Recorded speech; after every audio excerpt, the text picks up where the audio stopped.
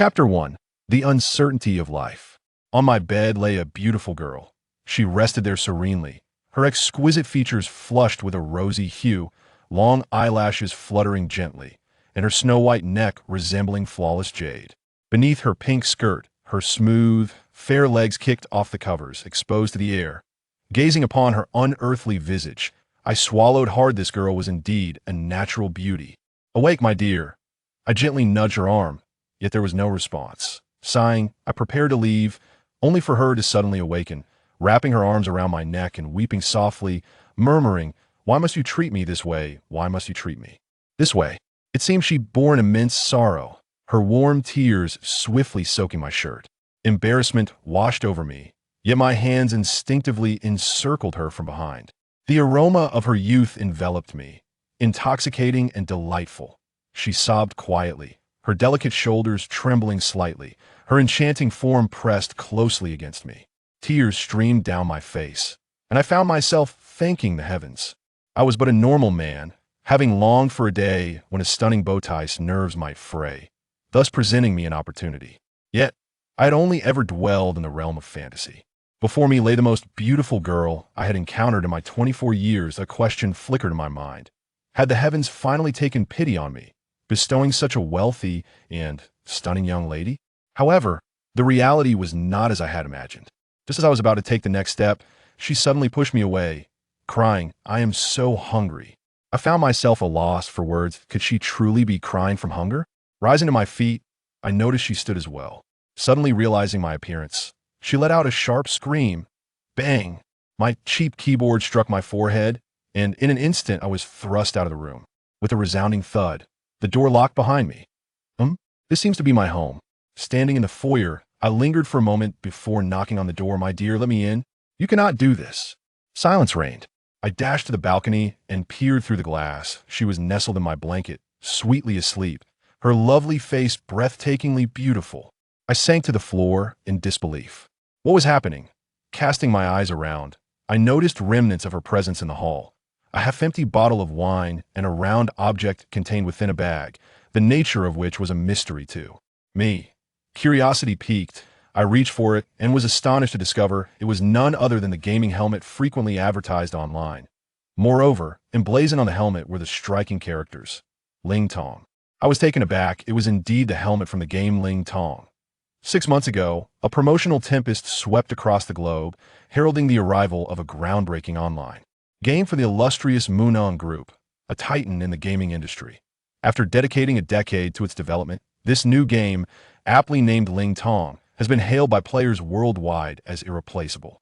Rumor has it that Ling Tong employs an innovative brainwave bridging technology capable of fully stimulating players' senses, achieving a genuine 100 realism in gameplay. Furthermore, it boasts an exquisite narrative intertwined with an emotionally resonant equipment system. Whispers abound of a myriad of enchanting NPCs, offering an enticing selection for players to engage with. Consequently, as interest in the previous game wanes, the global gaming community has turned its gaze towards Ling Tong. Many professional gaming teams have even begun selling their original game gear, eager to carve out their legacy within this new realm. Today marks the eve of Ling Tong's grand unveiling, an undeniably significant day for gaming enthusiasts worldwide. Yet, a question lingers. Who is the girl in my room? Oh, I nearly forgot to mention how this stunning beauty came to be in my presence. It was merely moments ago when a brand new white BMW pulled up outside. I paid it little mind until I heard a few raucous laughs emanating from below. Peering out, I spotted a group of ruffians encircling the car, their lewd banter floating up to me, snippets of which suggested, "Is that a girl? Why not drive the car away and take her home? She looks rather appealing." That a sense of dread washed over me. Had these thugs not been apprehended by the authorities last time? Why were they back in the neighborhood? Surely, the occupant of that car, being a girl, would be in peril. What might occur if I ventured out now? Without hesitation, I dashed downstairs, hastening towards the BMW. Upon seeing me, the ruffians leered. "What do you want, kid?" A surge of revulsion coursed through me as I pushed through the crowd and yanked open the car door. To my astonishment, it unlocked with a click. A wave of intoxicating aroma wafted out, mingled with a delicate fragrance that hinted at femininity. I leaned in, and my breath caught in my throat. Behind the wheel sat a stunning young woman, reclined in the seat, her porcelain face breathtakingly beautiful, her long neck evoking a sense of awe. She appeared to be around 20, one hand clutching an extravagant bottle of liqueur, an item I had often admired in stores but never purchased. Her other hand grasped a tote bag that seemed to contain a round object. Simultaneously, the ruffians, entranced by the girl's extraordinary beauty, gasped in astonishment.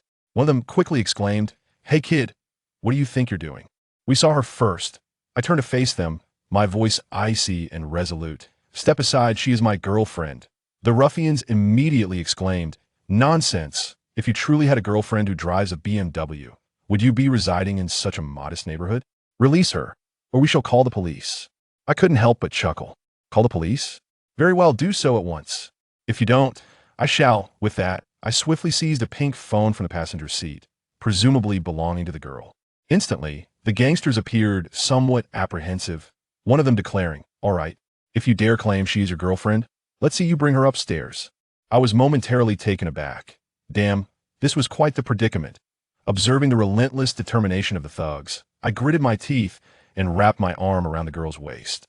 With a gentle tug, I lifted her from the car. She had consumed quite a bit of alcohol and only let out a soft, innocent sigh as she leaned against my shoulder. With a decisive click, I extracted the car key, closed the door, and locked the vehicle remotely. Supporting the girl, I ascended the stairs. Behind me, the ruffian stood in stunned silence, murmuring, "Could it be that this beauty is truly that lad's girlfriend?" Stumbling slightly, I reached the door of my room and gently laid the girl down on the bed. Thus, my bed became home to a stunningly beautiful girl. Chapter 2. The sequence of events today. Apart from encountering an exquisite beauty, I have been beset by misfortunes.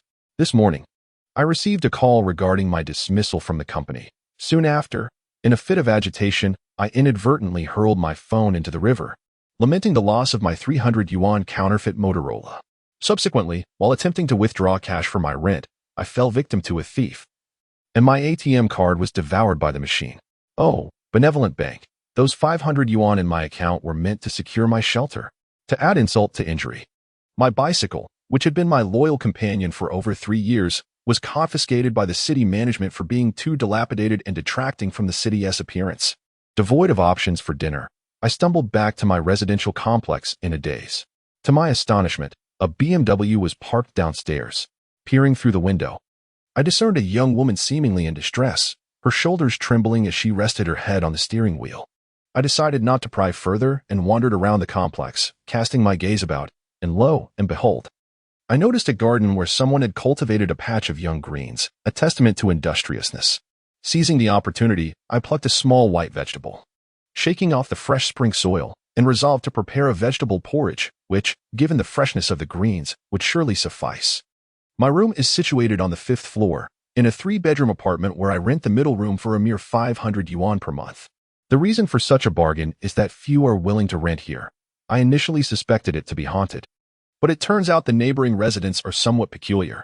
To my left reside several young women who frequently entertain middle-aged men, resulting in sounds of intimacy echoing from their room. Naturally, as an upright, unemployed youth, I remain blissfully unaware of their activities. Meanwhile, to my right dwell a group of university students passionate about music, who possess an array of instruments and play raucously each day. Consequently, I often awaken from my slumber to the cacophony of 2 distinct sounds, the intimate murmurs and the refrain, "Love is worth dying for." Thus, in the solitude of each lonely night, I find myself caught in a tumult of desire and despair.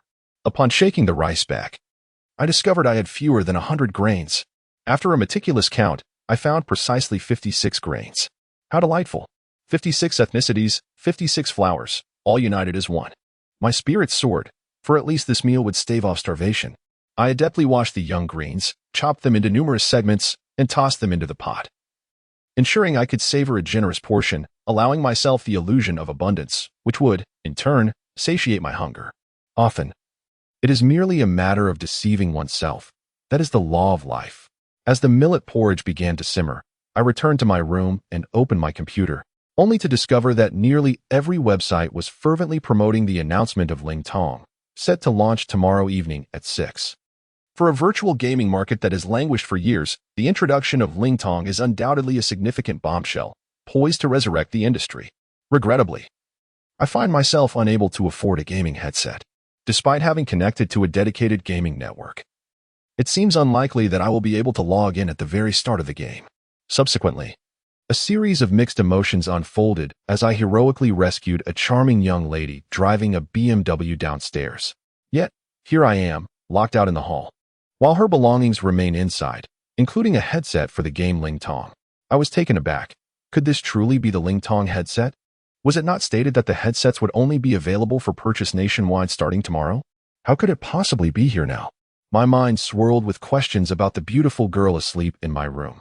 At that moment, a melodious ringtone echoed, and I realized that both her phone and car keys were in the bag. To my astonishment, the screen displayed her sister's name. Oh, her sister is calling? Wonderful. I could ask her to come and take this enchanting girl, Ling Shui, away. Despite my fervent wish for such a lovely companion. Surely I should not have to spend the night outside. With this thought in mind, I promptly answered the call. A sweet voice greeted me. Hello? Ling Shui. Where are you? Why aren't you home yet? The voice was indistinguishable from that of the beauty in my room. It appeared to truly be her sister. I replied. Are you her sister? The other party immediately became alert. Who are you? Where is Ling Shui? What have you done to my sister? I hastily reassured her. Your sister is fine. She is in my room. Panic surged in her voice. You bastard. What have you done to my sister? My frustration reached its peak. Today had been exceptionally unlucky. I had merely rescued the girl named Ling Shui, yet now I was being berated by her sister. I exclaimed in fury, You fierce woman, could you please allow me to explain? She was taken aback and replied, Tell me where she is. I am coming over right now. Just as I was about to respond, my phone ominously chimed with a low battery warning. Perfect. It is shut down. Chapter 3. Ling Tong. The living room was eerily desolate yet stiflingly hot, devoid of air conditioning. I was drenched in sweat, feeling an indescribable frustration. The young beauty named Ling Shui lay unconscious, seemingly oblivious to the world, and the absence of even a single sofa left me at a loss. Ultimately, my gaze fell upon the gaming headset, and an epiphany struck me. How fortunate. I had previously installed a gaming interface in the living room, and it now seemed fortuitously useful. Whether this headset was indeed for Ling Tong could only be revealed through trial. Without hesitation, I retrieved the data cable from the tote bag and set it up according to the manual. I then settled into a corner of the room and donned the headset. In an instant, my mind felt remarkably clear, and soon I heard a synthesized voice scanning my iris. Player identity confirmed and locked. Do you wish to enter the game? I swiftly conveyed my intent with a thought. Yes. Hello. Your identification number is 0000000002. Iris lock confirmed. My heart raced in astonishment. How could donning the headset lead to such a lock on my identity? Had I inadvertently usurped someone else's headset? Yet, contemplating it further, she was occupying my room. After all, well, it was already locked in. I would find a way to compensate her later. The system chimed again. Apologies. The game has not yet commenced. Please wait 23 hours and 42 minutes before entering the game. First, please create your character. I clicked to create a character, and suddenly the screen flickered, revealing a serene landscape. I found myself in an expansive wilderness, where several characters appeared before me. Humans, elves, and half-orcs. I had heard tales of hidden characters available for selection, but the odds of that happening were approximately 1 in 10 million. It seemed I had no such fortune. Thus, I selected the human option. Facial scanning in progress. Please hold. In a short while, an avatar identical to me materialized, clad in rudimentary leather armor, looking every bit the novice. After that, there was no further information, and the system prompted, The game has not yet begun. Please be patient. Suddenly, the scenery transformed dramatically, and my perspective shifted to a battlefield drenched in blood. Within a vast gorge, the cries of men and the whinnying of horses filled the air, as a coalition of humans, elves, and half-orcs battled against dark forces. Cloaked wizards hurled fireballs with fervor, while elegantly clad archers, exuding both charm and grace, repeatedly drew their bows, their arrows cascading like glimmering blades upon the enemy ranks. At the forefront, a throng of berserkers, brandishing long spears and battle axes, surged into a swarm of dark skeletal soldiers, their axes sweeping through the ranks and reducing the skeletons to mere fragments. On the opposing side, the dark elementalist cloaked in a black robe emitted a series of chilling growls. With a wave of his dark staff, countless searing meteors rained down from the sky. igniting a sea of crimson as the berserkers found themselves engulfed in flames, their heavy armor instantly rendered scorching hot. A radiant light flickered continuously as the gentle healing spell descended upon the berserkers. The clerics of the light faction began to chant their healing incantations. Amidst the chaos, several shadows stealthily infiltrated the dark camp, and in a flash of ghostly luminescence, the heads of several dark elementalist mages were severed, their blackened bones soaring through the air. At that moment, snowflakes suddenly began to drift down from the sky, gently settling within the canyon. As the snowstorm swirled around, massive blocks of ice plummeted from above, resulting in countless casualties among the warriors of the light faction. Everyone looked up to behold a four-winged demon soaring through the air, its arms outstretched as it recited an arcane incantation with a booming voice. The canyon was enveloped in 1,000 miles of ice, with innumerable beings teetering on the brink of death. Suddenly, a brilliant light flashed, and a bone-chilling sword energy swept across the canyon's heights. The great demon let out a horrific scream as its wings were severed cleanly. The high-level forbidden spell was abruptly interrupted, and the demon plummeted into the canyon, torn to shreds by the multitude of berserkers. As the perspective gradually ascended, atop the towering cliffs overlooking the canyon stood a strikingly handsome youth, a sharp sword hanging low in his hand, its blade glinting with a menacing cold light. However, what was most astonishing was that his hair had turned frost white. Gazing down at the vast and desolate world, his eyes were clear yet imbued with a profound sense of solitude and sorrow. A rumble of thunder echoed across the sky, seemingly heralding the approach of another storm. In the distance, two glowing blue characters emerged in the air, unmistakably spelling Spirit Lament. Perhaps the game's astonishing realism had truly overwhelmed me, for I stood in shock, unable to utter a single word for quite some time. Yet one thing was certain, this game helmet was indeed the Spirit Lament helmet. The identity of the girl in the room became even more intriguing. How had she obtained this game helmet ahead of time, especially with the account number 00000002, which implied that the helmet I was using was the second one ever issued? With nearly an entire day remaining before the game's official launch, I decided to exit and remove the helmet, drenched in sweat from my initial experience. This game, hailed as the culmination of a decade of effort by global online elites, was truly not just a hollow claim. Every aspect, from its realism to the intricate details, made one feel as if they were immersed in another world, adrenaline surging. In the promotional imagery, the striking young swordsman triumphantly defeated a four-winged demon with a single strike. Did this suggest that players could also reach such heights? Contemplating this, I couldn't help but smile slightly. If it were indeed possible to attain such prowess within the game, wouldn't that allow one to traverse the world freely, ruling over kingdoms and beauties? Just then, I caught a whiff of something burning and suddenly remembered that my little vegetable porridge was still on the stove. Hastily, I rushed into the kitchen to turn off the power, only to find the vegetable porridge in a dismal state that utterly diminished my appetite. In the room lay the girl named Ling Xue, utterly intoxicated and oblivious to her surroundings. She would certainly not open the door for me. Resigned, I pulled the yellow cloth from the dining table outside, covering my stomach, and decided to endure the night in the living room. Damn it. While others bask in their romantic fortunes, I, unfortunately, find myself entangled with a stunning beauty, but my luck feels decidedly abysmal. In a hazy state, I lost track of time until a sudden brightness jolted me awake. To my astonishment, a rotund man was shining a flashlight in my face. Enraged, I was about to unleash my fury when I recognized this portly figure as my landlord. His gaze was laced with disdain as he spoke. Ding Shuxing, your rent is due next month. If you delay any further, I will have no choice but to evict you. What are you doing sleeping out here at this hour? Upon glancing at the clock in the living room, I realized it was already past 2 in the morning. I asked, why is the landlord visiting at such a late hour? He retorted, I came to check the circuit breaker. Several tenants complained about a power outage. But only you are late on your rent. A pang of anxiety struck me. The money intended for rent had been stolen by that thief. Where would I find the funds to pay my rent now? Just then, the door creaked open, revealing the enchanting Ling Xue, dressed in loose clothing that accentuated her youthful figure. She exuded an aura of lazy charm. I want some water, she mumbled, half asleep.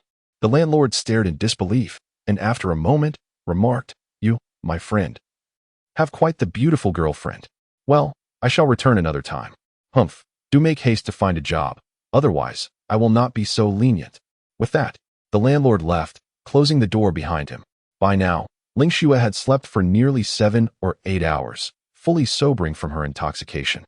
She blinked at me and suddenly said, I want some water.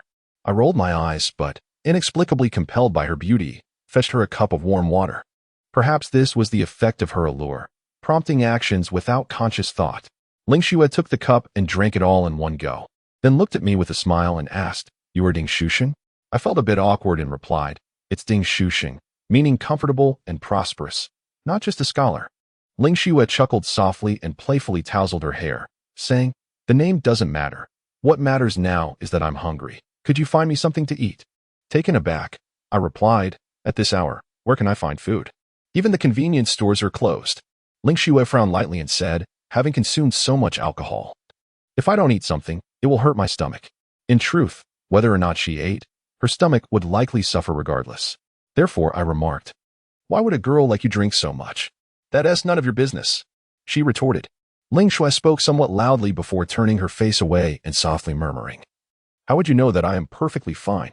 Speechless, I walked into the kitchen, scooped a bowl of vegetable congee, and with a sharp motion, placed it on the dining table, declaring, "This is all I have.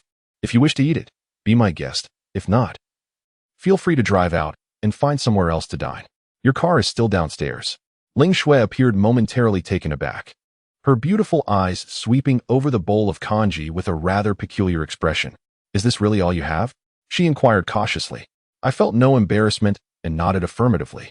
"Indeed, this is the extent of my culinary budget." At that moment, my stomach emitted a grumbling sound, prompting Ling Xue to glance at me with curiosity.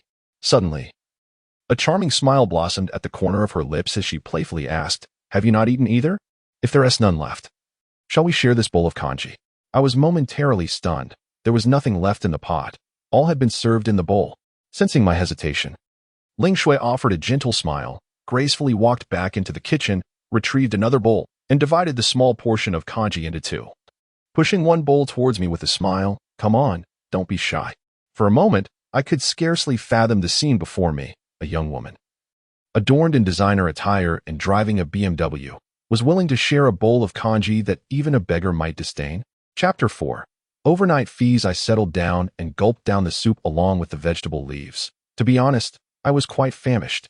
Ling Xue sat across from me, delicately picking at the vegetable leaves, savoring each bite.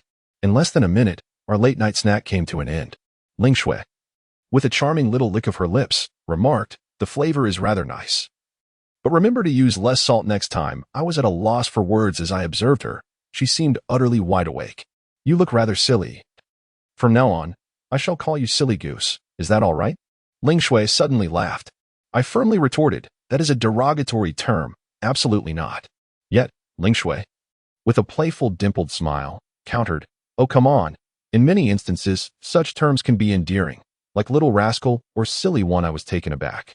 By that logic, wouldn't terms like little turtle or little dimwit also become affectionate nicknames? Ling Xue's beautiful eyes scanned the living room, only to discover that the virtual game helmet had been activated. She was momentarily startled and quickly bent down to retrieve it, only to find that the blue chip had turned yellow. Her face fell, and she turned to me with a frosty expression. "Was this your doing?" I was momentarily stunned and awkwardly explained, "It's a complete misunderstanding. How was I to know that wearing it would lock it?" Ling Xue gazed at me with a hint of disbelief, biting her lip. "You big fool. Do you have any idea how much effort I put into acquiring this treasure? And you gotta use it first. Woe is me." Glancing at the clock, Ling Xue pouted. "Now look, in just 14 hours, Ling Tong will be opening, and I certainly do not wish to queue for a new helmet." I felt an overwhelming urge to find a hole to hide in and muttered, "I promise to compensate you later. It's just that I can't afford it." At the moment, Ling Xue regarded me intently and suddenly thrust the helmet into my arms. I caught it in surprise and asked, "What is this for?" "Humph. Naturally, I'm giving you the helmet. It's only useful to you now. Why should I keep it?" She huffed indignantly. With a frown, she inquired, "Do you have a place to shower? I feel rather unpleasant and wish to wash up." I was taken aback and replied, "Perhaps you should drive out and book a room for a shower. It's really not convenient here, and besides, I don't have any women's clothing." Ling Xue, however, raised her brows and said, "You want me to go out at this hour? Aren't you worried I might encounter bad people?" I retorted, "Aren't you worried that I might be a bad person?" Ling Xue glanced at me and chuckled lightly. "Given your silly demeanor, you probably wouldn't dare to touch a piece of delicious meat even if it were right in front of you. Being with you feels remarkably safe." Was that an insult? Ling Xue said little more and, rather impolitely, walked into the room, rummaging through my wardrobe. She emerged with an oversized white shirt, but when searching for pants, she found only a pair of summer shorts. Her cheeks flushed as she took the shirt and headed into the bathroom. The sound of running water filled the air, and outside, I couldn't help but feel a flutter of excitement in my heart. The passage of mere minutes felt like an eternity. When Ling Shui swiftly emerged, enveloped in a shirt, I was taken aback.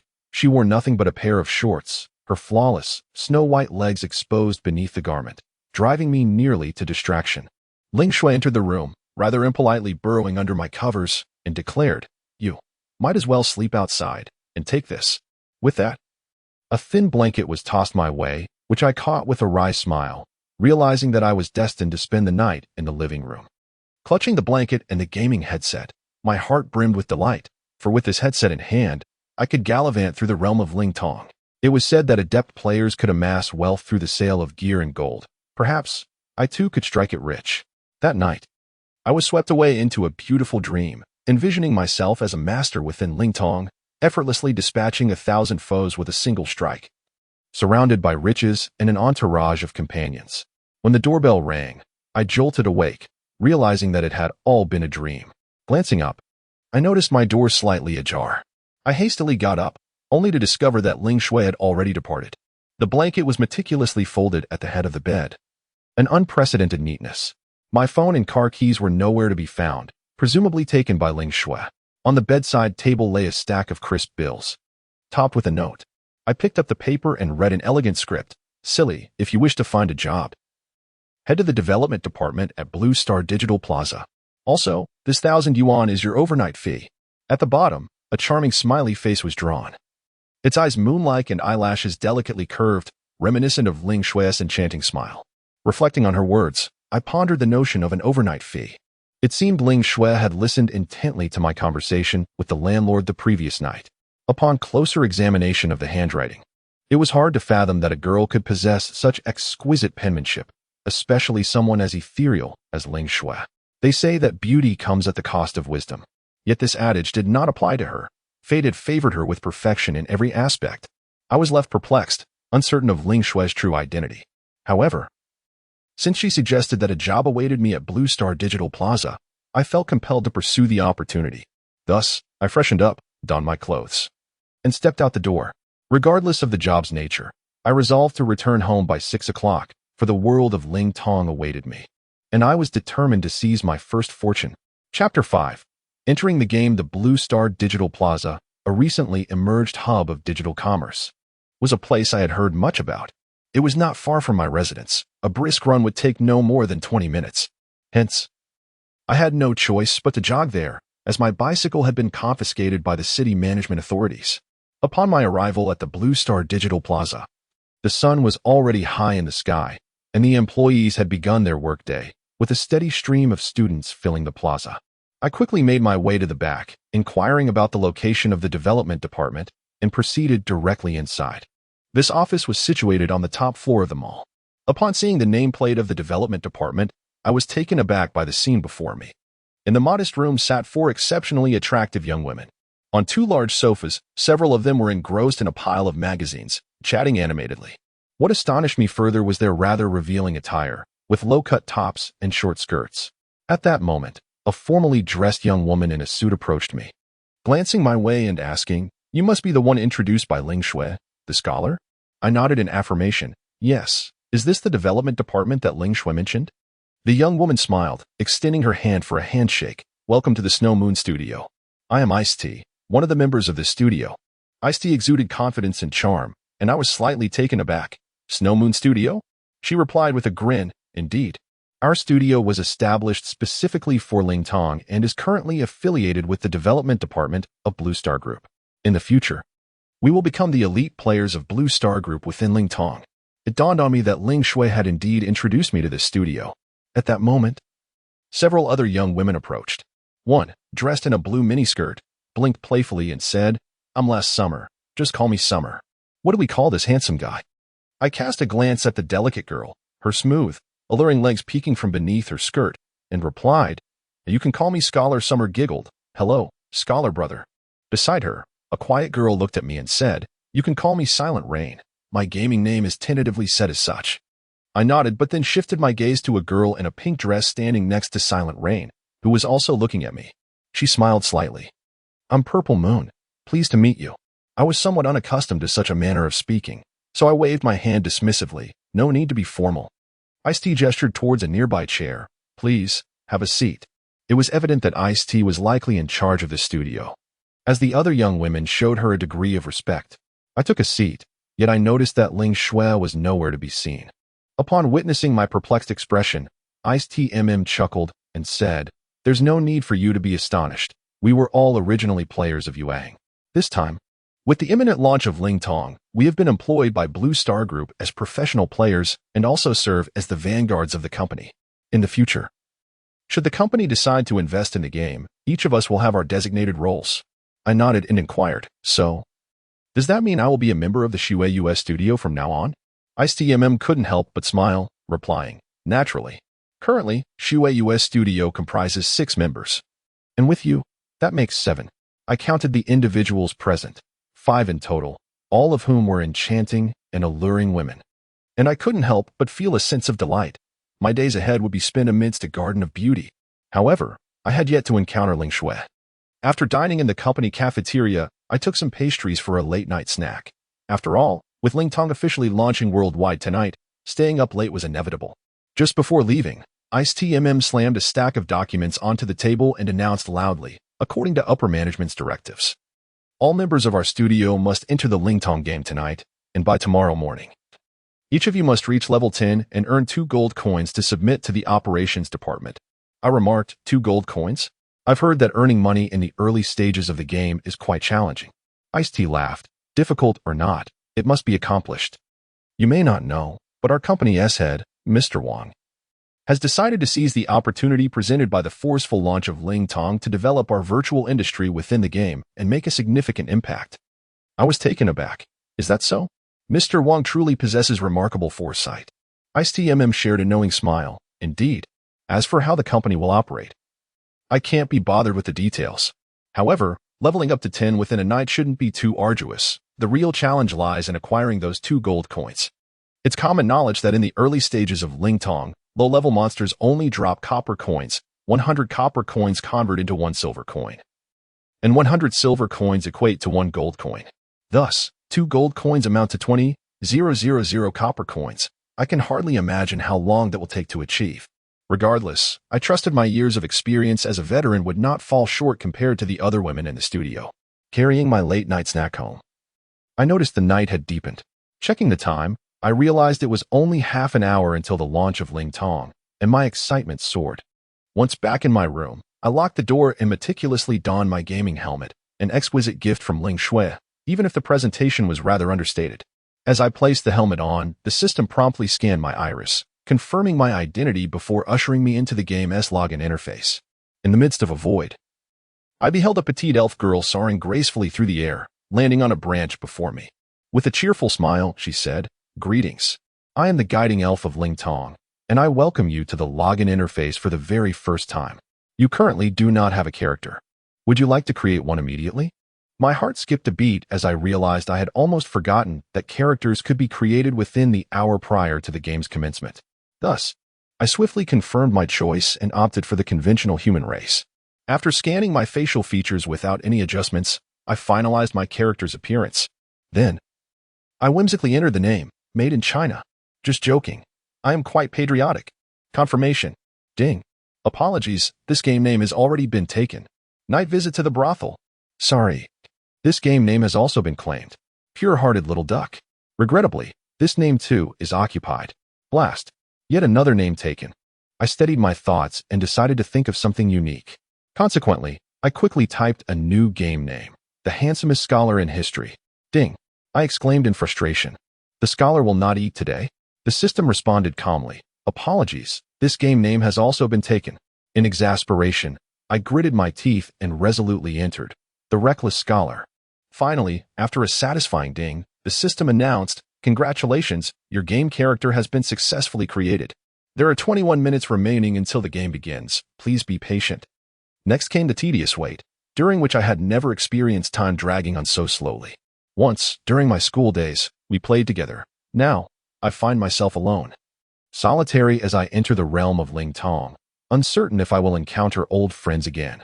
20 minutes later, a melodious chime reached my ears, and the countdown finally began at 60 seconds. It is rumored that players who enter the game earlier receive gear and rewards, so I must seize this opportunity. Thus, I fixed my gaze on the countdown, poised to enter the game at any moment. Ding. System prompt. Dear player, please note that there are only 10 seconds remaining until the game starts. 9, 8, 7, 3, 2, 1. System prompt. The game is officially open. I had long since disregarded the system chime, and at the instant the countdown reached 0, I mentally initiated my entry into the game. Before me, a bright light appeared, and I found myself in a quaint little village reminiscent of the Stone Age, with its rudimentary structures driving one to distraction. Ding. System prompt. Greetings. You are the 6th player to enter the game, earning 100 experience points. I paused, feeling a warm glow envelop me as golden light cascaded down, and I astonishingly leveled up immediately. Upon opening my character attributes, I noted that my experience was at 0. It appeared that leveling from 1 to 2 required exactly 100 experience points. Slightly disappointed, I realized there were no divine artifacts or attribute bonuses. Yet leveling up to 2 was still commendable, saving me a few minutes. I checked my inventory, discovering only a crude wooden stick and a piece of clothing that barely covered my body.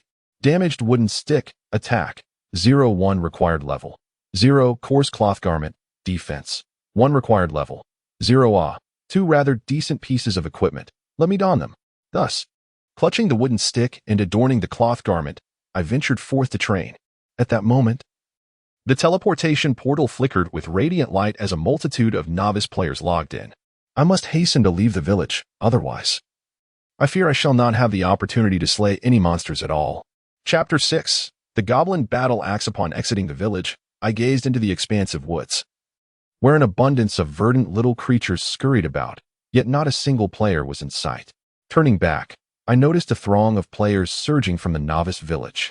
Without hesitation, I dashed forward. Just as I was about to commence my endeavors, I spotted a girl clad in burlap standing a short distance away, frequently glancing outward as if in search of assistance. It appears there is a quest. As the first to leave the village, I wasted no time and hurried over. Upon reaching the NPC girl, she addressed me. My grandfather recently lost his axe while gathering firewood, and it is said that some vile little goblins have taken it. Could you help me retrieve my grandfather's axe? Ding. System prompt. Would you like to accept the quest, retrieve the goblin battle axe? Such an opportunity is not one to be dismissed. I promptly clicked to accept, and another system notification chimed in. Ding. System prompt. You have accepted the quest, retrieve the goblin battle axe. Beginner quest, current difficulty, 10, quest details, assist the girl, Xiaohua, in locating the lost axe, which should be among the goblins outside the village. Defeat the goblins and collect 10 battle axes from them. I paused in surprise, as Xiaohua clearly mentioned that her grandfather had lost only 1 axe, yet the task required me to gather 10.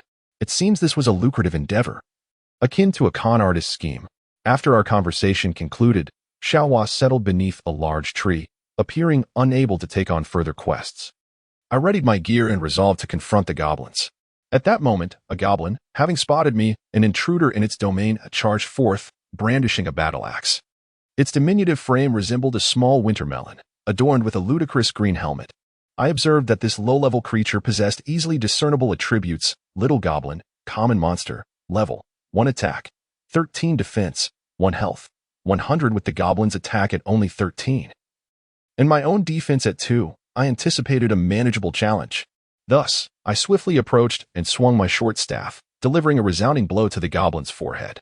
Bang! A crisp sound echoed as 12 points of damage floated above the goblin's head. The goblin's axe clattered to the ground, and I felt a slight sting as I lost 5 health points. Fortunately, my health was comparable to that of the goblin, allowing me to endure its assault. Crucially, my attack speed far surpassed that of the goblin, a mere beginner monster incapable of delivering a fatal blow to a player. With a series of strikes from my staff against the goblin's head, it let out a mournful wail before collapsing to the ground, where a few copper coins shimmered enticingly. Ding! Battle notification. You have slain a young goblin and earned 10 experience points. I promptly bent down to collect the 3 copper coins, tucking them away in my satchel. However, after defeating this goblin, My health had plummeted below half. Engaging another goblin would undoubtedly place me in peril. I hastily glanced at my personal attributes and suddenly realized that I had yet to allocate the 5 attribute points granted upon account creation. Goodness, is this the caliber of player I am? Overwhelmed with shame, I immediately assigned all 5 points to strength. After all, one cannot progress in early levels without offensive power, especially since I intended to pursue a combat-oriented profession. With the addition of 5 points to strength, my attack power surged from 0.3 to 0.8, making it significantly easier to deal with a single goblin. Thus, I swiftly targeted a nearby wandering goblin. With a single strike, damage numbers of 34 floated above its head. I was momentarily taken aback. I had not anticipated such a drastic increase in my power. I swung my weapon twice more, and the unfortunate goblin let out a mournful cry before collapsing. With a thud, a rusted axe fell to the ground, accompanied by several copper coins. Goblin Battle Axe, quest item.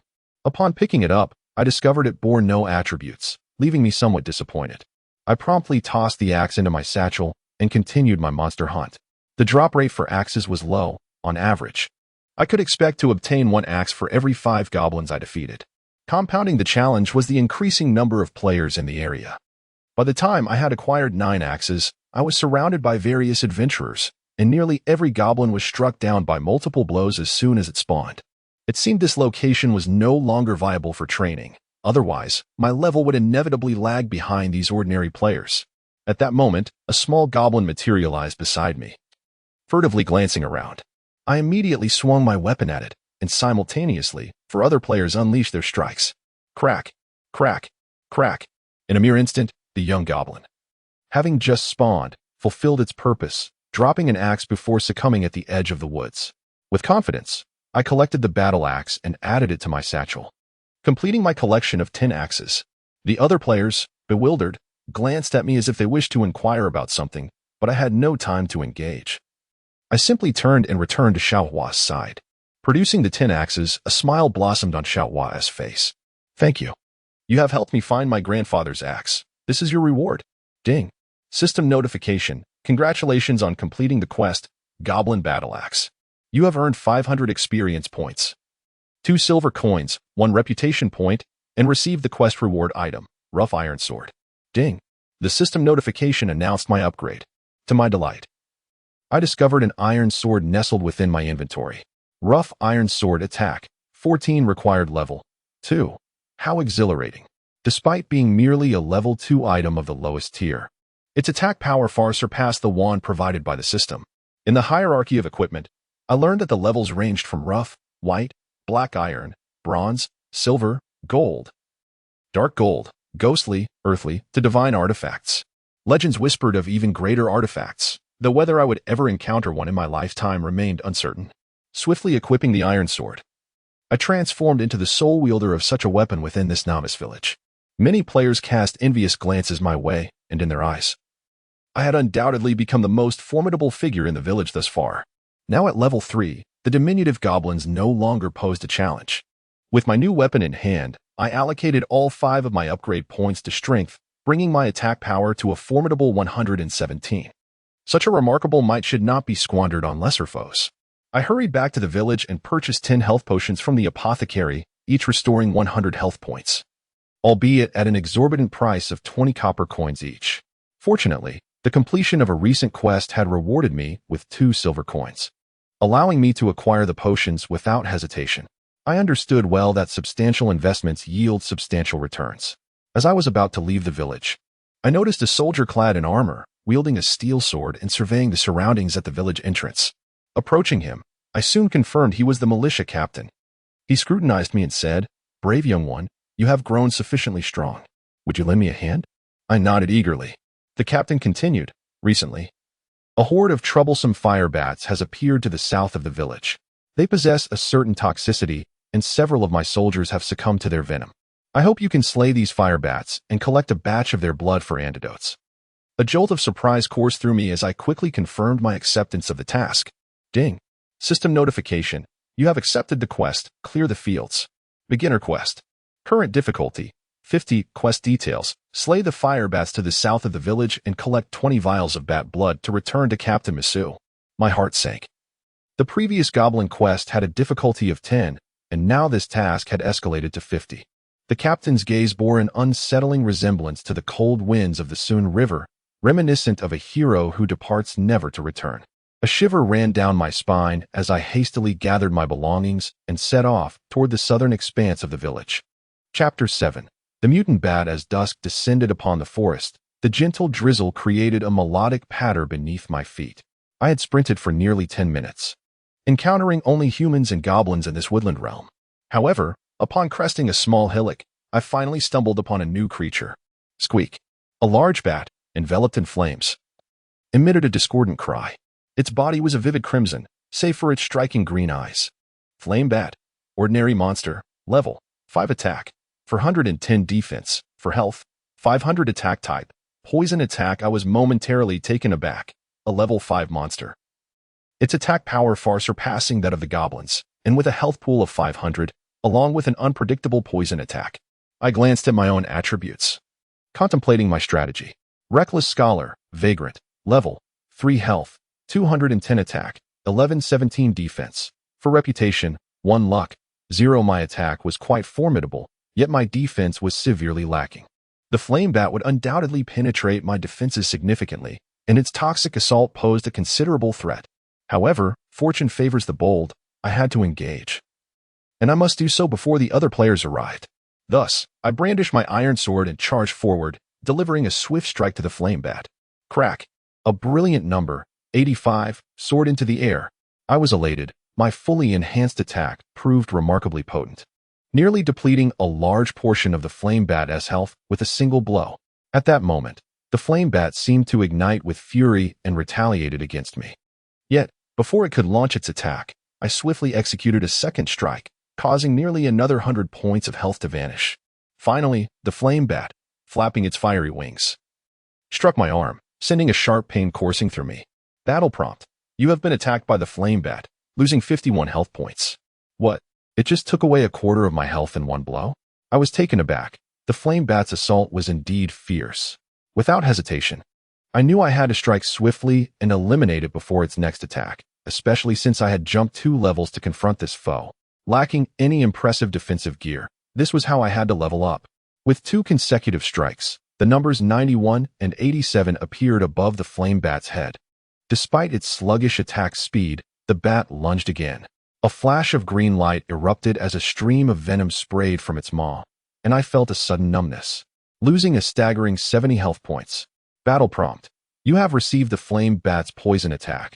Health decreases by 2 points every 3 seconds, lasting for 60 seconds. I paused briefly, realizing I had indeed been poisoned. Fortunately, the toxin was not as terrifying as I had feared, at a rate of 2 points every 3 seconds. It would amount to merely 40 points over the course of a minute. In truth, I had not anticipated that the average player could scarcely afford potions.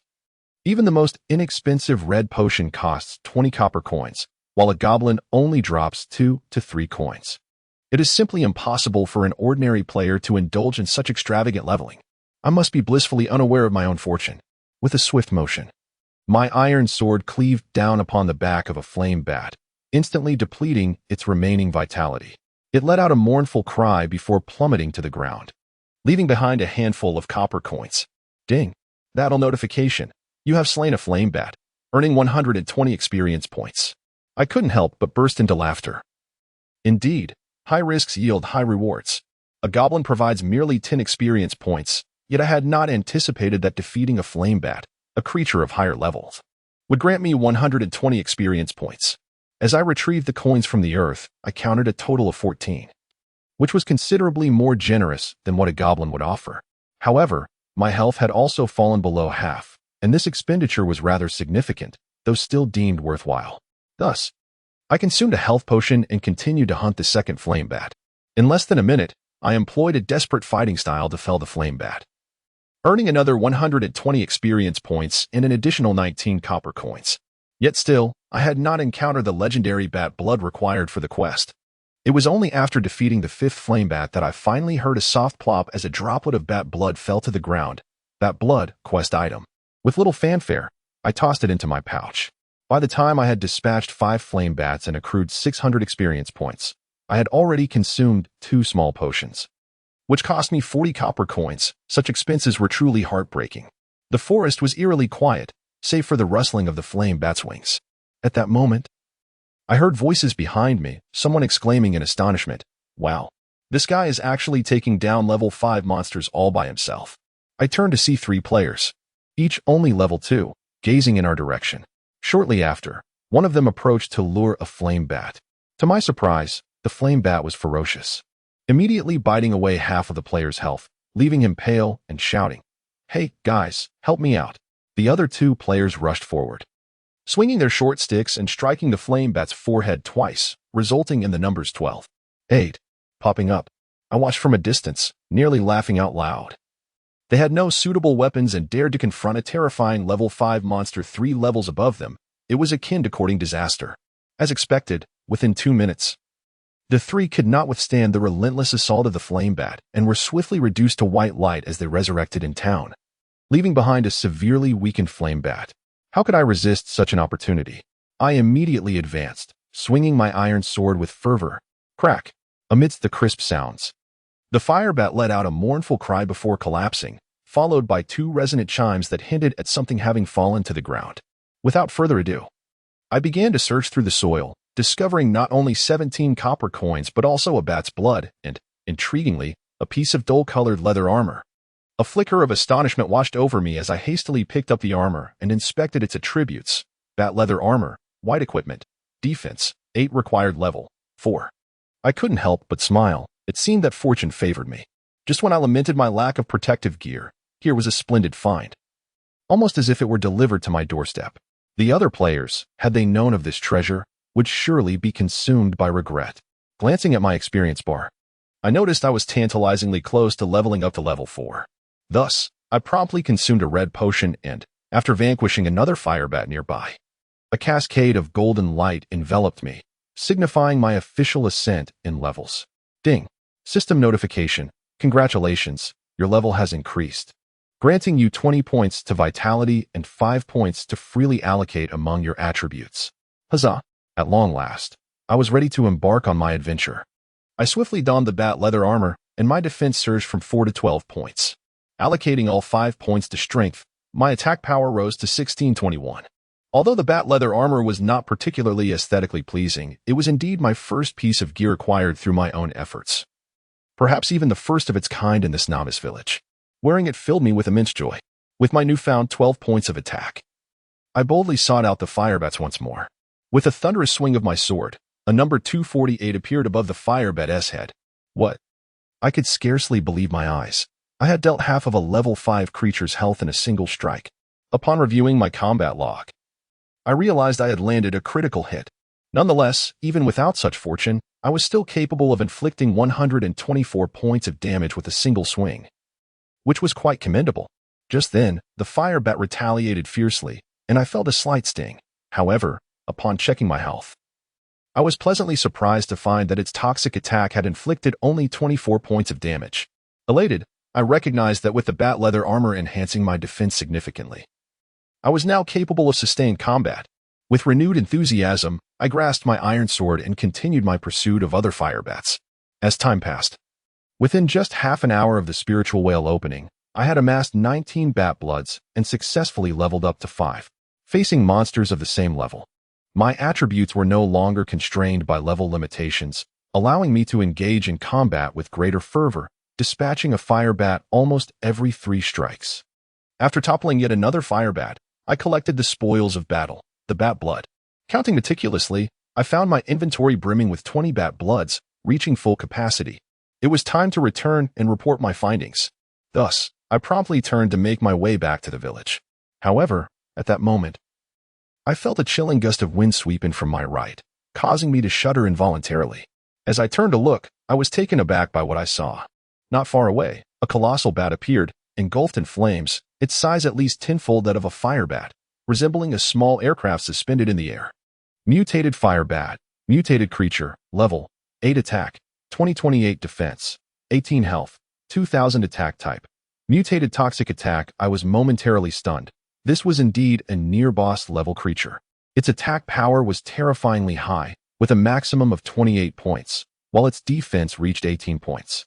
With my current level 5 and an attack power of merely 26, I could barely breach its defenses.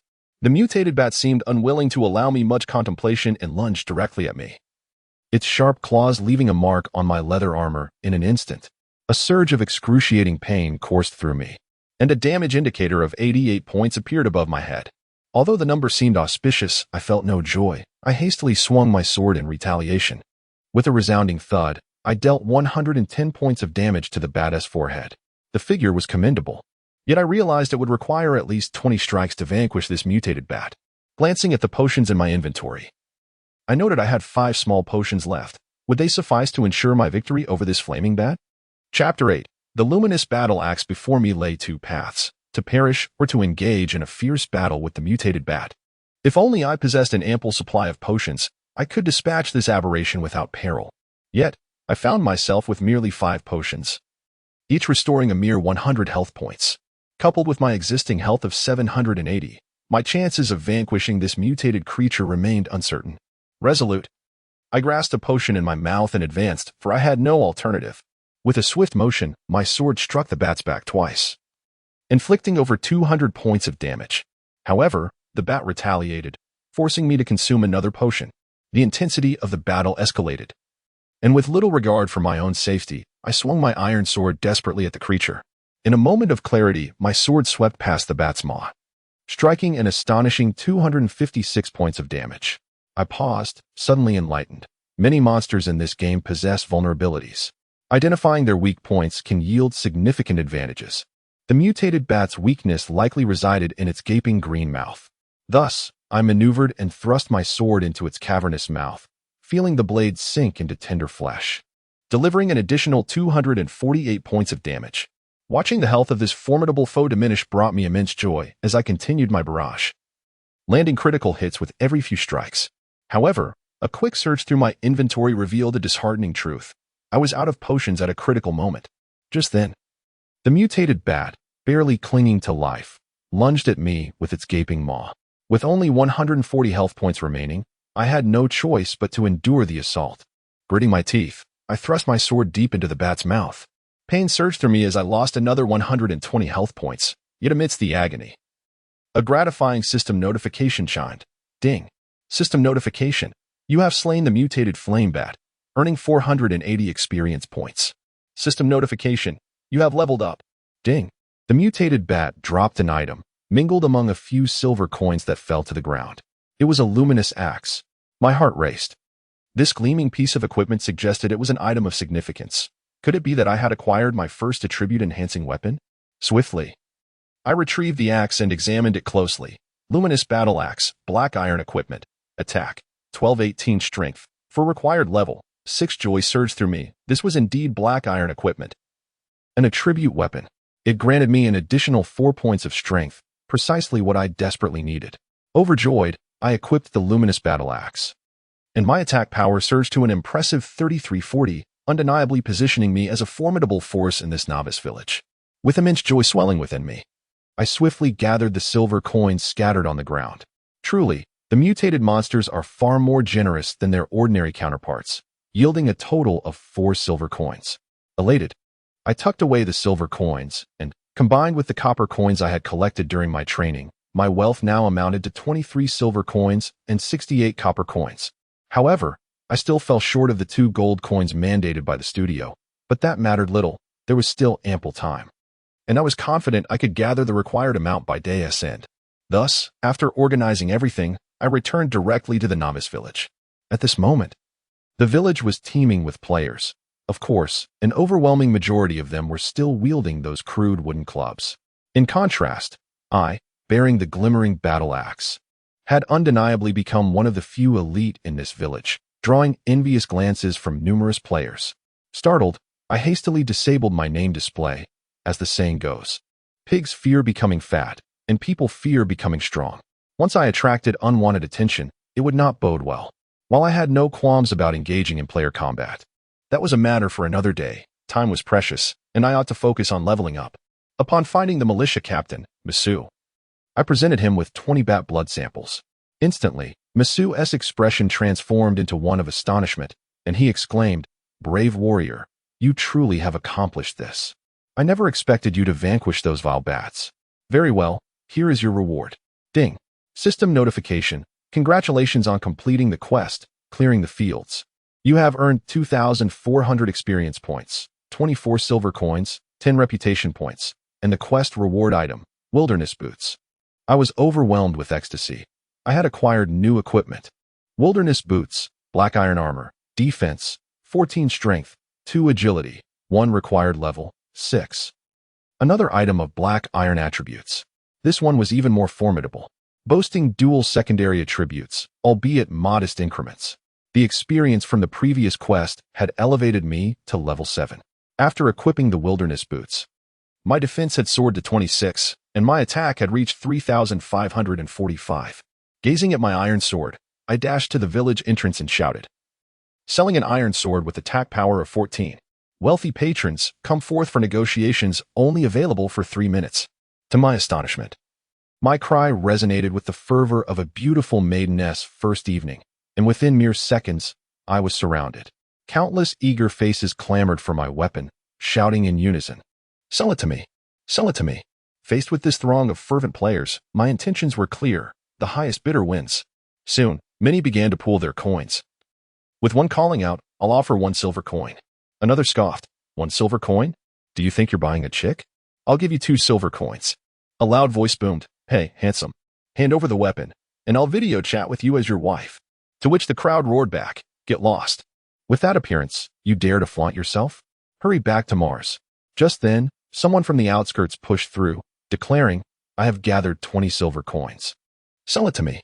As the price of 20 silver coins was announced, an immediate hush fell over the crowd, who gazed in astonishment at the player capable of amassing such wealth so early in the game. Observing his weary demeanor, it seemed that others could not afford such a sum. Thus, I promptly initiated a trade, purchasing the 20 silver coins without hesitation. While committing the name Swordfire Dragon Soul to memory, he appeared to be a professional player. Otherwise, it was unlikely he could have acquired such riches in such a short span of time. My heart brimmed with elation. If a mere broken sword could fetch such a high price, how much could I earn by selling my gleaming battle axe or the wilderness boots? Naturally, I had no intention of parting with those items, for they enabled me to level up more swiftly and acquire even more equipment. Emerging from the throng, I hastened to the apothecary, perusing the list of potions. A potion restoring 100 health cost 20 copper coins, while one that restored 300 health was priced at 2 silver coins. A significant difference, yet the efficacy was equally evident. In critical moments, my current health of 320 at level 7 necessitated the use of the 300 health potion. Higher level potions replenished health more rapidly, while the lower tier ones offered a slower recovery, which could be perilous at times. Glancing into my inventory, I found I possessed 43 silver coins and 68 copper coins. Without hesitation, I purchased 15 potions restoring 300 health. And with the remainder, I acquired 27 potions restoring 100 health. This strategy left me completely penniless once again. However, every investment would yield returns. Upon returning to converse with the militia captain, I noticed a furrowed brow. He remarked that the village chief appeared troubled. Was this a hint? I pondered briefly before retracing my steps to the village, where I found the gray-haired chief in the main house. The other players were outside grinding levels, leaving the village devoid of activity, save for my solitary exploration. Upon my arrival, the elder sighed and expressed, the demons have resumed their assaults on the towns surrounding Twilight City. Our village has already come under attack, with a multitude of liquid evil creatures emerging from the western side. Young one, could you assist me? Ding. System prompt. Do you accept the quest? I quickly clicked confirm. The elder continued, a band of brave militia is besieged at an outpost to the west of the village. I hope you can aid them. Ding. System prompt. You have accepted the quest, clear the outpost. Beginner quest. Current difficulty, 80, quest details. Proceed to the western part of the village, locate the outpost. Eliminate the slimes there, and collect 100 slime medals. I paused momentarily, pondering the nature of slime medals. What could they possibly be? Regardless, I would discover the answer upon arrival. The task at hand presents a formidable challenge rated at 80, which, in comparison to my current level of 7, suggests that the slimes I must confront are undoubtedly of a high caliber. Furthermore, the requirement to collect 100 slime medals is rather daunting. The typical drop rate for ordinary quest monsters hovers around 20. This implies that I may need to vanquish as many as 500 slimes to fulfill the quest. Thus, bearing the glimmering battle axe, I ventured westward beyond the village. Perhaps due to the conspicuous nature of the glimmering battle axe forged from black iron. I soon found myself the subject of astonished glances from numerous onlookers, though their surprise was merely that surprise. However, not long after I had departed from the village, I heard a voice behind me. "Friend, may I discuss something with you?" Turning around, I discovered 3 level 6 players standing behind me, who appeared to have been following me for some time.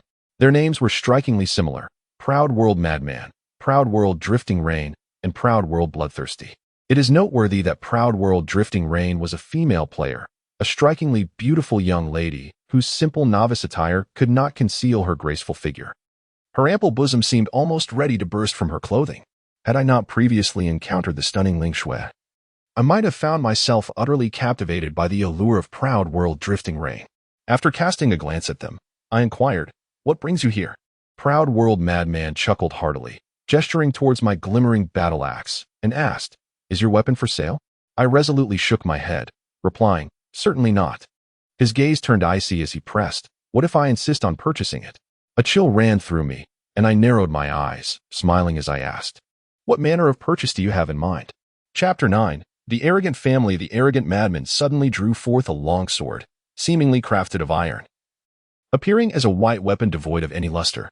Meanwhile, the arrogant bloodthirst brandished a diminutive dagger, which also appeared to be a white weapon. Noticing a subtle change in my expression, the arrogant madman chuckled heartily, saying, "You see, there are 3 of us and only one of you. Should you be inclined to part with that weapon, I am prepared to offer a handsome price. However, if you remain obstinate, do not blame me for engaging in a venture devoid of profit." It was evident that the arrogant madman coveted my glimmering battle axe, and it appeared that this encounter would not end amicably. Thus, I smiled and replied, "In that case, let us commence.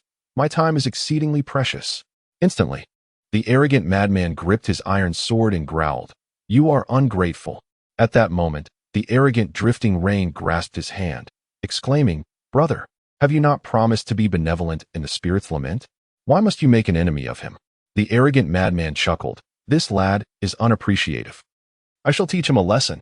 The arrogant drifting rain, displeased, stepped aside with a pout, declaring, "Then you can handle it yourself. I shall not partake in this." Just the 2 of us are sufficient." The arrogant madman cast a disdainful glance at me, stating, "A mere novice like him is hardly worthy of my concern." I smirked, and, with a sudden chill in my demeanor, charged forth, swinging the glimmering battle axe in an arc.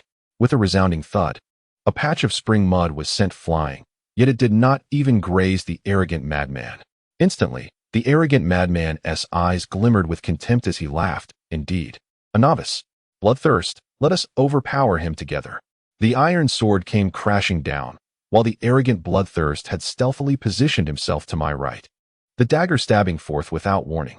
With a slight sting, 2 numbers, 24 and 32, floated above my head.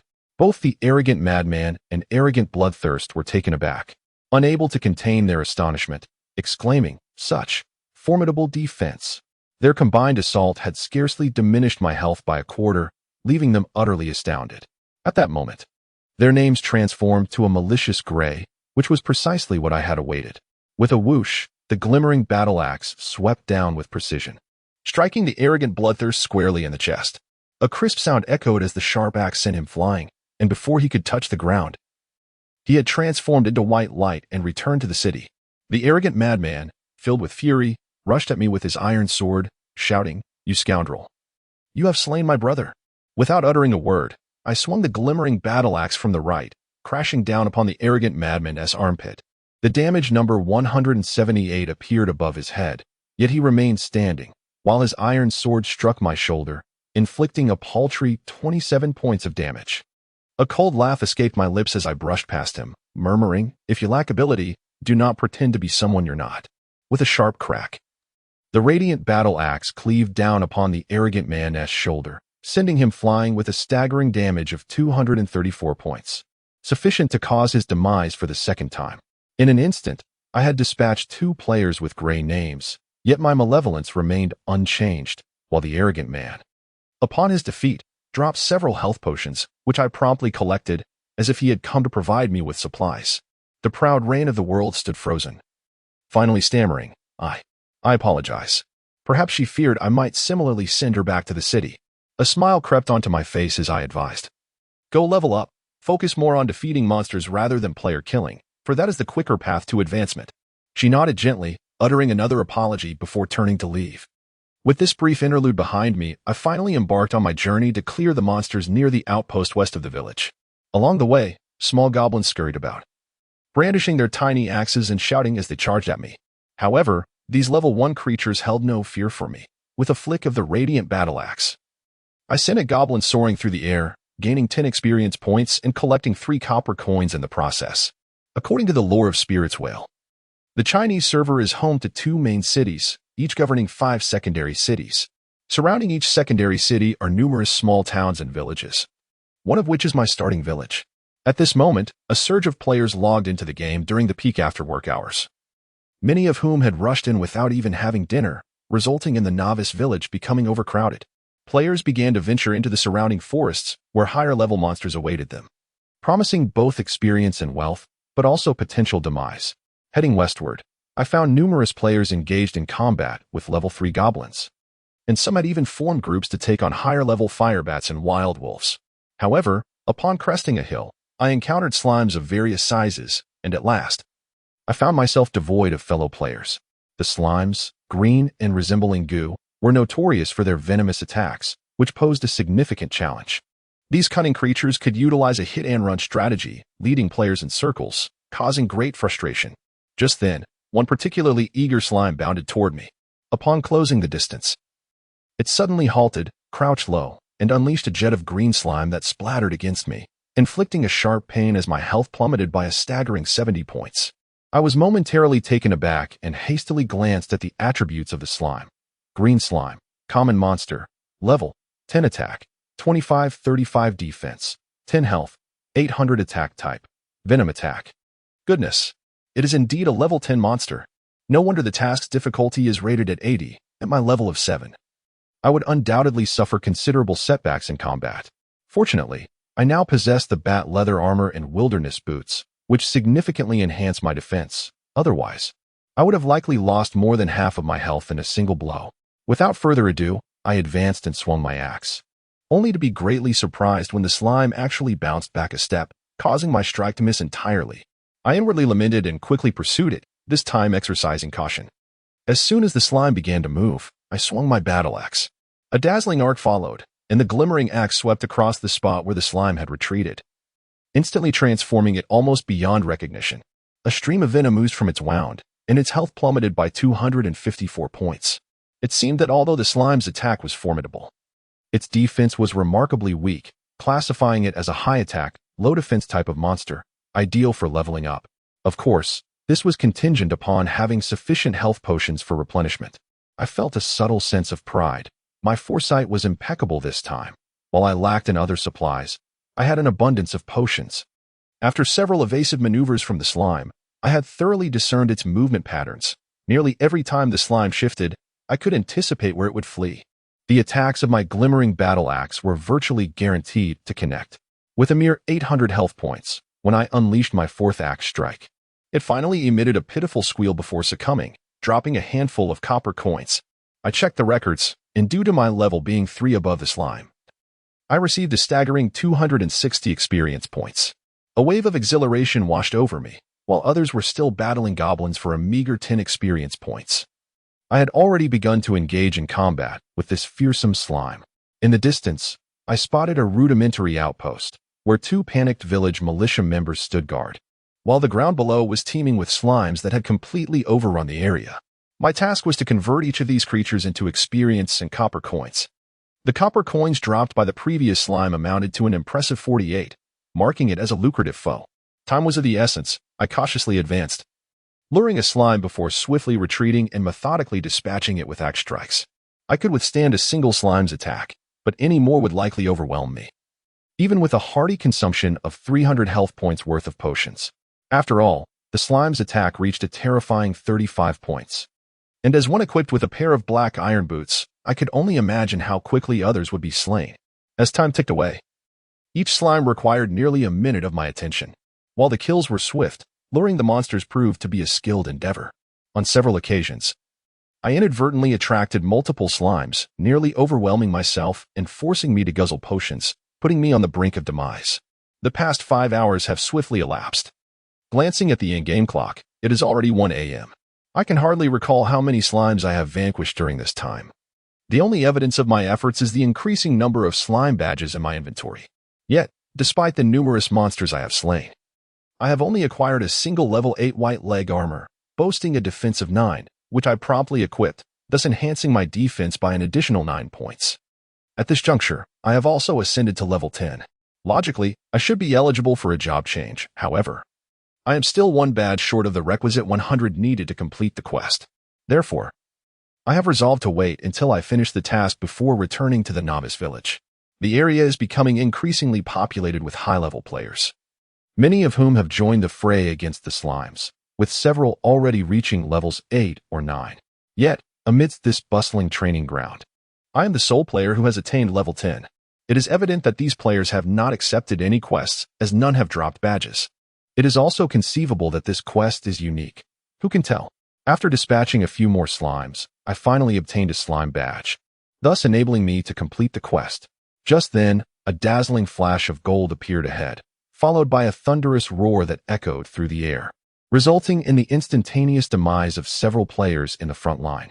A colossal golden slime began to wreak havoc among the crowd, its golden venom splattering forth in radiant bursts of white light, overwhelming those clad in armor with a mere defense of 1. Atop the golden slime's head, bold letters proclaimed, "King of the Golden Slimes." I couldn't help but gasp in astonishment. The super boss has finally made its entrance. Chapter 10. The King of Golden Slime. In an instant, the lethal venom obliterated every player except for myself. Their defenses were woefully inadequate, while I, fortified by a formidable defense of 35, withstood the assault from the King of Golden Slime.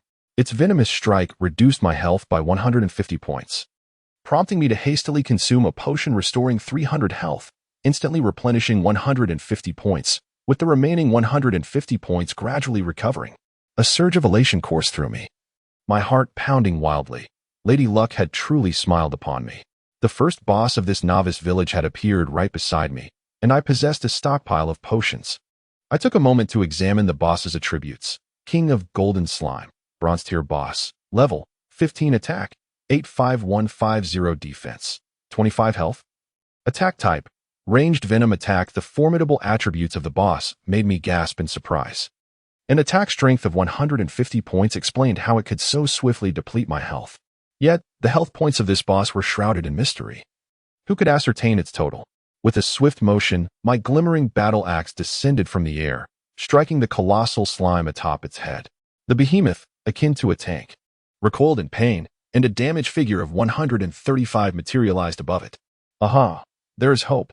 It seems my attack of 60 points can indeed breach its defenses. Having leveled up to 10, I gained an additional 15 points in strength. Simultaneously, the King of Slime unleashed another venomous attack, causing my health to plummet by 167 points, nearly half of my total. Without hesitation, I consumed another large potion, refusing to retreat, my glimmering battle axe swinging relentlessly. In less than 10 minutes, the boss's health had diminished by nearly 1/10, suggesting it was not as terrifying as I had feared. However, I faced a pressing dilemma. The continuous consumption of potions had left my stock perilously low. At that moment, a flurry of figures emerged in the distance, swiftly encircling both myself and the boss. A glance revealed a chilling sight. Each of these individuals bore the name Pride above their heads. Indeed, the entire Pride family had arrived, totaling nearly 300 members. Good heavens, this Pride family truly possesses immense influence, wielding such power even within the novice village. Realizing the hostile intent of the approaching crowd, I chose not to engage in a futile struggle and promptly abandoned my pursuit of the King of Golden Slime, fleeing toward the surrounding forest. Just then, a figure parted the throng and bellowed, "Want to escape? Not so easily. Brothers, take him down.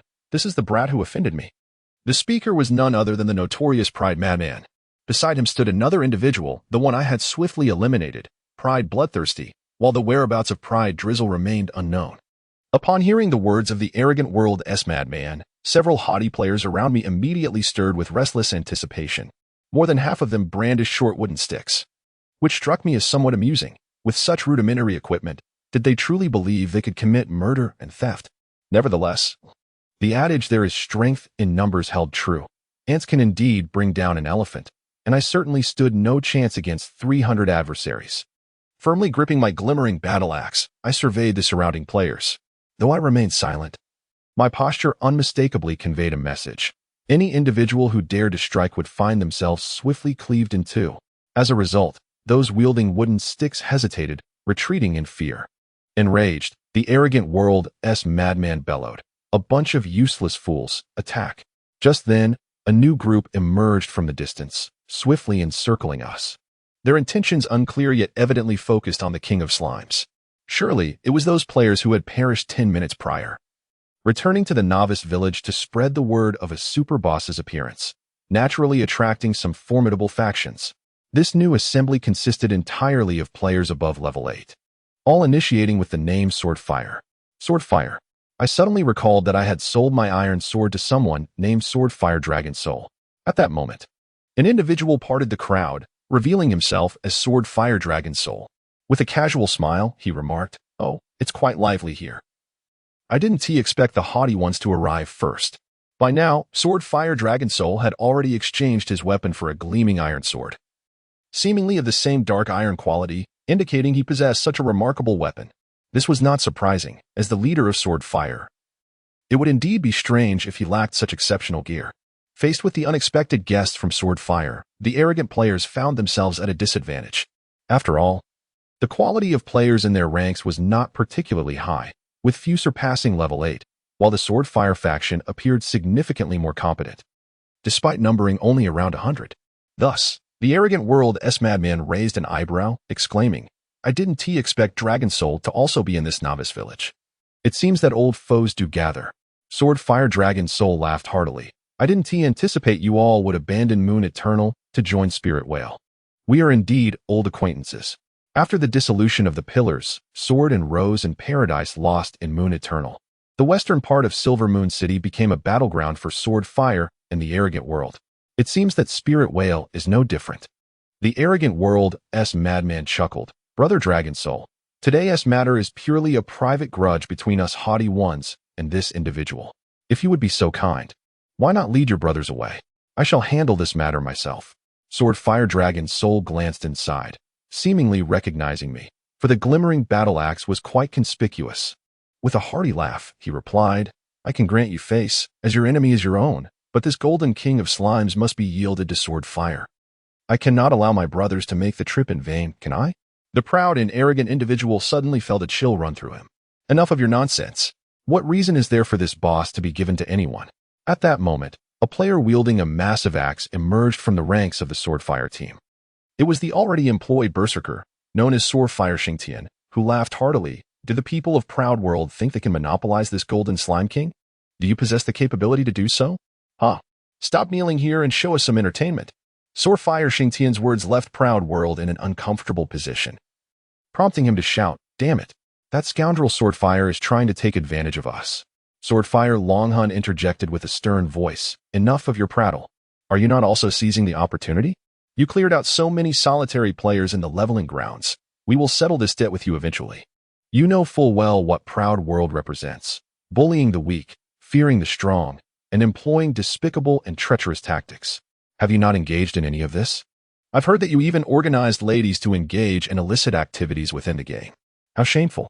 Proud World seemed to be struck at his core, his face turning a shade of deep anger. He bellowed, "Damn it. Brothers, Swordfire has made it clear he wishes to oppose us. Take them down immediately." Instantly, a throng of Proud World players surged forward, wielding makeshift clubs and broken swords. Swordfire Longhun let out a cold laugh, saying, "Let them come." After several exchanges, a few players from Swordfire were eliminated, but at a steep cost. Nearly all of Proud World's players turned gray. With a hearty laugh, Swordfire Xingtian stepped forward, raising his battle axe high and bringing it down with a thunderous crash. A flash of red light erupted, and the first few players from Proud World were instantly annihilated. Proud World's expression fluctuated between rage and despair as he commanded, "First squad, hold back Swordfire's rabble." second and third squads. Focus on taking down the Golden Slime King immediately. In an instant, Swordfire's team was held at bay while Proud World's players split their efforts, half engaging Swordfire, while the other half wrestled with the Slime King. I quietly slipped into the forest, feeling particularly disgruntled that the boss I sought had devolved into a prize for these two teams. Damn it, navigating this world alone truly feels like a constant struggle. Unwilling to leave, I remained hidden in the forest, observing the battle unfolding outside. Despite Proud World's generally low levels, a few skilled players had emerged, including a couple of mages who began launching fireballs and meteors at the Golden Slime King, becoming the primary force of the assault. As wooden clubs could never breach the Slime King's defenses. As time passed, the Slime King's health swiftly dwindled to below half, but it did not relent. In a short span, over 100 Proud World players had perished, with only a few long-range mages sporadically casting fireballs, while the lower-level players served as mere fodder. On the other hand, Swordfire's team seemed to sense the boss's diminishing health and launched a vigorous assault, sending the outer Proud World players back to the city.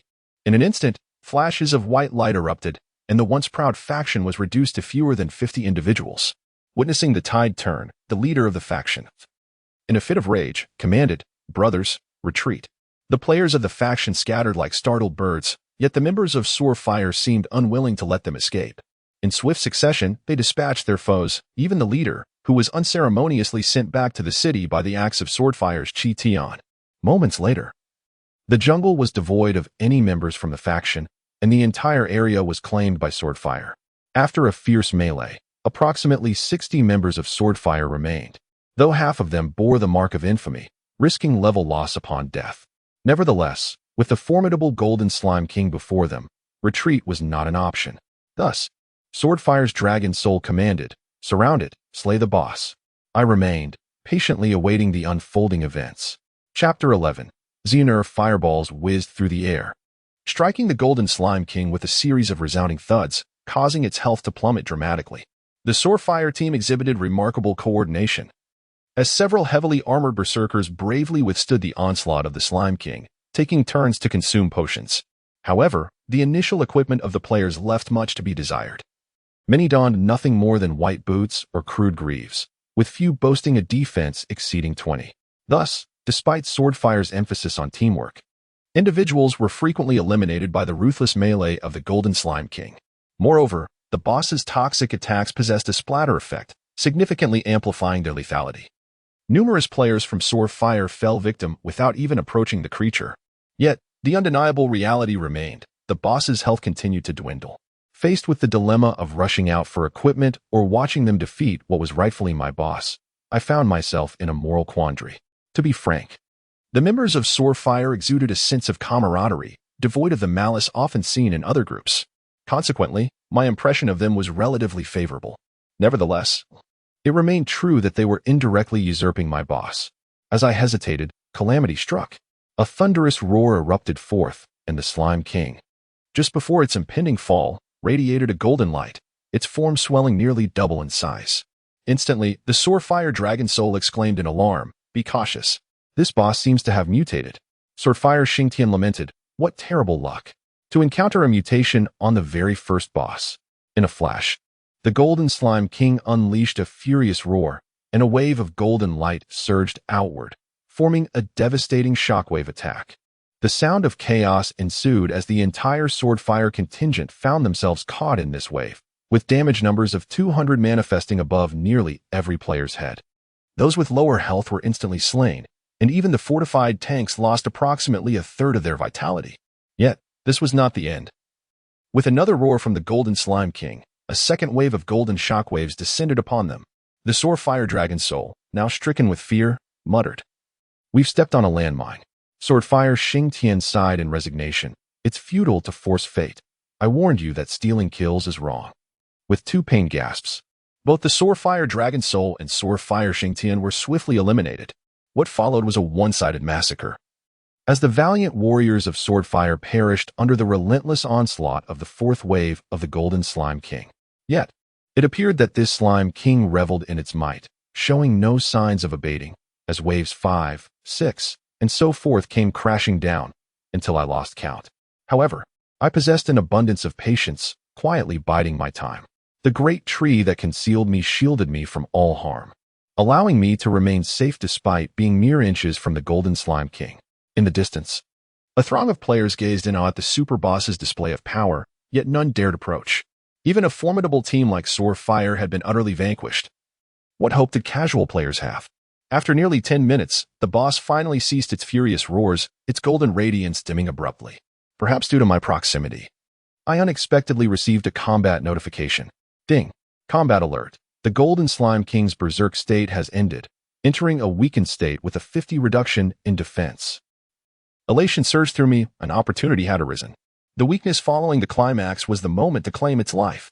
Without hesitation, I leaped from the foliage, my radiant battle axe soaring through the air. With a sharp sound, a massive gash opened atop the Slime King's head. 346. The damage figure exceeding 300 sent me into a frenzy. The once mighty Slime King had been reduced to a mere puddle of slime, though its toxic attacks remained fierce. I had consumed a health potion, bolstering my strength. A group of players in the distance gasped in astonishment, many sprinting towards me, shouting, "Where did this guy come from? Hurry, or it will be too late." Amidst their clamoring, I yanked my axe once more, creating another gaping wound upon the Golden Slime King's head. In an instant, the colossal boss's body collapsed. Ding. System notification. Congratulations, you have slain the boss, the Golden Slime King, earning 50,000 experience points and 300 reputation. I immediately leveled up to 12, and beneath the carcass of the Golden Slime King, I clearly spotted 2 pieces of equipment that had dropped. Swiftly advancing, I snatched the items and stowed them in my inventory before searching the body, finding no further treasures, only a pile of gold. To my astonishment, a few glimmering coins were among them. Gold coins. This boss had dropped gold. I counted a total of 12 gold coins, along with a considerable number of silver coins. Many of the silver coins had nestled themselves within the grass, causing me to toil for some time. Had it not been for my principle of gathering every morsel, I surely would have forsaken these silver coins. As I gathered all 84 silver coins, the group of players who had been watching the boss from a distance approached me, their gazes sharpening with intent. After all, the probability of obtaining exquisite loot from a boss during its first defeat is a certainty, having for the second encounter, and continuing to diminish thereafter. Casting a glance at them, I noted that the highest level among them was merely 8, wielding a rusted iron sword. Such novices hardly warranted my concern. Thus, I raised my radiant battle axe and inquired, "What? Do you wish to partake in the spoils?" My words caused a moment of hesitation among the players, and several of them shook their heads and retreated. Just then, another group arrived, notably a few individuals from the Swordfire Guild. This time, there were not many, only 4, including Jianhua Longhun and Jianhua Xingtian, along with another player named Jianhua Guizhi, a level 10 dark mage, as indicated by his name. A dark mage. A hidden class, indeed. Yet, what truly astonished me was the presence of another player accompanying Jianhua Longhun, a female named Ziyuner, a level 10 priest. Clad in a cream-colored robe that seemed to be of white equipment, Ziyuner possessed an extraordinary beauty. Compared to Lingxue, she lacked a touch of ethereal charm, but exuded a more mature elegance. Judging by her appearance, she appeared to be around 25 years old, while Lingxue could scarcely be 20. I found my gaze lingering on Ziyuner for approximately 3 seconds before shifting to the others, which surprised Jianhua Longhun and the rest. While Ziyuner slightly parted her lips, seemingly astonished by the clarity of the young man's gaze, Jianhua Longhun glanced at the gradually vanishing corpse of the Golden Slime King and chuckled. "Brother, this boss was slain by you, wasn't he it?" I nodded affirmatively and replied, "Indeed, I dealt the first blow as well as the final one." My words unequivocally indicated that I had not stolen the kill. Jianhua Longhun responded with enthusiasm. "Then allow us to congratulate you. By the way, did you obtain any equipment? If there is anything you do not wish to keep, would you consider selling it to us first? We would trade it twice the current market value."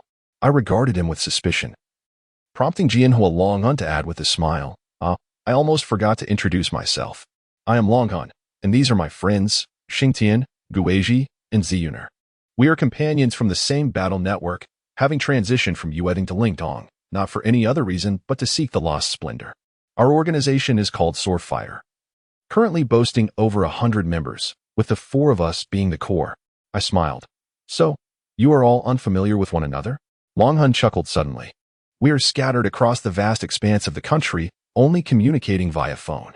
Xingtian and I are in the northeast, Guizhi is in Shanghai. And the lovely Ziyuner here resides in Suzhou? Oh, we are from the same city?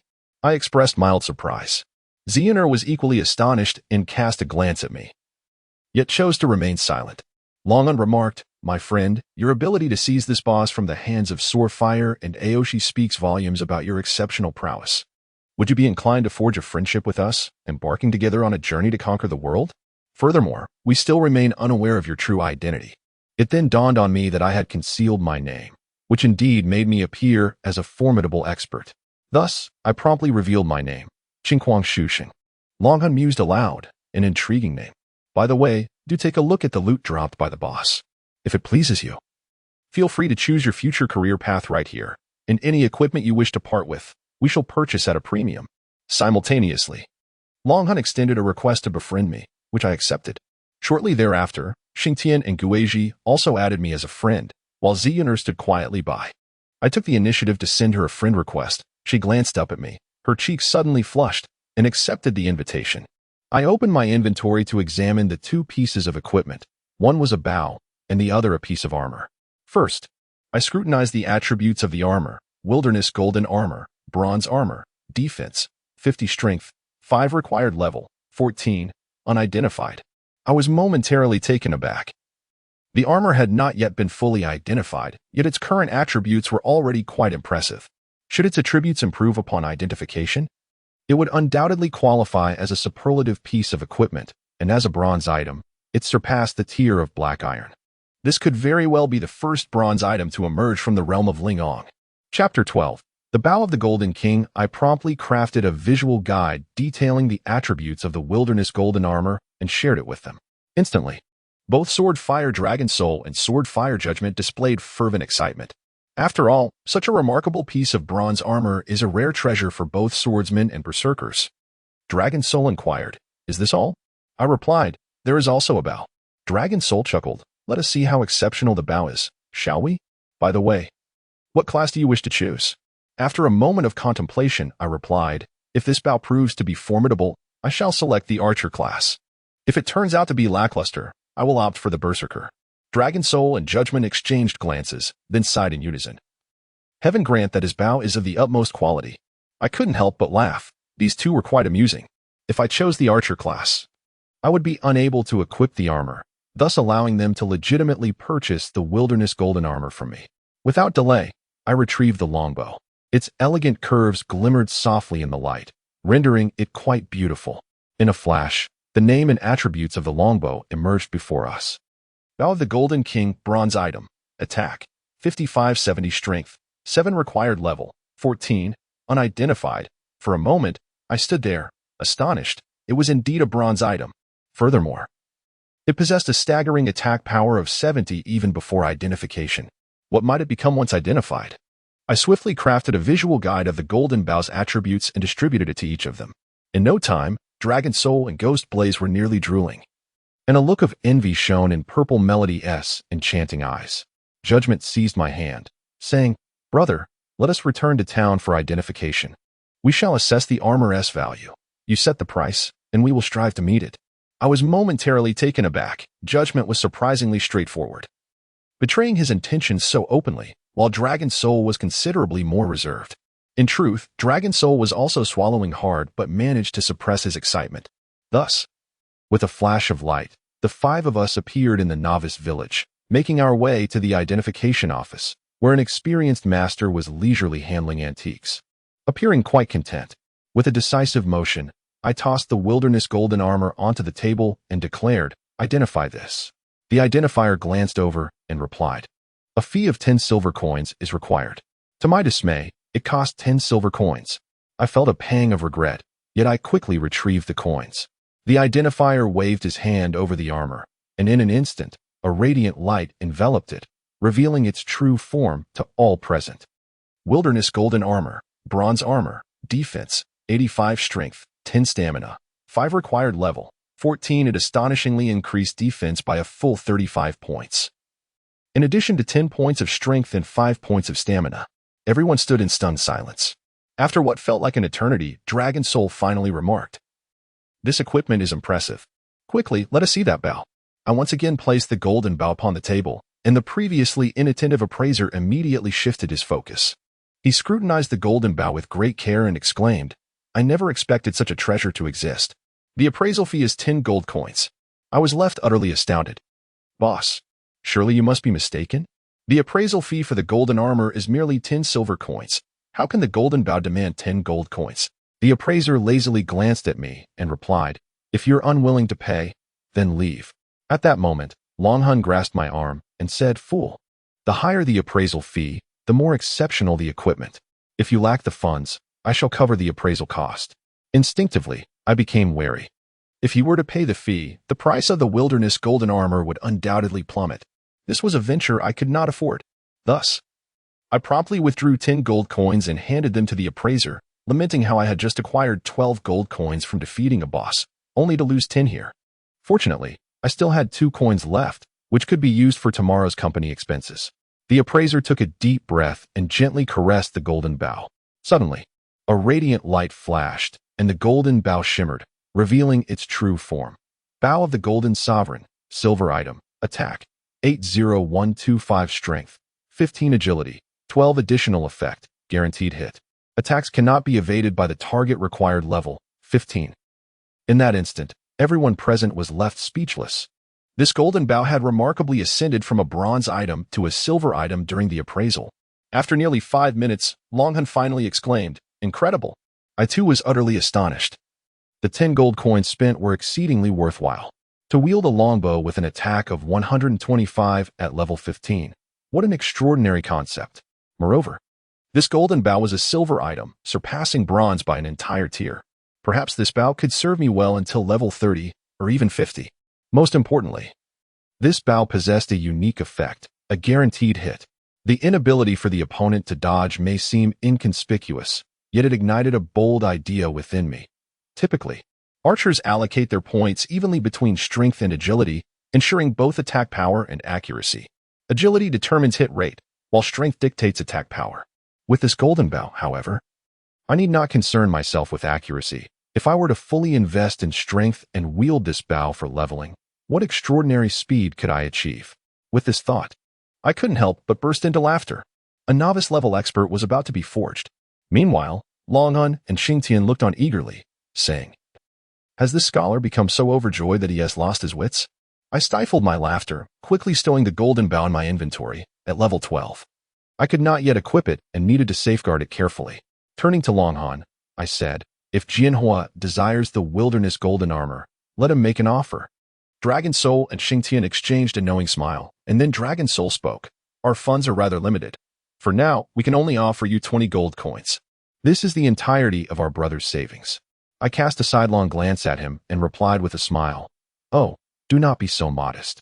You are well aware that the price of the bronze armor far exceeds this amount." Dragon Soul's expression turned awkward. At that moment, Ziyun whispered something unintelligible and handed Dragon Soul an item. Subsequently, he approached me with renewed confidence and said, "Scholar, take a look at this. If we add the 20 gold coins, can we exchange it for the wilderness gold armor?" With that, Dragon Soul opened the trade window and a brilliant light flashed, revealing a book titled Armor-Piercing Arrow. Ignores 50 of defense. Attack power is determined by skill level. I was taken aback. It is well known that skill books in Linghong must be acquired through combat, as NPC mentors only teach the most basic skills. This armor-piercing arrow would be invaluable against heavily armored knights or berserkers. Thus, I promptly placed the wilderness gold armor on the table. And Dragon Soul added the 20 gold coins, finalizing the trade. Dragon Soul handed the armor directly to Xingtian, who accepted it without hesitation. Although he was not yet of sufficient level, so he stored it in the warehouse.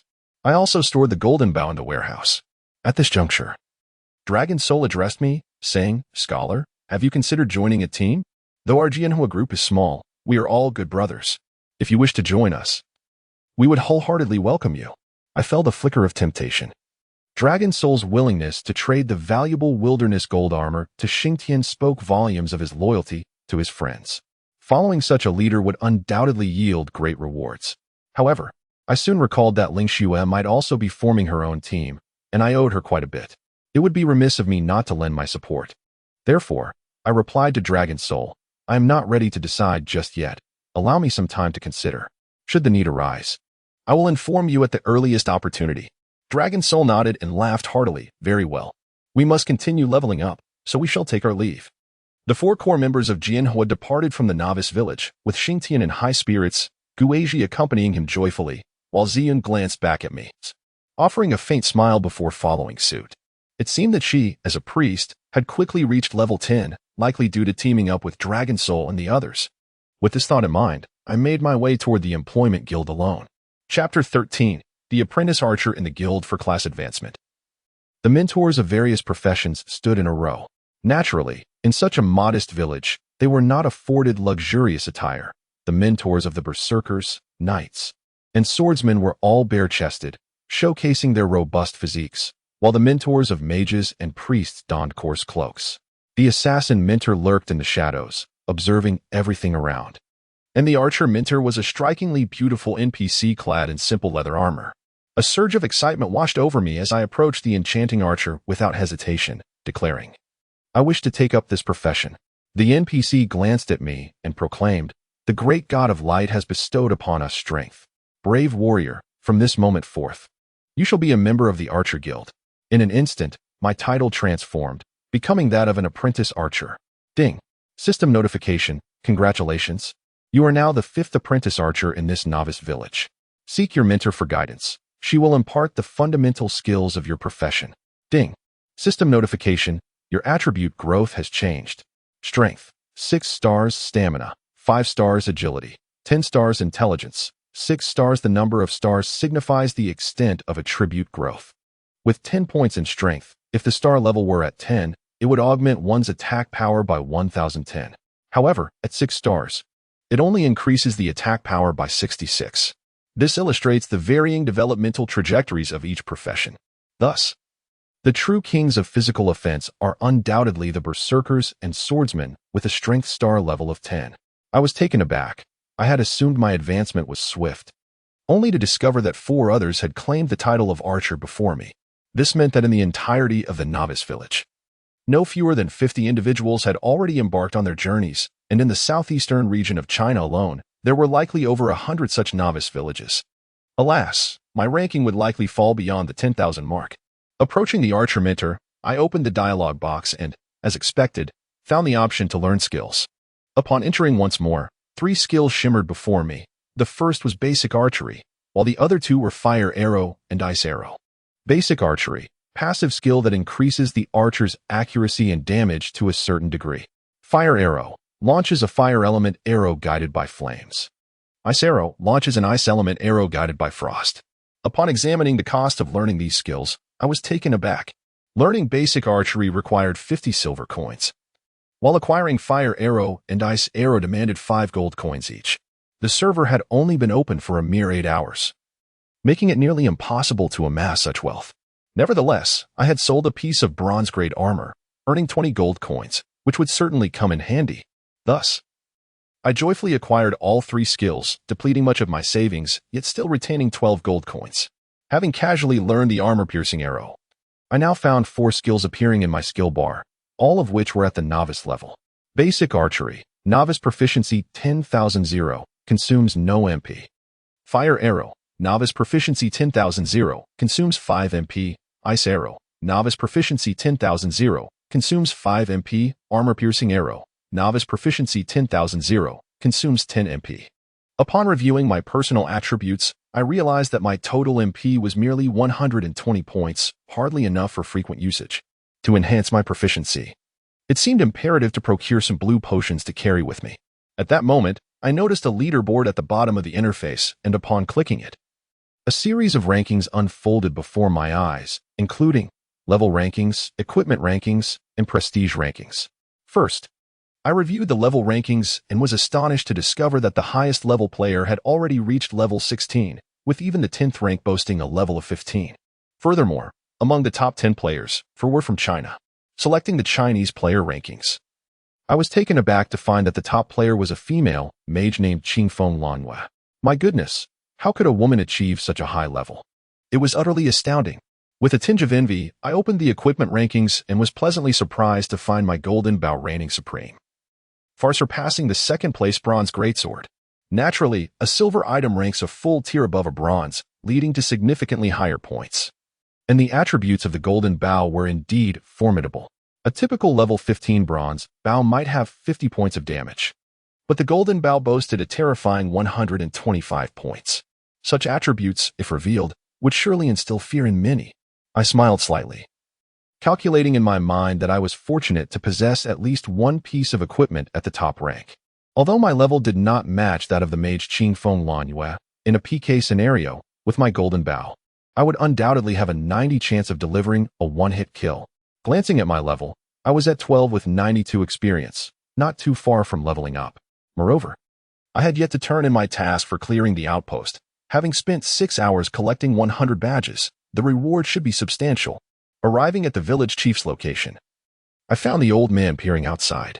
Upon seeing me, he immediately broke into a grin, his face resembling a split orange peel. "Young man, you truly did it.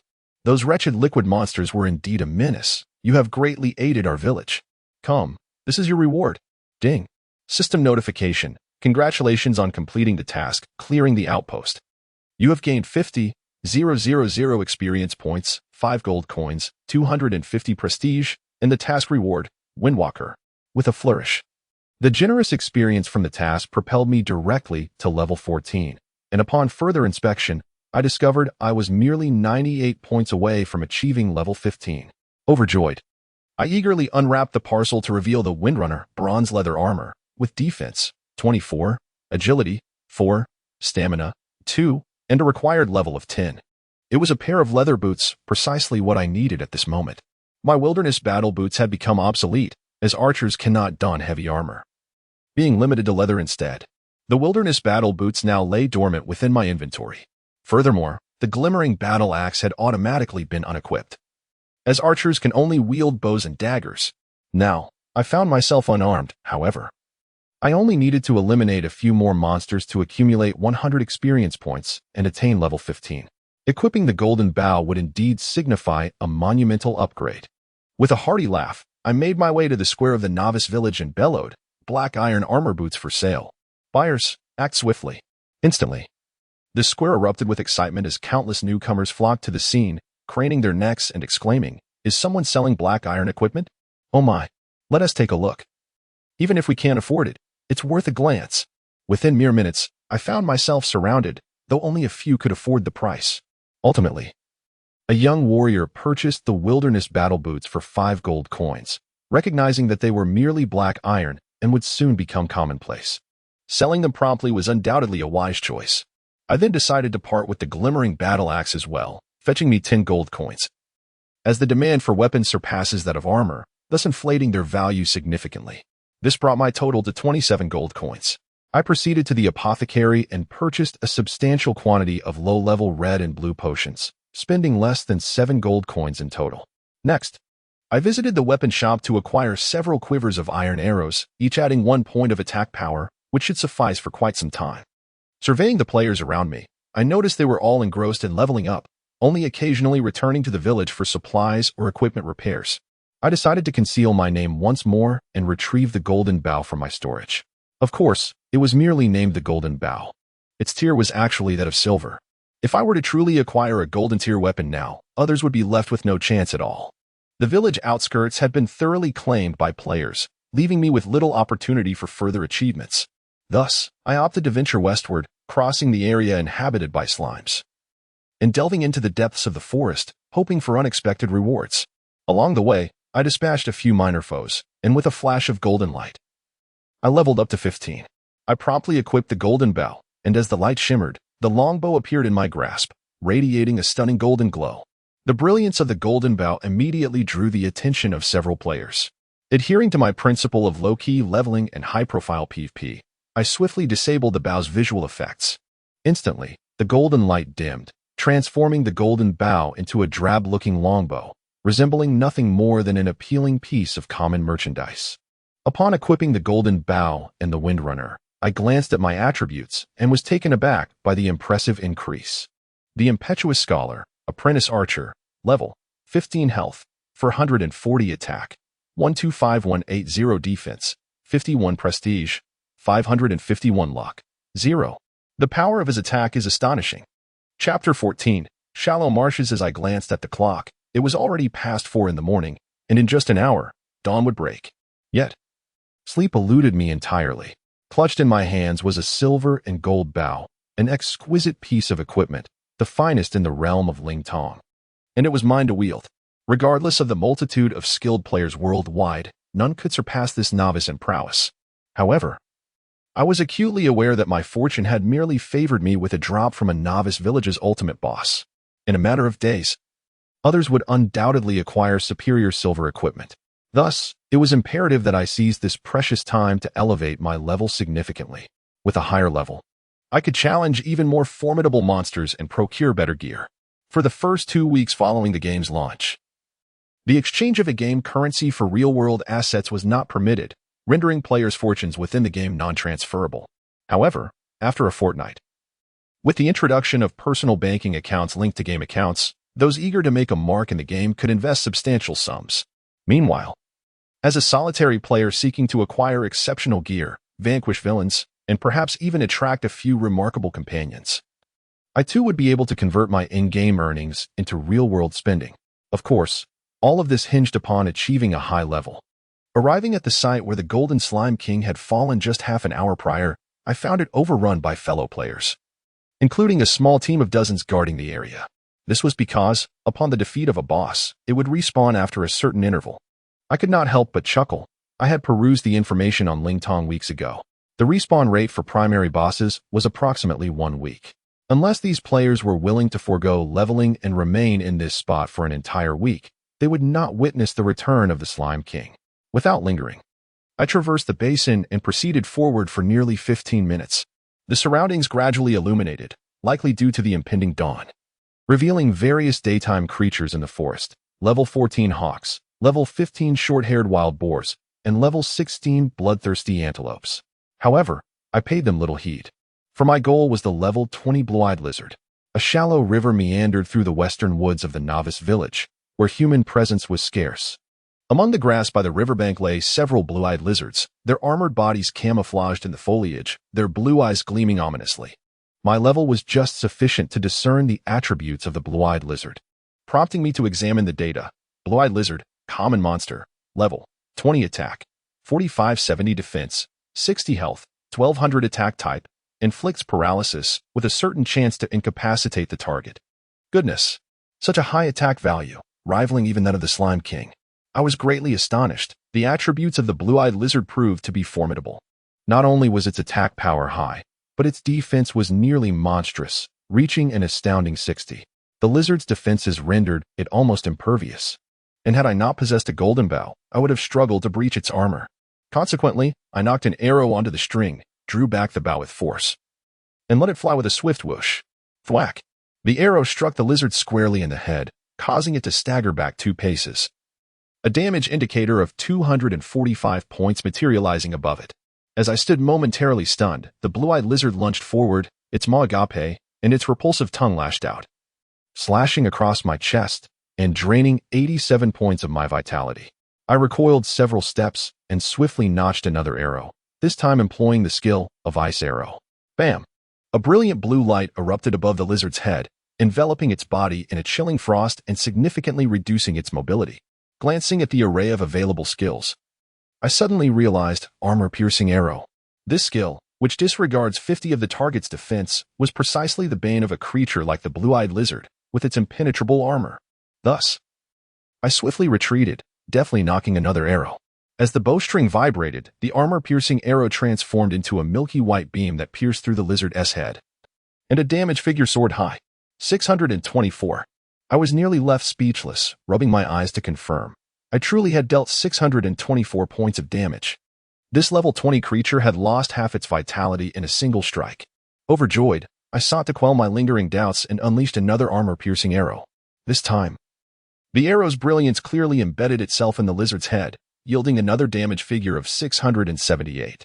With a heartbreaking cry, the blue-eyed lizard succumbed, dropping several silver coins. Having slain a creature 5 levels above me, the experience gained was substantial. Merely one blue-eyed lizard granted me 550 experience points. Furthermore, The likelihood of acquiring equipment from such foes would significantly increase. However, apart from the 5 silver coins, this particular lizard yielded no additional spoils. This was understandable, as the drop rate for equipment from ordinary monsters is notoriously low. After spending 5 hours vanquishing slimes, I had only procured a single white item. Thus, cultivating a mindset of accepting that monsters may not always drop equipment is essential. Surveying my surroundings, I noted that this small map was designated as the Shallow Water Marsh, teeming with blue-eyed lizards ranging from levels 20 to 25, ample enough for me to reach level 20. Suddenly, at the edge of a nearby forest, I spotted an NPC lying on the ground, emitting faint groans. Intrigued, I hastened towards it, discovering a middle-aged soldier clad in armor, sprawled amidst the grass, his legs marred with blood, seemingly having been assaulted by some creature. The NPC glanced up at me, his face lighting with surprise as he exclaimed, "Young warrior, it is truly fortuitous that you have found me. Could you assist me with a task?" Ding. System prompt. Do you accept the request of the captain of the soldiers? I swiftly clicked confirm, and the system immediately chimed again. Ding. System prompt. You have accepted the task. Collect lizard skin. Current task difficulty, 80. Task details. Eliminate the nearby blue-eyed lizards and collect 50 lizard skins to deliver to Captain Yalowin, who will craft a suitable leather armor for you. A smile crept onto my face. There wasn't even a furnace around, yet the prospect of crafting equipment was at hand. The game designer must have been quite whimsical. The task difficulty had escalated once more, now reaching 80 points. It was only natural, considering the system had assumed my level. A level 15 player challenging a horde of level 20 blue-eyed lizards was akin to a fragile egg striking a stone. However, the system overlooked the exquisite weapon in my grasp, the golden bow, which was more than sufficient to disrupt this precarious balance. With a quest in hand, leveling up would be a breeze. Glancing at the leaderboard, I found myself positioned at 4087th in the China region. A brief inquiry revealed that the player ranked 1000th was merely at level 16. Very well. I aim to reach level 18 before sleep and break into the top 1000 in China. Filled with fervor and devoid of sleepiness, I turned and unleashed an ice arrow at a blue-eyed lizard. Slowed by the chilling projectile, it crawled towards me at a sluggish pace. Yet during this interval, my 2 armor-piercing arrows were poised to finish it off with certainty. Indeed, should a critical hit occur, those arrows could potentially annihilate this level 20 creature in an instant.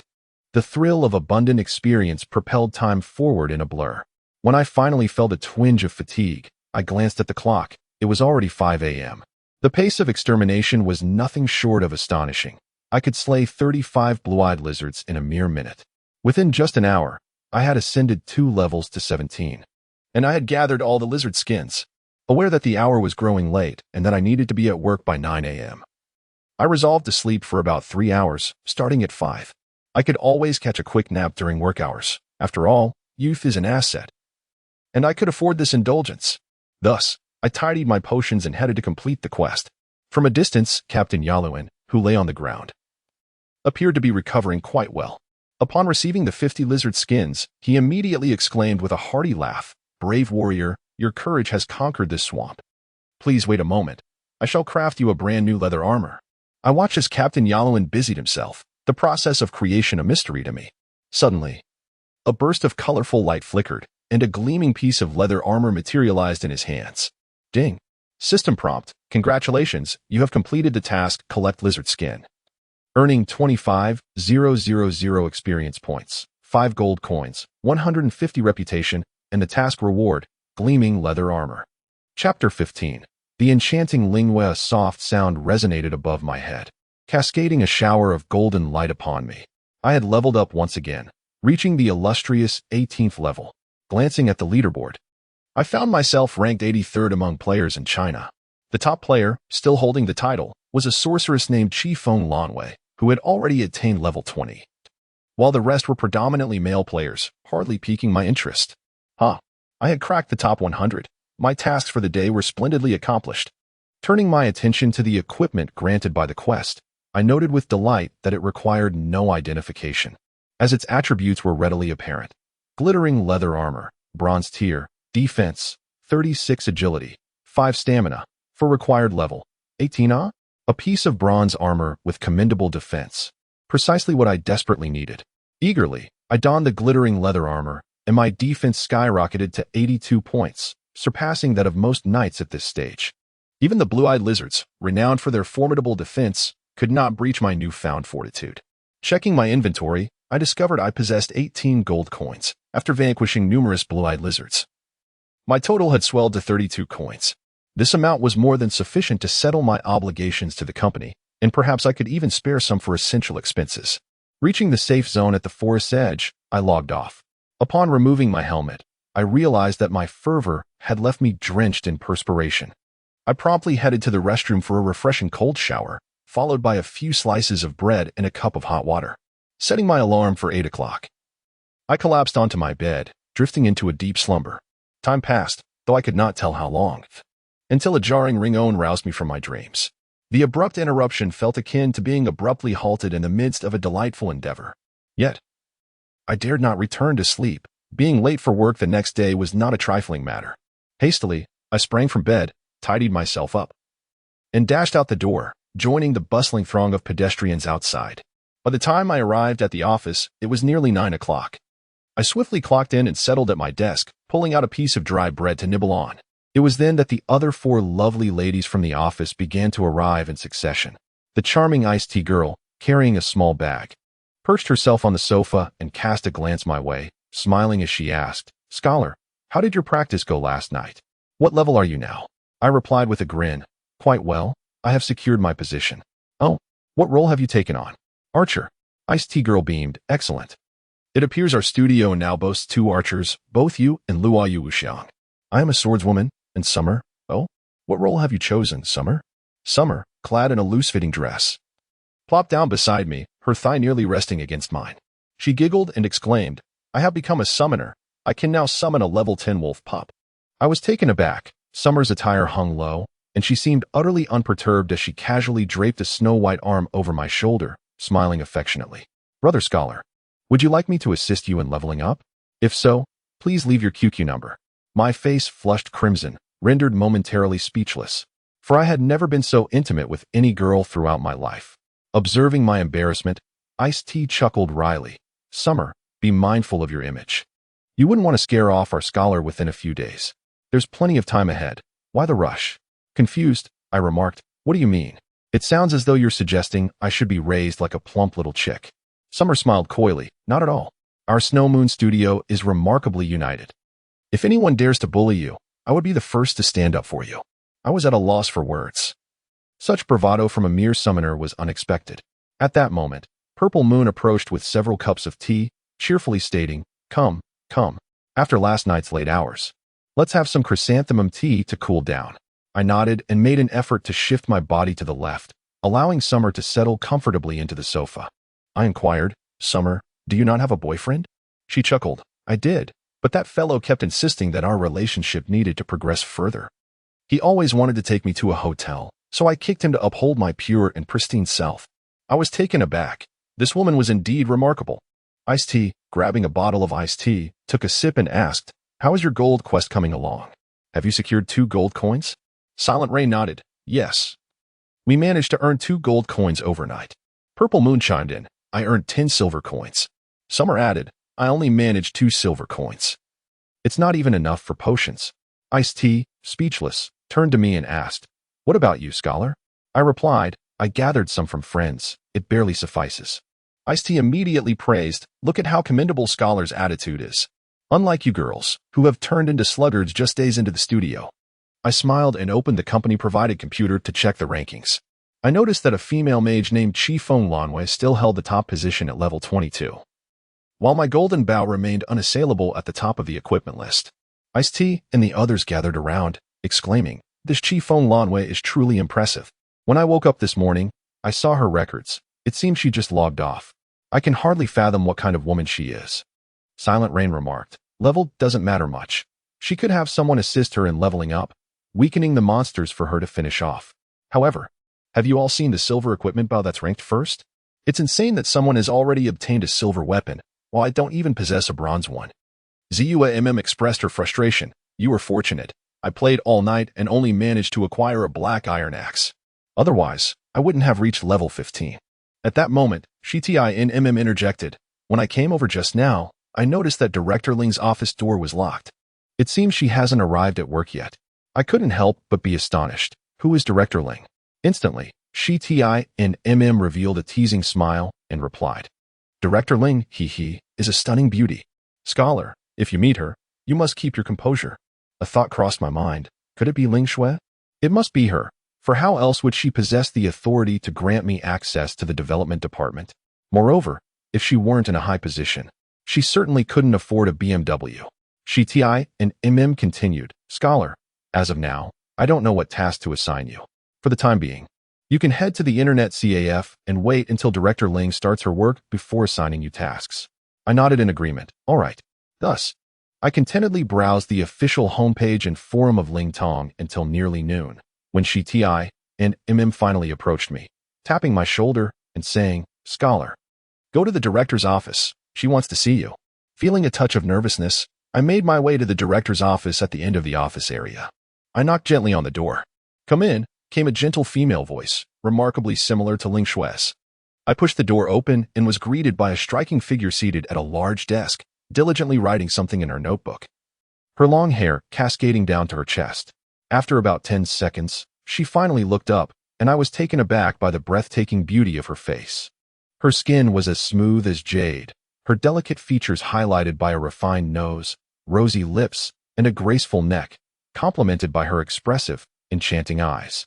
Who else could it be but Ling Shui? She regarded me and said coolly, You must be Ding Shuxing? I was slightly startled. Had she really forgotten me after just one day? Thus, I replied, Ling Shui, I never expected to find you working here. To my surprise, the lovely girl raised an eyebrow and coldly retorted, I am not Ling Shui. You should take a closer look. I am Ling Yu, the fierce woman you referred to. What? Ling Yu? I was momentarily dumbfounded, unable to utter a word. Was this the sister of Ling Shui? The one I spoke to on the phone that day? Goodness, so they are identical twins. Ling Yu shot me a glance and added, If it weren't for Shuier insisting on my taking you into the development department, I wouldn't even consider you, especially after you dared to call me a fierce woman. My heart raced. Working under Ling Yu would surely mean enduring her torment daily. Truly, a single misstep could lead to eternal regret, and words can lead to trouble. Ling Yu displayed a hint of fatigue and remarked, Because of you, Ling Shui is still leveling up.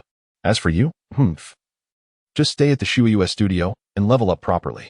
And remember, do not bully those young ladies. The company spent a significant amount to recruit them. Understood, I replied.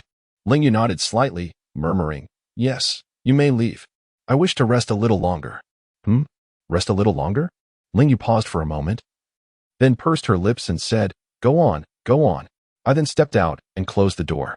Through the crack, I caught a glimpse of Ling Yu tidying her hair before leaning over her desk. Chapter 16, The Howling Wolf Ridge in the Afternoon. I found myself dozing at my desk until nearly the end of the workday.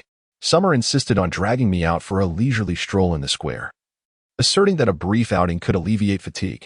Ice-T was sipping her tea, Rainfall was browsing the internet, while Purple Moon was engrossed in a magazine, all unwilling to bask in the sun. Consequently, I was left as Summer's sole companion.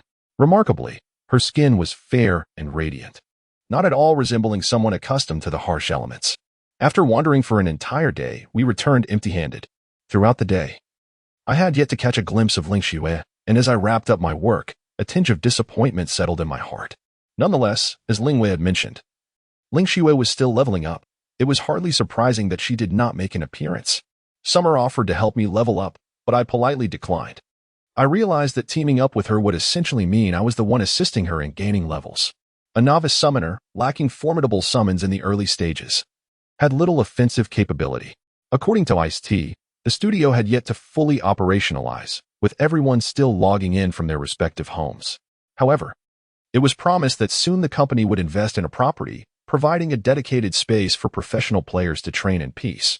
This would foster camaraderie among all the Snow Moon studio players living together. Thus, I found myself filled with anticipation for the future of the studio. Yet, for now, I had to return home to log in alone. I appeared at the tranquil edge of the forest and glanced into my inventory. After a night of diligent leveling, I still had a considerable amount of red and blue potions remaining, sufficient for an extended training session. Now at level 18, the blue-eyed lizards here had lost their allure, and I needed to venture further in search of new leveling grounds. Moreover, many players were rapidly increasing their levels. and I noticed several had formed parties to hunt the blue-eyed lizards. They looked at me curiously, perhaps surprised that a solo player could survive in this environment. Checking the leaderboard, I saw that I had plummeted from 83rd to 547th in the Chinese region. It seemed numerous individuals had forsaken rest, intent on reaching the highest level in a mere 24 hours. The top-ranked female player, Chi Feng Lanwei, was not online yet had already reached level 23. I, at level 18, believed that ascending to 23 would not be insurmountable, especially since I possessed the finest weapon in Linghuan. If I failed to achieve a commendable level, it would indeed be a disappointment. Consequently, I set my course westward. The map indicated that to the west lay the nearby main city, Twilight City. As a level 2 main city, it was the only place where one could advance their profession, and the adventurers in there offered various quests to players. Presently, 7 individuals in China had surpassed level 20, likely all congregated in the level 2 main city. With this thought in mind, I departed from the shallow marshes and trekked westward for about 10 minutes, until a chilling ridge loomed before me. The map revealed Howling Wolf Ridge. A sudden shock coursed through my heart. Could this truly be the fabled Wolf Ridge? As early as a fortnight prior, amidst the hype surrounding the lingering grief, it had been proclaimed that Wolf Ridge was a paradise for novice players, though the precise benefits remained elusive. The mountain winds howled, accompanied by the menacing growls of wolves. In the distance, a dark silhouette lingered beneath the trees, revealing itself as a colossal wolf, its crimson eyes sending a chill down my spine.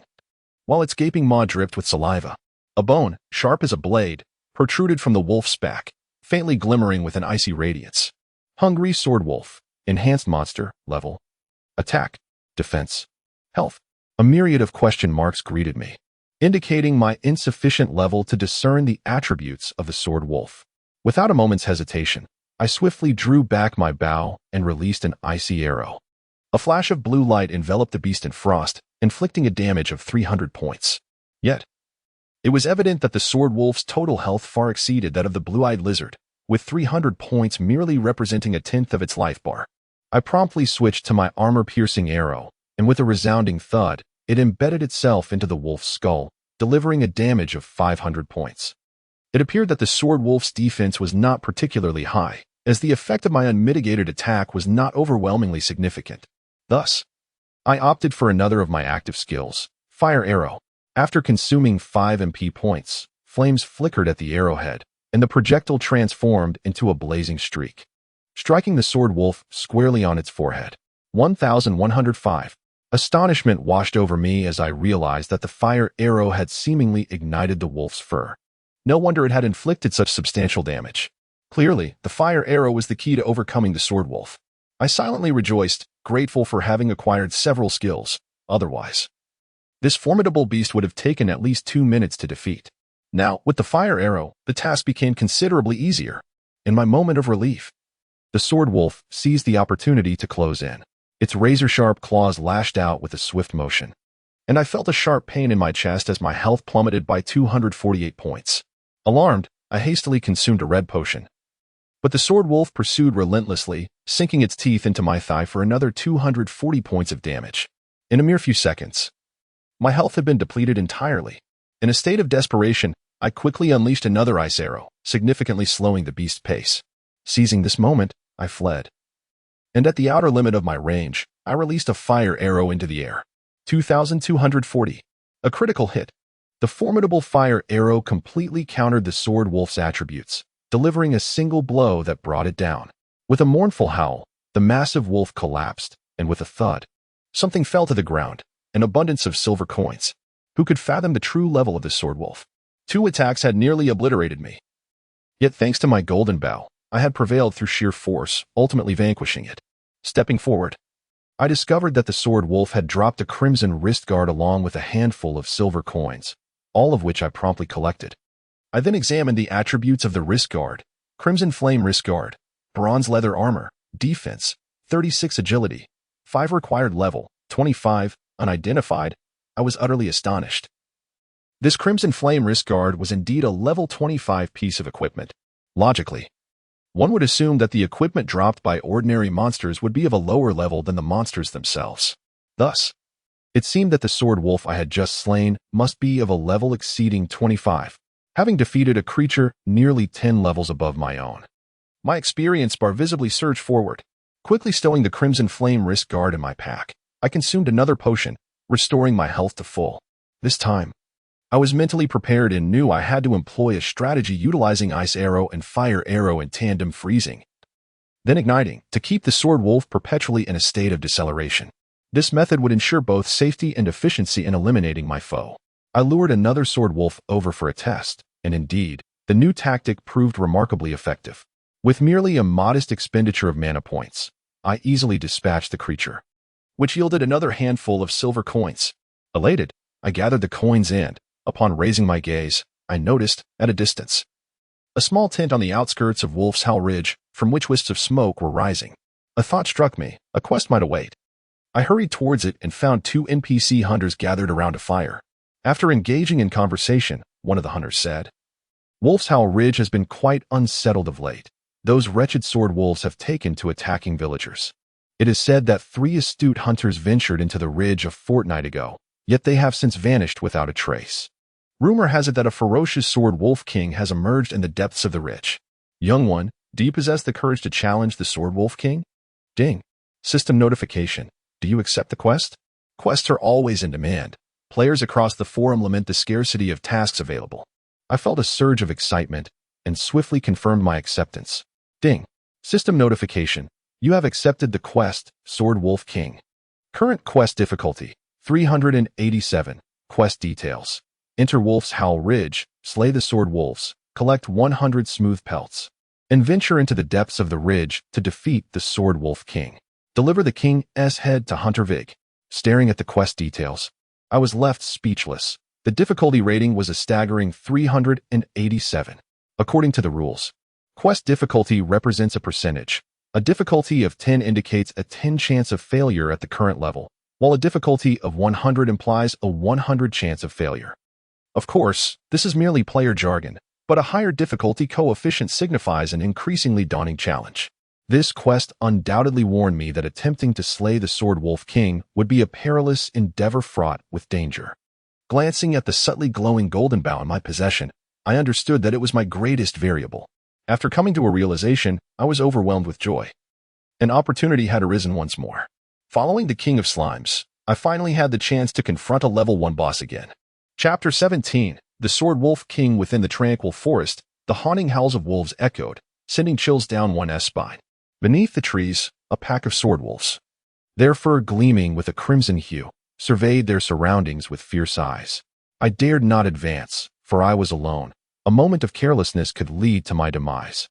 Should my golden bow break, my fully invested archer would be rendered useless, prompting me to delete my character without hesitation. Suddenly, a flash of blue light pierced the air as an ice arrow found its mark in the neck of one sword wolf. Following swiftly was a powerful fire arrow that sent the beast staggering back several paces. As it lunged forward again, a second ice arrow had already arrived. Before it could reach me, the ferocious wolf let out a mournful howl and collapsed, dropping a handful of silver coins and a palm-sized pelt. Upon inspection, it was precisely the item required for my quest, smooth pelt. After slaying several more sword wolves, no additional pelts emerged until the 7th beast fell, yielding a second sword wolf pelt. It seemed the drop rate for quest items was rather low, yet the bountiful experience and silver coins had already brought me great satisfaction. An hour later, amidst a glimmer of golden light, I ascended to level 19, with 14 sword wolf pelts in my possession.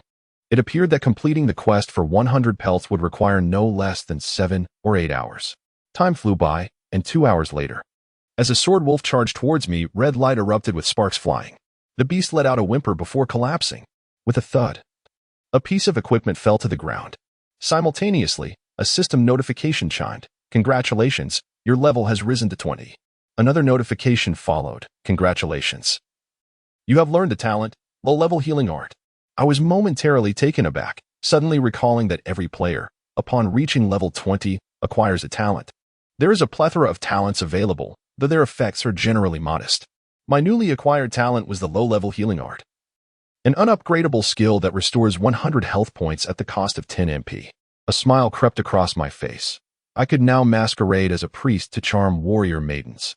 In that moment, I remembered that the sword wolf had dropped equipment. It was a piece of leather armor, shimmering with a dark red glow.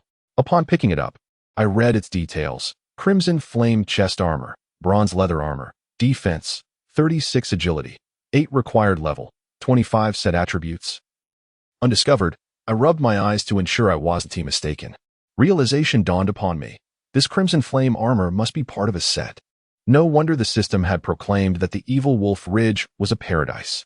It not only harbored experienced creatures, but also the potential for set items. Indeed, it was a prime location for leveling up. I promptly stowed the Crimson Flame chest armor in my inventory, planning to appraise it upon my return to town. I was eager to discover the effects of completing the set. My healing spell appears to be remarkably effective, requiring merely 2 seconds for casting and restoring 100 points of health.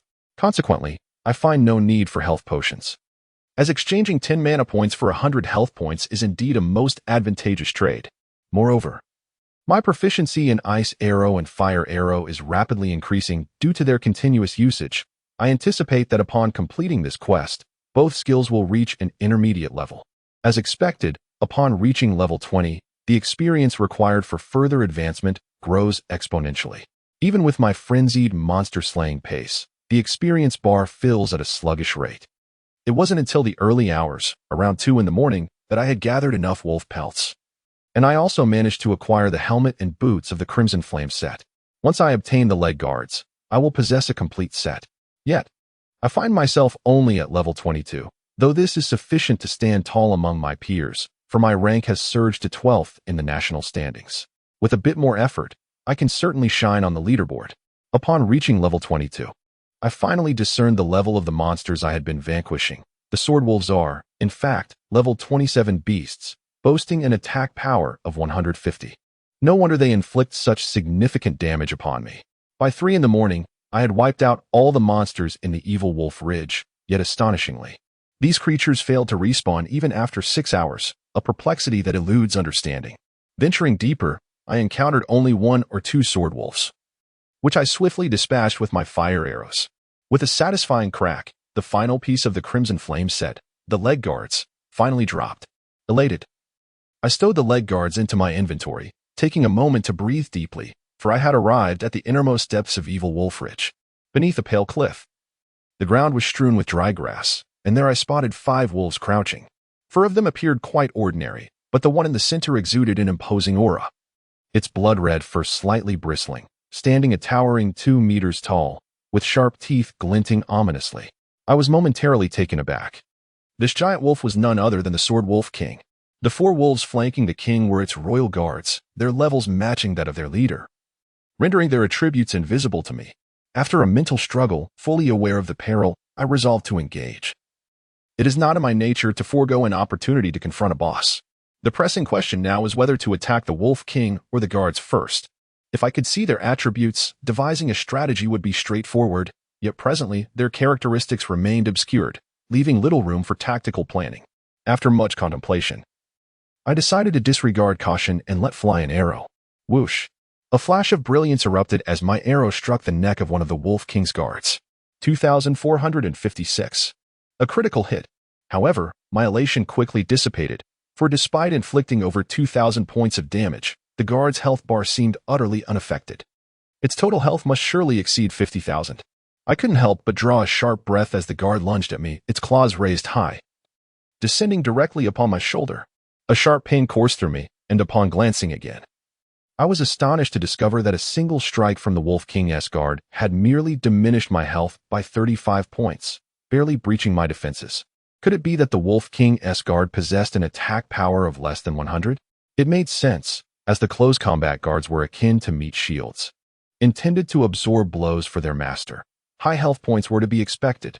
At that moment, a massive crimson silhouette flickered, and an intense pain suddenly pierced my chest, causing me to stagger backward. Ding! Combat alert! You have been struck by the Sword Wolf King, losing 443 health points. I was taken aback, gazing at my remaining 2 health points, my heart sinking. Originally possessing 480 health points, after enduring 2 assaults from the Wolf King's guard and the Sword Wolf King, I was left with a mere 2. Thud! I was sent crashing into a corner of the rocky wall by a devastating blow from the Sword Wolf King. With solid stone behind me and 4 Wolf King guards advancing rapidly, I was trapped between a wolf and a hard place. Swiftly, I gulped down a potion restoring 300 health points, followed by a talent healing spell, aiming to restore my health to at least half. At that moment, the 4 Wolf King guards had already pounced, their blood-red claws raining down upon me. Slap, slap, slap. In rapid succession, my health dipped below 200 once more, forcing me to rely on continuous potion consumption to sustain my life. Fortunately, the attack frequency of these Wolf King guards was not excessively high, and with some effort, I managed to survive. Then, I was thrilled to discover another piece of good news. The Sword Wolf King, eyes glinting with fury, halted its advance. For I was effectively blocked by the 4 guards, rendering the Sword Wolf King unable to enter, reduced to a furious snarl. An opportunity had arisen. Overwhelmed with excitement, I swiftly drew an iron arrow and unleashed a fire arrow upon the Sword Wolf King. With a resounding bang, flames erupted above the Wolf King's head. 894. While the damage dealt was not extraordinarily high, it was sufficient. After all, this was a boss exceeding level 27. And to inflict such damage was enough to leave many players astounded, considering that most mainstream players hovered between levels 15 and 20. Typically possessing attack power below 100 without significant gear, dealing over 100 points of damage was already a source of pride. The Sword Wolf King roared in rage, but alas, its strength was rendered ineffective. Evidently, the system bestowed limited intelligence upon the Wolf King guards as they simply focused on mauling me, obstructing the Sword Wolf King's path. I continuously consumed potions to withstand the guards' assaults, and when I could no longer endure, I resorted to my talent healing spell. The coincidence was remarkable. Had it not been for my healing talent, I would surely have met my demise beneath the wolf's fangs. The Sword Wolf King's attacks were ferocious, yet its health was not particularly substantial. Within 10 minutes, my fire arrows had already diminished its health by half. In the blink of an eye, another 10 minutes passed. As the heated tip of my iron arrow pierced the Sword Wolf King's eye, it emitted a final, agonized howl before collapsing. Several pieces of equipment faintly visible among the spoils. Ding. System prompt. Congratulations, you have slain the boss, the Sword Wolf King, earning 120,000 experience and 450 prestige. Ah, the equipment. As I spotted the shimmering gear on the ground, excitement surged within me, prompting me to rush forward to collect it. However, I soon realized that I was still encircled by 4 Wolf King guards, rendering my escape impossible. Curse those hindrances. I glared at the once amiable guards, unleashing a barrage of fire arrows. Despite their considerable health, they could not withstand such relentless assault, and in mere moments, they collapsed lifelessly to the ground. Without a second thought, I sprinted forth at a speed of 70 yards, reaching the corpse of the Sword Wolf King and swiftly stowing away the 3 pieces of equipment into my pack. Chapter 18. The crimson flame set amidst the relentless onslaught of 3 Wolf King guards. I consumed potions while swiftly collecting the 25 gold coins dropped by the Sword Wolf King, discarding the bloodied head of the Wolf King directly into my bag. There was no time to examine the attributes of the equipment. I prioritized eliminating the Wolf King guards, which took several minutes. Moments later, the eerie silence enveloped the evil Wolf Ridge. All adversaries lay defeated, their essence transformed into my experience and wealth.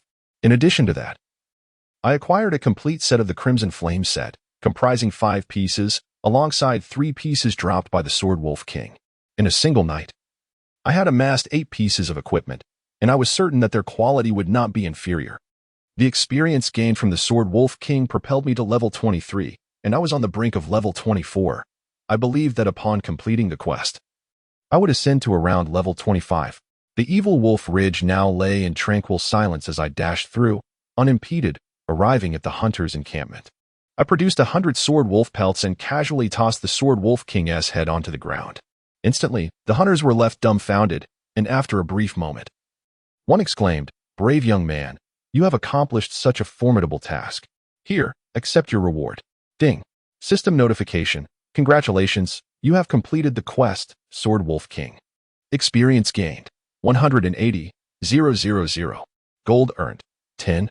Reputation, 400. The experience, gold, and reputation were substantial, befitting the quest's difficulty rating of 387. However, it was regrettable that no equipment was awarded. According to the data, the probability of obtaining equipment from quests is approximately 25, so not receiving any was to be expected. As I anticipated, the generous experience reward elevated me directly to level 25. Upon refreshing the leaderboard, I was astonished to find myself ranked 6th in China, with 5 players ahead of me. The top position was held by a level 26 female mage named Qifeng Lanwei, while the other 4 were players affiliated with a guild named Battle Spirit. Reflecting momentarily, the name Battle Spirit rang a bell. It was a gaming organization that had surged to prominence in recent years, amassing a legion of elite players and dominating various online games. I had anticipated their full-scale incursion into Spirit Whale. Clearly, the days ahead in Spirit Whale would be rife with tumultuous conflict. Much like the rivalry between the forces of Sword Fire and Proud World, competitive spirits ran high among players. Disputes would inevitably be settled through sheer force until one side yielded. Glancing at the time, it was 4 a.m., with an hour remaining before my designated logout time. I retrieved a town return scroll, purchased for 1 gold, and returned directly to the novice village. In a flash of white light, I found myself in the novice village, where the sight of low-level players clad in pitiful equipment greeted me. The majority still wore the tattered garments issued by the system, reminiscent of a beggaress attire. Upon arriving at the identification office, I placed the 5 pieces of the crimson flame set upon the table. The appraiser glanced at them with a slight surprise, then solemnly announced, "The identification fee amounts to 15 gold coins." A chill ran through me. Each piece of equipment cost 3 gold coins, indicating they were merely bronze-tier items. Indeed, it was evident that silver-tier equipment did not drop so easily. After handing over the 15 gold coins, the appraiser waved his hand, causing the 5 pieces of equipment to emit a faint, shimmering glow. Crimson Flame Chestplate, Bronze-tier Leather Armor, Defense, 55 Agility, 12 Stamina, 8 Required Level, 25 Set Effect Activated. Your ranged skill attack power is increased by 15. Defense is enhanced by 5, and there is a 12 chance to evade physical attacks from opponents. Crimson Flame Leggings, Bronze-tier Leather Armor, Defense, 45 Agility, 9 Stamina, 6 Required Level, 25 Crimson Flame Boots, Bronze-tier Leather Armor, Defense, 42 Agility, 9 Stamina, 6 Required Level, 25 Crimson Flame Hat, Bronze-tier Leather Armor, Defense, 45 Agility, 8 Stamina. For Required Level, 25 Crimson Flame Gauntlets, Bronze-tier Leather Armor, Defense, 42 Agility, 9 Stamina. 6 Required Level, 25. Though these 5 pieces were of bronze quality, their higher level and formidable attributes made them valuable. After replacing my gleaming leather armor and Windrunner boots, donning the entire Crimson Flame set enveloped me in a comforting warmth, imparting a sensation of lightness. The brilliance of the Crimson Flame set was unmistakable, revealing its extraordinary nature to all. Ding. System notification. Set effect activated. Your ranged skill attack power is increased by 15, defense is enhanced by 5, and there is a 12 chance to evade physical attacks from opponents. Astounded, I realized the power of the set. My skills had indeed been amplified, rendering me nearly invincible.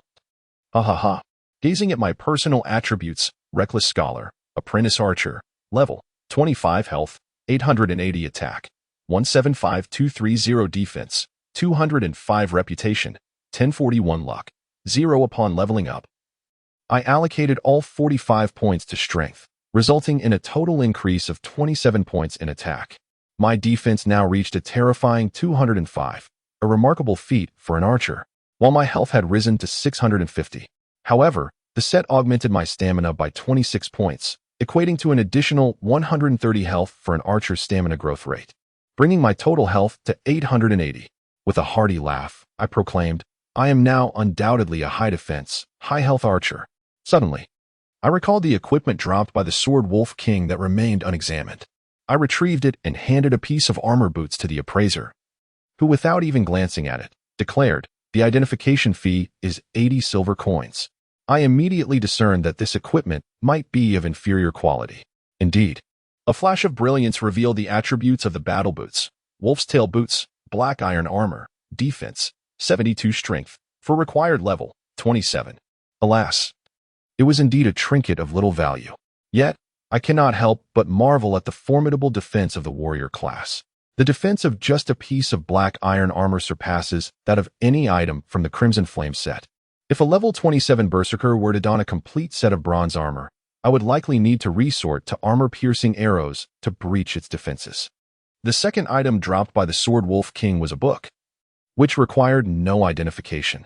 Crimson Flame C. Skill book summons a field of blazing flames to inflict continuous damage on targets within a specified range. Required. Level 25 Mage. I felt a surge of delight. This was a skill book for mages. Perhaps the players had yet to utilize it due to their lower levels. But I believe that after a week, many mages would reach level 25, thus creating a market for this book. Regardless, I decided to keep it for the time being. The third piece of equipment dropped was a brilliantly shimmering dagger. Just by its appearance, I had a premonition that it might be of silver quality. When I placed the dagger on the table, the appraiser's expression transformed with excitement, exclaiming, "This is indeed a remarkable treasure." Appraisal fee, 10 gold coins. Overcome with joy, I promptly paid the coins. The appraiser waved his hand, and the dagger erupted in dazzling light. Listening dagger, silver item, attack, 60-95 agility, 15 stamina, 8 required level, 25. A dagger with formidable attack power, though it slightly fell short of the golden bow, indicating that the attributes of the golden bow have indeed surpassed those of silver items and may belong to the realm of golden treasures. As an archer, I could equip 2 weapons, a bow and a dagger. Therefore, I equipped the glistening dagger, which increased my health by 40 points, bringing my total health to 920 points. The appraisal shop was devoid of other players, so I activated the effects of the Crimson Flame set and the golden bow, instantly illuminating the room with a brilliant radiance.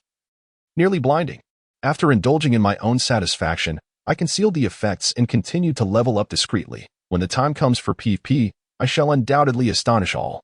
Stepping outside, I stored the Crimson Flame C book and shouted a few times to sell the exchanged glistening leather armor and windrunner boots, earning 10 gold coins. With that, my total gold reached 76 coins, which at this stage felt like a tremendous fortune. I replenished my potions, but found nothing else to occupy my time.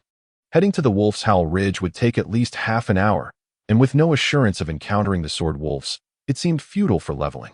I shook my head and chuckled. Never mind, I shall rest. After all, health is the foundation of all endeavors. As I was about to log off, a sudden notification chimed, heralding a message from a friend. Upon opening it, I found a message from Zeuner, and instantly, her alluring and curvaceous figure flashed through my mind. What could such a beautiful priestess want from me? The message read, "Are you there? Could you do me a favor?" With a moment of leisure at hand, I replied, "Not busy." A few seconds later, Zeuner responded, "See you at the village entrance."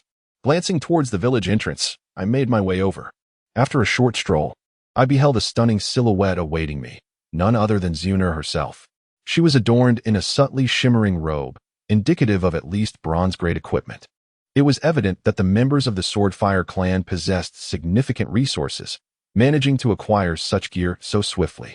Zeuner was scanning her surroundings, seemingly searching for my presence. Her beautiful eyes radiating an alluring charm. Dressed in my fiery crimson ensemble, she failed to recognize me until I approached her and greeted her with a smile. "Hi." Instantly, Zeuner looked up at me, her expression a mixture of astonishment and delight. After a moment, she exclaimed, "You've assembled a full set of equipment so quickly. Impressive." I humbly chuckled. "Oh, it's nothing. By the way, what task do you need assistance with?" "Well, it's a quest that requires slaying a level 20 boss. Long Hun and Xing Tian have logged off, so I thought of you. It won't take up much of your time, and I can offer a commission of 5 gold coins." Zeuner stated earnestly. I couldn't help but laugh. "Oh, come now. Do you not consider me a friend? It's merely a boss to defeat. I'll treat it as an adventure alongside a lovely lady. I would consider myself fortunate if you didn't charge me." My words brought a smile to Zeuner's lips, a sight that was nothing short of enchanting and gentle. Meanwhile, in another corner of the novice village, a swordswoman was deftly wielding her blade against a knoll. A cascade of golden light enveloped her as she wiped the sweat from her brow, smiling sweetly. Finally level 20. I wonder if that fool has reached level 20 yet. Under the moonlight, the young woman's delicate face radiated a pristine glow, a beauty that was truly breathtaking.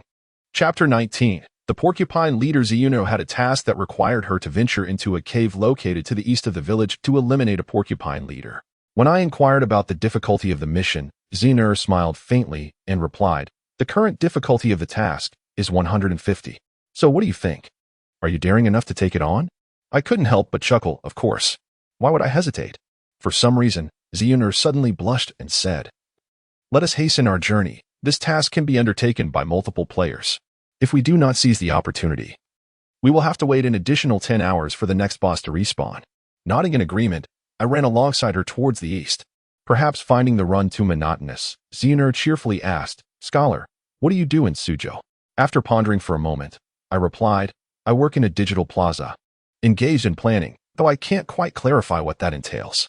What about you?" Xehanort frowned slightly but then smiled. "I do something quite similar. I work at an advertising company. Recently, I haven't been working much, leveling up at night and sleeping during the day." I felt a twinge of envy and remarked, "That lifestyle seems delightful. I level up at night, but during the day, I have to clock in at work. And I can only sneak in a nap when I'm supposed to be working." Xehanort couldn't help but chuckle, saying, "If you're not enjoying your work, you could come to my company." "Oh, never mind, with your level of expertise. You'll soon be able to exchange game currency and live comfortably without needing to step into my humble establishment." I laughed heartily. "What do you mean by expert? I merely have a bit of luck on my side. Compared to you elite players, I'm far from exceptional. By the way, who came up with the name Swordfire? It's amusing that no one thought of its pun, Swordfire, cheap goods." Xehanort couldn't contain her laughter, responding, "That was a name conceived by the leader of Dragon Soul, and it has nothing to do with me. However, Dragon Soul's leader is indeed a remarkable individual. He is very loyal and would go to great lengths for his friends. As for Xingtian, he tends to act without thinking. Fortunately, Dragon Soul can keep him in check." "What about Guizhi? What is he like?" I suddenly recalled that dark sorcerer. Xehanort smiled gently and elaborated, "I have not met Guizhi in person, but in the game. He has always been rather silent and seems rather cold.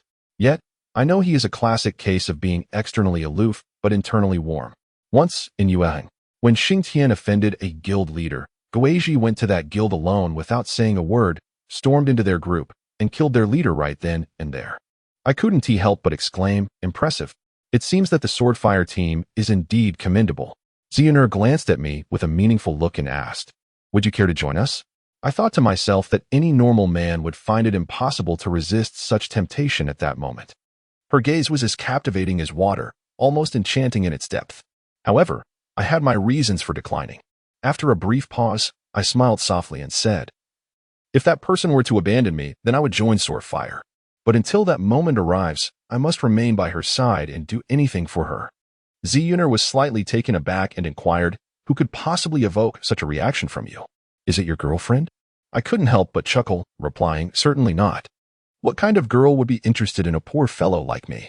I'm referring to someone else. I owe her a great deal. Without her, I wouldn't even have been able to enter this game." "Ah, I see," Xehanort said with a gentle smile.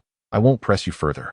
In any case, the doors of Swordfire will always remain open for you." I nodded appreciatively, saying, "Thank you."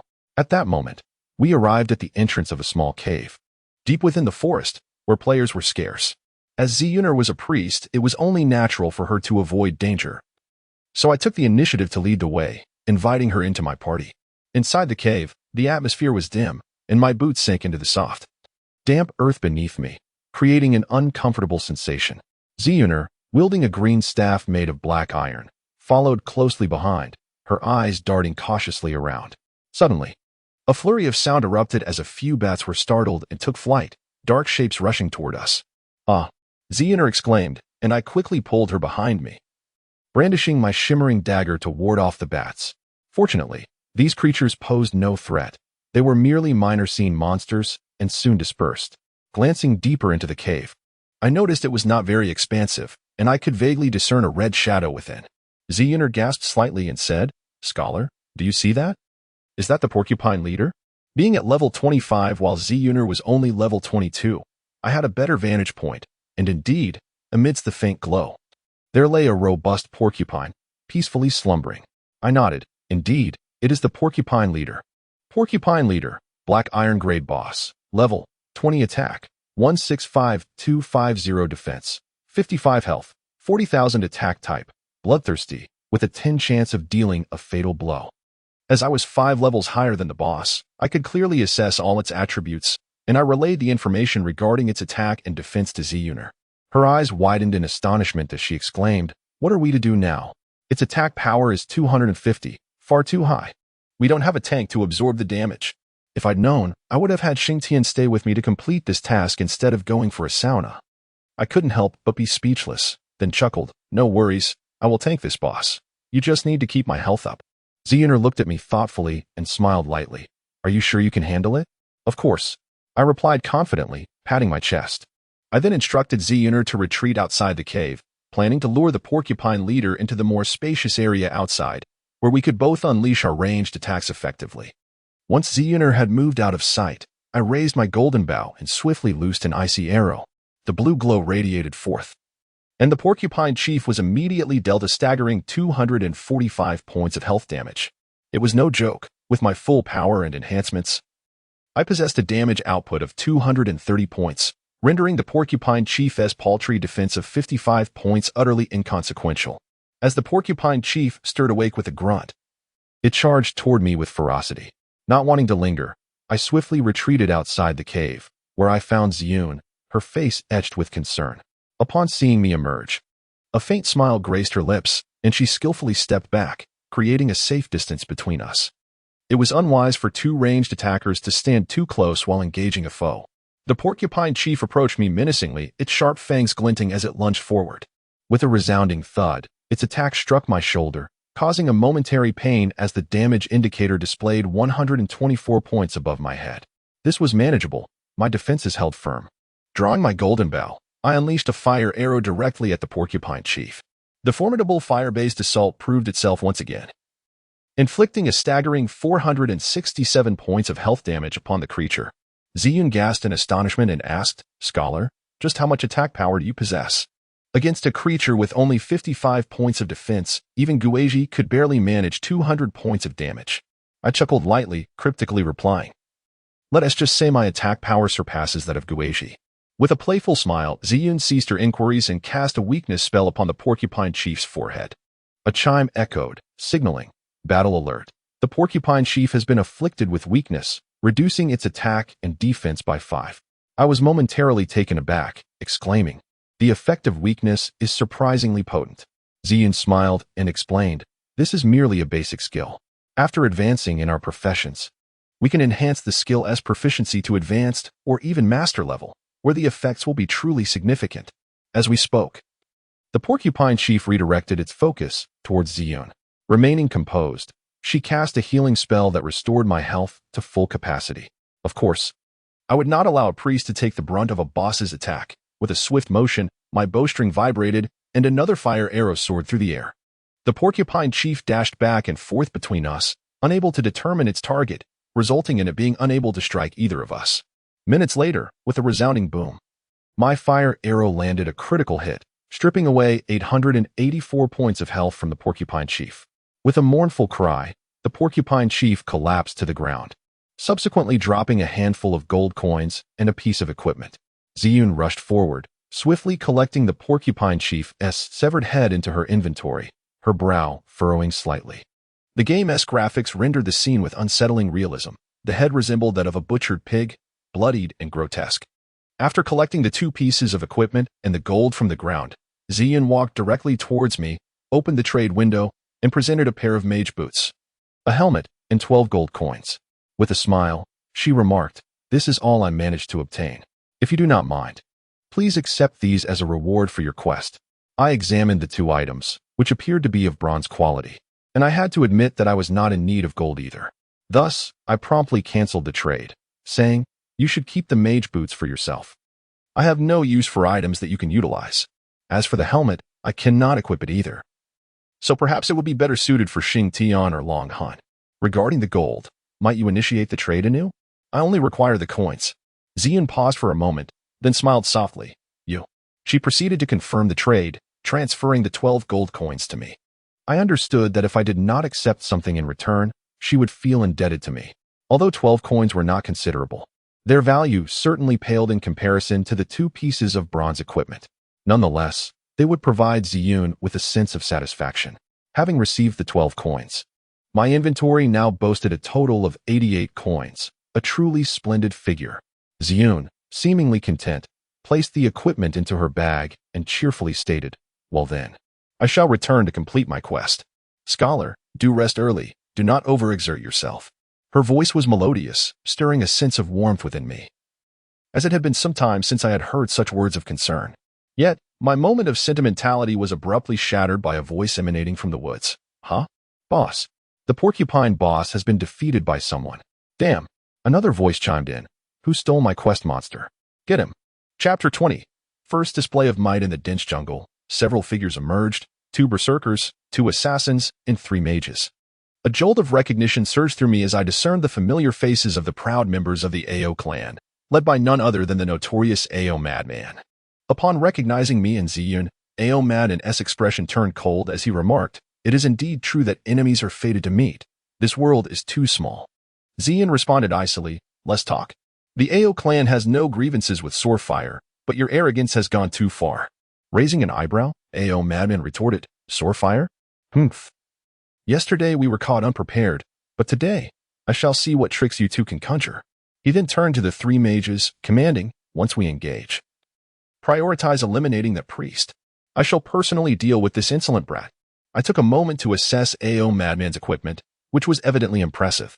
He wielded a gleaming axe, likely of bronze quality, and donned 4 pieces of armor, all of which appeared to be attribute-enhanced gear, at least a black iron grade. The 3 mages were similarly equipped, boasting attribute gear, marking them as mid to high-level players. Ziyun gripped her staff tightly and whispered, "Scholar, it seems we are in grave danger this time. You should find an opportunity to retreat to the city while I stall for time." I couldn't help but chuckle. No need for that. If anyone should remain behind, it ought to be me. If I flee now, how could I ever face Longun and Xingtian again? Ziyun sighed in resignation and nodded, "Then we shall not retreat. And instead, we'll fall together." I smiled faintly. That may not be the case. HM? Ziyun looked at me, puzzled, just as I sprang into action, darting forward with my shimmering dagger drawn, plunging it straight toward AO Madman's chest. AO Madman was taken aback, completely unprepared for my bold move in such a dire circumstance. He quickly commanded, "Everyone, take him down together." However, in that fleeting moment before my dagger struck, I suddenly halted, refraining from attacking, and my name did not fade into gray. Fireballs soared through the air, crashing into my chest. I must admit, the 3 mages possessed considerable offensive power, with each fireball nearly stripping away 150 of my health points. Yet, with a staggering total of 920 health points, I was far from easy to vanquish. Swiftly, I consumed a health potion while veering at a 45-degree angle toward the enemy ranks, my intentions crystal clear. AO Madman, assuming I was merely an assassin and neglecting my title, swung his battle axe and shouted, "Earth Splitter!" Boom. A burst of flame erupted, and simultaneously, a damage value of 45 appeared above my head. I couldn't help but chuckle. The Crimson Flame set truly lived up to its reputation as a level 25 bronze set, as even a high-damage berserker like AO Madman was unable to breach my defenses. In a moment of distraction from the proud and arrogant foe, I swiftly equipped my golden bow and unleashed a fiery arrow that soared through the air, striking the chest of the opposing level 21 mage with explosive force. Boom. The fire arrow pierced through his chest, eliminating him in an instant. The members of the proud faction were taken aback, still reeling from the shock when my second ice arrow was already in flight. Another level 20 mage could only watch helplessly as the ice arrow approached, without even a moment to evade.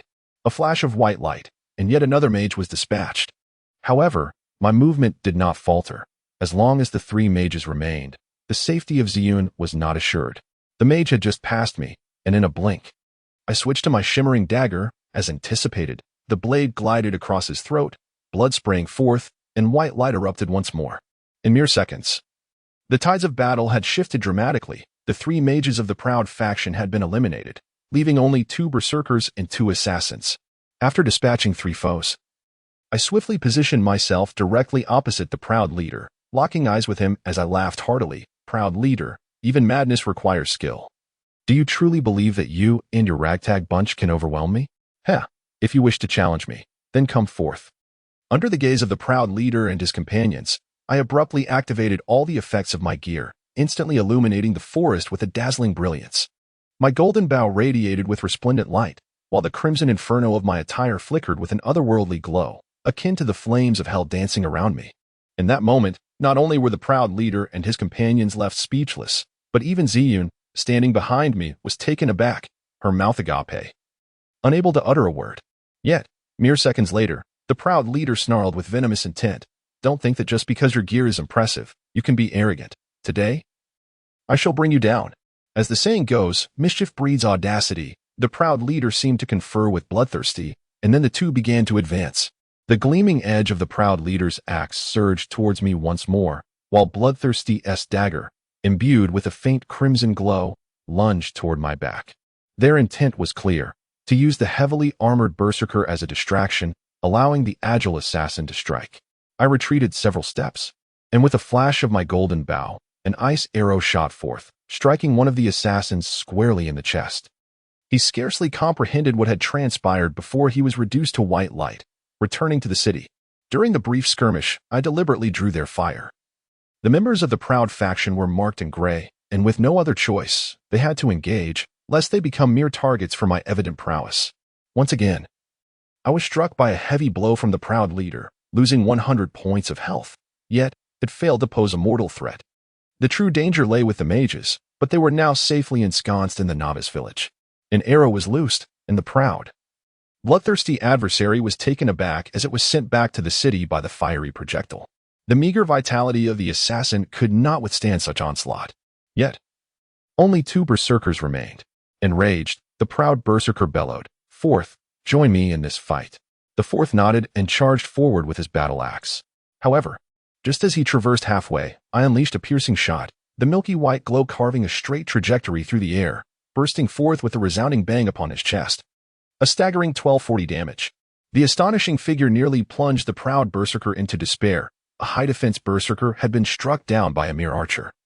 Leaving the high-defense classes in utter disarray, the fourth transformed into a beam of light, returning to the city to respawn, while the proud berserker, face ashen, glared at me and roared, "You scoundrel! I shall make you regret inciting my wrath." Bang! I swiftly retaliated with another piercing shot, causing the proud berserker to lose a staggering 1069 health points, teetering on the brink of demise, with but a sliver of vitality remaining. Just as I prepared to finish him off, to my astonishment, Zenu chimed in with a smile. "Allow me." With a graceful flick of her hand, a purple punishment skill descended upon the proud berserker's head. With a soft whoosh, he fell victim to the priestess's punishment, his expression revealing profound humiliation. Thud! A helmet clattered to the ground, and I could not help but laugh heartily. The proud berserker's helmet had dropped. Chapter 21. The talented among men I approached and picked up the helmet that the arrogant madman had dropped. The attributes gleamed before my eyes: green helmet, bronze armor, defense, 52. Strength, 6. Stamina, 1. Required level, 14. The helmet's defense was decent, and its additional attributes were fair enough, though its name left much to be desired.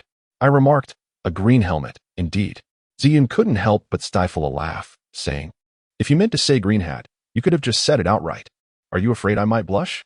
I've weathered enough storms. I am not some fresh-faced schoolgirl." I chuckled softly, acknowledging that Zion's mature charm made everything clear. Even if she wasn't a stunning beauty of the married variety, she certainly belonged to the category of alluring women. In my mind, I had already classified her as a graceful older sister. Gazing at the green helmet, I suggested, "Shall we return to town and sell it, then split the proceeds?" "No need. You were the one who defeated the enemy, so this equipment naturally belongs to you." Zion replied with a gentle smile. She added, "It's getting late. You should rest early and not overexert yourself." I nodded and returned to town. In the novice village square, I shouted out, and the green helmet was swiftly sold for a staggering 40 gold coins. As players had risen in level, gold had become less elusive. And since the helmet served no purpose in my hands, selling it for coin was the wiser choice. Before logging off, I checked the leaderboard, only to discover that I had fallen out of the top 10 among Chinese players. At level 25, I was ranked 17th, while the top spot was once again held by Qifeng Lanwei at level 28. Who could this Qifeng Lanwei be? I wondered to myself before logging off. I awoke the next morning shortly after 8, realizing I was on the verge of being late. I barely had time for breakfast as I rushed to the office. To my surprise, both Ziyue and Xia Tian arrived late as well. By nearly 11, they finally entered the office, their eyes red. When Li Yun silently inquired, Ziyue explained, "I was in the same novice village as Xia Tian, and last night we ground our way to level 19. It completely exhausted me." Xia Tian chimed in, "With a beauty like me accompanying you, you should feel fortunate. Stop pretending to be displeased." Ziyue retorted, "Spare me, as if I'm not a beauty myself." Not long after, Bing chimed in, stating, "Follow me. We need to head to the operations department for a meeting." "A meeting?" I asked, puzzled. Bingsha nodded with a smile, "Yes. A meeting regarding matters of the game industry, chaired by President Wong." I smiled in anticipation, eager to finally meet the legendary President Wong. Thus, we all rose, and I walked alongside Xia Tian into the conference room in the office area. The spacious room could accommodate around 50 people, and many had already taken their seats, consisting of some idle members from the development and operations departments. On my left sat the charming iced tea girl, while on my right was the delightful Summer girl. Summer, gazing at the company's secretaries present, remarked with a hint of envy, "The secretary from the general office has certainly become more voluptuous." I glanced at Summer, noticing her in a loose-fitting camisole. It seemed she caught my attention, and with a playful smile, she asked, "Scholar, do you think my figure is quite nice?" I replied, "Perspective alters the view." Puzzled, Summer inquired, "What do you mean, scholar?" Iced tea, with a straight face, interjected, "He means your bust doesn't appear prominent from the front." Summer, flustered and indignant, retorted, "Scholar, you're no saint. I won't speak to you anymore." I chuckled, secretly relieved, as I preferred not to be teased by girls. And it was good for her to recognize my wit. Just then, someone shouted, "Mr. Wong has arrived." "Mr. Wong is here." I looked up and was taken aback by the sight of a rather handsome young man entering, impeccably dressed in a tailored suit, his hair slicked back in a stylish side part. I couldn't help but exclaim, "Is that really Mr. Wong?" Ice-T confirmed, "Indeed, that is our company's leader. Wang Junjie, a dual Master graduate from both Cambridge and Harvard, hailing from a prestigious background, appointed as the general manager of our Blue Star Group." Summer added with a smile, "Mr. Wong is quite accomplished. I hear he is only 28. I was momentarily stunned. He was merely 4 years my senior, yet had risen to such a position. Wang Junjie truly was a remarkable individual. Wang Junjie, with an air of elegance, approached the conference table and inquired, "Is everyone present?" The marketing department head responded, "Director Ling has yet to arrive. The rest are already here." "Oh, has he arrived yet?" Wang Junjie asked affectionately, suggesting a familiarity with Ling Yu. I was taken aback and inquired, "What is his relationship with Ling Yu?" Ice-T glanced around, biting her lip, and remarked, "That fool Wang Junjie is Director Ling's boyfriend, but Ling Yu rarely gives him much respect." A twinge of discomfort rippled through me. Ling Yu was the twin sister of Ling Shui, and I could hardly distinguish between them. Thus, when Ling Yu was before me, I perceived her as Ling Shui. Now, the emergence of such a handsome boyfriend was particularly irksome. Wang Junjie cleared his throat and said, "Let us wait for her then." After nearly 10 minutes, Ling Yu finally appeared, her hair still damp, clearly having just risen and washed up. To my astonishment, she unceremoniously took the seat of the chairman, an authoritative position. I found myself perplexed. Is the director superior or the general manager? Of course, the general manager holds the higher rank. Bingsha, with a slight smile, remarked, "I comprehend your implication. It is rather straightforward. The true proprietor of Blue Star Group is Ling Tian, while Ling Yu is his daughter. Hence, in this context, Ling Yu holds the utmost authority. As for Wang Junjie, he is merely an employee, albeit a remarkably talented one, which has garnered Ling Tian's esteem. He intends to cultivate him as his successor, and that is precisely why he has permitted his daughter to date Wang Junjie." I nodded slightly, as if grasping a fragment of understanding. The enchanting Bingsha then said with a knowing smile, "Wang Junjie's family has long since fallen from grace. He seeks to seize this opportunity to become a son-in-law, leveraging the financial prowess of Blue Star Group to restore his family's former glory. To put it bluntly, Wang Junjie is nothing but a gigolo." At that moment, Wang Junjie, with a look of genuine concern, gazed at Ling Yu and inquired, "Yu, have you been resting well?"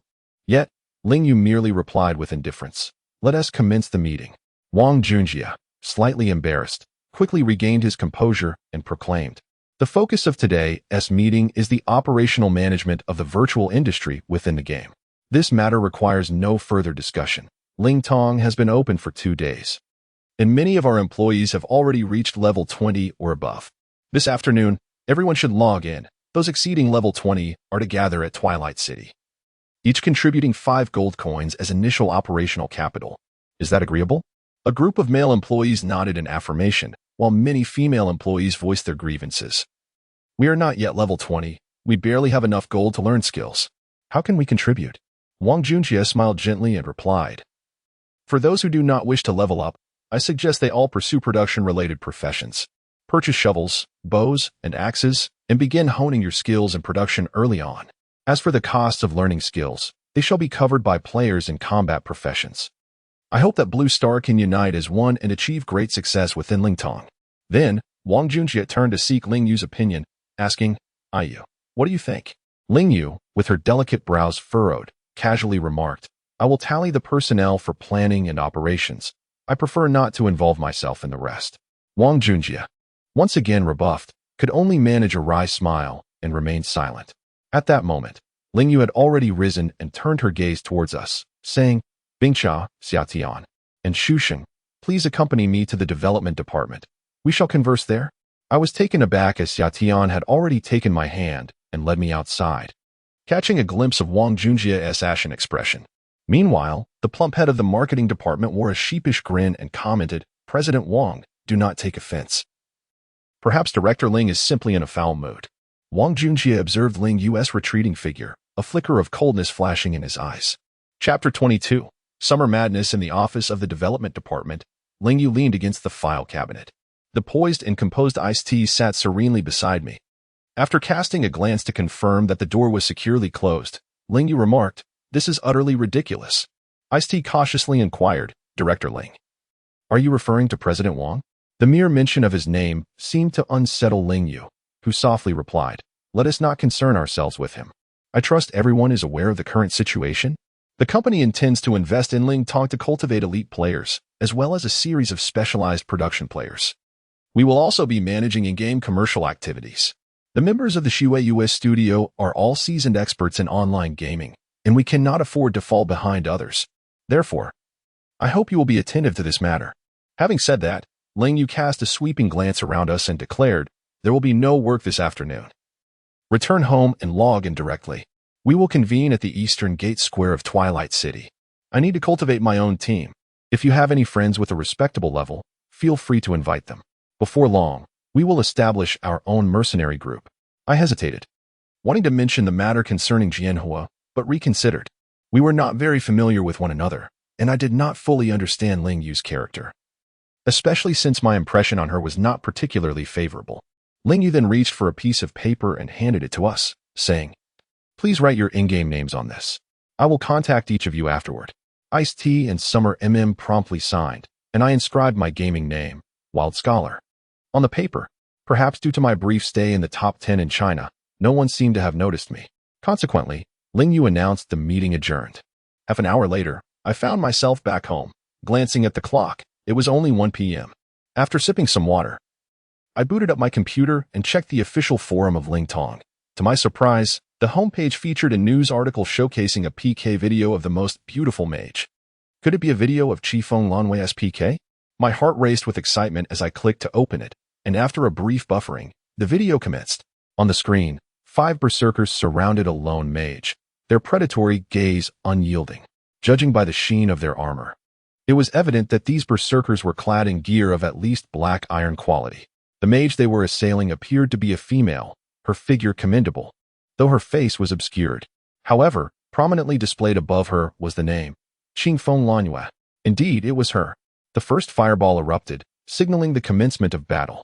Qingfeng Lanwei moved with a grace reminiscent of gliding over waves, astonishingly evading the berserkers after weaving a few intricate paths. Even more impressive was her impeccable positioning, leading the 5 berserkers into a dizzying disarray, leaving them uncertain of whom to strike. From this alone, I could ascertain that Qingfeng Lanwei was undoubtedly a skilled mage in terms of gameplay, and I was astounded to witness a woman capable of playing at such an extraordinary level.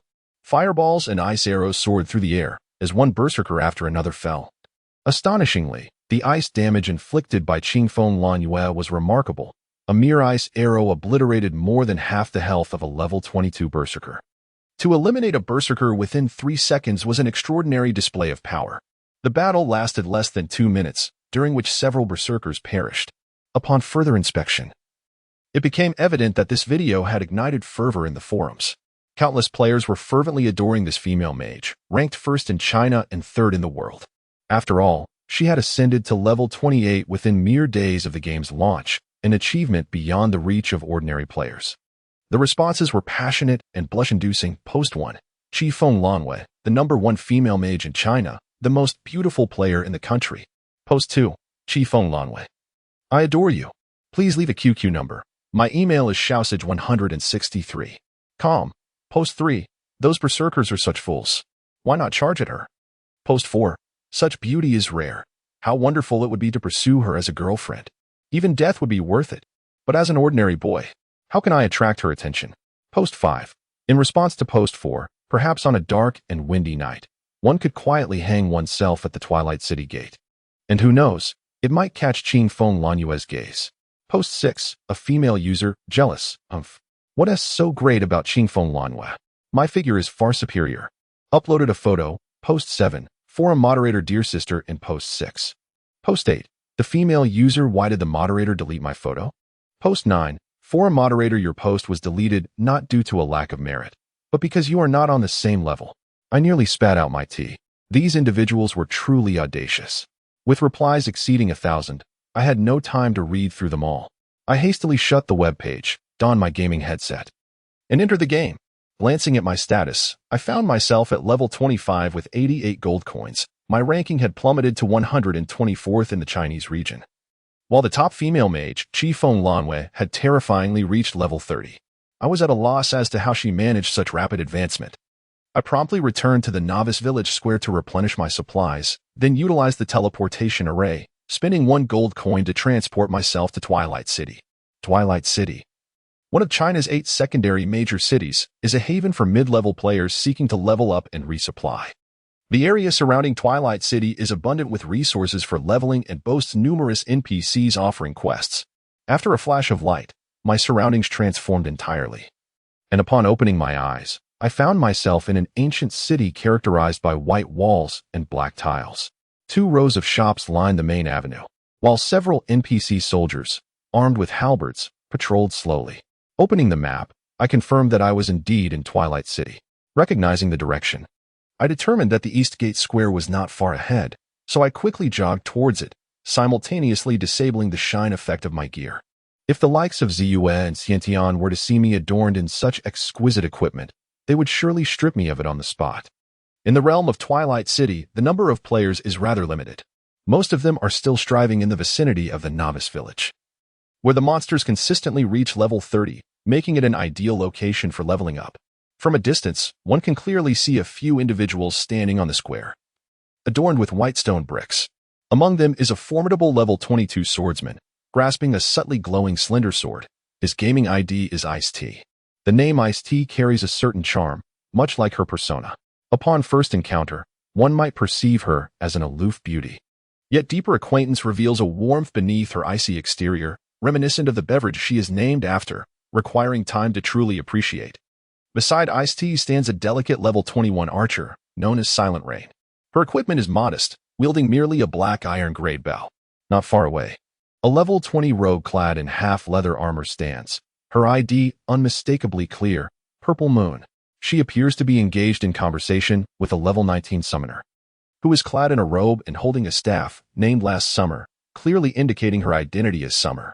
I approached them briskly, exclaiming, "So you're all here?" The ladies turned, simultaneously gasping, "Wow, is that Scholar? Already level 25, how impressive." I smiled slightly, replying, "Archers level up quickly, it's not surprising." Summer then stepped closer, taking my arm, and asked, "Scholar, will you take me leveling up soon? I don't want Purple Moon to take me. She is hopeless, she died twice while leveling yesterday." I responded cautiously, "You must promise that while leveling with me, you won't flirt with any male players in other teams, or it will complicate matters for me." Summer pouted playfully, "You're so mean. I would never be that kind of bad girl in just a few short days." I had come to realize that Summer, with her playful demeanor, was quite formidable in her own right. However, I found myself lacking in interest, as it was challenging to express affection towards someone lacking in certain attributes. After a brief wait, Ice-T remarked, "Why has Director Ling arrived yet? Has she encountered some trouble? Does anyone know her gaming name?" Everyone shook their heads in response. Just then, a sweet female voice rang out from behind us. "I'm so sorry to have kept you waiting." Turning around, I was struck with astonishment, and the others were equally speechless. Dressed in a vibrant red robe, she exuded a graceful elegance, her long hair flowing freely. Standing before us was an extraordinarily beautiful sorceress. I gulped hard, managing to utter. Gentle breeze embracing the moon. Chapter 23. The Ghost King sloped. To our utter astonishment, the renowned first female mage, Chi Feng Langwei, stood before us. And her visage was strikingly familiar. It was none other than Lingwei. My mind was in a state of turmoil. How could this be? Lingwei was indeed Chi Feng Langwei. What an unfathomable revelation. Seemingly aware of our bewilderment, Lingwei elegantly raised her brows and declared, "Stop dawdling. You are not mistaken." Ice-T, utterly astonished, murmured, "Director Ling, you are incredible. The top player in China is actually you." Lingwei responded with a gentle smile, "There is no need for surprise. I enlisted the assistance of a few friends to expedite my leveling."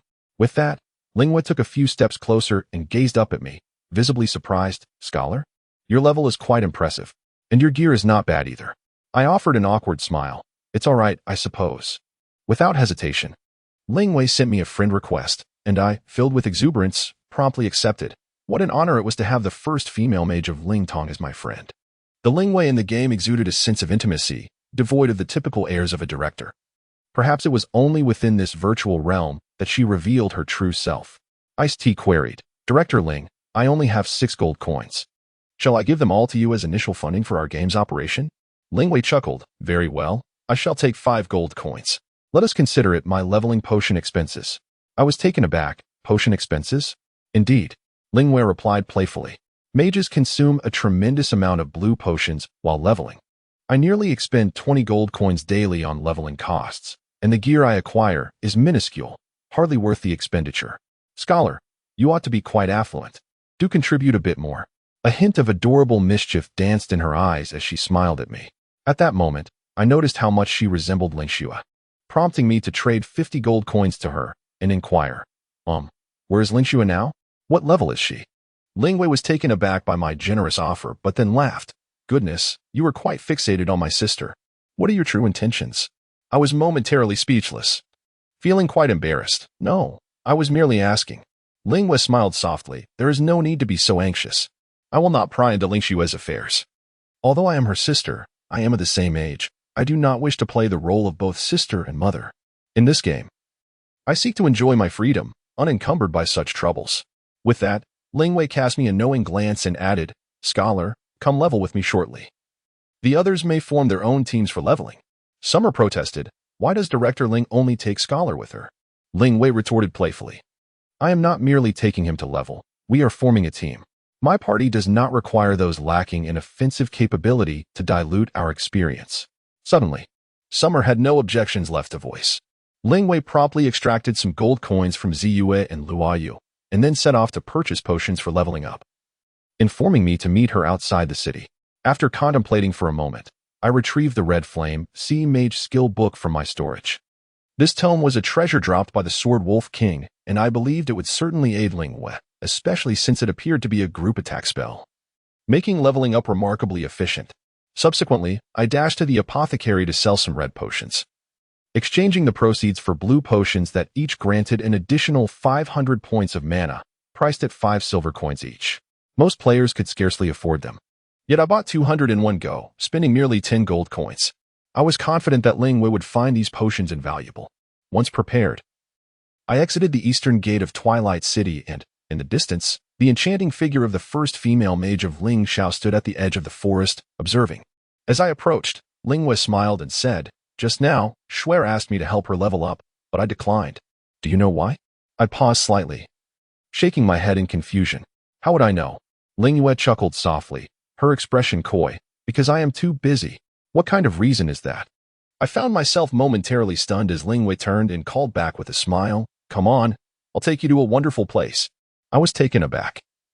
Her glance was so alluring that my heart began to race uncontrollably. "Lingwei, wait," I suddenly called out.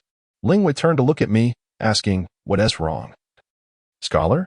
I quickly opened the trading interface, placing the Red Flame Sea book on the table, saying, "I believe this will be useful to you." "Ah." Lingwei's mouth fell open in astonishment, her expression one of disbelief. After a moment, she finally confirmed the trade, exclaiming, "How did you come by such an advanced group spell book? I've been grinding at the boss spawn for ages without any luck." I replied, "By chance. I defeated a boss and it dropped this book." Since I have no use for it, keeping it would be a waste. Lingwei beamed with joy, smiling sweetly. Thank you. Scholar, the value of this book is incalculable at present, but I promise I will repay you in the future. Gazing at her beautiful face, my heart was a tumult of emotions. After all, she was someone else's girlfriend. What did my action signify? Was it for Lingxue or for myself? I couldn't quite discern. Thus, I resolved to clarify matters and subtly inquired, Lingwei, doesn't T. Wang Junjie also have an account in Lingxiao? Why don't you level up with him? Lingwei appeared slightly taken aback, her beautiful eyes reflecting a hint of grievance. After a few moments, she replied, do you mean to say, would you prefer to level up with someone you do not like? I was left speechless, pondering the implication of her words. Was she suggesting that she was leveling with me because she didn't like Wang Junjie? Am I not? Observing my expression, Lingwei couldn't help but chuckle softly, saying, stop overthinking. My relationship with Wang Junjie is not as you imagine.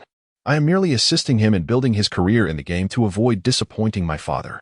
I smiled and replied, you truly bear a heavy burden. Lingwei paused for a moment, gazing at me with a hint of distraction, before pouting and saying, forget that for now. Let's hurry. If we delay any longer, we might miss our chance. I practiced there for quite a while last night, and my experience skyrocketed. Oh, where's this place? You'll find out once you get there. Half an hour later, as night fell, dew began to settle in the forest. Progressing further, a scene of withered vegetation unfolded before us, accompanied by faint, chilling cries reminiscent of ghostly wails. I felt a twinge of anxiety and asked, what is this place? Lingwei turned to me with a smile, the legendary Ghost King Slope. I stumbled upon it alone yesterday and discovered it to be a sacred ground for leveling up. The monsters here are formidable, but the experience gained is quite rewarding. I chuckled inwardly, considering it akin to the infamous Wolf Ridge. However, given that even Lingwei, the top-tier sorceress, esteemed it, it must certainly be of a higher caliber than Wolf Ridge. Looking upward, a chilling breeze swept through, revealing a long, barren hillside ahead, devoid of any vegetation. Chapter 24. The spectral warrior. A low, rumbling growl echoed through the air, and the ground ahead erupted suddenly. With a resounding thud, a skeletal arm, pale as death, burst forth from the earth, followed by a skeleton clad only in tattered remnants of clothing. Its hollow eye sockets glimmered with an eerie light, fixated intently on me and Lingwei. Startled by the sudden emergence of this creature, I instinctively stepped back, positioning myself defensively in front of Lingwei. She seemed to appreciate my reaction, smiling slightly as she remarked, you have quite the courage, scholar. I thought to myself, courage? My legs are trembling in fear. Without further ado, I swiftly assessed the attributes of the skeleton. Bone warrior, common monster, level 30 attack, 245280 defense, 60 health, 1500 attack type, weakness attack. Reduces target's defense by 25. I was taken aback. Good heavens. An attack power of 280 is terrifying. However, Lingwei smirked and said, scholar, have you considered its health and defense? In that moment, I comprehended the nature of such undead creatures. Their defense and health were feeble, yet their attacks were undeniably fierce. Thus, I swiftly drew an iron arrow and expertly unleashed an ice arrow. With a crack, a damage value of 724 appeared above the bone warrior's head. Without hesitation, I fired a second shot, a fire arrow, which inflicted 879 points of damage. To my astonishment, the bone warrior had no means of retaliation and collapsed instantly. Lingwei, visibly surprised, exclaimed, wow, scholar, your physical attack is impressive, implicitly suggesting that her magical prowess was formidable as well. I understood her meaning and smiled. Lingwei, would you care to give it a try? With a playful smirk, Lingwei conjured a fireball and hurled it at another bone warrior. 1894. Instant kill. A single critical strike obliterated the level 30 monster. It was no wonder Lingwei wished to grind levels here. Her fire magic was remarkably potent. She looked at me and chuckled. Our little duo seems quite fearsome. I could only nod in agreement, realizing that our combined might could very well rival the strongest in the realm. Thus, the ensuing events unfolded seamlessly. I led the way while Lingwei closely followed. Fireballs soaring through the air, annihilating every foe in our path.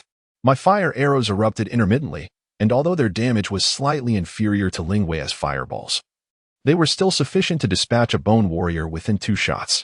The experience points surged rapidly, with each monster yielding over 1,000 points. Occasionally, when a monster dropped a blue potion, Lingwei would eagerly urge, scholar, quickly collect the potion. In truth, Lingwa was rather frugal. Despite having purchased an impressive 24 potions worth of gold prior to our venture, the monsters atop the hillside were swiftly vanquished within an hour, and I ascended from level 25 to level 27, a progression that was truly astonishing. Meanwhile, Lingwei remained at level 30, indicating the considerable difficulty of leveling up in the later stages. Naturally, I understood that my lower level must have deprived her of a significant amount of experience points. Eventually, we arrived at the entrance of a cave, where ominous characters loomed large, spelling out, Netherworld Cave. Lingyue smiled and remarked, "This is the very destination of my journey. Scholar, do take note of the pile of skeletons on the ground to the right. Conversing with them will yield a quest for the Netherworld Cave. Let us venture inside and see if we can complete the task." I glanced over and indeed noticed a heap of ancient bones, now reduced to a mere pile of fragments. Turning back, I expressed my astonishment. "Lingwei, this place is utterly eerie. Are you not afraid?" With a gentle smile, she replied, "Fearful, of course. Did you not see how far I stood back?" Speechless, I initiated a dialogue with the skeletons, and sure enough, the system responded, "Ding. System notification. This skeleton seems to conceal a secret. Would you like to investigate further?" I quickly confirmed, and another notification chimed, "Ding. System notification. Quest accepted. Netherworld Cave. Current quest difficulty. 550. Quest objective. The general of the kingdom met his demise outside the cave. Please enter the cave's 5th level. Find the culprit and eliminate it." The task was straightforward. Enter the Netherworld Cave and slay a particular monster to complete the quest. Lingyue inquired about the difficulty level, to which I replied, 550, and you? She responded with a light chuckle, 450. It seemed her higher level significantly reduced the quest's difficulty. As I stood up, Lingyue remarked, "Initially, I intended to seek a high attack, high defense player among the top 10 experts in the Chinese region to tackle this quest together. However, it appears that you are more than capable." With that, her beautiful eyes roamed over my crimson flame set, her gaze imbued with mischievous intent. I inwardly lamented. Dealing with an astute girl was indeed no simple task. She had undoubtedly discerned the extraordinary nature of my equipment. Thus, I feigned ignorance, saying, "Oh no, I am merely a frail archer. Do you truly expect me to tank the monsters?" Lingyue shot me an exasperated glance and retorted, "Do not play coy with me. That armor must have a defense of at least 150, and my judgment is remarkably keen." I was secretly amazed that she had deduced it correctly. At that moment, Lingyue smiled slightly and revealed her equipment's attributes one by one. In an instant, a dazzling radiance enveloped her, as her complete set of mage gear shimmered conspicuously. She did not hold back, sharing the attributes of each piece within the team. Her attire was a formidable Inferno set, a level 30 bronze mage ensemble. The flame set enhances each piece of equipment with an approximate 5 increase in fire magic damage, while the set bonus grants an astonishing 50 boost to fire magic damage. Additionally, it comes with a skill that provides a fiery shield, capable of protecting the mage from physical damage for a brief period. I was utterly amazed, indeed. There is always someone more formidable. I had thought my Crimson Flame set was impressive, yet it paled in comparison to Lingyue's Flame set. Consequently, I decided to share the attributes of my Crimson Flame set with her, as well as those of my Golden Bow. Upon seeing the attributes of the Golden Bow, Lingyue gasped in astonishment, exclaiming, "Goodness! So the first piece of silver equipment is actually in your possession. Humph. You always act so pitiful. Yet you possess such powerful gear." With a sense of resignation, I replied, "There is no choice but to endure. Otherwise, I can only imagine how many times my equipment has been destroyed. It's not just about the fear of theft. It's about the constant anxiety that hampers my ability to level up." Lingyue chuckled softly, "True. Now, I am even more confident. Today, let us boldly venture into the 5th level of the Nether Cave and complete this quest. The rewards must be substantial." I nodded in agreement. A task with a difficulty rating of 550 would surely offer generous rewards. Thus, I stepped into the cave, immediately feeling a sudden drop in temperature that sent a shiver down my spine. The interior of the Nether Cave resembled a vast, circular pit, with a staircase leading to the next level on the opposite side. A hoarse growl echoed through the air, and Lingyue cautioned, "Be careful on the right." Turning to look, I was startled to see, seemingly out of nowhere, an armored skeleton creature brandishing a heavy sword, ready to strike. With a sharp crack, the heavy sword grazed my shoulder, and an intense pain surged through me as my health plummeted by nearly 300 points. What a formidable attack! I quickly examined the creature's attributes, only to be left speechless. Nether warrior, common monster, level, attack, defense, health. At that moment, Lingwei skillfully cast a fireball spell, causing the skeleton to stagger and losing nearly a quarter of its health. I realized why Lingwei needed assistance. The monsters within the Nether cave were significantly stronger than those at Ghost King Slope. Raising my hand, I released a fire arrow, which struck with a resounding explosion, causing the skeleton to lose 421 health points.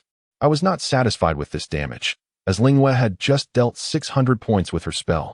Thus, I swiftly equipped the armor-piercing arrow. A flash of white light appeared as it penetrated the skeleton's armor, dealing a staggering 894 health points of damage. Lingwei followed up with another fireball, inflicting 558 health points of damage, and finally, the skeleton collapsed. Lingwei gazed at me in astonishment, asking, "What skill did you just use?" It was incredibly powerful, dealing 900 health points in a single blow. I cannot help but feel a sense of pride as I reveal to her the remarkable property of the armor-piercing arrow, which disregards 50 of defense. In response, Lingue's smile grows even brighter. With that knowledge, we are indeed more confident in completing our task. The forthcoming adversaries consist largely of those with ironclad defenses, making the armor-piercing arrows exceedingly valuable. Just then, another shadowy warrior was detected nearby, yet I could not discern its level or attributes. Lingwei informed me that this particular shadow warrior is level 34, possesses an attack range of 250 to 320, and has a health pool of 2,400. As I am merely at level 27, the creature's level exceeds mine by 6, rendering it invisible to me. I bent down to collect the silver coins dropped by the previous shadow warrior and, in unison with Lingwei, we dispatched another one with 2 swift shots from our armor-piercing arrows. However, at that moment, a shadowy figure emerged behind Lingwei, and before she could brace herself, the glint of a dagger flashed forth. Chapter 25, Sea of Crimson Flames. A soft crack echoed as a number materialized above Lingwei's head, 428. In an instant, the fragile constitution of the young mage could scarcely withstand the blow, her vitality plummeting. In a flurry, she retreated, hastily retrieving a health potion, while simultaneously uttering a soft incantation. With a graceful lift of her staff, a fiery shield enveloped her, shimmering in the air. At that moment, I discerned the assailant lurking in the shadows, a creature known as the Spectral Assassin, although its attributes remained hidden from view. The grave expression on Lingwei's face signaled that this foe's offensive capabilities were not to be underestimated. In a misstep, Lingwei distanced herself from the Spectral Assassin and unleashed a frost arrow. Instantly, a layer of frost cloaked the creature, drastically diminishing its speed, rendering it futile as it flailed its dagger in the air. Seizing the opportunity, I cast my own frost arrow, achieving a similar effect, leaving the Spectral Assassin utterly incapacitated. Subsequently, it succumbed to several of Lingwei's fireballs, erupting in a shower of silver coins. Alas, merely silver coins. As I gathered the scattered coins, I remarked, "The monsters here are quite elusive. Lingwei, you should maintain the flame shield." Lingwei pouted, "That's not feasible. Sustaining the flame shield consumes a significant amount of mana, 500 points of blue potion every minute." I chuckled reassuringly. "It's all right, keep it activated. If we happen to fall, we would only drop 1 level, which would be counterproductive. Rest assured, I have an ample supply of blue potions. Our resources should not present a problem." A charming smile spread across her face as she replied, "Very well then." With that, Lingwei kept the flame shield active, granting me peace of mind. No matter how formidable the Spectral Assassin's attacks, it would unlikely be able to fell me in a single blow. After all, at level 27, I possessed nearly 1,000 health points. In the first level of the Spectral Cavern, only Spectral Warriors and Spectral Assassins lurked. They concealed themselves in darkness, revealing their forms only when players approached, presenting us with a minor challenge. Being a leather-clad archer, I was at a disadvantage compared to a berserker clad in bronze armor, which could potentially achieve a defense of around 350. The Spectral Warrior's attack power of 320 would scarcely inflict more than 150 damage against such defenses.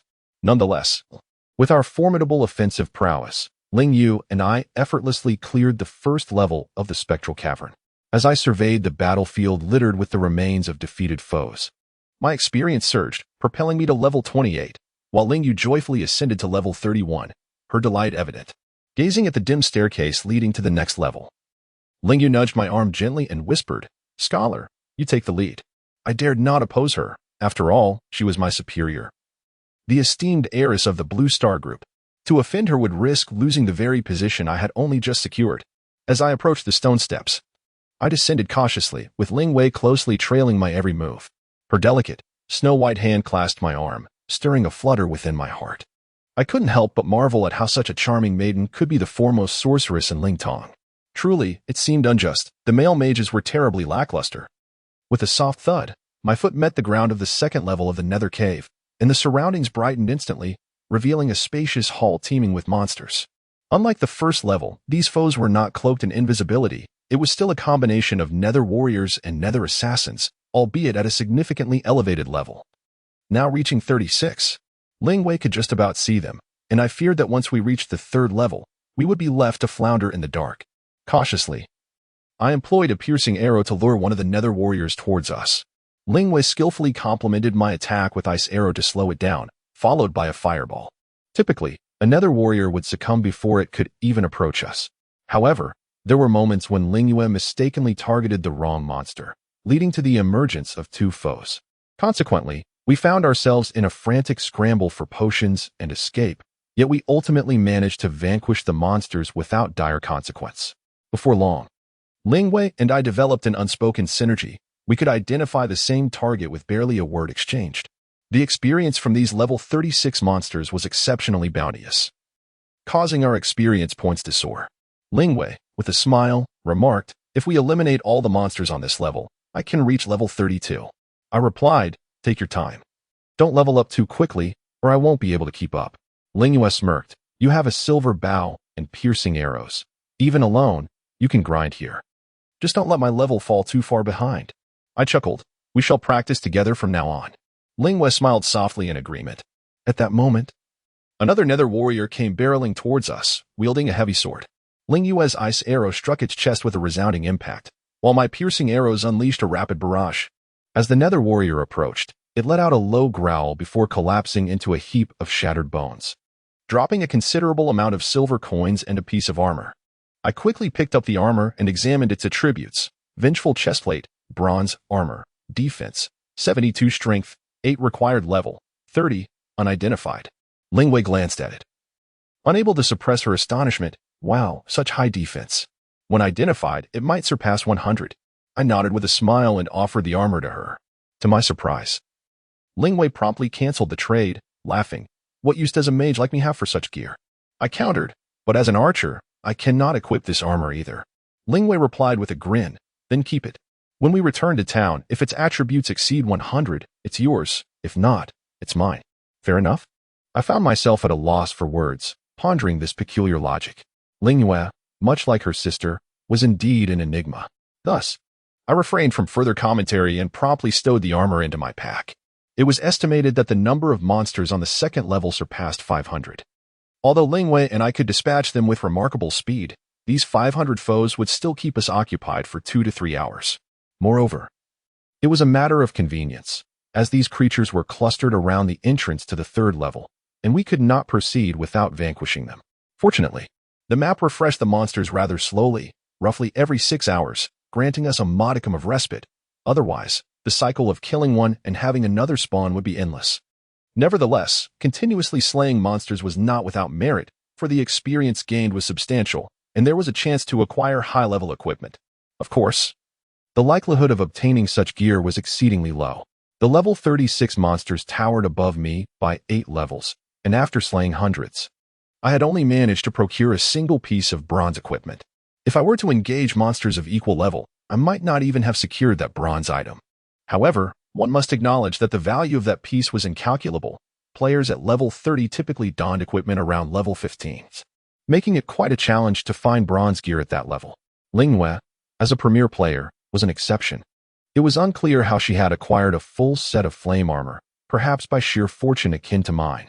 Before long, we had eliminated the last few monsters on the second level. As I had hoped, I reached level 29 with 50 experience, while Ling Wei ascended to level 32. However, she candidly expressed that reaching level 33 would likely require clearing every monster on both the first and second levels, a testament to the increasing difficulty of leveling up as one progressed. Next, we prepared to venture into the third level. The nether cave comprised 5 levels, and we had explored 2/5 of it. Upon entering the third level, I was taken aback. The ominous nether warriors and assassins had been replaced by a host of archers, nether archers. The level of these archers was indiscernible, but they likely exceeded level 38. Furthermore, their field of vision was remarkably expansive. As Lingwei and I appeared, we immediately attracted the ire of at least 5 nether archers. Swish, swish, swish, in rapid succession. The nether archers unleashed their arrows, causing my health to plummet by over 300 points. Fortunately, their attack power was not overwhelmingly fierce. However, the combined assault was still quite intolerable. Lingwei was not faring better. She was targeted by 2 nether archers simultaneously, and their icy arrows ricocheted off her fire shield, which quickly showed signs of strain, while her health diminished by approximately half. An alarming predicament. I swiftly fired an ice arrow to slow the monster's assault, and Lingwei abruptly began a lengthy incantation. In a burst of flames, a rain of fire descended from above, igniting fiercely at the feet of the 5 nether archers. In an instant, damage numbers floated above their heads, and before long, they were all reduced to half health. The Sea of Blaze proved to be remarkably effective. The skill Lingwei employed was indeed the very Sea of Blaze I had just bestowed upon her. However, the rudimentary skill could only be sustained for approximately 10 seconds. Thus, Lingwei unleashed it once more. At last, amidst the flames, 5 spectral archers simultaneously emitted wretched cries, and a multitude of silver coins erupted forth as they fell. Regrettably, those coins were utterly unattainable. A throng of spectral archers encircled the area, ensuring that anyone who dared approach would be riddled with arrows. Lingwei lamented, exclaiming with a hint of mirth, "What a waste." I remarked, "Preserving one's life is paramount. Yet, these monsters on the third level are exceedingly formidable, making it quite challenging for us to eliminate them." Just then, a sudden murmur of voices from outside caught our attention. Lingwei cast a startled glance in my direction and cautioned, "Scholar, players are approaching." Chapter 26. The Cave Showdown. I was momentarily taken aback. Swiftly grasping Lingwei's arm and pulling her to the corner of the inner wall on the third level, where a protruding rock conveniently concealed our presence, Lingwei blinked and leaned against my arm, instantly enveloping me in a wave of warmth. When I glanced down, I noticed that in her haste, she had inadvertently pressed her proud bosom against my arm, entirely oblivious to the effect it had on me. My heart began to race uncontrollably. Lingwei seemed to sense something amiss and softly teased, "Are you feeling nervous?" I could only manage a strained nod. Of course I was nervous. Who wouldn't feel overwhelmed with such an enchanting beauty leaning against them? Lingwei looked up at me, her beautiful eyes glinting with mischief. Just then, voices echoed from the second level. There are numerous monster corpses here. Has someone already passed through?" Another voice chimed in, "No matter. Let us descend and see if we can complete the task directly on the 5th level." A chill ran down my spine. It appeared we were not alone in undertaking this task. Lingwei and I exchanged anxious glances, worry etched in our expressions. Within less than half a minute, 3 figures emerged on the third level, startling both of us. These 3 individuals were players from the renowned faction Battle Soul, and their prowess was far from negligible. Battle Soul Aotian, a level 29 Berserker, Battle Soul Folu, a level 28 Mage, and Battle Soul Tie, a level 30 Mage. All 3 were prominent figures on the Chinese regional leaderboard, ranking 2nd, 4th, and 5th respectively, while Lingwei held the top spot at level 32. And I occupied 3rd place at level 29. Such a coincidence. China's top 5 players had converged in this modest cave. Battle Soul is an illustrious organization, dominating various online games and recognized as the gaming titan of China. It was evident that these 3 were key members of the Battle Soul management. Battle Soul Folu, slightly puzzled, remarked, "There are still monster corpses here. Why is there no one around? Did they return to the city?" Battle Soul Aotian chuckled heartily and called out, "Friends inside, come out." Lingwei and I exchanged glances. How could he have guessed we were here? There was no escaping now, so I stepped forward cautiously, carefully avoiding the monster's line of sight. Lingwei followed closely behind, gracefully carrying her staff. Upon seeing me, Battle Soul Aotian couldn't help but exclaim, "Ah, it's the audacious scholar, the 3rd-ranked expert." However, when Lingwei appeared beside me, the members of Battle Soul truly trembled in astonishment, exclaiming, "It's Qifeng Lanwei." Lingyu donned a flowing gown of fiery red, its hem dancing gracefully, enhancing her exquisite beauty. Her delicate visage and elegantly elongated neck further accentuated her stunning features. while the alluring contours of her figure subtly emerged beneath the fabric. Her ample bosom strained against the garment, and her curvaceous form left onlookers thirsting for more. For a moment, the crowd stood mesmerized, and the warrior, Zhan Hun Feng Lu, gazed in awe, swallowing hard as he uttered, "So beautiful. Qing Feng Lan Yu is truly enchanting." Zhan Hun Ao Tan cleared his throat, admonishing, "Second brother, maintain your composure. Exhibit some decorum. You become rather foolish in the presence of beauty." Zhan Hun Feng Lu quickly averted his gaze, smiling, "I never expected to encounter the illustrious Qing Feng Lan Yu here. Indeed, she is a vision of loveliness." Ling Yu merely huffed, likely accustomed to such advances, and remained silent. Zhan Hun Feng Lu appeared somewhat embarrassed, prompting Zhan Hun Ao Tian to interject, "You are here for the same task, are you not? Why not form a team? We cannot discern the levels of the creatures here. A team would benefit us all." However, Ling Yu dismissed the suggestion, stating, "I have my own companions and require no additional allies." With that, she affectionately linked her arm with mine, a gesture imbued with familiarity. Unsurprisingly, a flicker of resentment crossed Zhan Hun Feng Lu's gaze, though it was brief and perceptible to me. "Humph, such an ungrateful fellow." Suddenly, Zhan Hun Tai, who had remained silent, emitted a disdainful snort. I retorted angrily, "That mage, mind your tongue. Remember that words can bring calamity." Zhan Hun Tai raised an eyebrow, declaring, "Do you think your levels make you superior? Let me inform you, I have never regarded individuals like you with any esteem." Ling Yu promptly raised her staff, fuming. "If you wish to fight, then do so swiftly. Spare us your endless prattle." Zhan Hun Ao Tian chuckled, stepping forward with his battle axe, seemingly unintentional yet decidedly threatening. I was taken aback. Was the berserker intending to strike once close enough? Faced with 3 formidable opponents, I was not so foolish as to allow them the first move. Thus, before they could act, I unleashed a piercing shot, the shattering arrow soaring forth. With a resounding impact, the ivory-tipped projectile struck Zhan Hun Ao Tian squarely in the chest. The number 872 materialized above his head, clearly indicating that this formidable berserker, equipped with exceptional gear, boasted nearly 2,000 health points. My strike merely depleted less than half of his vitality. In swift succession, a fireball conjured by Ling Yu soared through the air, crashing into Zhan Hun Ao Tian's chest, inflicting an additional 642 points of damage. In an instant, his health bar was reduced to a critical state. It was evident that our fierce onslaught had taken Zhan Hun Ao Tian by surprise. He had not anticipated our combined might to be so formidable. The warriors of the Battle Soul are far from novices. Without a moment's hesitation, Battle Soul Ao Yin strode forward, raising his colossal axe to unleash a ground-splitting strike. A surge of flames erupted, and I felt a sharp pain in my chest, causing me to stagger backward. Glancing at my health bar, I was taken aback to see that over 800 points had been depleted, and I was on the brink of demise. Battle Soul Ao Yin appeared even more astonished, perhaps surprised that this blow had not eliminated me outright.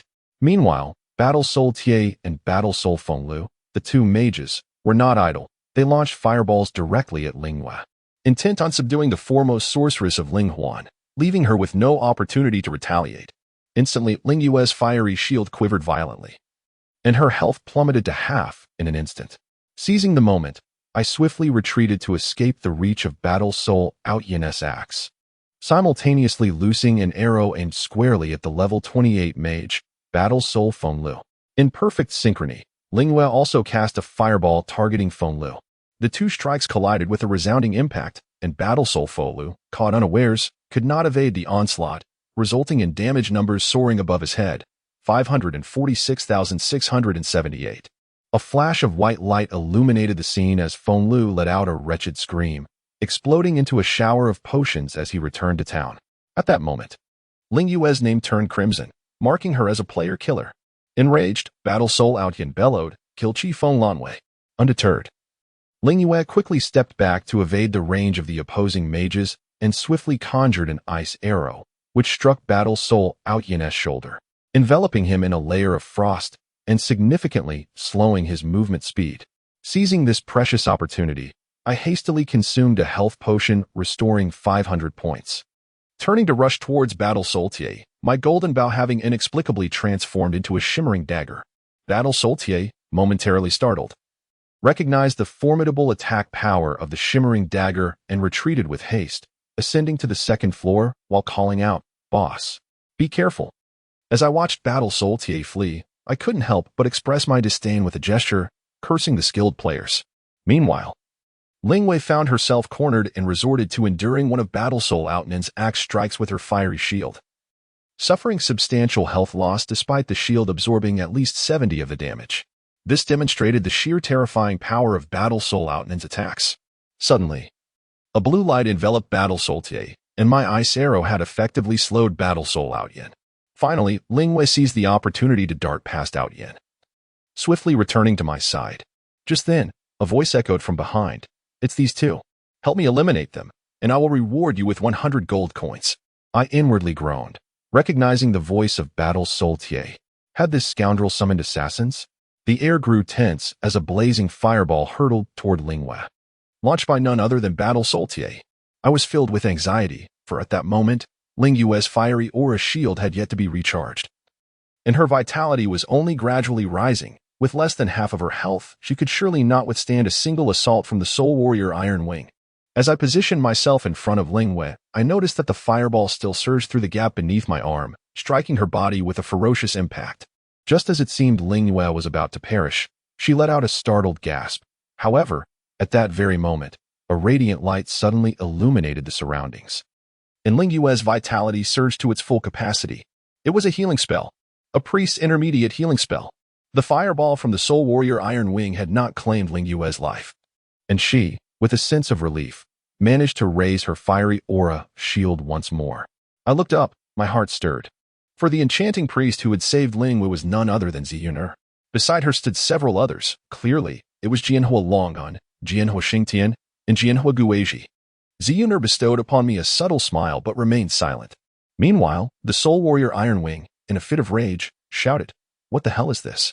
I said I would kill them. Why are you still using healing spells?" No sooner had he spoken than a burst of flames erupted, and Jianhua Xingtian raised his war axe high, bringing it down with a thunderous crash. Boom! With a ground-shattering strike. The body of the Soul Warrior Iron Wing was instantly torn apart, dissolving into white light as he returned to the city. Jianhua Xingtian, scratching his nose, chuckled and said, "Kid, do you not yet know that the scholar is one of us?" Chapter 27. The cannon fodder goes first. The swift demise of the War Souls Feng Lu and Tie triggered a dramatic upheaval in the battlefield. War Soul Outyin's countenance darkened significantly. This foremost figure of the War Soul stood there, his expression ashen, uttering not a word, merely consuming potions to restore his health, evidently still yearning for a confrontation. At that moment, Soar Fire Dragon Soul took a step forward and jovially inquired, "Outyin, how have you fared over the years?" War Soul Outyin replied, "It matters not whether good or bad. This game is but a fleeting illusion, with only the pursuits of gathering gear, selling it for profit, and courting women remaining unchanged." I interjected, "That's rather disheartening. Let us discuss something else, perhaps future vengeance?" Soarfire Dragon Soul chuckled, "What vengeance? The War Soul shall not raise a hand against Soarfire." "Why?" "Because War Soul Outyin is my high school classmate." Soarfire Dragon Soul shrugged, feigning helplessness. At this juncture, War Soul Outyin approached and remarked, "Since Qing Feng and Shao Kong are friends of Dragon Soul, then what transpired earlier was merely a misunderstanding.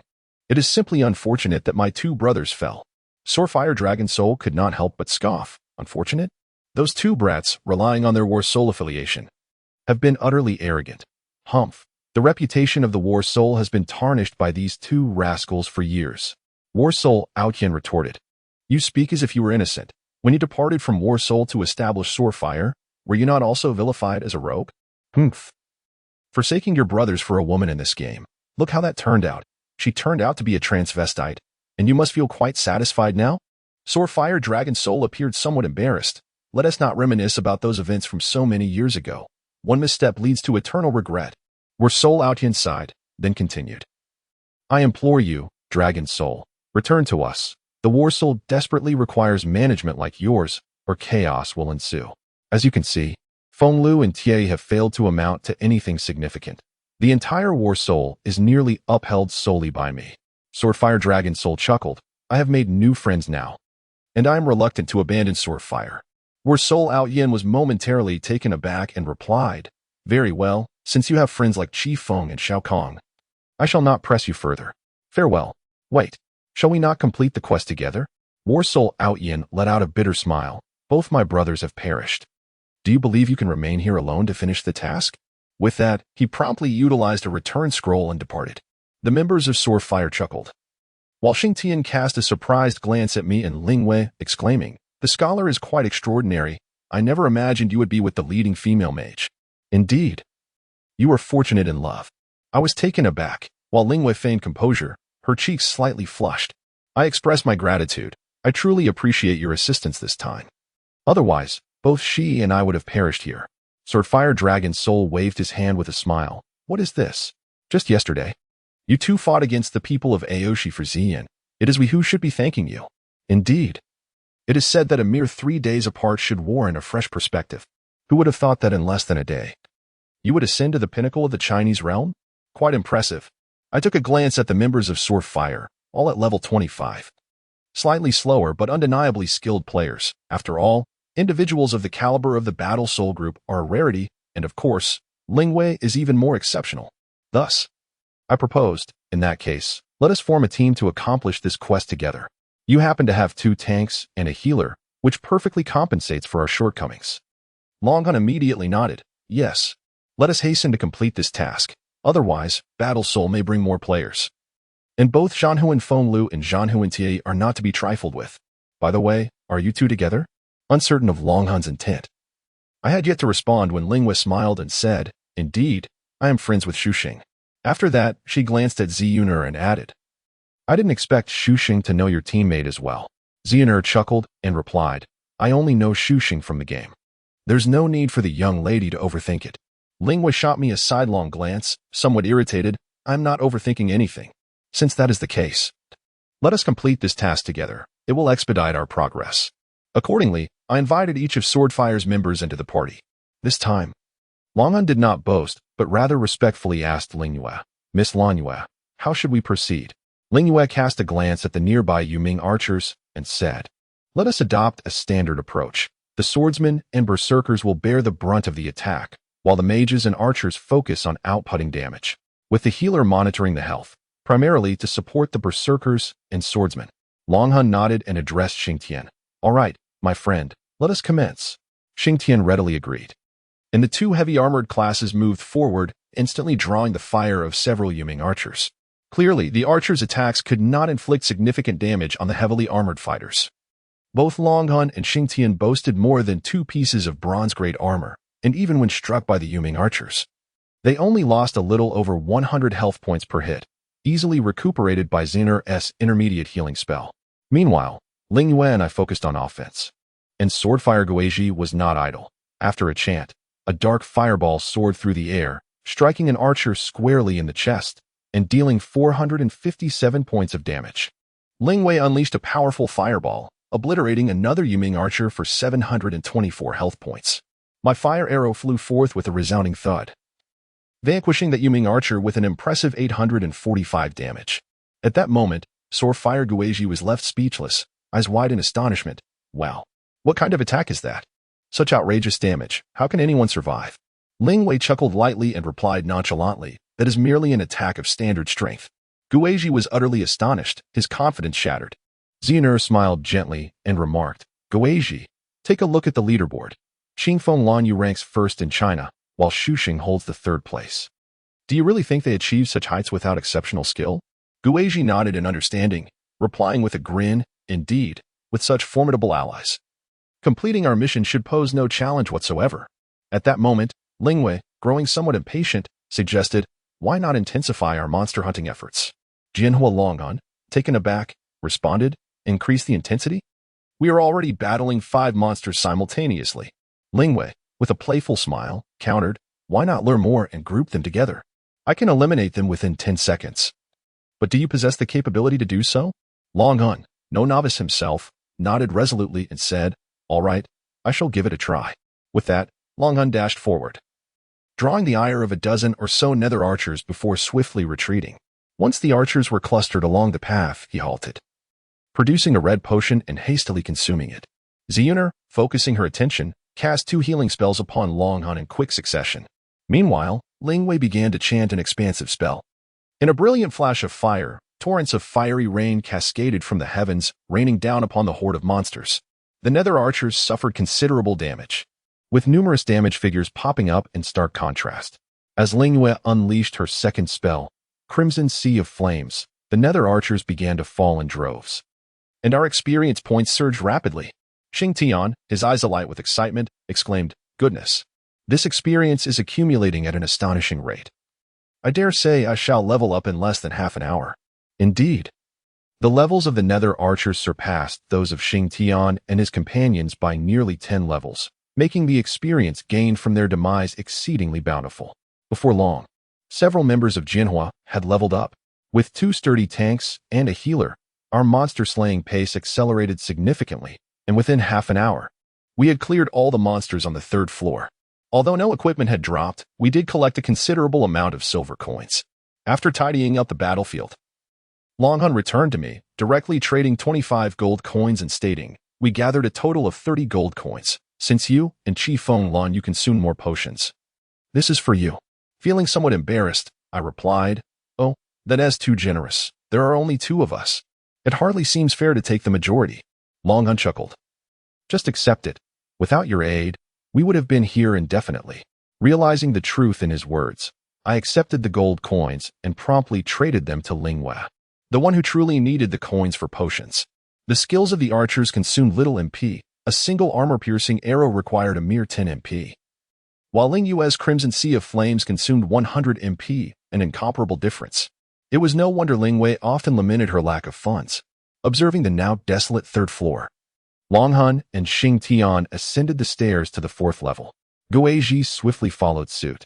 I glanced at the remaining 2 ladies, who were also gazing at me. And thus I suggested, "Ladies first." Lingyue retorted with exasperation, "Spare me. The cannon fodder goes first."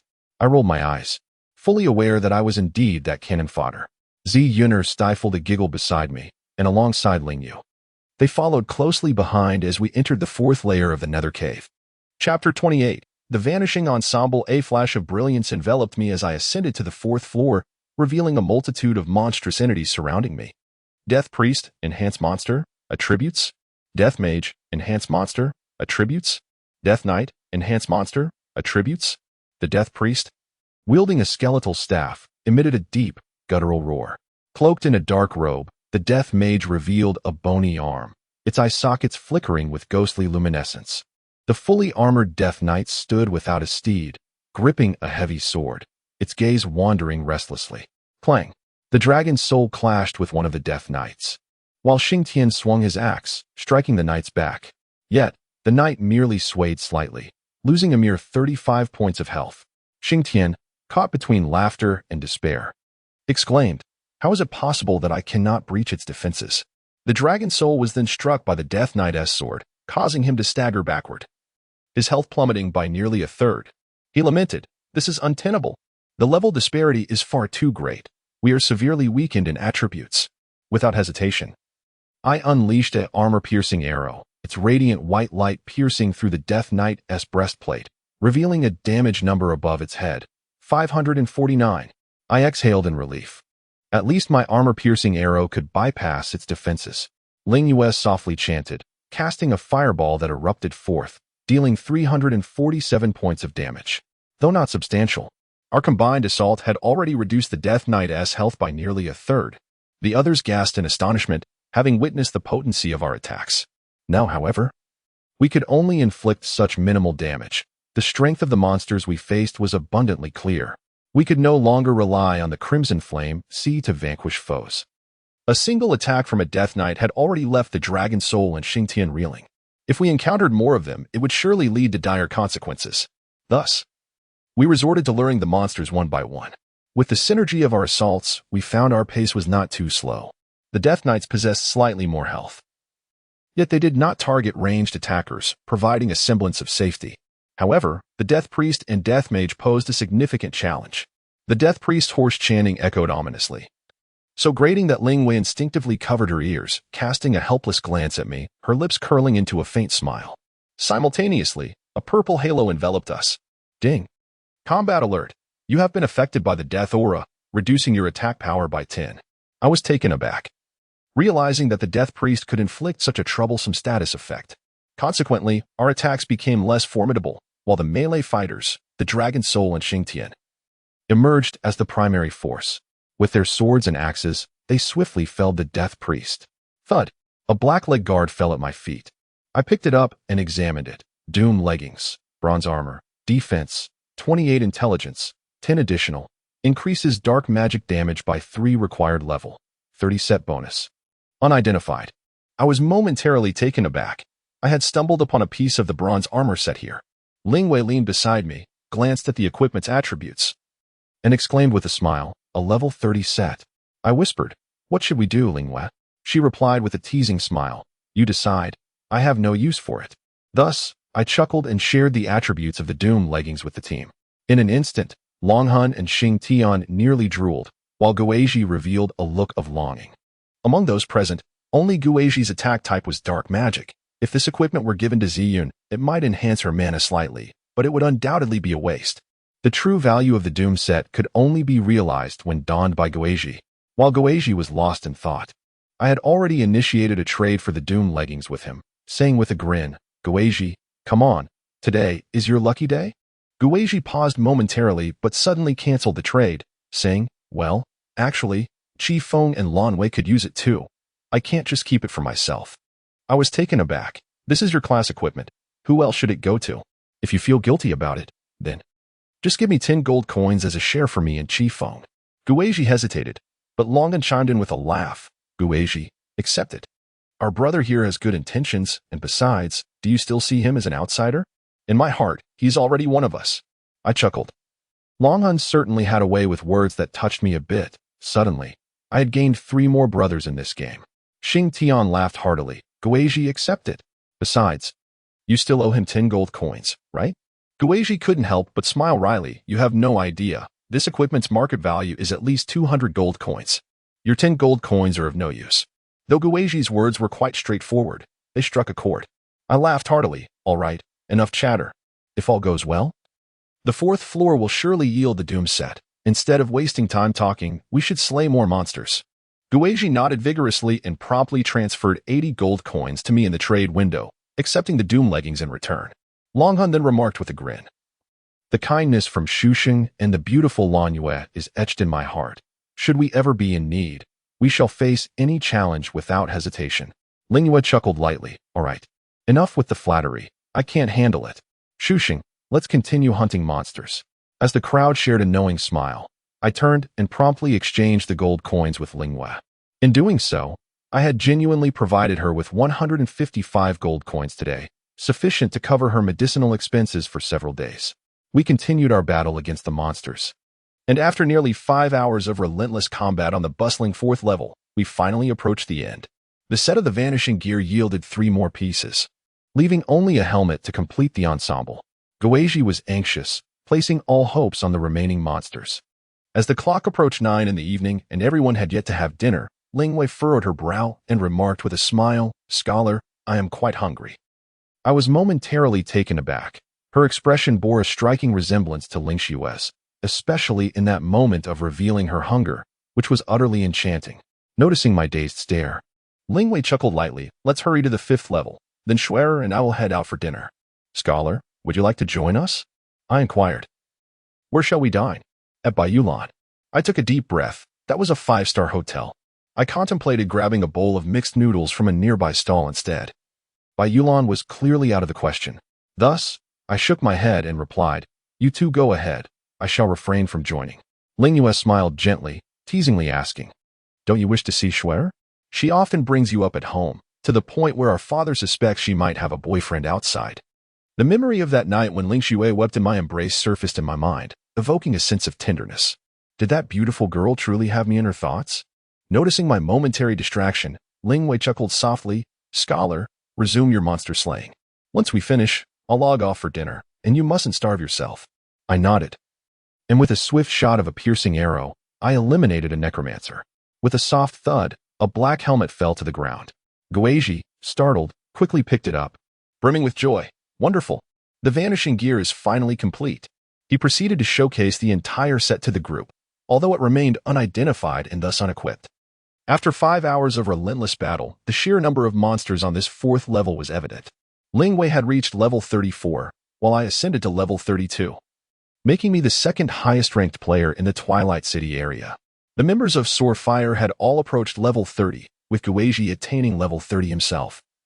And even Ziyun had reached level 29, ranking 11th in Twilight City.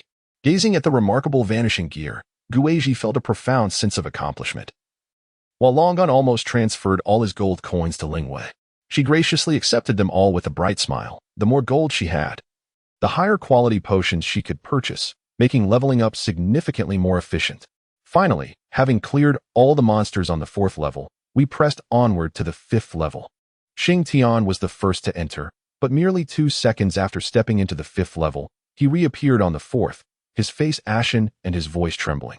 He pointed towards the 5th level, exclaiming, there is an extraordinarily formidable boss inside.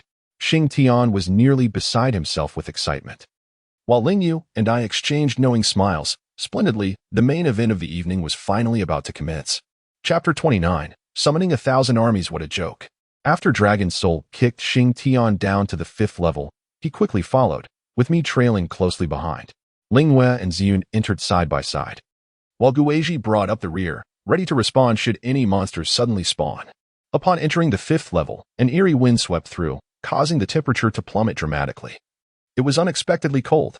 As Lingwei and Ziyun appeared, they both gasped in astonishment. Lingwei tightened her robe, while Ziyun crossed her arms, accentuating her impressive figure. Gazing ahead, we collectively inhaled sharply. Before us stood a skeletal figure wielding a sword, its gray hair swirling wildly, adorned in golden armor with a flowing purple cloak. The hollow sockets of its eyes radiated an air of disdain, as though it regarded us as mere insects. 10,000-year Skeleton King, golden equipment level boss, level. Attack? Defense? Health? Additional. A king of your perished here millennia ago, his resentment and fury at failure resurrecting him. Now, the Skeleton King leads an army from the depths of hell, intent on sweeping across the spirit-wailing continent. Everyone was left speechless. Xing Tian widened his eyes and exclaimed, my goodness, a golden equipment level boss. Our doom has truly arrived. Dragon Soul gripped his great sword tightly, urging calmness. Stay composed. Today will determine our fortune. Guizhi lamented, it's a pity I can't equip the Annihilation set right now. Otherwise, we might truly be able to defeat this boss. Lingwei, her lips parted in astonishment, murmured, a golden level boss. Scholar, we're about to strike it rich. I inquired, when shall we make our move? My reminder jolted everyone into awareness, and even the Skeleton King suddenly opened its eyes, a chilling light erupting forth. The terrifying radiance emanating from its eye sockets sent shivers down our spines. The skeletal steed beneath the king had also turned to bone but still donned its battle armor. With a resonating neigh, it stomped its hooves against the ground, then galloped forward with astonishing speed. A flash of cold light illuminated the scene as the Skeleton King brandished its sword, its edge gleaming menacingly, clearly not an ordinary weapon. Be cautious, Dragon Soul warned, as Xing Tian rushed to defend himself with his battle axe. With a resounding clang, the Skeleton King's strike sent Xing Tian soaring into the air, crashing down against the rock wall, having lost a significant portion of his health. Everyone was taken aback. Xing Tian had seemingly succeeded in his defense, yet he still lost over 1,000 points of health. Had he been struck directly by the Skeleton King, would he have survived? Lingyue immediately commanded. Everyone spread out and use Frost's skills to slow it down. It's too fast. As the highest-ranked player in China, Lingyue's commands were naturally obeyed by all, and everyone promptly dispersed. To my astonishment, I discovered that the next target of the Skeleton King was none other than Ziyun. Without hesitation, I swiftly unleashed a penetrating arrow, a brilliant flash of white light streaking through the air, striking the Skeleton King in the back with a damage output of 542, which was quite acceptable. Ziyun's face turned pale with fright, and she immediately cast a grateful smile in my direction. However, there was no time for silent communication, as the perilous Skeleton King was charging directly at me. Suddenly, Longhun appeared at my side, brandishing his sword and shouting, "Sweep the army." A flash of purple light emanated from Longhun's massive sword as it plunged into the rear of the skeletal warhorse. Instantly, the Skeleton King's health plummeted, suffering two significant blows of 234 and 185 damage. Given the Skeleton King's defenses, it was commendable that Longhun could inflict such damage. The Sweep the Army skill allowed for multiple strikes, with a maximum of 5 consecutive attacks. However, at our current level, players could only achieve 2 strikes. After landing his blow, Longhun cleverly withdrew with remarkable speed, leaving the Skeleton King enraged, as if insulted, and it roared angrily, charging after him. Longhun, in a state of panic, cried out, "Brothers, help me." Yet, it was not his brothers who came to his aid, but rather Lingwe's ice arrow, which significantly slowed the Skeleton King's advance, alleviating the pressure on Longhun. I too unleashed an ice arrow, combining it with my penetrating arrow to deliver heavy blows to the Skeleton King. Among all the players present, it was evident that I had assumed the role of the primary damage dealer. Only my penetrating arrow could inflict substantial harm, while even Lingwe's fireball spell could only deal 400 points of damage. After the initial chaos, we finally regained our composure. Lingwe, Guizhi, and I formed a triangle, each drawing the Skeleton King's ire, while Longhun and Xingtian waited for the opportune moment to execute a ground-splitting strike or another sweep the army skill, then frantically fled, fully aware that a mere touch from the Skeleton King's blade could spell certain doom. As time ticked by, everything progressed smoothly. After half an hour of our relentless assault, the Skeleton King's health dwindled to a mere sliver, on the brink of collapse. Xingtian, brimming with excitement, charged forward with his battle axe, delivering a thunderous blow before promptly retreating, his comical escape eliciting a fit of laughter from Ziyuner. As the main attacker, I had nearly exhausted the remaining blue potions in my inventory, even requesting Longhun to deliver a fresh batch to Lingwe, whose mana consumption was far greater than mine. Observing the once mighty Skeleton King now weakened and vulnerable, it became clear that no matter how formidable a boss may be, it could be rendered powerless under perfect tactical control. Longhun licked his lips, exclaiming with exhilaration, "The first golden-level boss in Linghun is about to fall to us. For this alone, our name should be etched into history." Xingtian exclaimed, "Boss, could it be that our names have been inscribed upon the gravestone of the fallen souls beneath the Skeleton King's sword?" Longhun retorted, "Come on. Can't you utter something more auspicious?" Xingtian then proclaimed, "Long live the Skeleton King. For eternity, his prowess eclipses all of history, invincible in every endeavor." Truly, what a fortuitous sentiment. At that moment, an unforeseen calamity struck. As Xingtian's ominous words materialized, before our eyes, the wounded Skeleton King abruptly halted.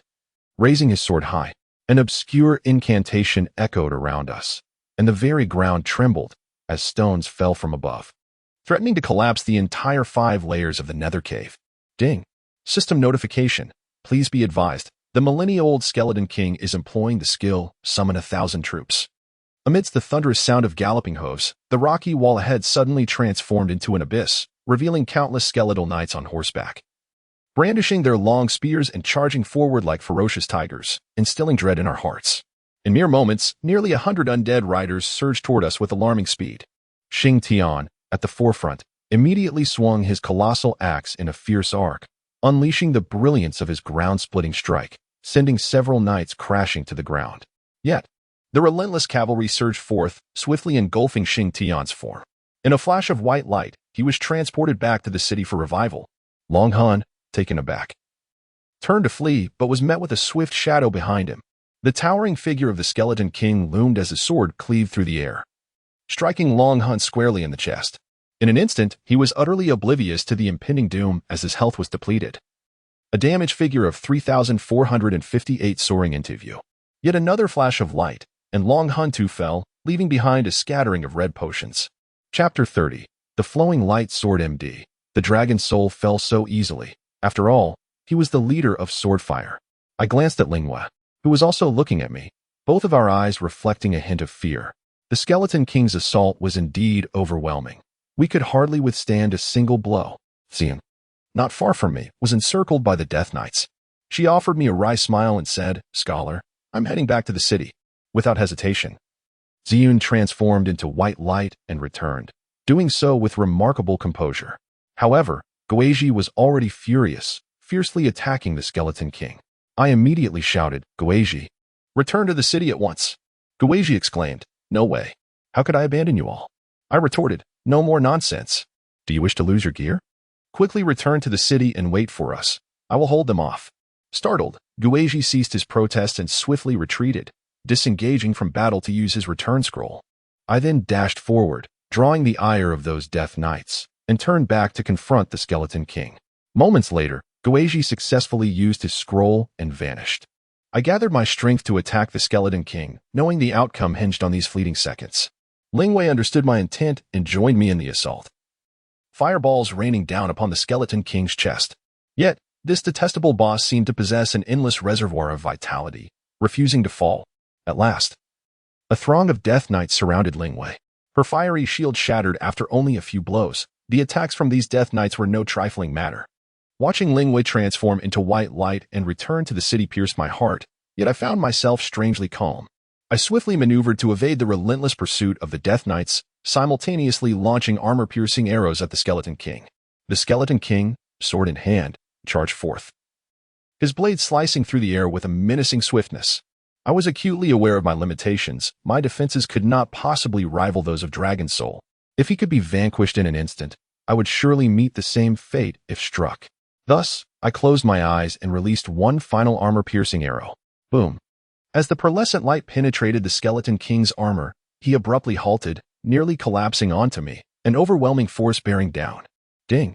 System notification, congratulations. You have slain the Golden Tier boss, the 10,000-year Skeleton King, earning 400,000 experience points and 2,000 reputation.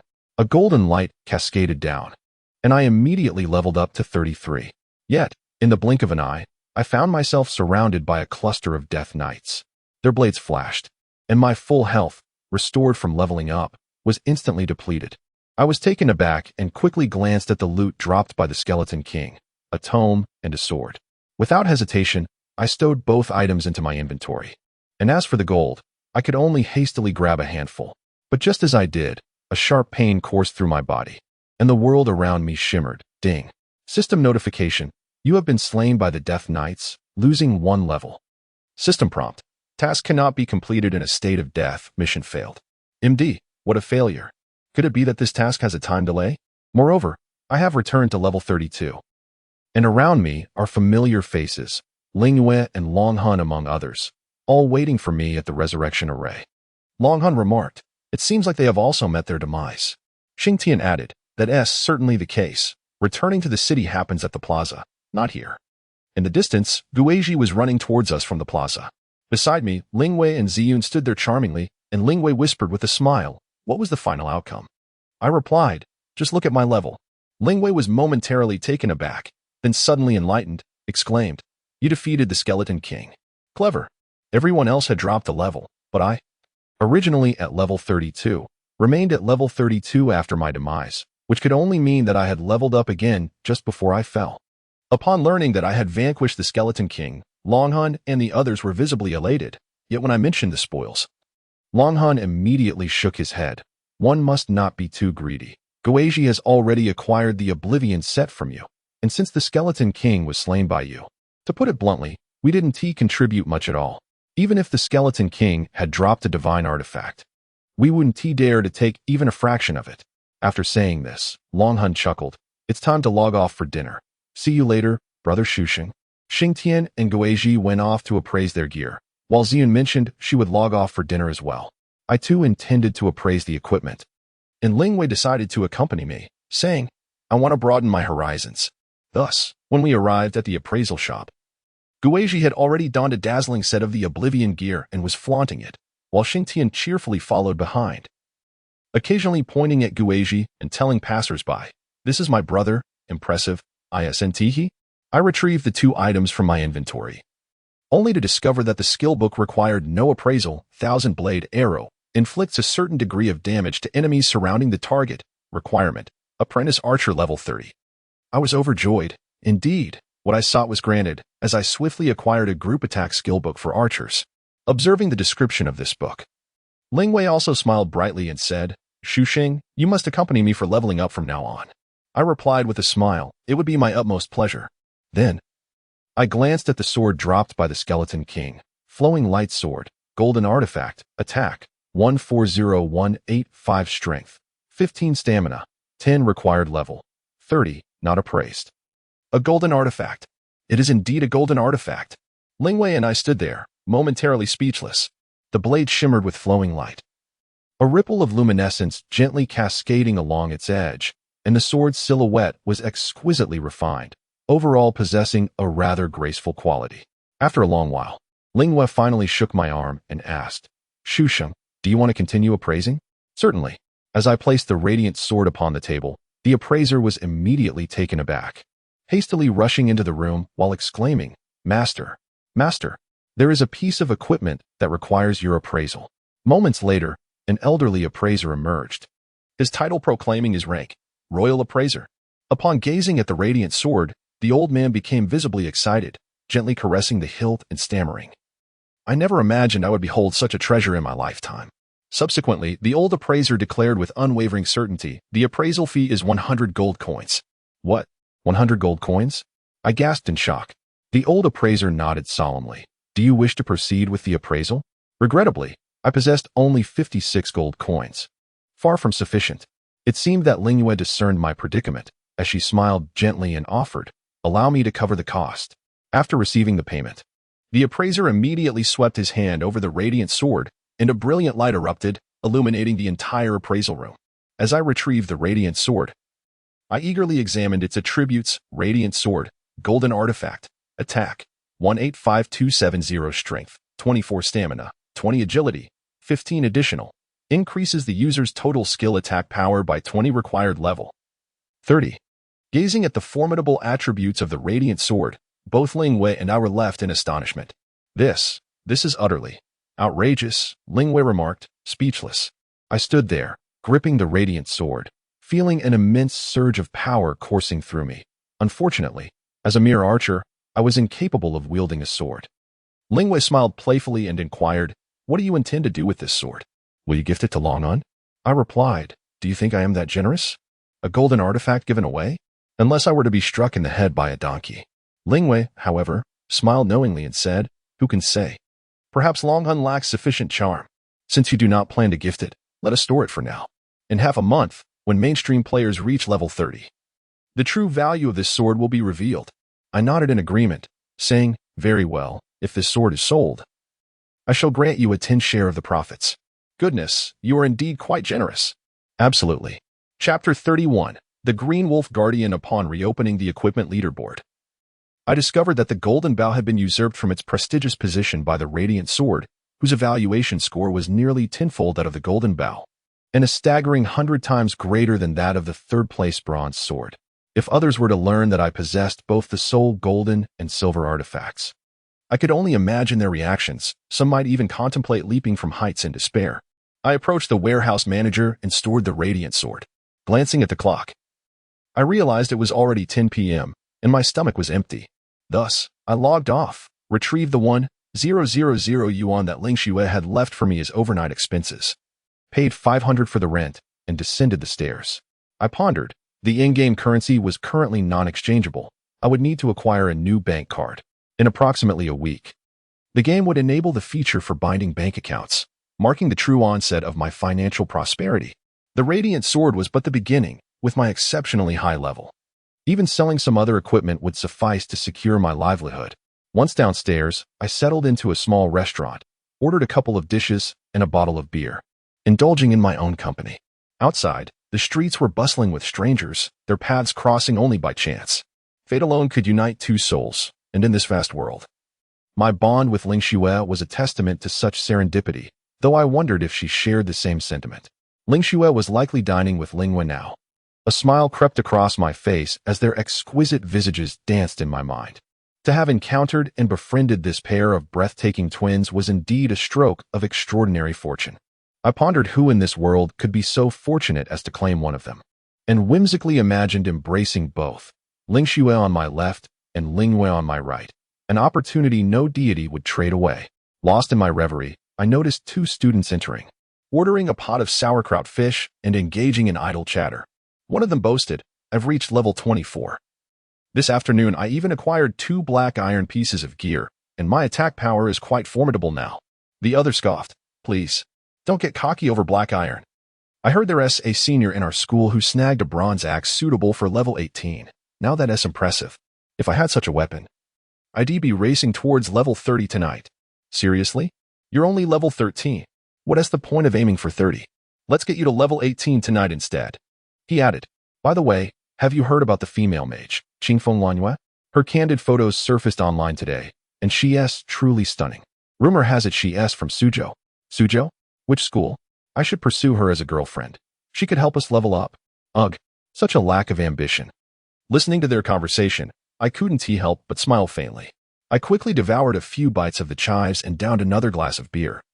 Dining in the summer air was particularly refreshing. Once satiated, I returned to my residence. At that moment, I noticed a group of girls next door gathered around a table. One of whom, clad in green, flashed me a smile and called out, "Hey, scholar, would you care to join us for a meal?" I shook my head, replying, "Thank you, I just dined outside." I must admit, the appearance of these young ladies was quite pleasing, and their attire was rather revealing, with curvaceous thighs and ample bosoms, which surely contributed to their thriving business.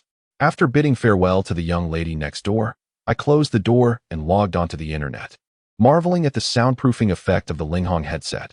Despite my continuous gaming over the past few days, I had not heard any of the usual exclamations of despair or affection. Upon entering the Twilight City, I opened the leaderboard. The player rankings had not changed significantly. Qingfeng Lanyue still held the first place at level 33, while I occupied the second position at level 32. Following us were several players from the War Spirit Guild, with Jianhua's Guizhi and Longhun ranked 7th and 8th at level 30. I checked my friends list, noting that Ziyuner and Lingyue were offline, and Longhun had also logged off. However, Xingtian and Guizhi remained online, likely searching for a new leveling spot to test their vanishing set. Glancing at the equipment leaderboard, I saw little change. The Liuguang sword maintained its position at the top with an exceptionally high score. It felt almost surreal to possess the #1 weapon in the world, leaving me in disbelief. I hurried to the warehouse to confirm, and upon seeing the shimmering Liuguang sword still resting within, I burst into hearty laughter, drawing the attention of players in the square. Next, I needed to devise a plan for my upcoming leveling endeavors. While browsing the forum earlier, I had stumbled upon a high-level player's secret leveling spot located in the western canyon of Twilight City, where a grand ancient temple known as the General's Tomb stood. This temple, said to be thousands of years old, was rumored to have been the resting place of a renowned general who, after betraying the king, was sealed within the temple along with his loyal subordinates by a furious monarch and 1,000 sorcerers. Over the centuries, resentment and solitude transformed these once valiant warriors, turning the general's tomb into a forbidden area, shunned by all. The information provided by Linghong regarding the general's tomb was quite limited, lacking coordinates or details about the monsters residing there, leaving everything to the player's exploration.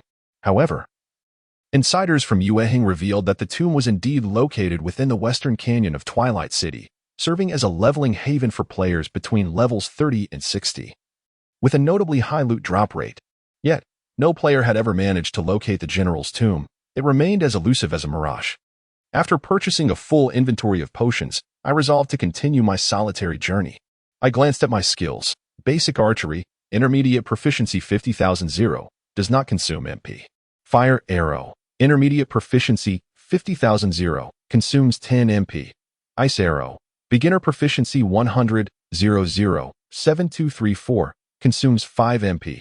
Armor piercing arrow, intermediate proficiency 50,000 consumes 20 MP. Thousand blade arrow, novice proficiency 10 consumes 50 MP. Through relentless practice, both the fire arrow and armor piercing arrow have progressed to intermediate levels. However, as a novice archer, I can only elevate my skills to this tier.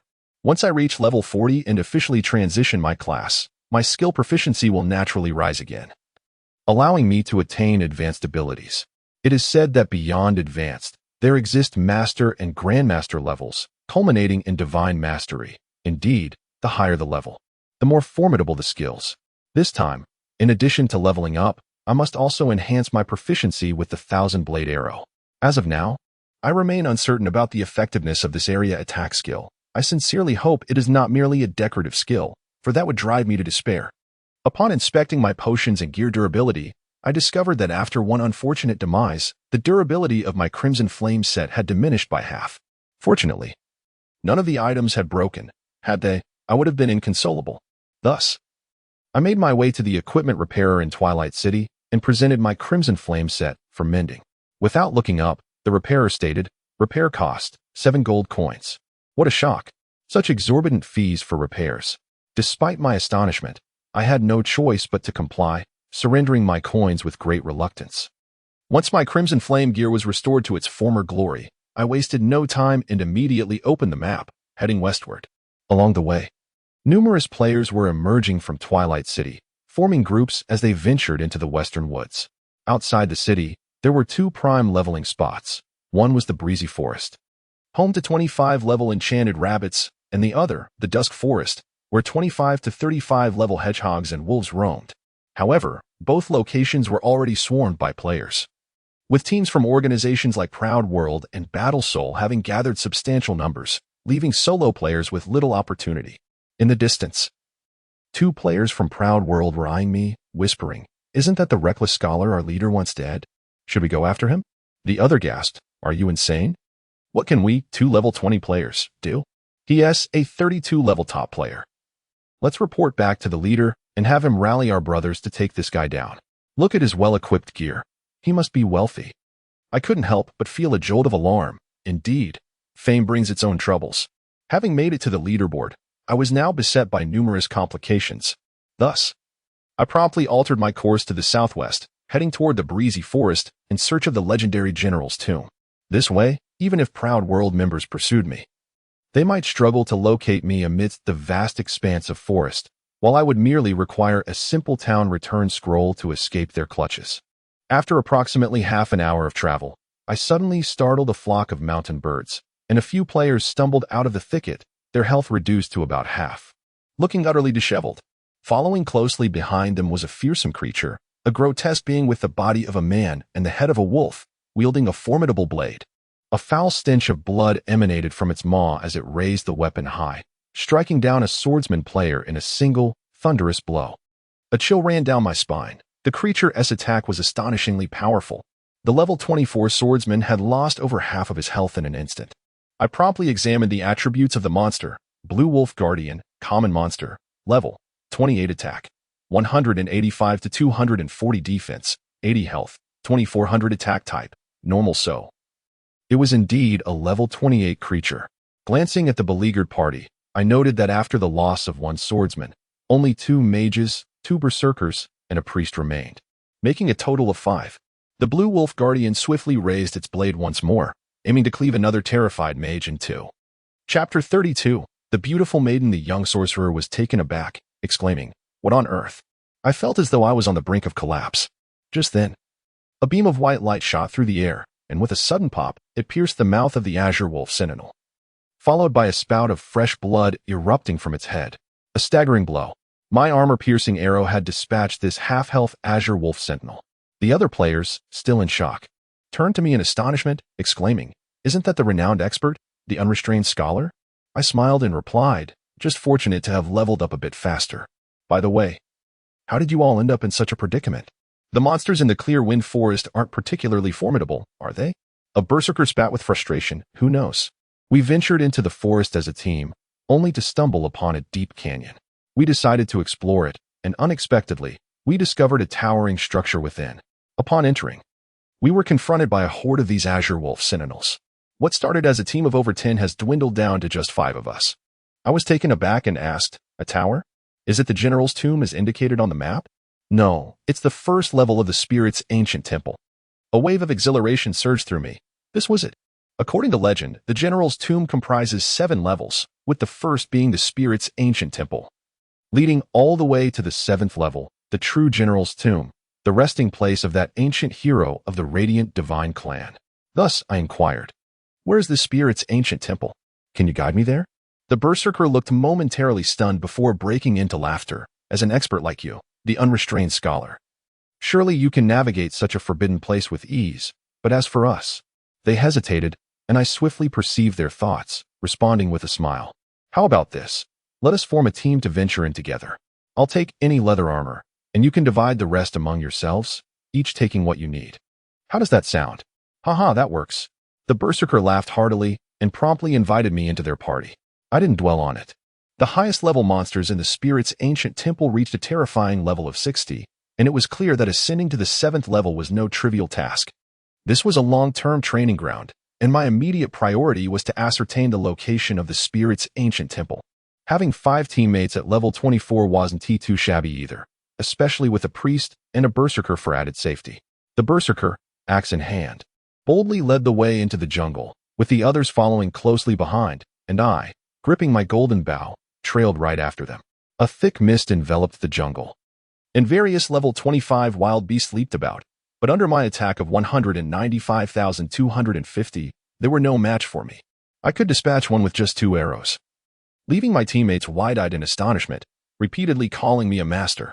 After a brief passage of time, we meandered through the dense jungle, finally emerging into a clearing where, amidst the mist, an ancient tower loomed in the distance. It was astonishing to behold this towering edifice, yet its full majesty was obscured by the heavy fog of the forest. The berserker, pointing towards the ancient structure, exclaimed, "We have arrived. Would you like to enter first?" I couldn't help but feel a twinge of disdain. This berserker seemed to be shirking his responsibilities, perhaps viewing me as nothing more than a mere laborer. Nevertheless, I stepped forward, considering the level 28 monsters within. With an attack power of just 240, they would scarcely pose a threat to my defensive value of 200.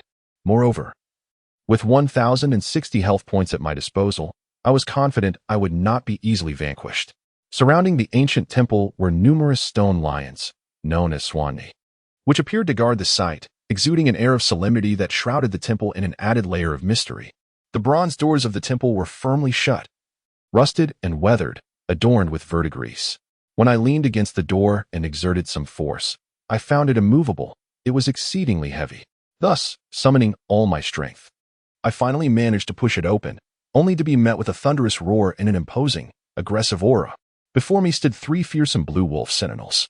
In an instant, I felt 3 sharp strikes against my chest, causing a slight pain as I lost over 400 health points, though I was not yet mortally wounded. My companion priest immediately began to heal me, while the mage quickly commenced casting spells. I swiftly retreated, drawing my bow and unleashing 2 piercing arrows, which felled one of the blue wolf sentinels. Glancing back, I noticed the 2 berserkers hesitating, reluctant to advance. Damn it, I silently cursed. It dawned on me that this venture was perilous. These berserkers were not simply cowards. They appeared to be waiting for my health to deplete before they would strike, hoping to claim my loot, an enticing prospect from a player ranked second on the leaderboard. Taking a deep breath, I reflected on the treachery of the world. I had just saved them, and rather than gratitude, I was met with such duplicitous intent, leaving me disheartened.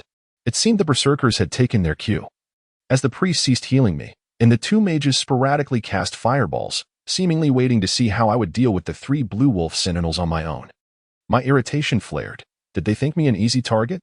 With a decisive motion, I cast 2 ice arrows, slowing 2 of the sentinels, and swiftly circled around to take cover near a distant swani statue, shouting, "Hey, it's your turn to engage." As I anticipated, the considerable distance diminished the sentinels' aggro towards me, redirecting their wrath towards the other 5 individuals nearby.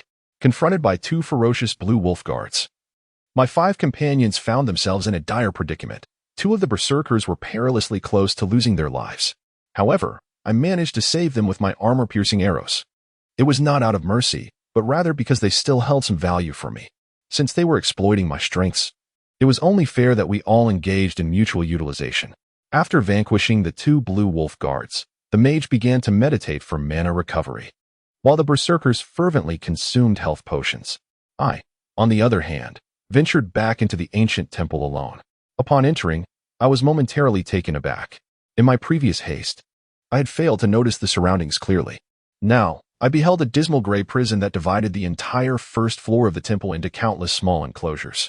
A wide thoroughfare ran through the center, and within each prison, measuring approximately 10 meters in length and width, were imprisoned blue wolf guards, with numbers ranging from a few to dozens. Moreover, more blue wolf guards had already broken free from their confines, prowling the stone-paved path of the temple, wielding their large blades to rend apart any intruders. A cursory glance revealed a gruesome sight. The eastern path was littered with the corpses of several blue wolf guards. My heart raced with suspicion. Had someone entered before us? Behind me, my companion, the berserker, chuckled. No, those were slain by our previous team, but later, there was a slight mishap, which is why we were pursued by the blue wolf guards. I furrowed my brow and commanded, 2 berserkers, lead the way. We shall continue our advance. Instantly, the berserkers were taken aback, clearly not expecting such a direct order from me. Noticing their hesitation, I coldly remarked, "What's this? Aren't berserkers meant to charge at the forefront of the team? If you lack the courage, perhaps you should return to the city. My team has no need for mere decoration." My words rang with authority, and the two berserkers quickly donned awkward smiles, saying, "Look at you. Of course we will serve as the meat shields." They exchanged glances, a glimmer of determination evident in their eyes. I perceived this but chose not to address it, allowing them to pave the way while I assumed the role of the primary attacker with my armor-piercing arrows. This strategy would save me some potions and also ensure greater safety. After approximately half an hour, our 6-member team had carved a path through the first floor of the haunted ancient temple. Ahead loomed a vast circular cage, reminiscent of an arena, likely the core structure of this level. At this moment, the two berserkers shared a knowing look, seemingly plotting some action. I was slightly taken aback. But suddenly, darkness enveloped me as the arena's gates burst open with a thunderous crash. In an instant, a shadowy figure darted past, crashing into me and sending us both tumbling far away. Thud. My head collided painfully against a wall, and a faint fragrance wafted through the air. As I reached out, my fingers brushed against something soft and delicate. To my astonishment, I found myself enveloped by a young woman who had tackled me to the ground, her weight pressing down fully upon me. The softness of her form made it difficult to breathe, and her long hair brushed against my cheek, sending shivers down my spine. Ouch, that hurt. The young girl, clutching her arm, arose from my embrace. Upon catching sight of my visage, her alluring lips parted in astonishment, her beautiful eyes blinking in disbelief, and her porcelain face etched with shock. After a brief moment, she murmured, "Fool." Just then, several teammates behind me shouted in unison, "It is this little girl who caused our captain's demise. Otherwise, we would have vanquished the boss by now. Reckless scholar. Eliminate her at once." Chapter 33, Gentle Breeze and Flying Snow. The girl in my arms was not Ling Shui, but who else could she be? I looked up and saw Ling Shui's game name, Gentle Breeze and Flying Snow, floating above her head, perfectly echoing her sister Ling Yu's name. Gentle Breeze, embracing the moon. With this realization, my certainty grew, and I exclaimed with excitement, "Ling Shui, is it truly you?" Ling Shui flashed a charming smile, but quickly glanced behind, urging, "You fool. I've lured the first-floor boss out. We must flee." As I stood there in astonishment, a deep growl resonated, and the doors of the gladiatorial arena were violently shattered. A fierce aura enveloped the area as a boss wielding a blood-red blade stormed forth. Blue Wolf King, Black Iron Grade Boss. Level, 30 Attack, 275-360 Defense, 150 Health, 40,000 Attack Type, Knockback. I was taken aback, realizing the boss had indeed appeared. At that moment, my 5 teammates shouted in anger, "Qingquang Shuxing, what are you hesitating for? This woman is no good." I grasped Ling Shui's hand and stood up, swiftly unleashing a piercing arrow. The milky white light erupted upon the chest plate of a berserker, and before he could utter a sound, he was instantly annihilated. The damage number of 1540 leaving the other berserker in shock. Ling Shui's delicate face hardened as she scolded, "You idiots. Do you think cornering me next to the boss will leave me helpless?" No sooner had she spoken than she dashed forward, her sword gleaming coldly as it sliced through the neck of a priest, sending blood spraying forth. The priest, struck at his weak point, instantly transformed into a wisp of white light and returned to the city. Another berserker, alarmed, cursed, "Damn. Qingquang Shuxing is in cahoots with this woman. Brothers, attack." Before he could finish, the cooldown for my 3-second piercing arrow had elapsed. With the golden bowstrings twang, a white beam of light pierced through his chest plate, blood gushing forth, resulting in another instant kill. Simultaneously, Ling Shui's graceful figure flashed again, dispatching yet another mage with 2 swift strikes. The last mage, panic-stricken, retreated and inadvertently entered the line of sight of several Blue Wolf guards, resulting in a tragic demise as he was torn to shreds, leaving a plethora of potions scattered about. I couldn't help but feel slightly surprised, not expecting Ling Shui to choose the melee profession of swordsman. It appeared she was not the demure Persian cat she seemed, but rather a feisty little wildcat, clad in bronze armor that shimmered subtly. The armor transformed slightly on a female player, enhancing its elegance. The 2 alluring curves of her chest were captivating, while the armor's skirt revealed her fair legs, igniting the imagination. Coupled with Ling Shui's stunningly beautiful face, she was indeed mesmerizing. "Hey, fool, the boss is coming. Stop staring." Ling Shui let out a light gasp, and it was then that I felt the chilling wind tighten behind me. Suddenly, I was struck forcefully in the back. sending me hurtling to the ground at Ling Xue's feet, my health plummeting by nearly 600 points. Observing my disheveled state, Ling Xue couldn't help but chuckle. Don't just stand there foolishly, let us vanquish this boss first. I nodded, quickly rising to replenish my health. Clearly, Ling Xue's defenses were far superior to mine. Clad in bronze armor, she boasted at least 300 points of defense, enabling her to fiercely engage the Blue Wolf King, albeit with less than ideal damage output. Managing to inflict only around 100 points of health loss per strike. Without hesitation, I unleashed a piercing arrow, and in a flash of white light, the Blue Wolf King staggered, a damage number of 1025 appearing above its head. A wave of relief washed over me, after all. The Blue Wolf King was merely a level 30 black iron boss, and given my higher level, such damage was to be expected. However, Ling Xue looked utterly astonished, as if she had seen a ghost, and immediately invited me into her party. In the team chat, she exclaimed, "Fool, how is your attack power so high?" I chuckled in response. "Let us discuss after we finish this. We must focus." Ling Xue smiled sweetly indeed. Thus, our inaugural collaboration transpired under the circumstance of both of us being marked with red names. Killing a player incurred 100 to 200 points of infamy. But as long as one continued to slay monsters for 2 hours, one could easily cleanse their reputation, which was hardly a concern. The Blue Wolf King before us was not particularly formidable, especially when compared to the Sword Wolf King, let alone the Skeletal King of Golden Tier rank. Evidently, Ling Xue had brought ample red potions, relying solely on them to withstand the boss's assaults, rendering the earlier 2 berserkers utterly embarrassed.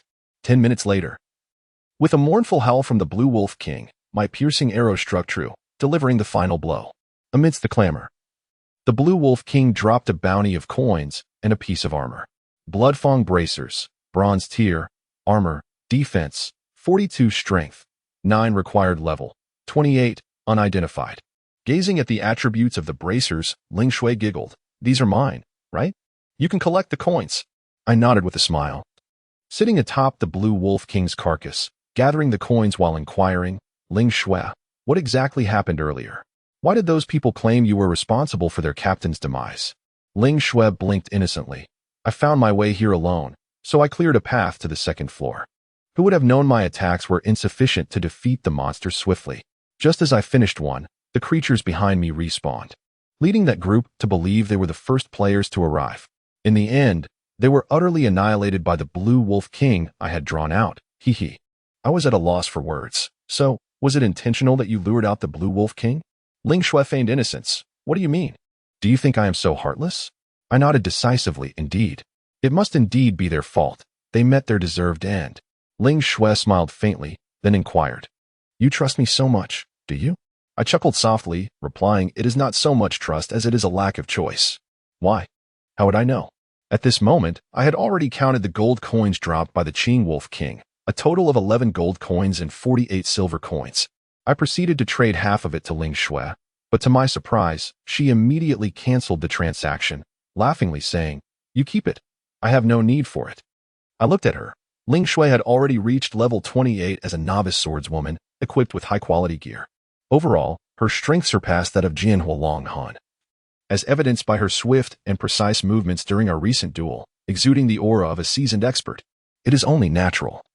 For Ling Yu and Ling Xue are identical twins, with the elder sister being the foremost sorceress of Ling Tong. How could the younger sister be lacking? Some things are simply predetermined by genetics. Thus, I remarked, "Ling Xue, you're leveling up quite rapidly." Upon hearing my words, Ling Xue pouted in displeasure, saying, "Well, that's because you used my helmet." Humph. It caused me to queue until after 11 p.m. the next day to acquire a new one. By the time I logged in, the novice village was swarming with players, and I couldn't even find a single monster to fight. Otherwise, do you think I would still be below level 30? I was momentarily taken aback. "Oh, I see. I'm truly sorry. I will make it up to you." Ling Xue, however, wore a mischievous smile as she teased, "Fool, how do you intend to compensate me?" After a brief moment of contemplation, I tentatively suggested, "How about pledging my loyalty to you?" Ling Xue couldn't help but smile, playfully retorting, "Well, who is compensating whom here?" I laughed heartily, feeling a surge of inspiration, and said, "Ling Xue, let us team up for practice this evening. Once you reach level 30, I shall present you with a surprise." Ling Xue looked at me with curiosity before responding, "Is that so? Very well then. I shall reluctantly accept you as my personal training partner. I nodded in agreement and glanced at the Qing Wolf Guardians on the first level of the ancient ghost temple. They were merely level 28 monsters. Not quite suited for Ling Shue's level, as defeating monsters of a higher tier is the mark of a true expert. Thus, I suggested, shall we venture to the second level for training? Have you ever been there? Ling Shue shook her head. Of course not. We only just defeated the Qing Wolf King. And the entrance to the second level has only just opened. I nodded slightly and stepped into the arena, where I beheld a stone-paved staircase leading upwards. Surely, that must be the entrance to the second level. Chapter 34. Surprise. A chilling gust swept through, sending shivers down our spines. The layout of the second floor of the ancient Temple of Spectres mirrored that of the first, though the creatures inhabiting it had transformed significantly. Not far ahead, a group of formidable warriors stood resolutely, clad in gleaming silver armor, adorned with fierce tiger-shaped emblems on their breastplates. Ling Shui suggested, let's lure one over. Without hesitation, I released an icy arrow. The warrior slowly turned, and Ling Shui gasped upon seeing its face. Its skin was grotesquely decayed, dry and withered, with darkened eye sockets and cracked lips revealing blackened teeth, resembling a desiccated corpse. Yet, it moved with remarkable agility, wielding a black spear. Phantom Warrior, Enhanced Creature, Level 35 Attack, 265350 Defense, 200 Health, 4000 Attack Type, Normal Defense Type, Heavy Armor. Additional info.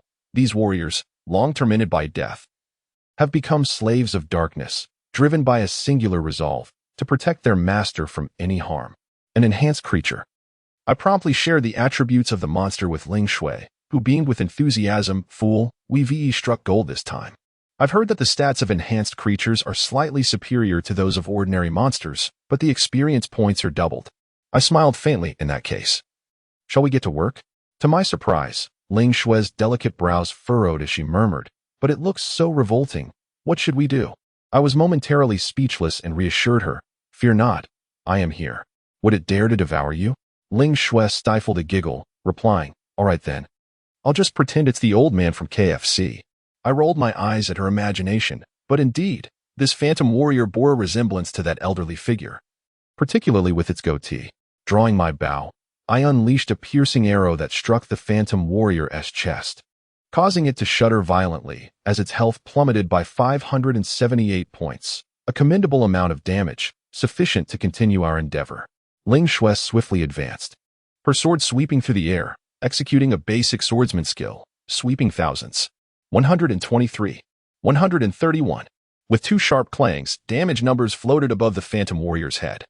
Ling Shui exclaimed in dismay, oh no, my attack power is too low. You mustn't laugh at me, fool. I stifled my laughter and replied earnestly, your defense is commendable.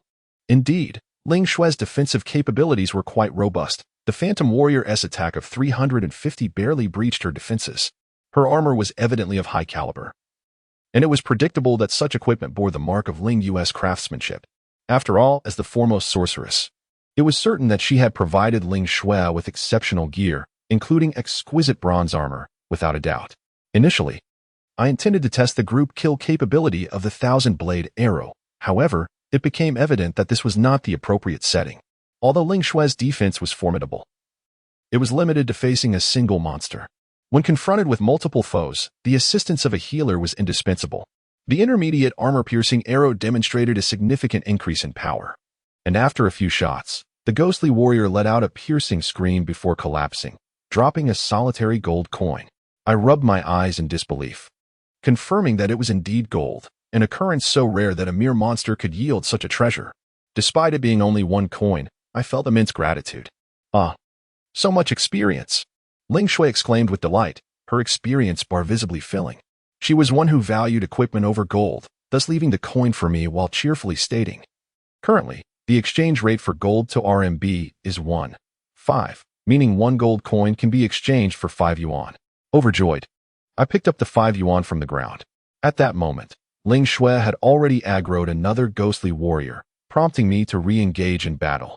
Thankfully, I had prepared plenty of iron arrows and potions beforehand, ensuring I could train for an extended period. Perhaps I might indeed help Ling Shui reach level 30. Time slipped by unnoticed, and before I realized it, 4 hours had elapsed. I had been chatting with Ling Shui while battling monsters. learning that she was studying at a nearby university and currently playing Spirit Whale using the school's network. Thus, her occasional lag in gameplay was perfectly understandable, as China Telecom sometimes had its quirks. During this time, Ling Yu came online and messaged me, "How was dinner?" I replied, "Quite good." She responded, "You can come to work 2 hours later tomorrow. There's no need to strictly adhere to the rules. I'll take care of your attendance at the end of the month." I joyfully replied, "Thank you so much, Director Ling." Ling Yu sent a smiley face and said, "Continue on. I'm off to level up as well. Perhaps I'll arrive later than you tomorrow." Not long after, Z Yuner logged in and sent me a message, "I ate too much." I replied, "Same here." She chuckled and responded with a simple haha. A few minutes later, ZUMM came online and messaged, "Scholar, come level up with your sister." I replied, "Not a chance. I'm currently leveling up with a beauty." She inquired, "Which beauty? Director Ling or Summer MM?" Noticing that Summer MM was still offline, I teased, "Guess." ZU replied in exasperation, "I can't guess." Moments later, a notification chimed, "Your friend last summer has logged in." Before I could react, Summer MM messaged, "Scholar, take your sister to level up." "I don't want ZU. Her skills are too lacking." I firmly declined, "No, there's no benefit for me in that." Summer MM immediately responded with a flirtatious smile, "How about this? I'll let you touch me at work tomorrow." I remarked, "There is nothing particularly remarkable about you. I might as well seek the corpulent supervisor from the marketing department." Summer, playfully pouting, responded, "You are incorrigibly mischievous. I shall never speak to you again." Of course, I was not the least bit concerned. If she chose to ignore me, it would only cause her distress, for she was indeed a tender-hearted maiden easily stirred by emotion. As I turned off the communicator, Ling Shui sheathed her slender sword and glanced back at me, smiling. "You fool, your smile is so wicked. What are you up to?" I hastily shook my head. "Nothing much, just messaging Ice-T and the others, maintaining rapport with my colleagues." Ling Shui stifled a laugh. Actually, I have long been a member of the Shui US studio." "Really?" I inquired, taken aback. Ling Shui replied with a grin, "Of course. Did you not notice that the name of Shui US studio is derived from my sister's and my names?" She continued, "How about this? Tomorrow I shall visit the Blue Star Plaza and see how you are faring there. Will that be all right?" My heart leapt with excitement as I exclaimed, "Of course. That would be wonderful. It would be an honor for a little princess of the Blue Star Group to visit an ordinary employee like me." However, Ling Shui giggled. "Oh no, I cannot. I have my final exam tomorrow afternoon." Mouse thought, "I must complete it first. Perhaps I shall wait until summer vacation to intern there instead." I felt a tinge of disappointment. "All right then, how many days until summer vacation?" "Today is June 20th. What do you think?" Just as I finished speaking, a phantom warrior fell to the ground, and with a clatter, a gold coin and several silver coins spilled forth, along with a helmet. Yet, the most delightful surprise was the golden light cascading like rain above Ling Shui's enchanting figure. She had leveled up to 30.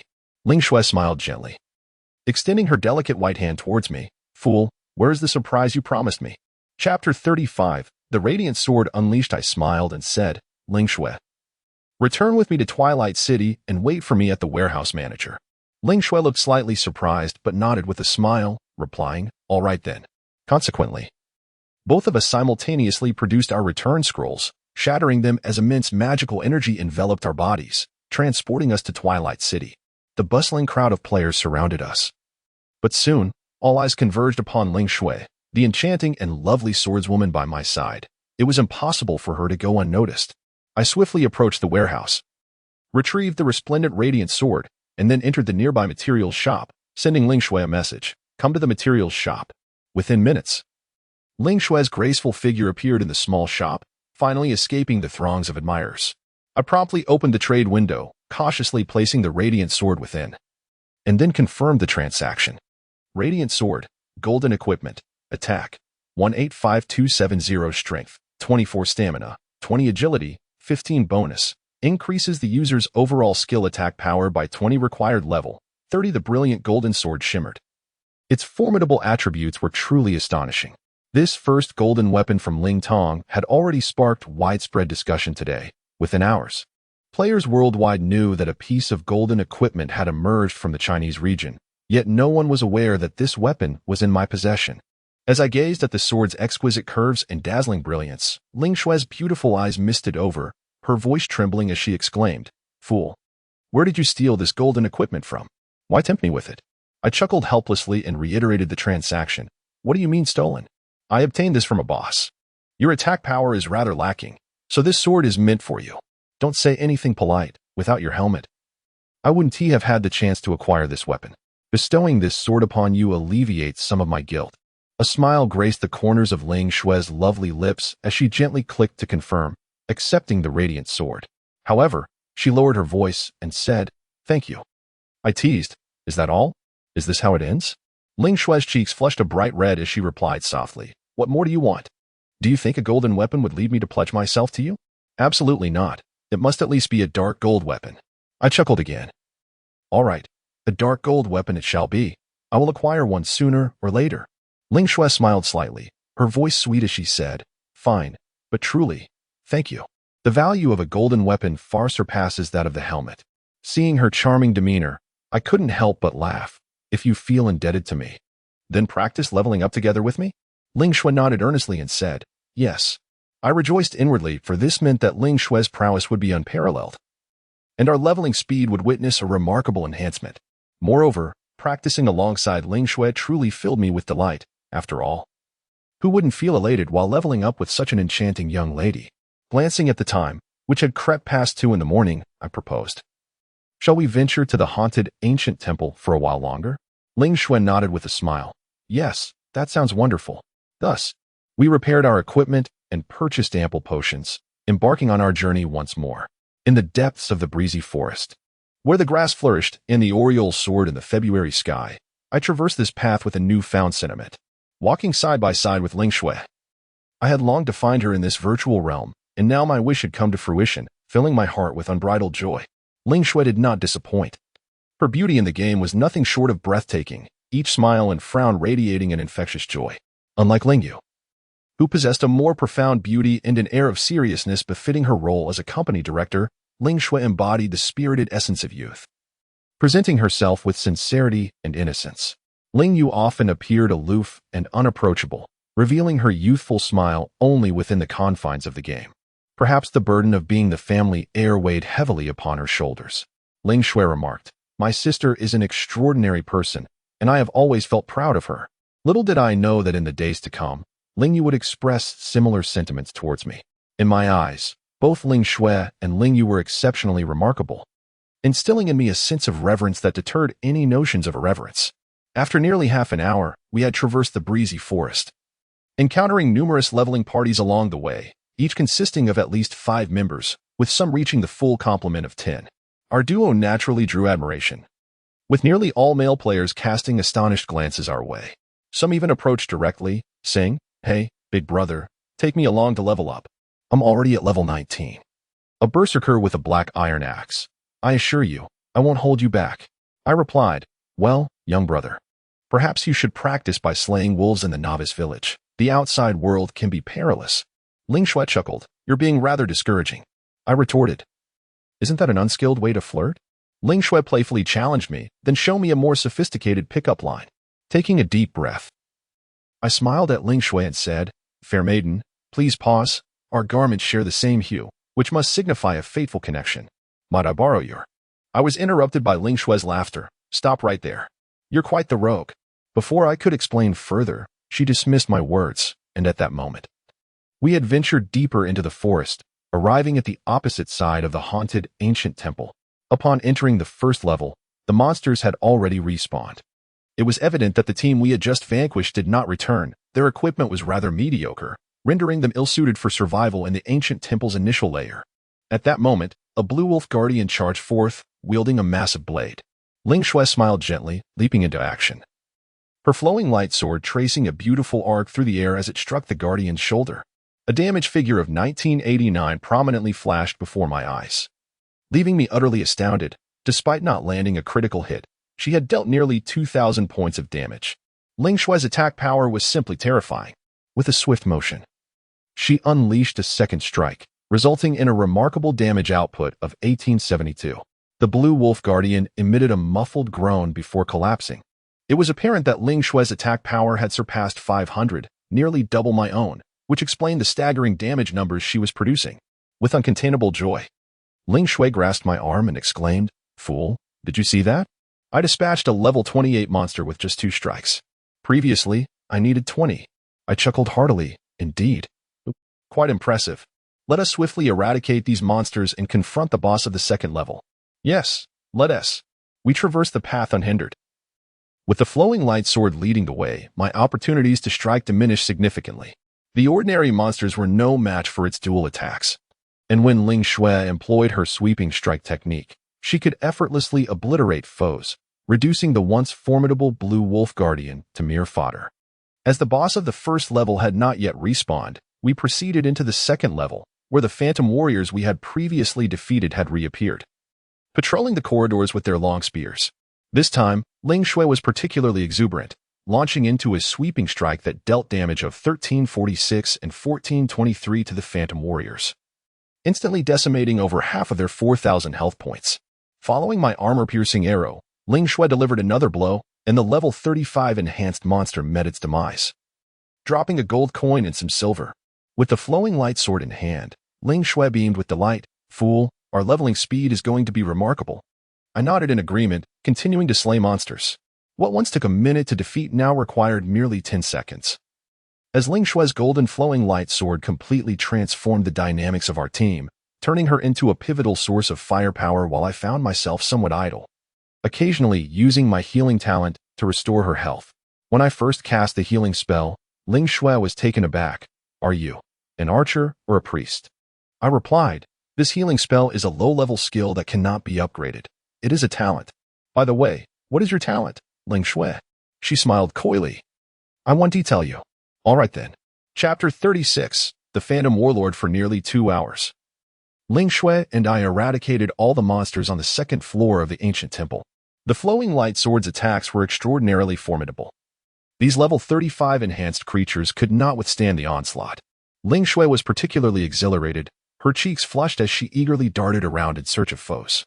I had reached level 33 with 89 experience, while Ling Shui had ascended to level 31 and remarkably entered the top 10 of the Twilight City leaderboard, a feat made possible by the departure of several members from the War Soul Guild. Seizing the opportunity, I returned briefly to the first floor of the ghostly ancient temple, only to discover that numerous players had gathered in teams. However, it was unsurprising that their equipment was subpar, and their levels hovered around 25. Consequently, they were swiftly decimated by the newly spawned Blue Wolf Guardians. As I contemplated whether to collect some potions, Ling Shui excitedly exclaimed in the team channel, "Fool, come quickly. I see the boss on the second floor." Upon hearing the mention of a boss, I immediately turned back to the second floor, cautiously circumventing the recently spawned phantom swordsman. I opened the minimap and located the orange dot indicating Ling Shui's position. Within 2 minutes, I spotted her beautiful figure in motion, pursued by a towering warlord, approximately 3 meters tall, wielding a long sword. With a swift slash, a shockwave erupted across the ground, sending Ling Shui flying. I rushed forward, deftly catching her slender waist to prevent her from falling, though she had already lost a significant portion of her health. My heart raced as I beheld the warlord, cloaked in dark armor, with eyes glowing ominously. Phantom Warlord, Silver Tier Boss, Level 38 Attack, 320450 Defense, 250 Health, 40,000 Attack Type, Armor-Piercing Attack. Additional Skills, Earth-Shattering Strike. I was momentarily taken aback and promptly shared the boss's attributes with Ling Shui. She gasped in astonishment, muttering, "What should we do now? It has an armor-piercing attack. No wonder it could deplete so much of my health in one strike." I replied solemnly, "This time, do not confront it head-on. I will take the lead in the attack. Ling Shui, wait for the right moment to unleash your sweeping strike." Her eyes sparkled with excitement as she responded, "All right." We immediately distanced ourselves, and the Phantom Warlord seemed to fixate on Ling Shui, advancing with heavy footsteps that reverberated ominously, as if threatening to collapse the entire ghostly ancient temple. Gripping my golden bow tightly, I released an armor-piercing arrow that whistled through the air, striking the warlord's chest plate with a resounding thud, inflicting 568 points of damage as it tore through its defenses. Instantly, the Phantom Warlord turned its attention to me, charging forward with its weapon drawn. Fortunately, its speed was not overly swift, granting me a chance to evade. Ling Shui glided forward, her flowing light sword shimmering with brilliance as she executed her sweeping strike. 456. 432. It must be said that, faced with this boss boasting a formidable defense of 250 points, even the illustrious Ling Shui wielding the Radiant Sword could hardly inflict substantial damage upon it. The swordsman's attacks, being mere standard strikes, proved less effective against the heavily armored Phantom Warlord. Had Ling Yu taken the stage, it is likely that a single fireball would have stripped away nearly 1,000 of the boss's health points. However, our method of engagement was relatively safe. I refrained from approaching the boss, while the astute and clever Ling Shui adeptly flitted in and out of range, akin to a dragonfly skimming the water's surface. The Radiant Sword occasionally left marks upon the Phantom Warlord's armor, and its health steadily dwindled under our assault. In less than 10 minutes, the Phantom Warlord's health had dropped to below 1/5. I smiled faintly, pondering what treasures this level 38 boss might yield. Ling Shui, with a playful smile, replied, "Regardless of what it drops, it shall all belong to you. This time, I shall merely be your practice partner." I chuckled lightly, saying, "There's no need for that. The equipment suitable for a swordsman should rightfully go to you, as I have no need for it." Ling Shui said nothing further, gracefully performing another butterfly step, leading the boss in circles while evading its grasp effortlessly. Just as the boss was on the brink of collapse, a sudden murmur of voices emerged from the entrance on the second floor. My heart tightened, and I inwardly lamented. Just when it mattered most, more players had arrived. I could only hope they were allies rather than foes. However, reality seldom aligns with our wishes, and as a group of players approached, I discerned the unmistakable emblem of the Proud World above their heads. I cursed under my breath. Damn it, it's already past 3 in the morning. How are these Proud World rascals still online? Thus, I announced in the team channel, "Ling Shui, it seems we may not be able to defeat this boss. Prepare for a player kill." Upon hearing the mention of PK, Ling Shui's spirits lifted, and she sweetly responded, promptly abandoning her pursuit of the boss to retreat and swiftly replenish her health.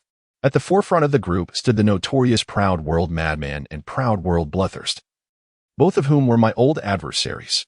Since entering Spirit's Lament, we had clashed in 2 PK encounters, emerging victorious each time.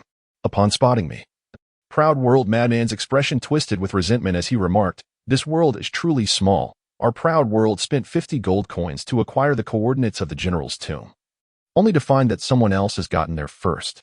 I replied defiantly, "It's you again." Proud World Madman chuckled darkly, "Carefree scholar. Let us see if your luck holds out this time." With that, he turned to his fellow Proud World players and commanded, "Prepare for battle. Whoever takes down this carefree scholar will be rewarded with 100 gold coins." Damn, 100 gold coins. I almost felt tempted to eliminate myself. As a multitude of fierce warriors from the faction surged forward, wielding their battle axes with malicious intent, a cadre of mages and archers gradually encroached upon us, poised to await the signal for their assault. I assessed the distance between us and took a cautious step back, positioning myself just beyond the range of their icy arrows. This frustrated them immensely, for I understood that if they were afforded the opportunity to unleash their freezing projectiles, my chances of escape would be utterly diminished. At that moment, the faction had amassed a formidable force of 50 individuals, with the weakest among them being at least level 20, and the most formidable, a raging warrior, already at level 28. In the team channel, the sweet voice of Ling Shui resonated. What should we do? Should I rush into attack? I immediately interjected, "No, don't go out. Although you possess a golden weapon, your defense lacks the same caliber. You would surely be unable to withstand the onslaught from their numerous mages. If the Radiant Sword were to break, it would be an unbearable loss." Ling Shui blinked playfully and asked with a smile, "Then what should I do? Should I just stand here foolishly?" Taking a deep breath, I cast my gaze towards the Spectre warriors that were continuously respawning in the distance, and an idea struck me. I proposed in the team channel, "Ling Shui, you should maneuver behind them to draw the monsters, while I will lead them in front. Let us employ a strategy of using their own blades against them." Ling Shui, ever astute, instantly grasped my plan.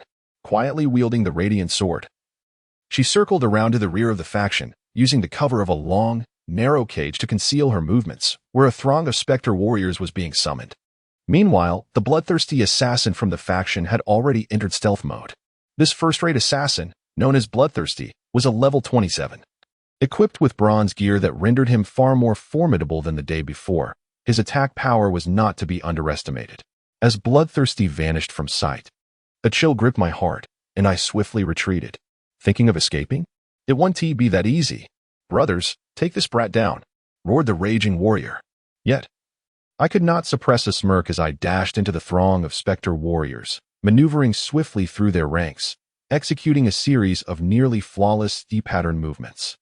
In mere moments, a large contingent of Spectre warriors, brandishing their long spears, began to pursue me with low growls of fury. Within just 2 minutes, I had lured nearly 50 Spectre warriors.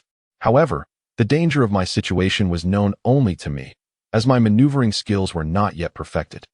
After being grazed by a few of the Spectre warriors, my health plummeted drastically, leaving me pale with fright. I hastily consumed healing potions to avoid a fatal blow. As I turned back, a sudden sharp pain struck my back, accompanied by a flash of red light. Ding. Battle alert! You have been ambushed by player Bloodthirsty. Losing 568 health points. At that moment, a cold dread washed over me as my health dwindled to below 100. There was no time for further contemplation. I dashed away, guzzling red potions, while Bloodthirsty, with a cold laugh, activated the Assassin's Swift Attack skill, transforming into a shadow as he surged towards me with astounding speed. Chapter 37. The Duel at the Ancient Temple. In a moment of resolve, I turned and unleashed an icy arrow. Just as the bloodthirsty dagger of the rival struck towards my chest. With a swift flash, the chilling light passed, yet astonishingly, I remained unscathed. A large miss appearing above me. Fortune favors me. Even Bloodthirsty seemed taken aback by the failure of his assault. In that instant of surprise, my ice arrow detonated upon his chest, enveloping him in a shroud of frost, drastically diminishing his speed. This provided me with a precious moment to recuperate as I hastily replenished my health, cautiously leading a cadre of spectral warriors towards Bloodthirsty's ranks. At this juncture, even the dimmest mind could discern my intentions. The face of Bloodthirsty turned ashen as he bellowed, "This brat seeks to annihilate us using the monsters," he commanded. "Archers and mages, eliminate him at once." A sly grin spread across my face as I abruptly veered, executing a flawless arc that allowed me to evade the range of all archers and mages. Meanwhile, the horde of monsters I had summoned soon lost focus on me, redirecting their wrath towards Bloodthirsty's team. To make matters worse, the previously weakened Silvergrade boss, the Spectral Commander, erupted in fury, cleaving through one of Bloodthirsty's knights with a single stroke. A chill ran through Bloodthirsty as he finally grasped the gravity of the situation. He decisively commanded, "Everyone, listen up, retreat to the city at once." I could not help but feel a shiver. Bloodthirsty indeed possessed remarkable acumen, issuing his command with astonishing speed and decisiveness. However, I had no intention of granting them that opportunity, since I had already established the House of Bloodthirsty as my adversary in Spirit Whale. I was determined to engage them fully. After all, it was merely a PK. Who would shy away? Thus, I charged forward at breakneck speed, witnessing a multitude of elite mage players employing their return scrolls. The 5-second casting time of the scroll could not be interrupted, and once engaged in combat, they would be unable to use it. Suddenly, I drew a steel arrow, this time opting for an untested area attack skill, Thousand Blade Arrow. In a dazzling display of colors, a radiant beam cascaded from my golden bow, transforming into countless arrows that rained down upon Bloodthirsty's ranks. The cacophony of sounds erupted as Thousand Blade Arrow pierced through a substantial portion of Bloodthirsty's players, abruptly disrupting the casting of the mages and archers. Worse still, they were thrust into combat mode, wherein they would have to endure a 1-minute wait to disengage, during which they would face over 50 spectral warriors and the ferocious Spectral Commander, above the heads of the players from the Pride of the World faction. Countless damage numbers fluttered. The heavily armored players fared relatively well, losing merely over 100 health points. However, the mages and archers were not so fortunate. A barrage of Thousand Blade Arrows struck them, inflicting 200 to 300 points of damage, with some low-level mages teetering on the brink of annihilation. I couldn't help but chuckle. The power of my golden bow was no trifling matter. Although it did not rival the Radiant Sword, it was undoubtedly a lethal weapon against these players, as the golden bow remained the second most formidable weapon on the equipment leaderboard. At that moment, a phantom reappeared not far to my right, prompting me to curse under my breath. Damn it, Bloodthirsty of Pride is truly unrelenting. Nevertheless, my level surpassed Bloodthirsty's by 6, allowing me to easily penetrate his stealth mode. Thus, I maintained my composure and launched a sudden attack, releasing an ice arrow, followed swiftly by a fire arrow. After 2 fierce strikes, Bloodthirsty emitted not a single sound and was swiftly dispatched back to the city to respawn. What was even more thrilling was that, just as Pride's madman found himself at a loss, a series of roars erupted from behind him. A charming young lady, leading a horde of monsters, approached with elegance. Mirroring my earlier tactic, she executed a perfect diagonal cut against the Pride faction, redirecting a swarm of monsters towards them. Furious, Pride's madman exclaimed, "Where did this woman come from? Is she allied with the arrogant scholar?" It was evident that the situation was dire, and in his rage, he ordered, "Eliminate this Chi Feng Fei Xue." Immediately, a berserker from Pride charged forward, raising his battle axe high to strike at Ling Xue's back. This berserker was well equipped in bronze armor, with a bronze axe in hand. As the crowd held its breath, anticipating the swift demise of the enchanting young lady, an astonishing turn of events unfolded. A sweet smile danced on Ling Xue's lips as her beautiful figure pivoted slightly, tracing a half-circle in place. With the radiant sword, she effortlessly drew a graceful arc in the air, the entire motion fluid and exquisite. Crack! A crisp sound resonated as the berserker's body seemed to be struck with tremendous force, a spray of blood erupting forth. 3,248. A critical hit. Ling Xue's ordinary attack had miraculously resulted in a devastating blow, instantly vanquishing the berserker. Almost all the players from Pride gasped in disbelief, astonished that such a delicate young lady could possess such formidable offensive power. Without hesitation, Ling Xue swiftly picked up the battle axe dropped by the berserker and bounded over to my side, flashing a sweet smile as she handed it to me, saying, "Here, you can keep the spoils of war." I said nothing further, grabbing Ling Xue's hand as we hurriedly retreated, leaving the ghostly warriors far behind us. The two groups of monsters began to close in, encircling the players from Pride in the corner of the ancient temple's second floor. However, the proud and formidable leader of the Aoshi clan appeared far from despondent. He commanded in a deep voice, "Do not panic. Archers, employ your ice arrows to ensnare the Phantom War General, while the rest of you band together to vanquish the Phantom Warriors." In an instant, the players of Aoshi responded to his orders, forming groups to confront the monsters. Yet, upon their arrival on the second level, they woefully underestimated the might of the level 35 enhanced Phantom Warriors. Amidst a chorus of anguished cries as several berserkers fell victim to the Phantom Warriors in an instant, the leader finally realized that these imposing specters were far beyond the capabilities of his current team. Before long, the Phantom Warriors breached the outer defenses of the Aoshi clan, brandishing their long spears to assault the mages and archers within. Meanwhile, the leader gripped his battle axe, desperately holding his ground, while three priests struggled to keep him alive. I exchanged a knowing smile with Ling Xue, who playfully suggested, "Why don't we continue leveling up?" I replied with a grin, "That is precisely my intention." Thus, we took it upon ourselves to assist in dispatching the wayward Phantom Warriors, for if we were to challenge the boss later, these lesser foes needed to be cleared away. Ling Xue, wielding her sword, swiftly felled a fully healthy Phantom Warrior with 3 precise strikes. She turned to me with a smile, exclaiming, "Silly. Our monster-slaying speed surpasses theirs." I laughed heartily, while the leader of Aoshi seethed with frustration, contemplating his demise. We continued to eliminate the remaining dozen or so Phantom Warriors, and with no foes left to combat, we settled down to chat leisurely. Ling Xue asked, "Silly, what did you have for dinner?" "Stir-fried chives with eggs and a bottle of beer. And you?" "Abalone soup." Your standard of living seems quite high." I chuckled, hee. "If you wish to dine like that, I could treat you every day." I was filled with joy, yet I added, "That wouldn't be appropriate. You're still young and shouldn't waste like that."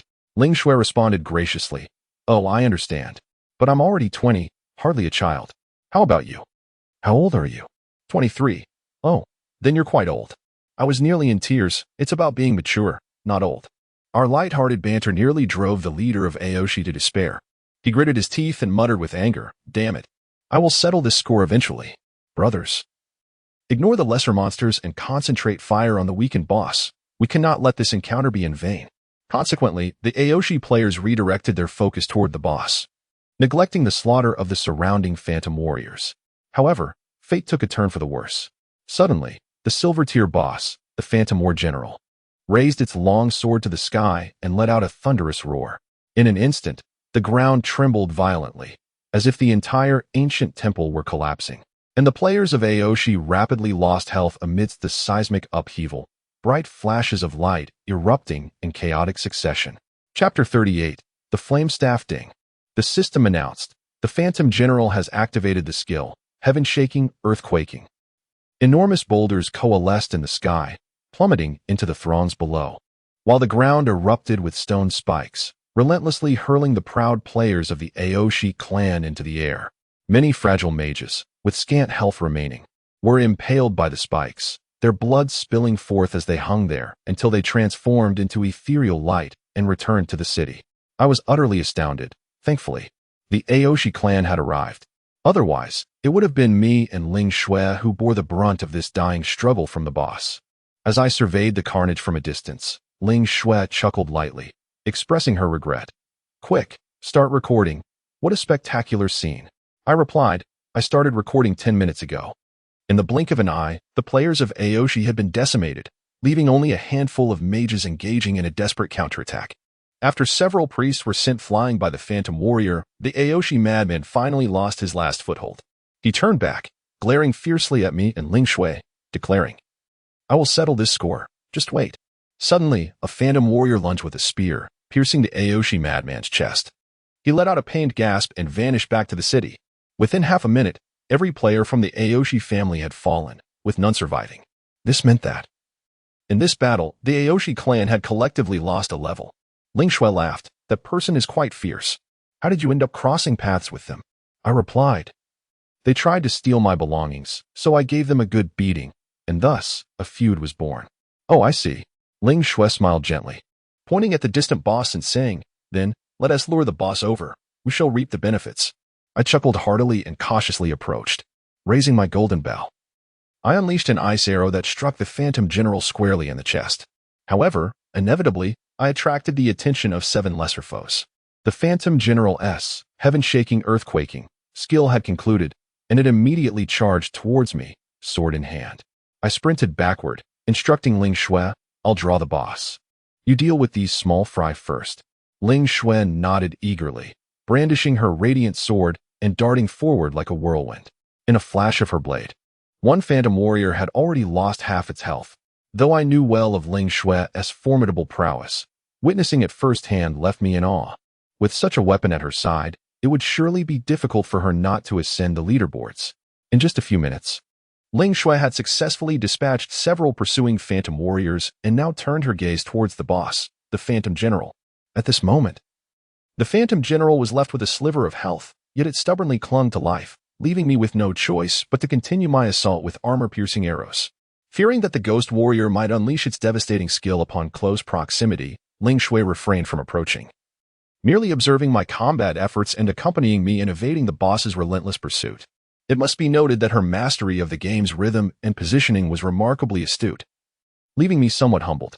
At last, with a defiant roar, the Ghost Warrior's health was depleted, its colossal form collapsing like a small mountain, simultaneously dropping equipment and gold. Ding. System notification. Congratulations, you have slain the Silver Tier boss, Ghost Warrior, earning 100,000 experience points and 500 reputation. Ding. System notification. Congratulations, your level has increased. The consecutive system alerts filled me with joy. I had finally reached level 34. However, upon glancing at the leaderboard, I was disheartened to discover I had fallen to 3rd place in Twilight City, with the first being Qingfeng Lan Yu at level 35 and the second, Jin Guizhi at level 34. It seemed that after obtaining the Desolation set, Guizhi had indeed engaged in considerable solo training, rapidly ascending levels within such a short span. Ling Shui cheered and gracefully approached the fallen boss, gathering the equipment and gold in one sweep before returning to my side. She first handed me 50 gold coins, then spread out all the equipment before me with a gentle smile, saying, "Silly, come and share the spoils." Amused, I took the gear and examined it. There were 3 items, a helm, a staff, and a pair of armored boots. Judging by their sheen, they were all of bronze quality.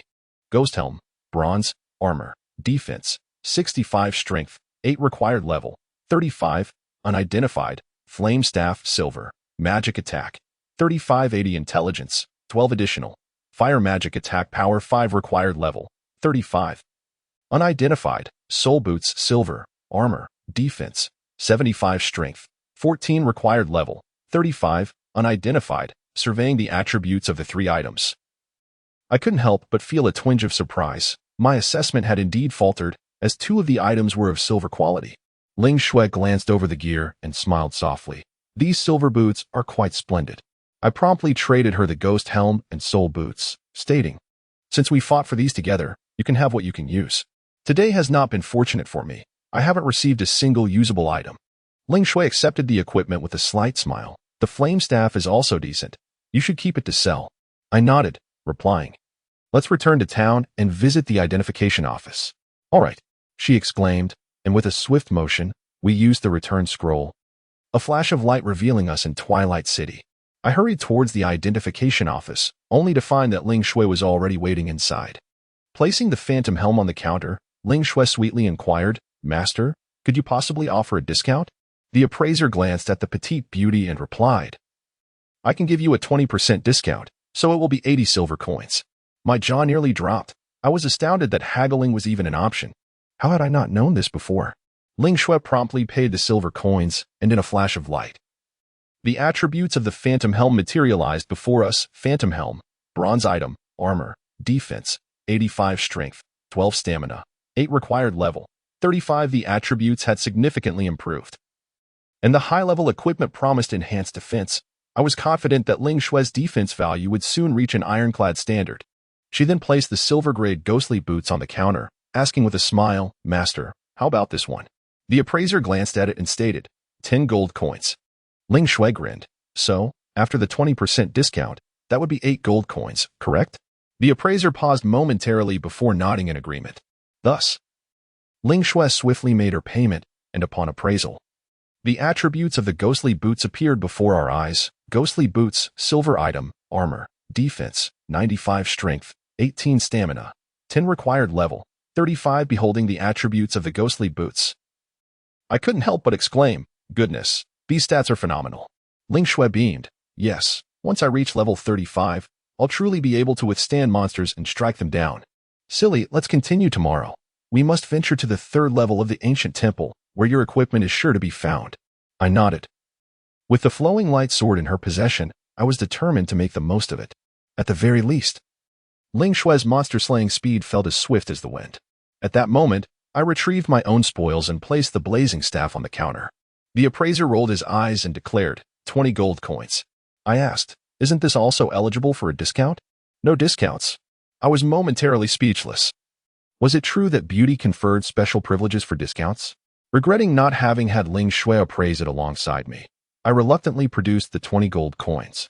The appraiser casually waved his hand over the blazing staff, and brilliance erupted forth. Blazing staff, silver item, magical attack, 50 to 125 intelligence, 16 stamina, 10 bonus, fire magic attack power 25 required level, 35. As I gazed at the blazing staff, Ling Shui's mouth fell open in awe as she exclaimed, wow, what an incredible magical attack power. I was equally taken aback, instantly relieved that my expenditure of 20 gold coins had proven to be exceedingly worthwhile. Ling Shui assessed, this weapon's current market value is undoubtedly over 1,000 gold coins, though it may be hard to find a buyer. I nodded in agreement. Excellent, I shall sell it in a few days. Yet Ling Shui mischievously replied, why not sell it to your sister? I was momentarily taken aback, but then I recalled that Ling Yue was also a master of fire magic, and her blazing outfit was indeed a fire-themed ensemble. Coupling it with this fiery staff seemed utterly perfect. However, I couldn't shake off my inner misgivings. If this matter were handled carelessly, it could turn quite unpleasant. Bestowing such exquisite equipment upon Ling Wei was nearly an impossibility, as our relationship was not nearly profound enough. I had gifted the radiant sword to Ling Xue because I owed her a valuable gaming headset that had considerably hindered her level progression, but Ling Wei was an entirely different case. I had no justifiable reason to present her with equipment, and even if I did, it would undoubtedly invite gossip, especially considering that Ling Wei was ostensibly Wang Junjie's girlfriend. If I wished to navigate the waters of the Blue Star Group successfully, I needed to tread carefully regarding this matter. Noticing my furrowed brow, Ling Xue smiled playfully and asked, Silly, what are you thinking about? I stowed the fiery staff into my inventory and replied, oh, nothing much. It's getting late. Ling Xue, you should rest early. You have the Mao Concept exam tomorrow, right? I also have to go to work. Ling Xue nodded with a smile. Yes, I'll log on after my exam tomorrow. Remember to wait for me. I chuckled. All right then, off you go to sleep. I don't want to see you with panda eyes next time. Ling Xue beamed sweetly before preparing to log off. I, too, opened the offline system, my form gradually fading away, but just then, Ling Xue suddenly grasped my arm and exclaimed, "Silly." "Wait, what is it?" I inquired. "You haven't added me as a friend yet. How will you find me tomorrow?" she remarked, sounding a bit flustered. "Oh." I quickly added Ling Xue as a friend, and then we both logged off together. Chapter 39. Infinite Spring Light. It was past 4 in the morning when I finally logged off, and I ended up sleeping soundly until 9 o'clock. Far later than I intended. Fortunately, Ling Wei had assured me that she would look after me, so I remained unhurried. After completing my morning routine, I stepped out feeling refreshed. Upon arriving at the office, I punched in my late arrival. As I entered the office, I found Xia Tian reclining on the sofa, caressing her petite bosom, boldly proclaiming, "Sister Ice-T, you need to believe me. I've seen all kinds of men. Humph. I've matured to be as resilient and radiant as stainless steel." Ice-T was rendered speechless, recalling how Xia Tian had previously claimed to be inexperienced, yet now she boasted of her expertise. Xia Tian chuckled and clarified, "It's not the same thing. One can be experienced without first-hand encounters." Ice-T chose to ignore her, sipping her own herbal tea. As I walked in, Ice-T immediately set down her newspaper, smiling. "Scholar, you finally arrived." I nodded and replied, "I logged off late last night." Ice-T quickly opened a web page, exclaiming, "Come see. You've become a celebrity in Lingtong." Upon closer inspection, I was startled to find a highly popular thread pinned at the top of the Lingtong forum, thread title, "Amidst the Flames of War. The Proud Family Challenges the Reckless Scholar and the Elegant Snow." The author was none other than the Proud Madman. And the content of the post was roughly as follows. The traditionally righteous Proud family had ventured to the ancient ghost temple to level up but fell victim to the ambush of 2 despicable players, resulting in their defeat. Those 2 were the experts, Reckless Scholar and Elegant Snow, ranked high in Twilight City. The Proud Madman swore to make them regret their actions for a lifetime, ensuring they would find no foothold in Lingtong. Following this, a flurry of Proud players chimed in, lauding the Proud family as a paragon of virtue and justice in Twilight City, while I and Ling Wei were branded as despicable minions sent by the demon Lucifer to the forces of light. However, as the saying goes, rumors cease with the wise. Someone boldly pointed out the hypocrisy of the Proud family, questioning their self-awareness and suggesting that mere forum provocations could not alter their ingrained behaviors. Nonetheless, amidst the replies, one post was pinned again, authored by none other than Elegant Snow, Ling Wei herself. Her statement was succinct, a single line. "Who attacked first? Watch the video for yourselves." Then, a video window appeared, revealing the moment when Ling Wei and I lured the monsters that led to the Proud family's demise. With audio clearly capturing the Proud Madman's arrogant remarks, the truth became apparent. And the Proud family faced scorn and derision as countless players bravely highlighted their misdeeds in Twilight City. Some even openly defended the lovely Ling Wei. For the video showcased her stunning beauty, and it was unacceptable for such a charming girl to be wronged. However, it was soon pointed out that Elegant Snow bore an uncanny resemblance to the foremost sorceress, Qifeng Lanwei. Thus, yet another forum tempest ensued, with various conjectures emerging incessantly. Some astutely pointed out that Qifeng Lanyu and Qifeng Fei Shui might be twin sisters, or at the very least, siblings, a conclusion easily drawn from their gaming IDs. The flames of speculation continued to spread, and soon they flickered back to me. Questions arose regarding the relationship between this audacious scholar and Qifeng Fei Shui. Igniting a fresh wave of speculation, I smiled faintly, realizing that Ling Shui had not gone to bed immediately after logging off, but had instead ventured to the forum to stir the pot. Indeed, she was a restless spirit. After watching the video, Xia Tian gazed at me with sparkling eyes and remarked, "Scholar, I never realized how remarkably handsome you are." I shot her a sidelong glance, choosing to ignore her to prevent further boasting. At that moment, a beautiful figure entered through the door. It was none other than Ling Yu, dressed impeccably. She stood gracefully at the doorway of the development department, inquiring, "Have you all started work?" Ice-T, with respect, replied, "Yes, Director Ling." Ling Yu stepped inside, approached me, and produced an envelope, withdrawing 8 crisp 100 yuan bills. "Scholar, this is your remuneration." I was momentarily taken aback. "What remuneration?"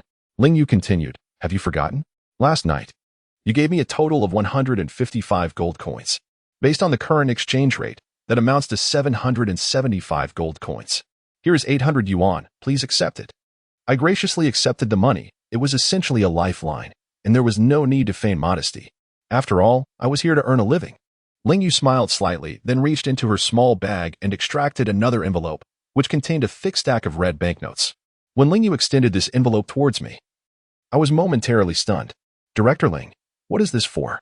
Ling Yu's expression turned serious as she replied, "I know you obtained a level 35 silver fire staff last night, so I have decided to purchase it." I was slightly taken aback. "So Ling Shui has already informed you?" Ling Yu affirmed, "Of course. She is my sister. Why would she conceal anything from me? Here is 5,000 yuan, equivalent to 1,000 gold coins. I realize this amount may be insufficient for the fire staff, but I hope you will not find it lacking." I chuckled softly. I certainly would not complain. Currently, those engaging in offline equipment transactions often fall prey to scams, as individuals might deny their transactions once online. Now, with tangible cash before me, it would be foolish to refuse. Hence, I accepted the envelope and said, "Meet me in Twilight City when I log on this afternoon."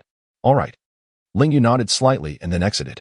The pressure lifted from the few girls in the Snow Moon studio. Ling Yu, as the planning and operations director, exuded a certain aura. While at work, she always conducted herself with such grace and poise, making her seem both approachable and distant. Perhaps the most significant difference between Ling Yu and Ling Shui lay in the burdens they bore upon their shoulders. In the morning, after a brief period of mingling, we received notification that we need not work in the afternoon. Instead, we could return home and practice while still receiving our wages. Consequently, everyone departed with cheerful spirits. Falling Rain had spent the day engrossed in the internet, diligently taking notes, which she then packed into her bag before leaving with Purple Moon. Meanwhile, Ice-T and Summer exchanged laughter as they exited. I was the last to leave, securing the door before catching up with them to wait by the elevator. Our office is located on the 15th floor of the building, necessitating the use of the elevator. When the elevator doors opened, we found it already bustling with people. As our group of ladies from the development department entered, it became exceedingly cramped. I positioned myself in a corner, extending my arm to shield against the encroaching presence of a rather ample woman from the marketing department. However, upon turning my face, I was met with a surprising sight. Standing beside me was the impeccably dressed and charismatic general manager, Wang Junjie. It turned out even the general manager had to take the elevator. Several newly arrived employees cast glances, respectfully greeting General Wang. Wang Junjie responded with a composed nod, exuding an air of authority akin to a leader surveying the populace. Just as the elevator doors were about to close, a striking figure appeared, Ling Yu. She glanced around before biting her lip in determination to squeeze in, for time was of the essence. At that moment, Wang Junjie raised his hand, calling out, "Ayu." "Over here." Ling Yu hesitated, a flicker of disdain crossing her features, but the elevator doors had already shut, leaving her with no choice. The women from the marketing department quickly shifted to clear a path, seeking to allow Ling Yu to join Wang Junjie. With the elevator filled to capacity, if Ling Yu were to move towards him, she would inevitably find herself enveloped in his embrace. Ice-T and Summer exchanged glances, while Purple Moon and Falling Rain remained silent, merely observing. At that instant, Ling Yu's enchanting gaze fell upon me, and her expression brightened with delight as she deliberately approached, skillfully avoiding Wang Junjie's outstretched arm. In the midst of the crowd, she suddenly lost her balance and tumbled into my arms. I was already leaning against the wall, and her unexpected arrival brought us face to face, leaving me acutely aware of the soft warmth pressing against my chest. Lowering my gaze, I was met with the enticing view of her alluring neckline. I found myself momentarily entranced, her bosom a captivating sight, and a delightful fragrance wafted into my senses. Leaving my hands suspended awkwardly in midair, Wang Junjie, taken aback, wore an expression of indignation as he exclaimed, "Ayu." Ling Yu let out a soft huff, but remained comfortably nestled against me. She extended her arm, resting it on my shoulder, leaning closer to whisper in my ear, "Scholar." "Thank you." I felt an overwhelming sense of embarrassment as I replied, "No need to mention it, it was nothing." In response, Ling Yu's cheeks flushed a deep crimson, radiating warmth. Wang Junjie's countenance abruptly transformed to a shade reminiscent of liver, for it is well known that Ling Wei is his girlfriend. At this moment, she was brazenly nestled in the embrace of another man, a sight that rendered him utterly incapable of restraint. However, it was not long before Wang Junjie revealed the reasons behind his ascent to the position of general manager at such a tender age. With a slight smile, he gracefully remarked, during working hours, the elevator can indeed become rather congested." Ice-T and Summer, expressions grave, betrayed not a hint of emotion. While Ziyue and Luoyu clung to one another, stifling their laughter with great effort. Meanwhile, the women from the marketing department chimed in. Indeed, General Manager Wang. Our office area ought to accommodate an additional elevator line. Wang Junjie nodded thoughtfully. Yes, I shall consider it shortly. Chapter 40. A Clash of Titans upon exiting the elevator. The alluring form of Ling Yu finally slipped from my embrace. I exhaled deeply, realizing how perilous the situation had been. Reciting the Diamond Sutra had staved off any physiological reactions, yet it had been a close call. Had my brother raised his head in salute before the crowd, I would have garnered quite the reputation within the Blue Star Group. Ling Yu did not stray far. She walked alongside me and inquired, "Shall I drive you back?" "The car is just ahead." I shook my head. "No need. I can return on my own."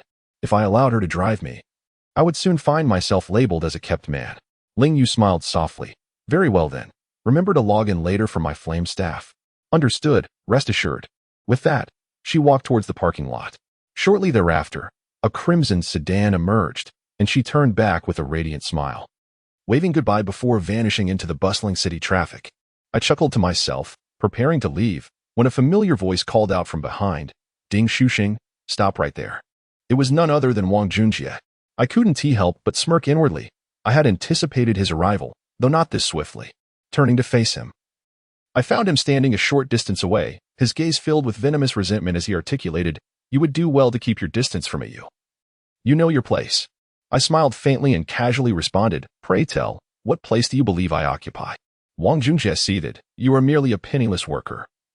Do not flaunt yourself before me. If you wish to continue your existence at Blue Star, keep your distance from me." I chuckled lightly, "And you, Mr. Wang, are no different. We are all workers here.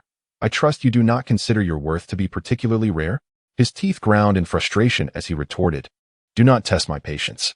I have shown you considerable leniency. Otherwise, I would have kicked you out of Blue Star long ago." Casting a pitying glance his way, I said, "Is this the measure you resort to when you cannot win the affection of a woman? Let me be frank. Do you think I still care about this job? Besides, I was brought here by Ling Shui. As long as neither Ling Yu nor Ling Shui speaks against me, I have no intention of leaving." I spoke with candor, prompting Wang Junjie to huff disdainfully, "We shall see about that." With that, he turned and strode away, exuding an air of superiority. I stood there, a bitter smile creeping across my face. The path ahead would likely not be smooth sailing. I questioned whether this was truly worth it. Deep down, I knew that Ling Yu might merely be using me to send a warning to Wang Junjie, reducing me to nothing more than a pawn in her game. Yet, witnessing Wang Junjie's arrogance, I found myself willing to play this role. Who says a pawn cannot alter the course of a game? Upon returning home, I ordered a sumptuous meal, having earned 5,000 renminbi from Ling Yu today, thanks to my gear. At last, I had struck gold in the game and could afford to indulge a little.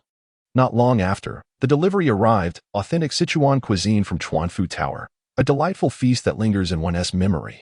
For dishes cost me 300 yuan, however. It was quite satisfactory. If there were leftovers, I could refrigerate them for another meal. Averaging 50 yuan per meal, this encapsulates the blissful life of a single man. After dining, I ventured downstairs and spent 800 yuan on a counterfeit brand phone at a nearby mobile market. Elated, I inserted my newly purchased SIM card, only to realize I had forgotten my original contact numbers, including Ling Shui's. Oh well, perhaps another time. By the time I was online, it was nearly 2 in the afternoon. Mere seconds passed before a notification chimed. "Qing Feng Lanyu, my staff."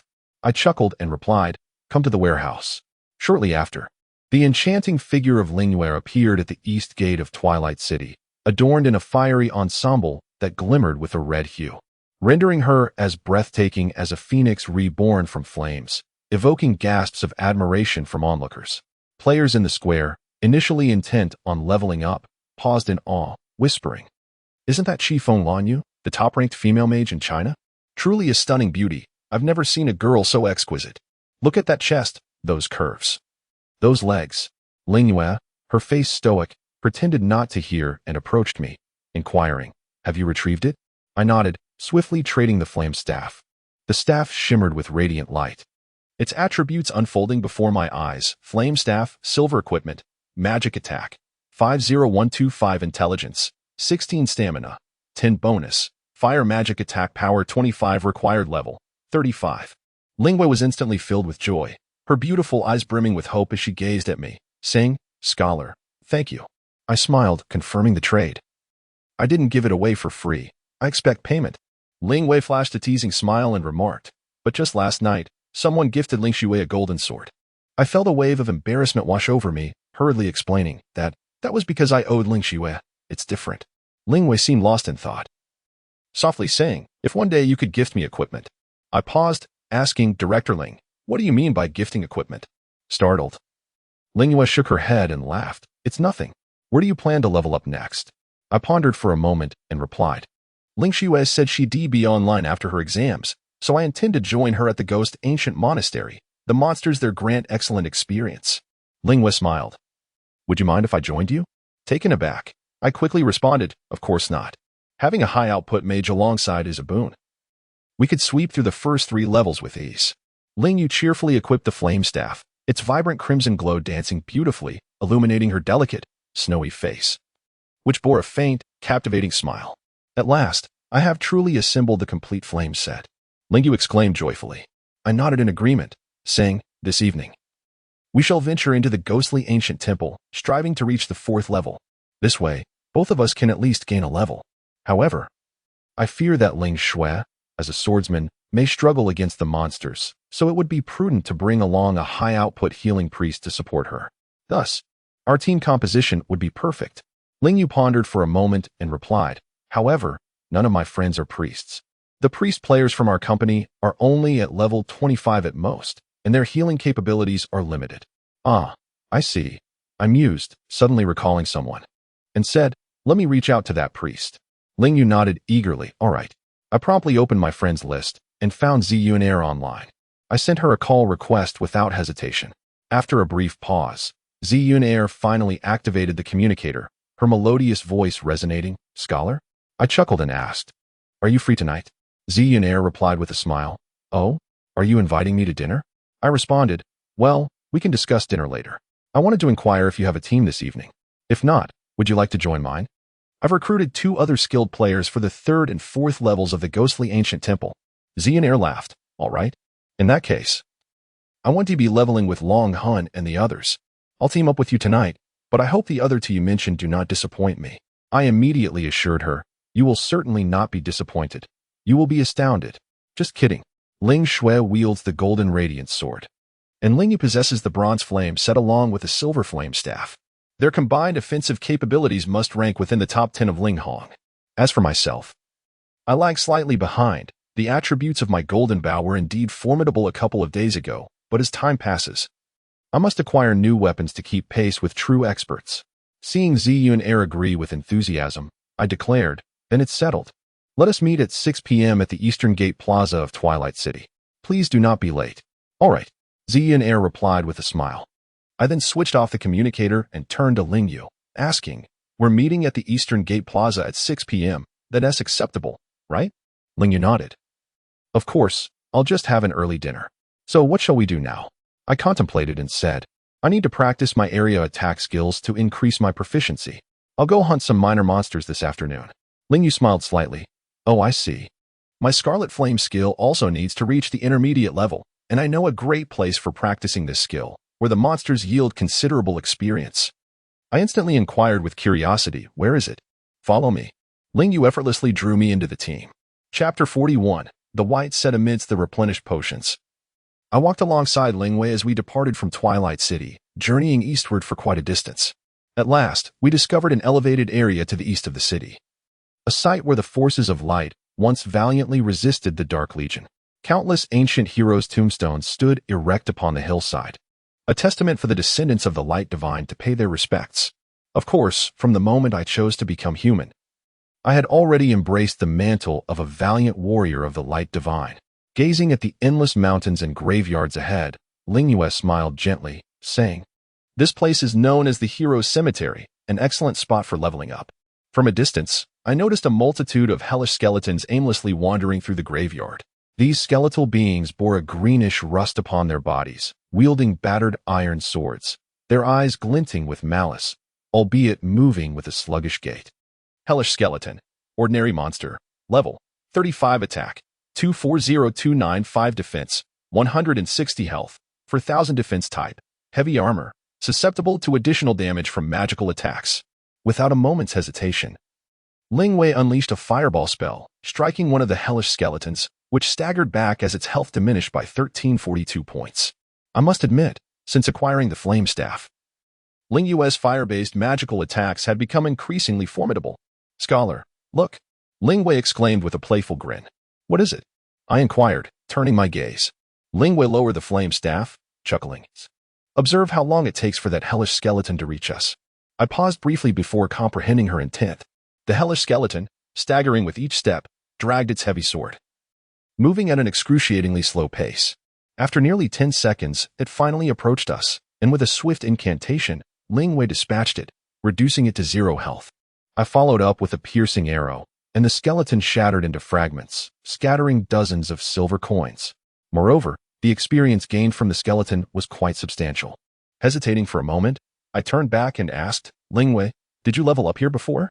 With a smile, she nodded. Yes, this place is quite good.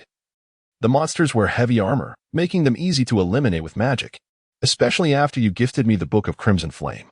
My area of effect spells have made it even more convenient to dispatch foes. I chuckled. I'm glad to be of help. I initially thought that skill book was rather useless. Ling Yue stifled a giggle. All right, let us part ways for leveling.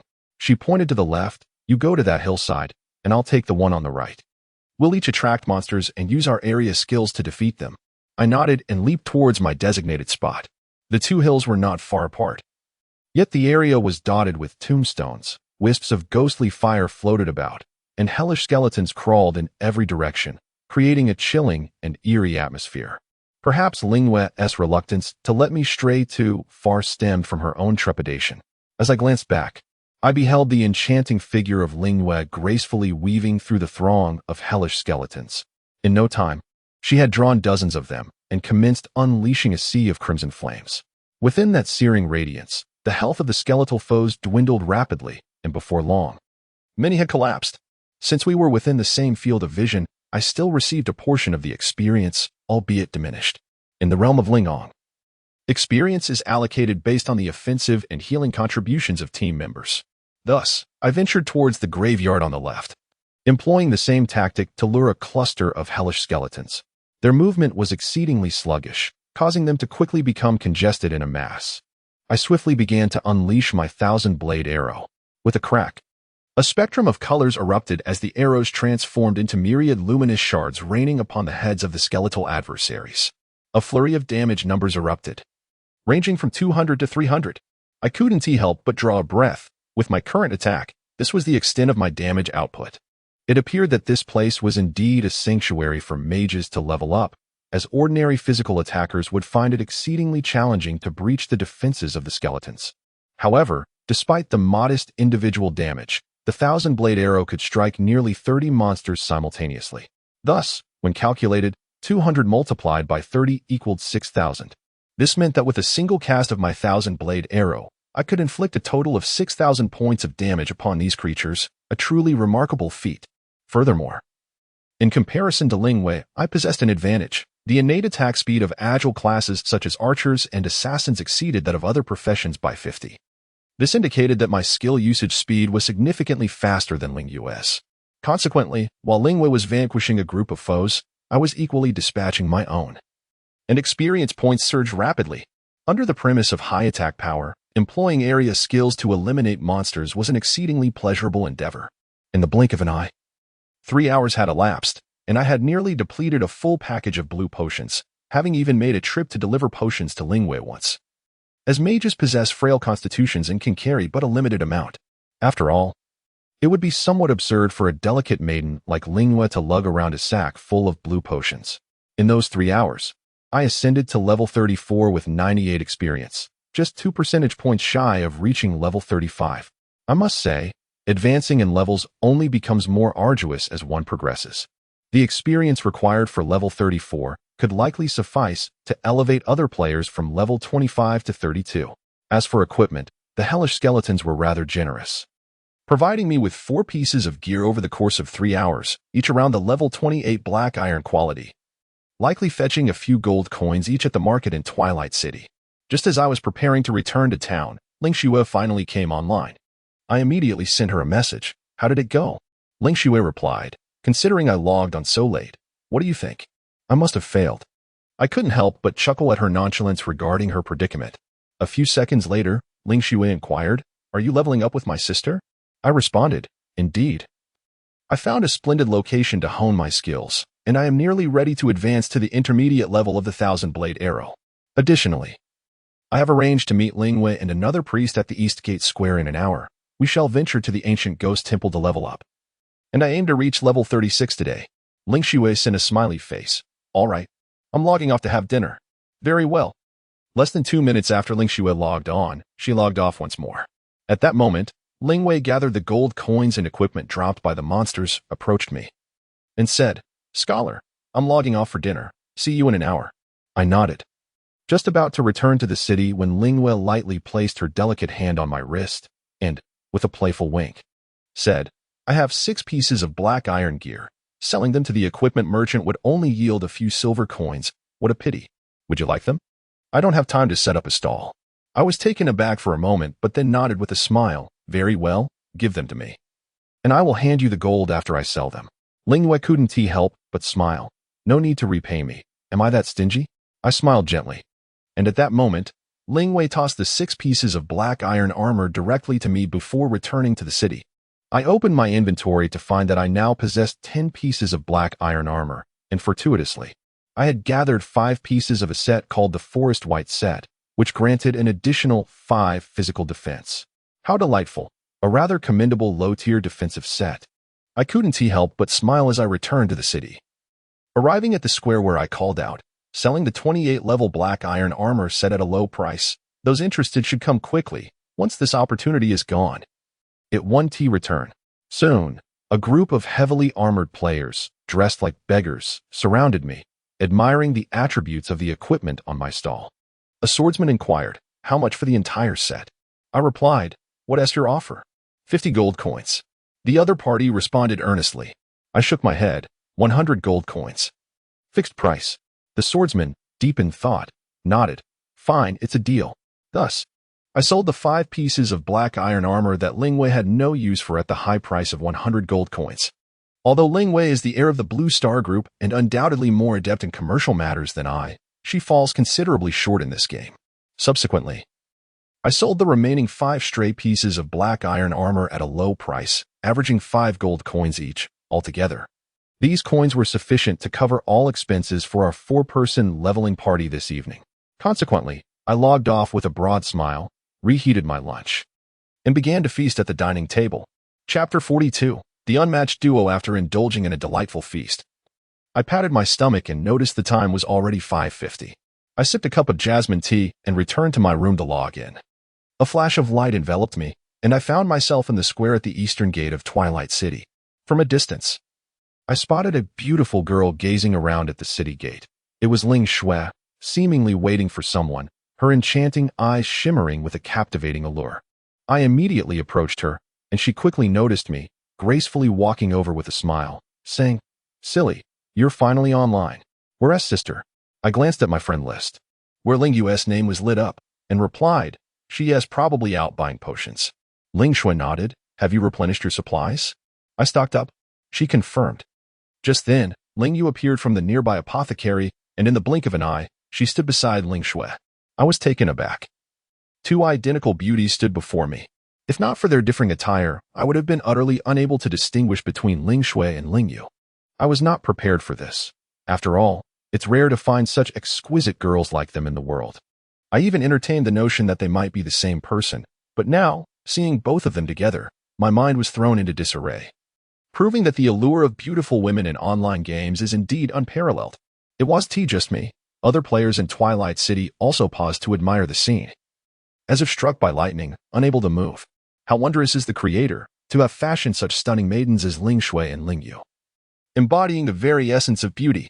I couldn't help but steal a few more glances. Ling Shui's face was as flawless as snow, a hint of playful laughter dancing at the corners of her mouth, while Ling Yu stood gracefully beside her, her equally beautiful visage also adorned with a gentle smile.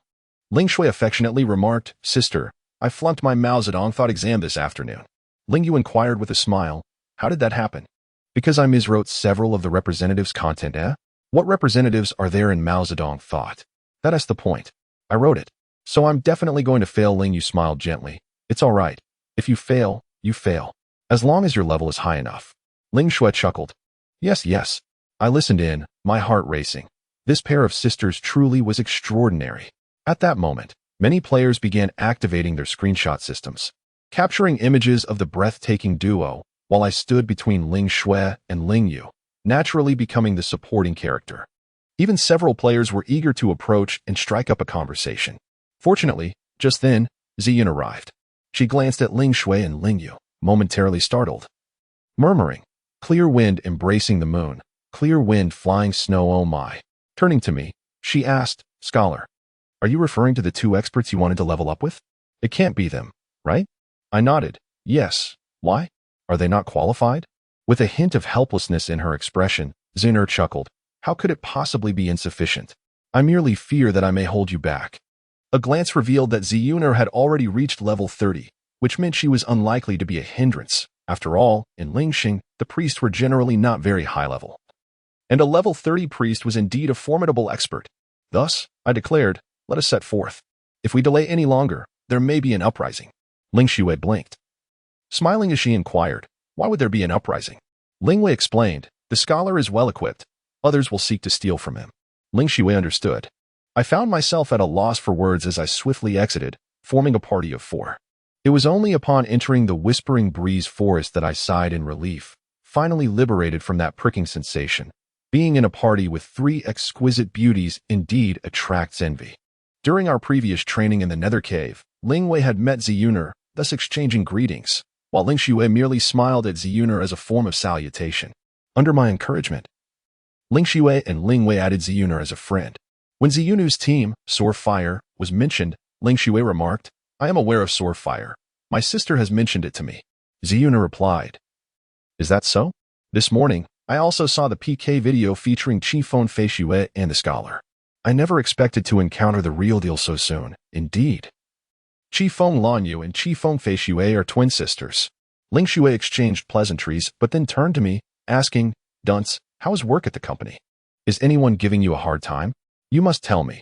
With my sister here, she can help you out. Ling Wei cast a peculiar glance at me and sent me a private message.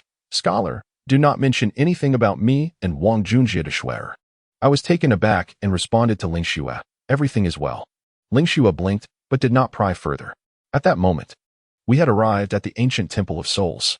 Facing the ancient tower-like structure, both Ling Wei and Ziyun were visibly astonished, while Ling Shui and I were familiar with it. The two hurried forward and forcefully pushed open the grand doors of the temple. Instantly, 3 Azure Wolf Sentinels lunged at us. Prepared, Ling Shui and I intercepted a sentinel each. My golden bow unleashed 2 armor-piercing arrows, swiftly eliminating one, while Ling Shui decisively dispatched another with a sweeping strike. Ling Wei, quick-witted, conjured a fireball that soared through the air, effortlessly combining her magic with Ziyun's judgment to take down the middle sentinel. In a mere 30 seconds, we had vanquished all 3 Azure Wolf Sentinels. A testament to our party's impressive prowess. From a distance, a group of players approached the ancient Temple of Souls. I immediately urged, let us enter quickly. Bypass the monsters on the first floor and head directly to the second. The ladies nodded in unison, following me as we leaped into the temple. In the ancient temple, scattered throughout were the Azure Wolf Guardians. However, our party's levels were relatively high, which significantly diminished the monster's threat to our vision. We seamlessly navigated through the horde, merely dispatching a few crucial foes.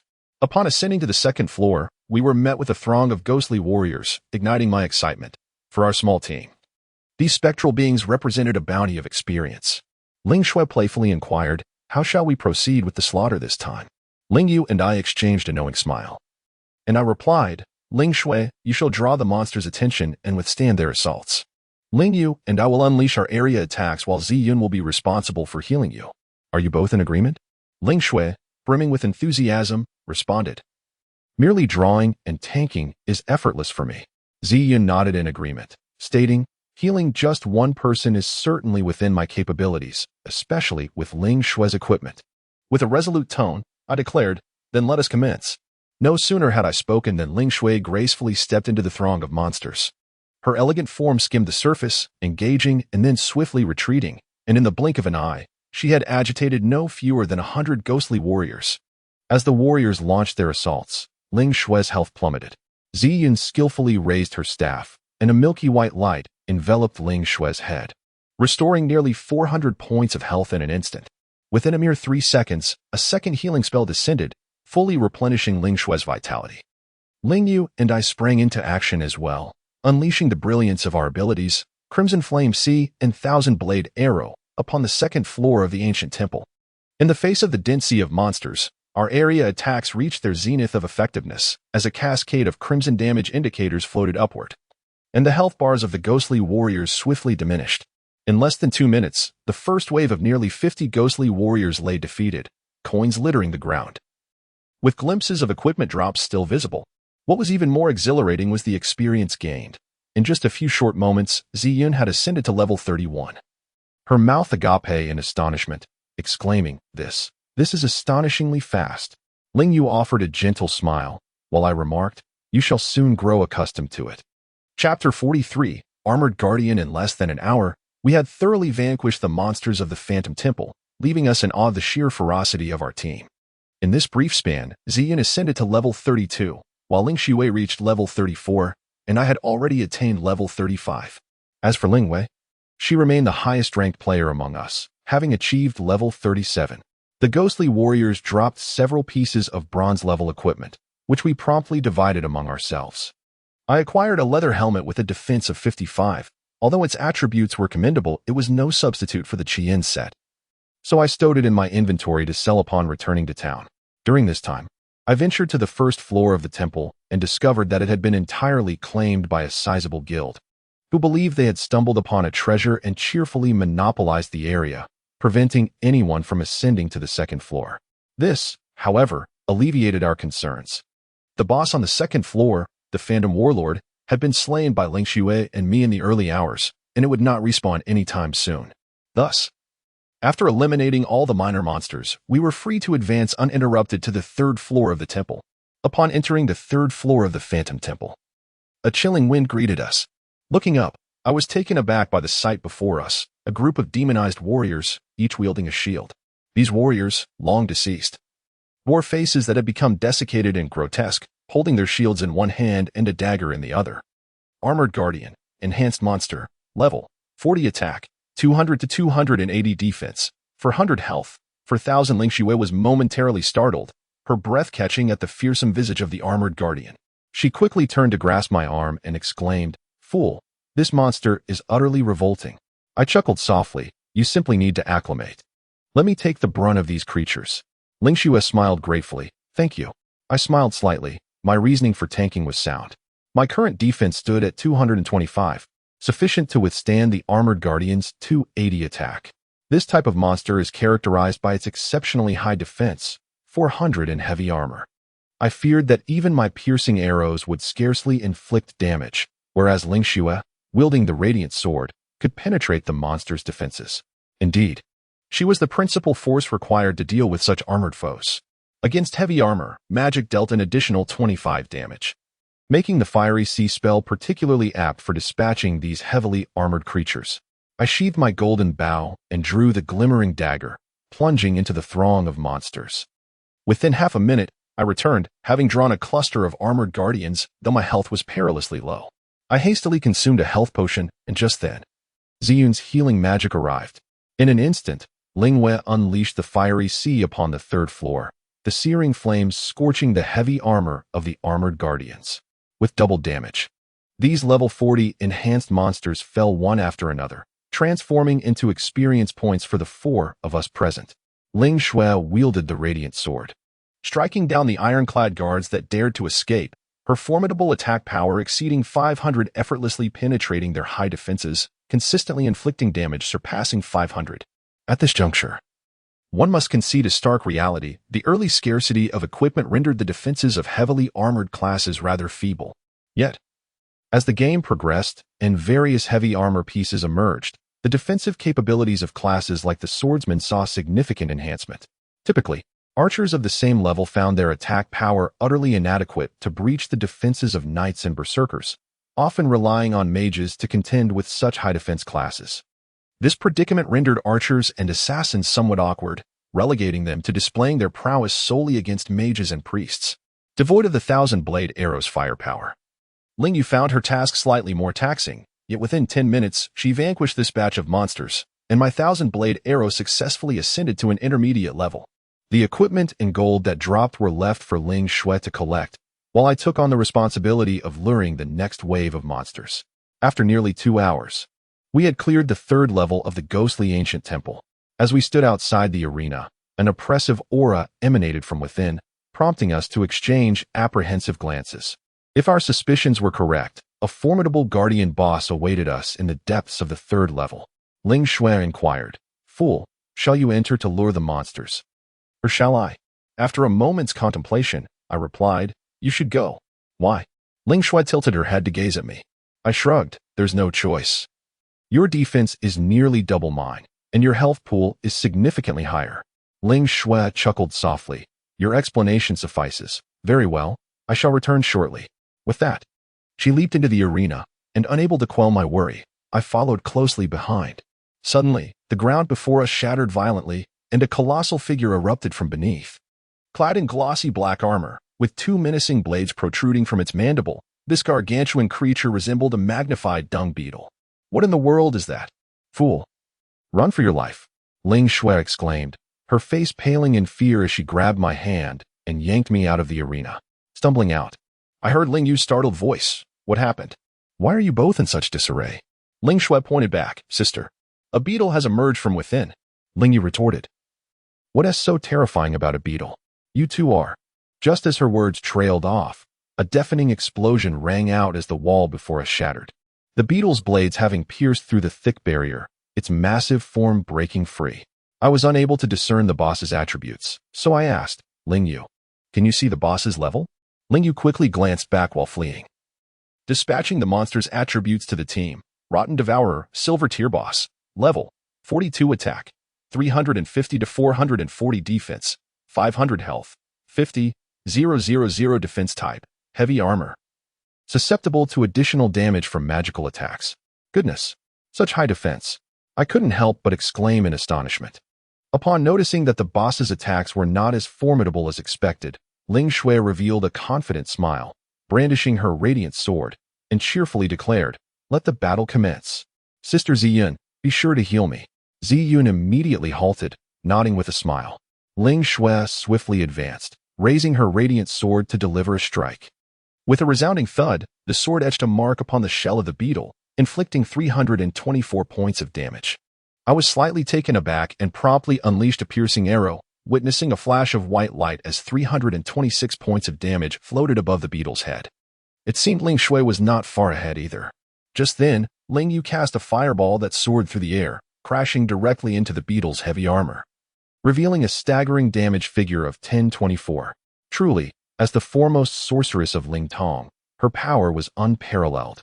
The beetle retaliated, its razor-like mandibles sweeping across Ling Shui's shoulder. And with a flash of crimson, she sustained 500 points of damage. However, Ziyun's healing spell arrived just in time, restoring her health sufficiently. With a bit of red potion, Ling Shui could certainly withstand this boss without issue. In that moment, the air was filled with the sounds of fierce combat echoing from the 3rd level of the haunted ancient temple. Meanwhile, on the 1st level, players of merely level 25 were desperately battling the level 28 Blue Wolf Guards. I could only imagine their reactions if they were to witness our current scene. To them, a level 42 boss must seem like an elusive dream. After a brief interval, under the relentless onslaught of Ling Yu's fireballs and the inferno of the crimson flames, the beetle's health steadily diminished, while Ling Shui relentlessly employed her skill, sweeping the army. Ultimately, with my final piercing arrow, the beetle met its demise, its massive form crashing to the ground. Ding! System notification. Congratulations! Your party has slain the Silver Tier Boss, the Putrid Devourer, earning 70,000 experience points and 350 reputation. The 4 of us divided the boss's experience. Although it was not an overwhelming amount, it was certainly a worthy reward. Ling Shui found the beetle too repugnant, so I took on the task of clearing the battlefield. Beneath the carcass of the beetle, I discovered 27 gold coins, a pair of armor greaves, and a skill book. The greaves shimmered with a faint glow, clearly indicating their extraordinary quality. Chapter 44. Frost Leggings. A few young ladies quickly gathered around, and Ling Shui, with a gentle smile, asked, "Silly, take a look, take a look." I then shared the attributes of the skill book. Revival Prophecy grants a resurrection effect to a teammate, allowing them to respawn at the original location within 60 minutes of death. Requirements: Apprentice Priest level 30. As is well known, priests in Spirit Lament cannot learn the resurrection skill from their mentors. They can only acquire relevant books through monster drops. It appears we have indeed obtained this precious tome. Zionur, with a playful dimpled smile, exclaimed, "So, does this mean I can learn this skill?" I glanced at Ling Shui and Ling Yu and said, "I agree to give it to Zionur. What do you think?" Ling Yu nodded and replied with a smile, "Of course." Ling Shui, with a twinkle in her eye, added, "Now, our team will no longer fear being instantly killed." Thus, I traded the exceptionally valuable book, Revival Prophecy, to Zionur. In an instant of radiant light, she learned the skill. Following this, she gracefully raised her hand, and a milky white beam of light descended upon Ling Shui's, gradually settling to form a swirling halo at her feet. The halo moved elegantly with Ling Shui, creating a stunning visual effect. Ding. Combat prompt. Player Qifeng Feishui has acquired the effect of Revival Prophecy. They may respawn within 60 minutes of death. Ling Shui cheered with delight, saying, "Now, even if we are instantly killed, we need not fear." Zionur nodded, smiling. "Yes, this skill has a cooldown of 10 minutes, which means I can grant everyone the resurrection effect shortly." I chuckled and continued to share the attributes of the armored leggings within the party. The exquisite leggings shimmered with blue luminescence, captivating to behold. Frost Leggings, silver equipment, armor, defense, 75 strength, 10 stamina, 6 bonus. Increases water-based skill attack power by 15 required level, 35, unidentified. Everyone gasped slightly. The unverified attributes of these leggings were already impressive. How remarkable would they be once identified? I promptly tossed the leggings to Ling Shui, stating, "Once you level up, you can equip them." Ling Shui nodded enthusiastically. Ling Yu cast a glance toward the staircase leading to the upper levels and suggested, "Let us head to the 4th floor. We should take down some minor monsters first." On the 4th floor of the haunted ancient temple, chilling winds howled, filling the tower with an eerie atmosphere. In the distance, pairs of blood-red eyes fixated intensely on us, the players who had just arrived at the 4th level. Ling Shui was startled, taking a small step back until she leaned against my shoulder. I felt her gentle nudge, and, after regaining my balance, patted her delicate shoulder to reassure her. Ling Shui looked up at me with a smile and stood by my side, sword in hand. Ling Yu, observing the exchange between Ling Shui and me, said nothing but let out a soft sigh, her demeanor tinged with a hint of melancholy. Zionur, wielding her staff, resurrected the prophecy for a second release, and the target was unmistakably me, perhaps because I was the second individual here capable of engaging in close combat. Before us loomed a terrifying sight that sent chills down Ling Shui's spine, a cavalryman mounted upon a colossal beast. The creature's dark, cavernous eyes glimmered with an eerie hue, and its tattered leather armor exposed decayed flesh and white bones beneath. These long-to-see soldiers grasped the reins, commanding the savage beast beneath them. The beast itself was equally lifeless. Its eyes rotted away to mere voids, emanating a putrid stench, with exposed bones and exhaling foul air, entirely reliant on its rider to direct its ferocious attacks. Beast Rider Zombie, Enhanced Monster, Level, Attack, Defense, Health, Attack Type. Additional, possesses a tearing attack effect, dealing double damage to cloth-armored targets. Gazing at the series of question marks, only one additional attribute was visible, which startled me slightly, prompting me to inquire, "Ling Yue, can you discern this creature's attributes?" Ling Yue shook her head in silence. "I cannot see them. It must be around level 45. Ling Shui gasped in surprise. "So high?" Ling Yue smiled and nodded. "Indeed, the higher their level, the greater the experience and equipment we shall acquire." Zionur chimed in with a smile. "Then shall we lure one over to slay?" With unanimous agreement, I stepped forward, casting an ice arrow to draw a beast rider zombie towards us.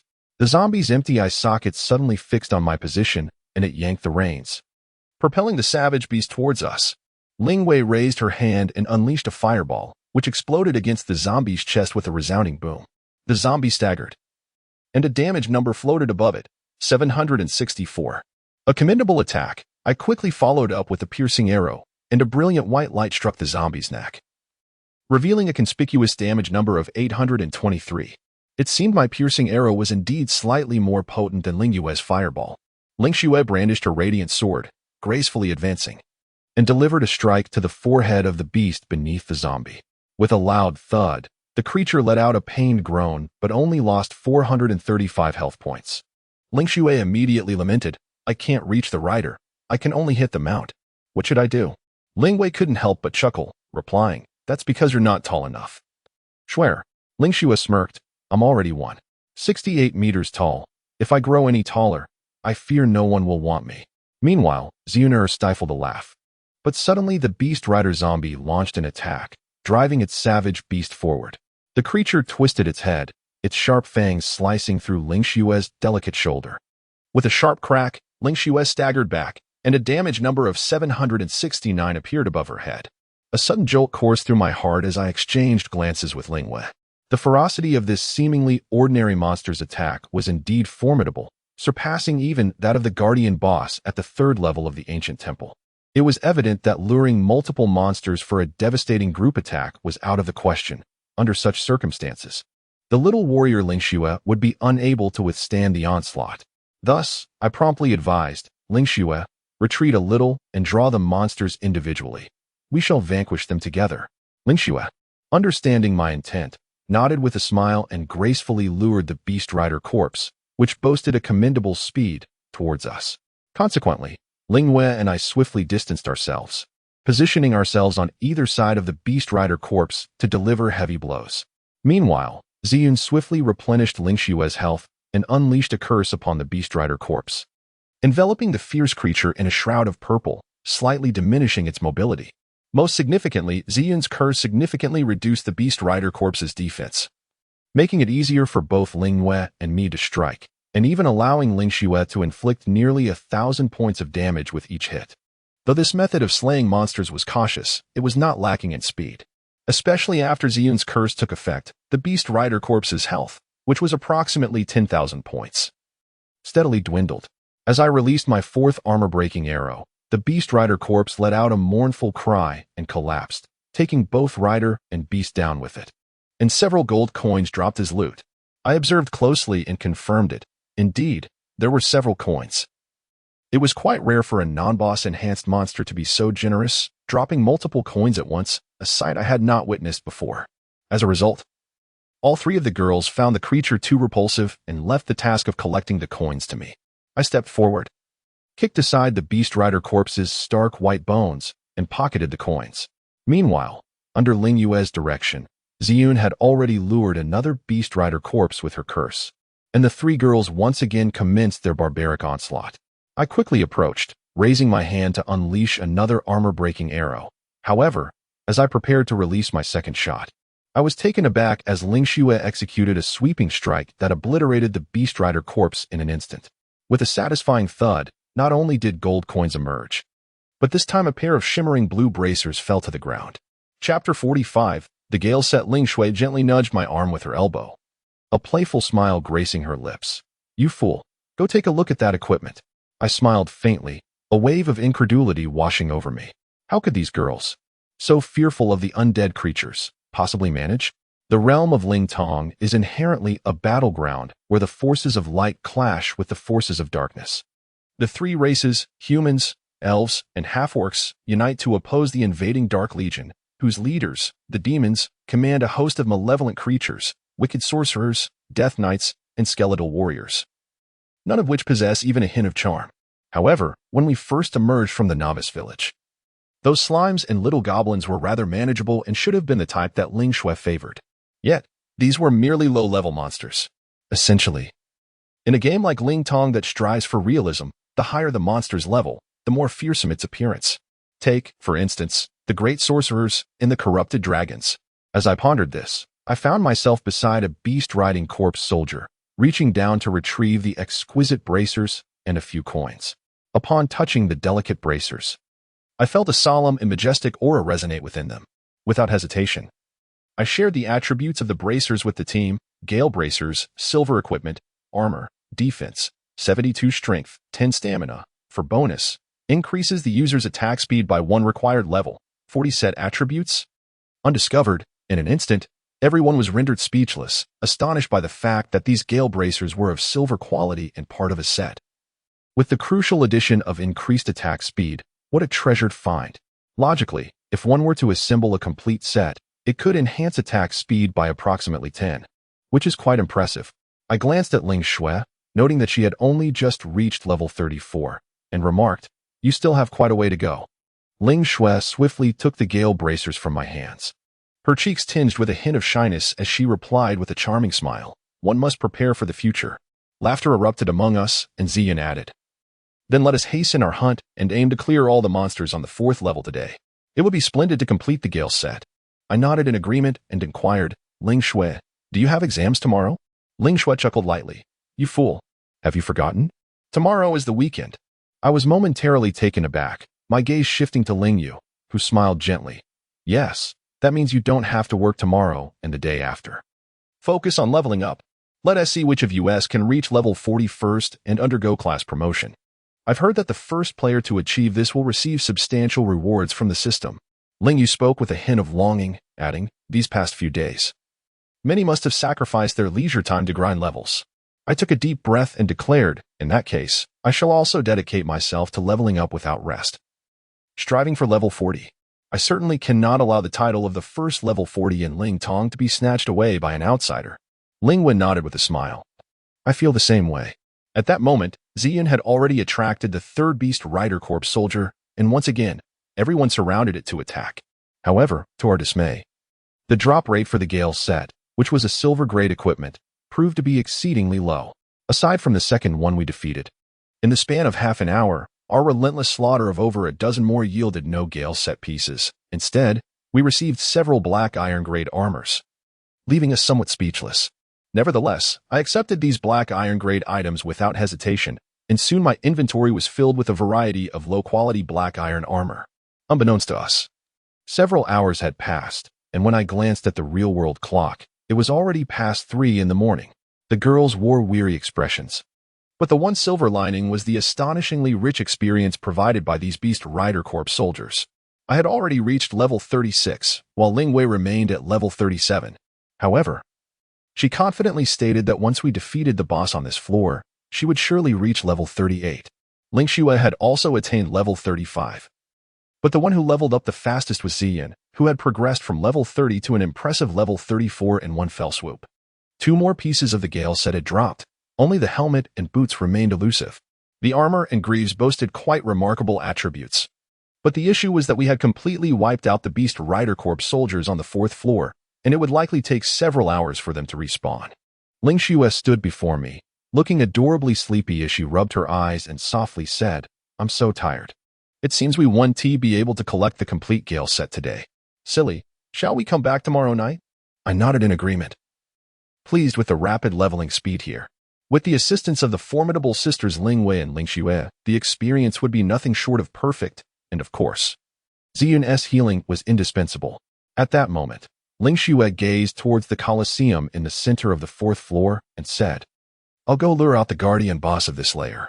After we defeat it, let us log off and rest, shall we?" Ling Wen nodded and smiled. "Yes. Let us get some sleep early. Otherwise, Dad will scold us for not being serious." Ling Xue giggled, and observing the 2 sisters' expressions stirred a sense of discomfort within me. I had no siblings. My parents divorced years ago and had not seen me since, reportedly having gone abroad. I had completed my university studies under the care of an aunt, and familial affection felt distant and unattainable. "Hey, scholar, what are you thinking about?" Ling Wei's voice broke my reverie as she stood beside me and gently nudged my arm. I returned to reality and offered an awkward smile. "Oh, nothing much. Just wondering when I might have a group of friends, so I wouldn't have to feel so solitary, like a lone commander." Ling Yue smiled softly. "Aren't we all your friends now? Why speak so tragically, as if one were a forsaken soul?" Beside me, Ziyun nodded with a smile, affirming, "Indeed. All of us from the Sword Fire are your friends, unless you hold us in disdain." I quickly replied with a grin, "How could that be? I fear I may not be worthy of Sword Fire." At that moment, the enchanting figure of Ling Xue appeared ahead. She glanced back for a moment before gracefully soaring to our side, wielding the radiant sword.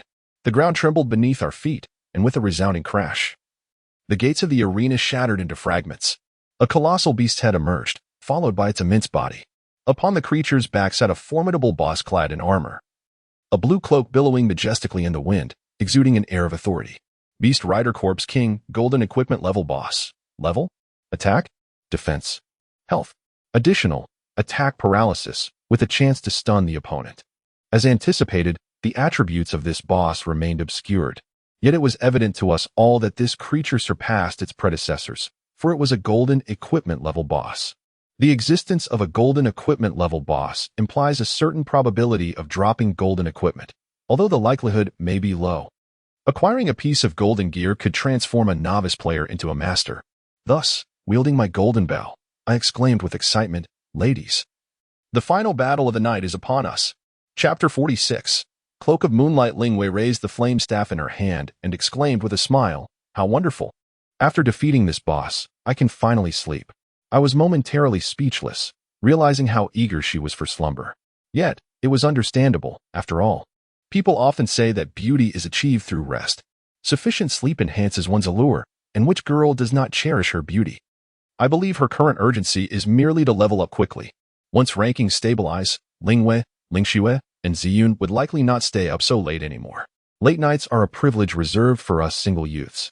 At that moment, the Beast Rider Corpse King charged forth on its steed. The ferocious beast lunged forward, and Lingxue immediately raised her flowing light sword to block the attack. With a clang, sparks flew from the blade as she was jolted back several steps. A large number, 1347, appeared above her head, indicating that half of her health had been depleted. Everyone was stunned. Just then, the Corpse King atop the beast launched its attack, raising its sword high and bringing it down with a mighty force. Boom! A streak of sword energy, about 5 yards long, struck Lingxue. Ding!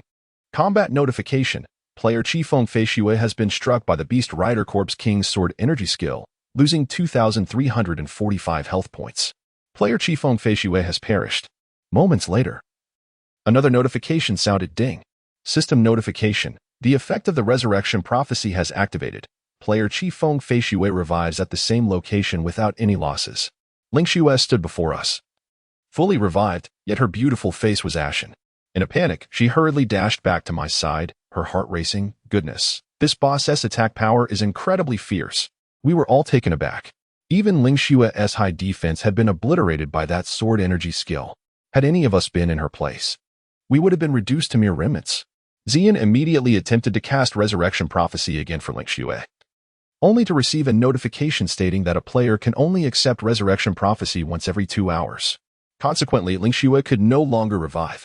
If she were to fall again, she would plummet from level 35 back to 34, a significant loss indeed. Lingwei appeared bewildered and turned to me, asking, "What shall we do now? Should we continue to fight this boss?" After a moment of contemplation, I replied earnestly, "Of course we shall continue. However, Lingxue should refrain from engaging further and observe from a distance. The rest of us will take on the fight. Lingwei will utilize Ice Arrow in conjunction with Fireball. I will employ Fire Arrow alongside Armor-Piercing Arrow, and Ziyun will cast Curses. Remember, the Corpse King's lethal skill has a range of 5 yards, while our ranged attacks extend beyond 20 yards. Maintain a safe distance." The group of girls nodded in unison, and at that moment, the Beast Rider Corpse King charged toward us, its massive form shaking the very ground of the ancient ghostly temple. I raised my golden bow, transforming it into a shard of ice, and with a sharp crack, the ice arrow blossomed upon the chest of the Beast Rider King, inflicting a mere 124 points of damage. Disappointed, I switched to a piercing arrow and unleashed another shot, this time achieving a remarkable 437 points of damage. Meanwhile, after 3 failed attempts, Ziyun finally succeeded with her curse skill, enveloping the Beast Rider King's head in a sickly purple aura. Concurrently, Lingyue's fireball and ice arrow spells rained down relentlessly upon the Beast Rider King's chest. It was well understood that attacking the mount bore little effect. Only striking the main body would claim the life of the boss. With Ziyun's curse drastically reducing the boss's defenses, my next piercing arrow struck with astonishing force, dealing 821 points of damage. Lingyue's fireball also reached nearly 800 points, showcasing our fierce assault, though the boss's health bar was obscured from view. After approximately 10 minutes of combat, we observed a significant reduction in its vitality, suggesting we could conclude this battle within an hour. Following the success of her curse, Ziyun employed her retribution skill, albeit with a meager output of only 30 points of damage each time. Undeterred, she continued her relentless assault. In contrast, Ling Yue and I maintained a balanced output, causing the boss's attention to oscillate between us. Fortunately, both of us executed our maneuvers with precision, ensuring our safety throughout the encounter. As half an hour slipped by, the clock struck 4 in the morning, and I noticed a hint of fatigue on Ling Yue's face. In that fleeting moment, the boss launched a sudden attack, seizing the opportunity presented by the brief slow effect. It charged towards Ling Yue, its colossal sword transforming into a streak of light. In an instant, Ling Yue was obliterated, her form coalescing into a white light as she began to respawn. With its target lost, the boss swiftly turned and came barreling towards me. Caught off guard, I released an ice arrow, but the boss's sword energy reached me first, piercing my chest and leaving me feeling as if I had been torn apart. Ding! Combat alert! You have been struck by the Beast Rider King's sword energy skill, resulting in paralysis and dizziness, losing 3,345 health points. You have died. Immediately thereafter, another notification chimed. Ding! System alert! The effect of the resurrection prophecy has activated. You have revived at your original location with no losses. What a close call! I couldn't help but break into a cold sweat as I quickly retreated several steps. The boss, hindered by the ice arrow's slowing effect, struggled to pursue me. Behind me, Ling Yue, freshly revived, launched her counterattack with fireballs and ice arrows. Boom! The fireball illuminated the Beast Rider King's chest, and at long last, this golden tier boss let out a thunderous roar before collapsing like a small mountain, dropping a plethora of equipment and a bounty of gold coins. Ling Yue sighed in relief and whispered, "That was a close one." Ling Shui and Ziyun also gathered around, and I naturally stepped forward, kicking aside the boss's arm to collect the coins below, an astonishing total of 257 gold coins. Upon further inspection, I noticed a deep blue cloak lying nearby, and beside it lay a piece of equipment that sent a thrill through me, a beautifully curved exquisite longbow. Ling Shui observed this with a gentle smile, remarking that the fool could finally change weapons. I shared a knowing smile and picked up both pieces of equipment. First, I shared the attributes of the cloak with the team. Moonshadow Cloak, Golden Artifact, Armor, Defense, 85 Strength, 12 Stamina, 8 Required Level, 35, Unidentified, to my astonishment. It was indeed a golden artifact. I was momentarily taken aback and then handed the elegant armor cloak to Ling Shui, as it was something she could equip at her level. With this, she now possessed 2 pieces of golden artifact level gear. In terms of equipment, it seemed Ling Shui was now among the best equipped players in the world. It was rather frustrating that the monsters on the 3rd and 4th levels of the ancient temple were all heavily armored, and the dropped equipment was similarly heavy armor. This inadvertently benefited Ling Shui, and I could only hope that the monsters on the 5th and 6th levels might yield some mage or assassin type gear, which would provide a suitable upgrade for both Ling Yu and Ziyun as well. At that moment, Ling Shui held the Moonshadow Cloak with delight, her sweet smile brightening the atmosphere as she urged, "Scholar, quickly check the attributes of that bow." I nodded and promptly shared the attributes of the longbow in the team channel. Star Chaser Bow, Golden Artifact, Attack, 225 to 250 Strength, 10 Agility, 8 Required Level, 45, Unidentified. In an instant, it felt as though everyone had been turned to stone. After a long pause, Ling Yu finally murmured, "It's still unidentified. Yet its attack power rivals that of the flowing light sword. From now on, Scholar's attack will surely be extraordinarily formidable for a long time." Chapter 47. The Bow of Star Chasing. I was filled with delight, astonished by the formidable power of this bow. However, my spirits plummeted when I saw the required level. It demanded a staggering level 45. When would I ever be able to wield it? Sensing my dismay, Ling Shui chuckled and said, "Fool, do not be disheartened. Let us return to town and identify it first." I nodded and addressed the 3 girls. "Let us head back to town. Those who wish to see the equipment can go to the identification center, while those who do not can wash up and rest. Wishing everyone sweet dreams." Ling Wei and Ziyun exchanged a knowing smile and chimed in unison, "Of course we want to see." Thus, we all returned to the city together, with a flash of light. As we approached the early hours of dawn, the square of Twilight City was still bustling with players setting up stalls. This exemplified the allure of the game. It was said that within just 3 days of its launch, nearly 100 million players had flocked to it. A staggering impact on an industry that had been teetering on the brink of stagnation. I made my way directly to the identification center, where I found the three girls already waiting. Ling Xue was in the midst of identifying the Moonshadow cloak. After the appraiser collected 50 gold coins, the attributes of the cloak were shared with our party. Moonshadow cloak, golden equipment, armor, defense, 128 strength, 18 stamina, 14 bonus, increases the user's movement speed by 10 required level. 35. A collective gasp escaped our lips. Indeed, this cloak lived up to its golden status by enhancing movement speed. It was evident how crucial movement speed was for a melee class player. Although it was merely a 10 increase, it was sufficient to instill fear in opponents during PvP, allowing Ling Xue to both attack and evade with ease. It rendered her uncatchable and invincible in battle.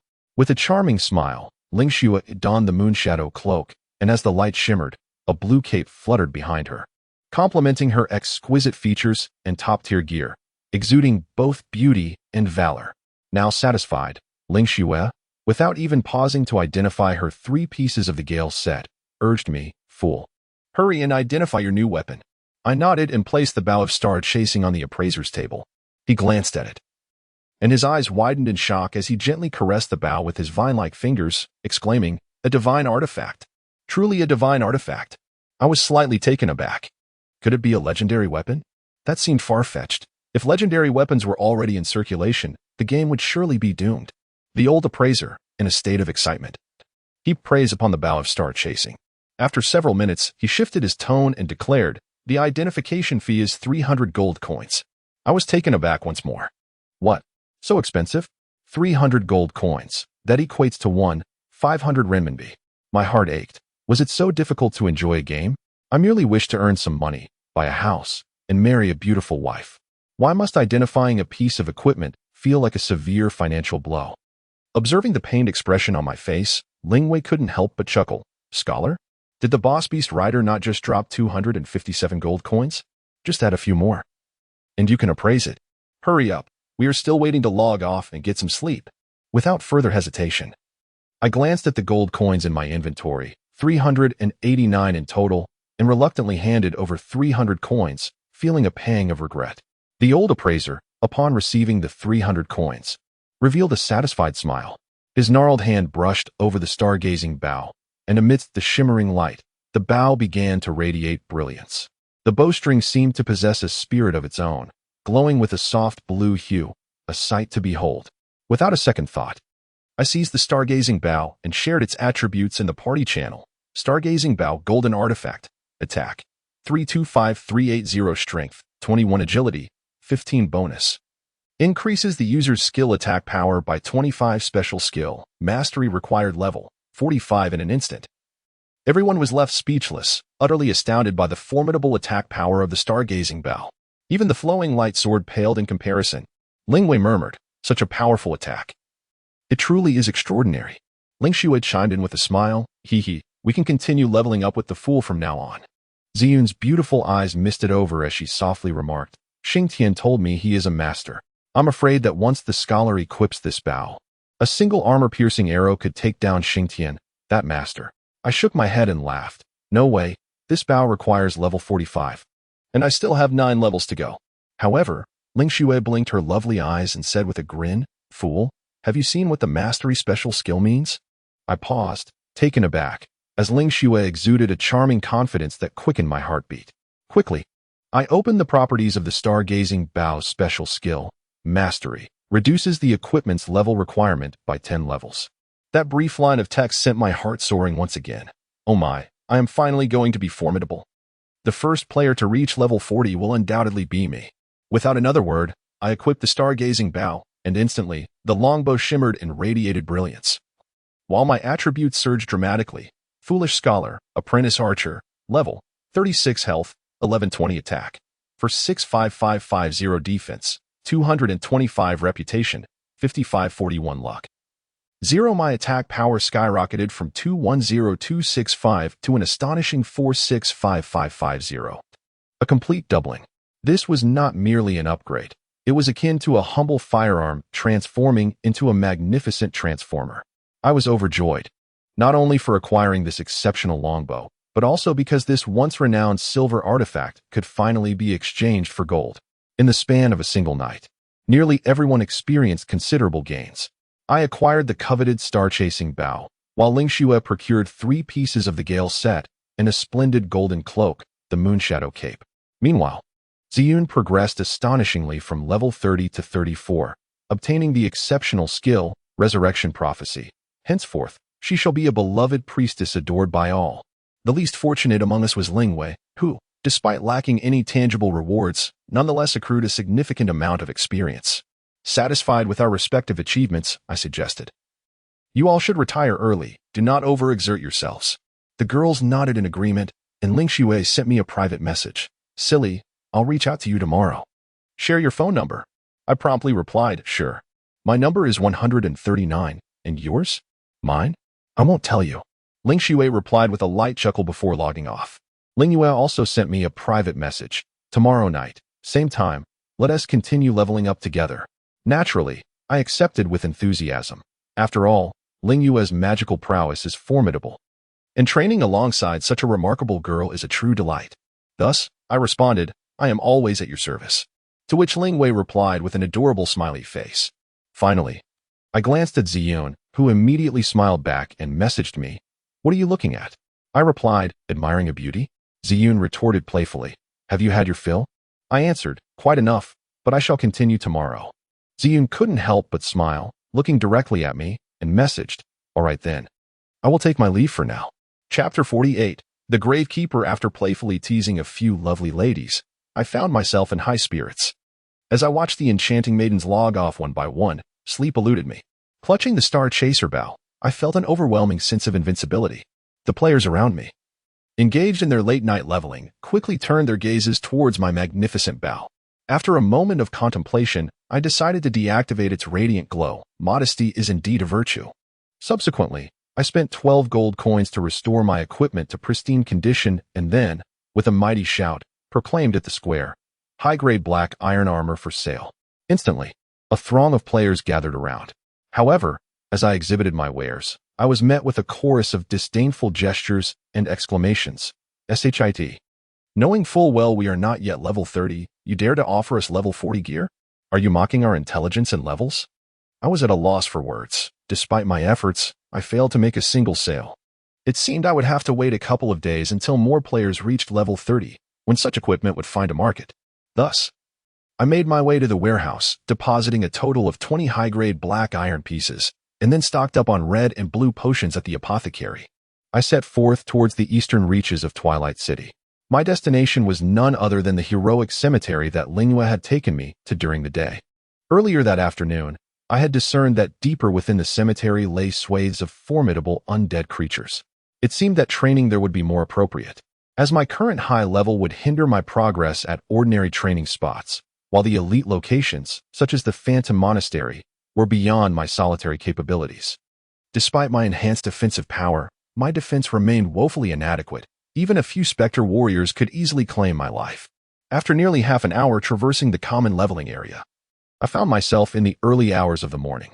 Though the sky began to lighten, many players still labored diligently. During the day, organized teams monopolized these spots, leaving solitary players to enjoy uninterrupted training only during these quiet hours. I had no interest in the lowly level 30 monsters. I pressed forward through the forest to the rear of the heroic cemetery, continuing my journey further still. The hellish skeletons I had previously battled with Lingwei, now at level 35, no longer sufficed for my experience needs. The creatures I sought must be at least level 40, ensuring a substantial experience gain. As I parted the withered branches, a vast graveyard revealed itself before me, long abandoned by human presence. Tombstones lay askew, and many graves had been desecrated, evidently the work of grave robbers. Scattered throughout were the aimless undead, roaming the cemetery. Not far from my position, a skeletal warrior, dragging an iron sword, moved with a slow and unsteady gait. Corrupted skeleton, common monster, level 42 attack, 280370 defense, 200 health, 5000 a rather ordinary creature, albeit with slightly elevated defenses. However, at this moment, the 200 points of defense posed no challenge to me. Opening the equipment leaderboard, It comes as no surprise that the top rank is occupied by the Starlight Bow in my possession, followed by Ling Xue's Glimmering Sword, then Ling Xue's Moonshadow Cloak, and finally Ling Yu's Blazing Staff. It is worth noting that among the top 10 pieces of equipment, there are 3 golden artifacts and 7 silver ones.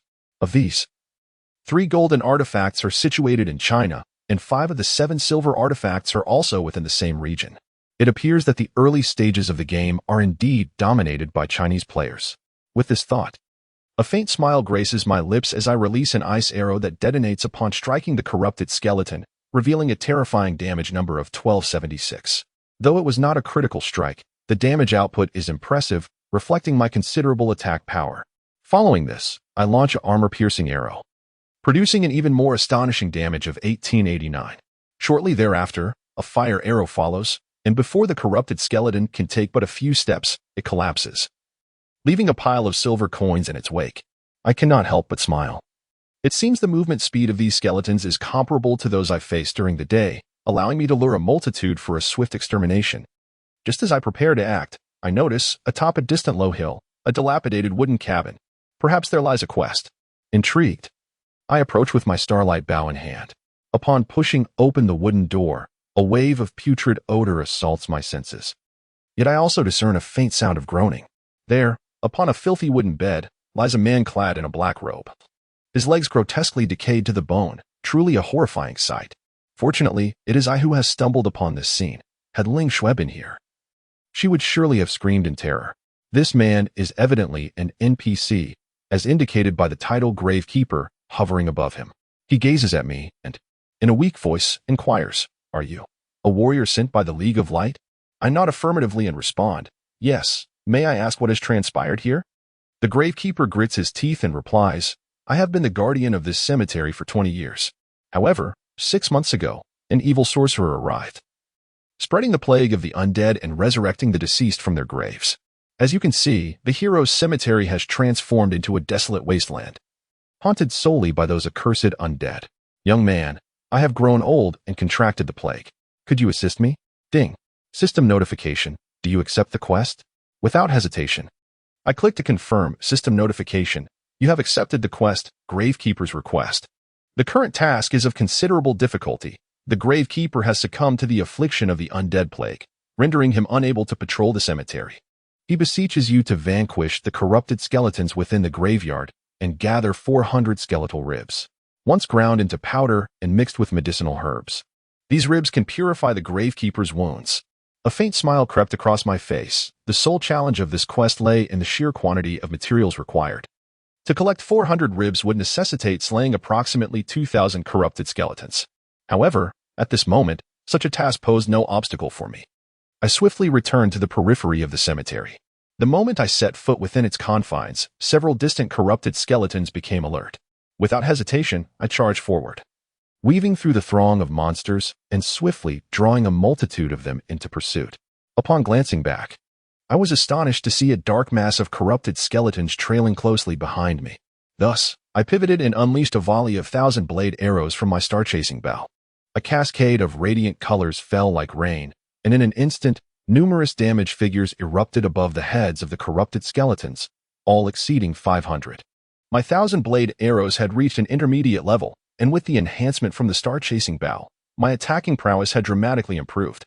Within mere minutes, the corrupted skeletons began to fall in droves. After 10 minutes, hundreds of them had transformed into experience points, and a myriad of gleaming equipment and coins, along with the quest items, lay quietly scattered across the ground. With great joy, I commenced tidying up the battlefield, collecting every item without exception. To my delight, I discovered that nearly every corrupted skeleton yielded approximately 50 silver coins. In just those brief 10 minutes, I had amassed nearly 200 gold coins, while the potions consumed barely amounted to 10 gold coins. Upon surveying the haphazardly stacked quest items, skeletal ribs, I noted I had already gathered over 40, rendering the goal of 400 ribs entirely feasible. Additionally, I had accrued 7 or 8 pieces of equipment, predominantly wrought from black iron, save for a bronze mage's staff. In a few days, these items would surely fetch a handsome sum. Thus, I continued diligently luring monsters and dispatching them, relishing the solitary practice. In the blink of an eye, 2 hours had elapsed. As I cleared the last remnants of corrupted skeletons from the nearby graves, I finally completed the collection of 400 skeletal ribs. Even more exhilarating was the realization that I had attained level 37, finally matching Lingyue's level for the first time. Opening the leaderboard, the rankings for the Chinese region are as follows. 1. Qingfeng Lanyu, level 37, Apprentice Mage 2. Qinghuang Shusheng, level 37, Apprentice Archer 3. Jianhua Guizhi, level 36, Apprentice Dark Mage 4. Zhanshou Outyan, level 35, Apprentice Berserker 5. Bingxia, level 35, Apprentice Swordsman 6. Qingfeng Feishue, level 35, Apprentice Swordsman 7. Luoyu Wuxing, level 34, Apprentice Archer 8. Ziyue, level 34, Apprentice Assassin 9. Jianhua Longhan, level 34, Apprentice Swordsman 10. Taiyan Zijiatzi, level 34. Apprentice Mage. I am familiar with most of the individuals in the top 10. Bingxia, Luoyu Wuxing, and Ziyue, the talented ladies from the Shuiyue studio, have also made their appearance on the leaderboard. It seems their recruitment by the Blue Star Group attests to their considerable prowess. As for the last individual, the mage named Taiyan Zijiatzi, I am quite uncertain of their identity. However, this is merely the domestic ranking. The global standings differ markedly. The top player in China, Lingyue, occupies the 4th position worldwide, while the world's leading player is a formidable level 38 mage. I glanced at my own level, which places me 7th globally. Nevertheless, my experience is not far behind. Given another 2 hours, I could also attain level 38. Thus, I took 400 skeletal ribs and headed towards the small wooden cabin. Chapter 49. The ebony ghost house. Gazing at the 400 skeletal ribs in my hands, a glimmer of hope flickered in the otherwise vacant eyes of the Grey Keeper. He struggled to sit up, gasping, "Brave young man, you have indeed completed this task. Very well, this is your reward." Ding. System notification. You have completed the quest, the Gravekeeper's Commission, earning 200,000 experience points, 40 gold coins, and 250 reputation. Though there were no quest items, I felt a profound sense of satisfaction. My inventory, which boasted 100 slots, was now half filled with 30-level black iron equipment. Upon returning to the city, I would undoubtedly reap a considerable profit. After the quest concluded, the Gravekeeper fell silent once more.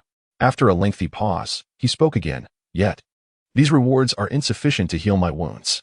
The vile plague toxins are far too potent. I require a particularly rare herb.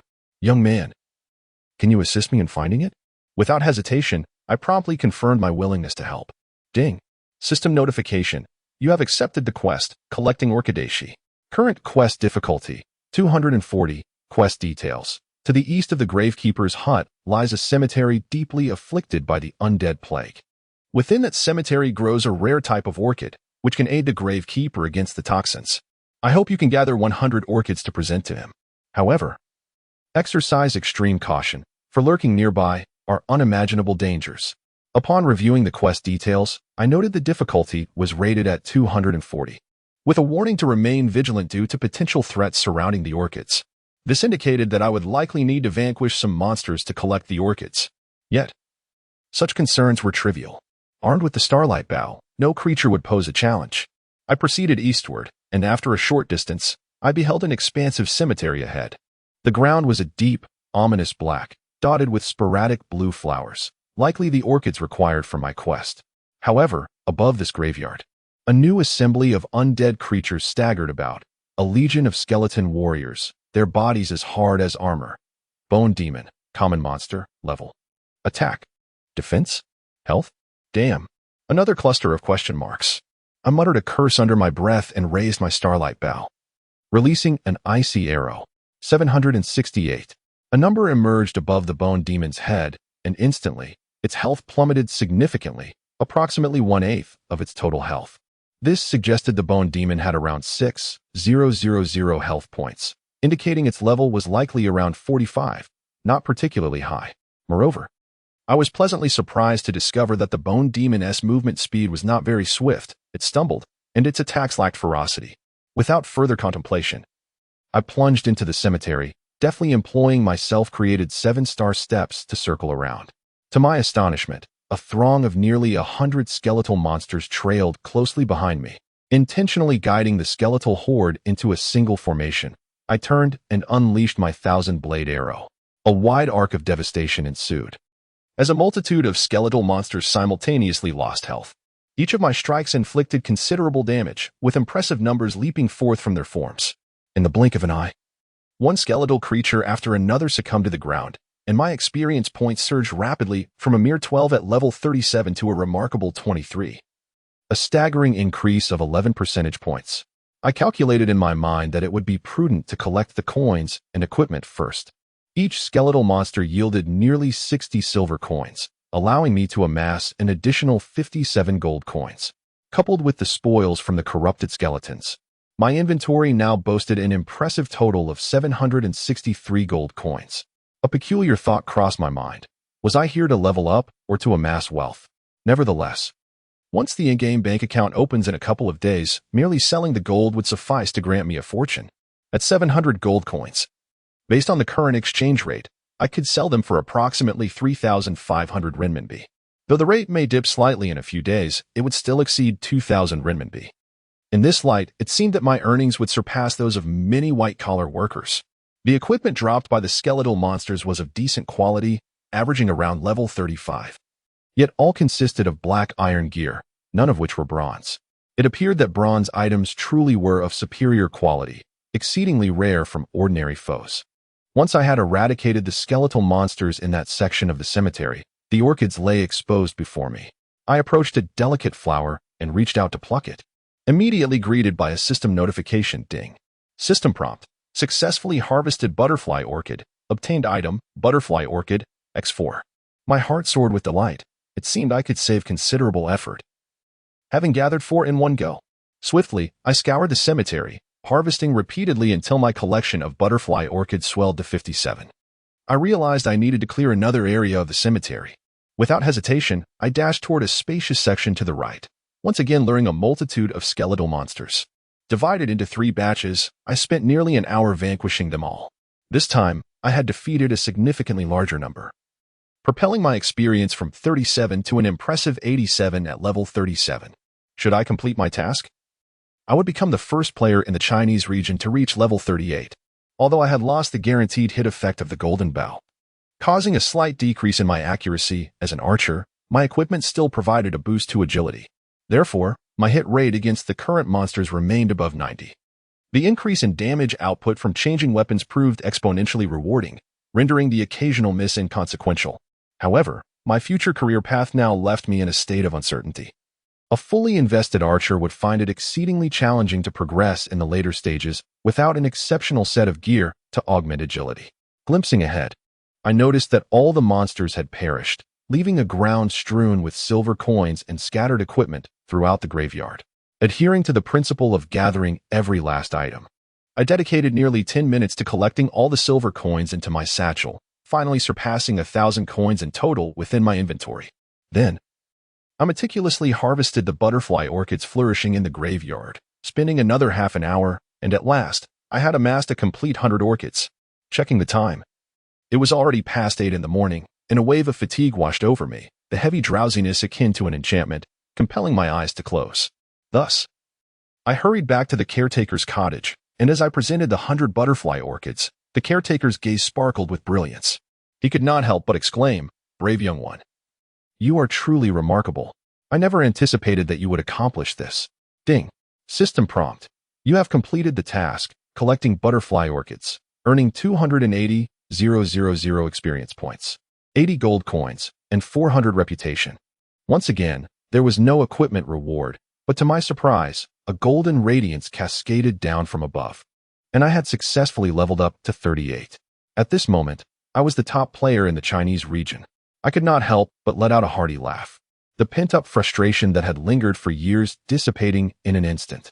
However, the caretaker displayed a sorrowful expression, murmuring that you have acquired the skeletal rib in the butterfly orchids. To cure the necrotic toxin within me, a final and crucial ingredient is still required. Ding. System prompt. Do you accept the task? I was momentarily taken aback. Damn it, is this ever going to end? There is still a follow-up task. As if they are deliberately keeping me from sleeping. It was already morning, and yet I had not closed my eyes, feeling utterly disoriented. Nevertheless, relinquishing this task was not an option, as such quests in the wild were exceedingly rare, and the rewards were so substantial. Thus, I steeled myself. I would go for it. I swiftly pressed the confirmation button. Ding. System prompt. You have accepted the task, Heart of the Sorcerer. Current task difficulty. 450. Task details. As one of the ingredients for the antidote, you must journey to a cemetery stronghold in the southwest, where you will seek out the Ebony Haunted House. Within the haunted house, you must defeat the spectral sorcerer Aegis and obtain Aegis' heart to deliver to the caretaker. Goodness, yet another task with a difficulty of 450. It seems I must vanquish a boss to complete this mission. Gritting my teeth, I gripped my starlight bow tightly, battling against the waves of sleepiness as I set off towards the southwest. 10 minutes later, I found myself atop a highland, gazing down at the graveyards scattered below. This land steeped in eerie silence, save for a throng of soulless skeletons meandering about. As I gazed into the distance, I swiftly discerned a small black cottage perched upon the high ground. Constructed from the darkest ebony, it was no wonder it was dubbed the Ebony Haunted House. Nearby, a dozen or so skeletal specters meandered aimlessly. To prevent these ordinary creatures from hindering my progress, I promptly unleashed a barrage of piercing arrows, dispatching them one by one with precision. Soon, the area was cleared, leaving only the solitary haunted abode standing in its eerie solitude. Chapter 50. The Keeper of the Tomb S-Ring. The haunted house exuded an eerie atmosphere, rendering it nearly impossible to discern any objects within. As I cautiously peered inside, a searing dark fireball struck my chest, causing me to stagger backward. Upon looking up, I beheld a necromancer shrouded in a cloak of darkness, precisely the entity I had come to confront. Necromancer Aegis, bronze tier boss. Level? Magic attack? Defense? Health? A plethora of question marks rendered me speechless. Yet I found solace in the fact that this boss was merely of bronze tier, indicating I still had a fighting chance. The necromancer's previous dark fireball had depleted over 200 points of my health, which, considering my decent magical resistance as an archer, was not excessively damaging. Had I been a swordsman or a berserker, the consequences would have likely been far graver. I swiftly retreated, calculating the distance between myself and the necromancer, and was pleasantly surprised to discover that his attack range was a mere 15 yards, while my own extended to 20 yards. Recognizing this advantage, I immediately sprang into action, launching an ice arrow as I consumed a health potion. With a strategic retreat, I commenced a barrage of fire arrows against the necromancer. The fire arrows soared with a fiery brilliance, striking the necromancer squarely in the chest, and I was astonished to see a damage indicator flash, 1,268 points.